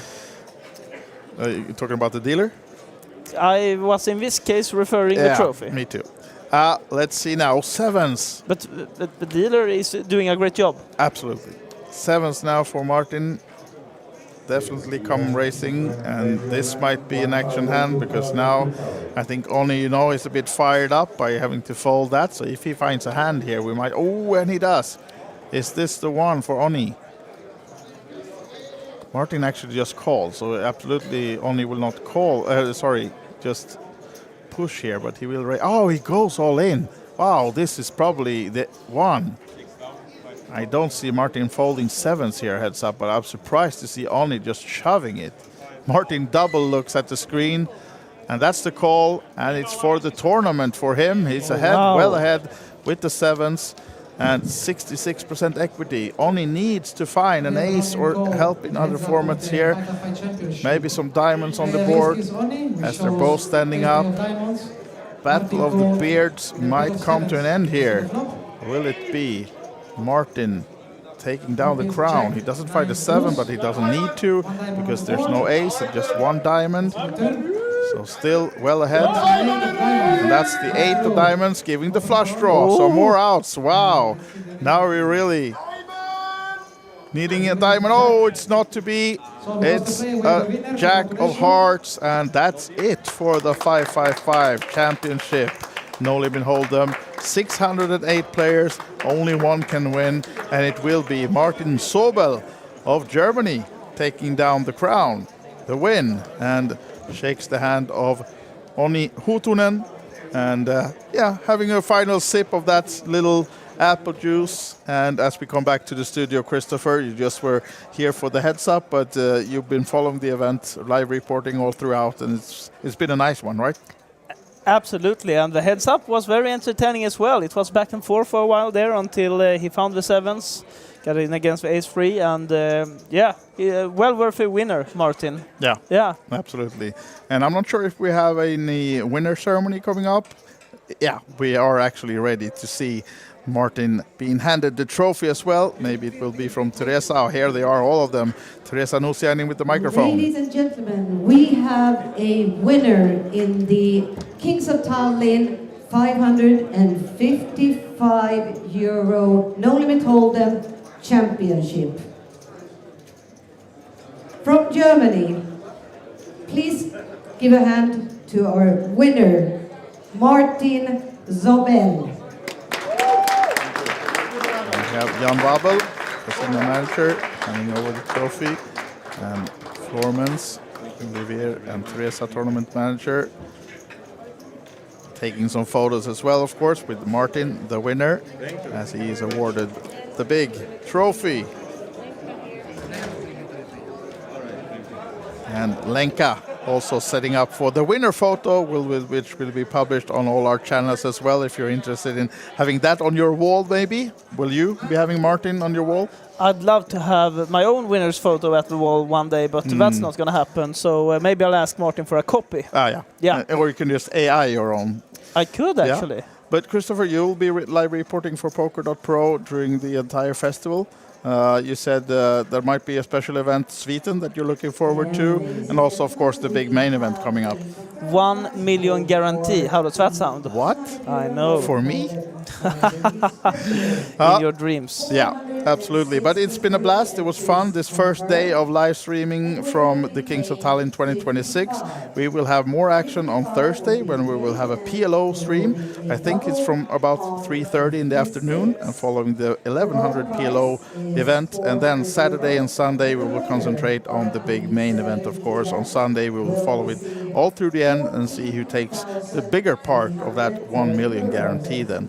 And of course, if you're interested in following us or seeing the schedule and more, OlyBetEvents.com is where you'll find all the information. Poker.pro has all the live reporting and also the daily recaps from Jason that was here in the booth earlier. You can see what happened yesterday and the day before. And then tomorrow you can read more about this event and the celebrity event ongoing. Who will take that one down? Christopher, it was fun having you. Thank you, fellow Swede. And let's go for more Swedish trophies and good luck to all of the players, of course, out there. And we'll be back Thursday from Tallinn, -10 then right now. Bye for now and good night. Thank you. Thank you, guys.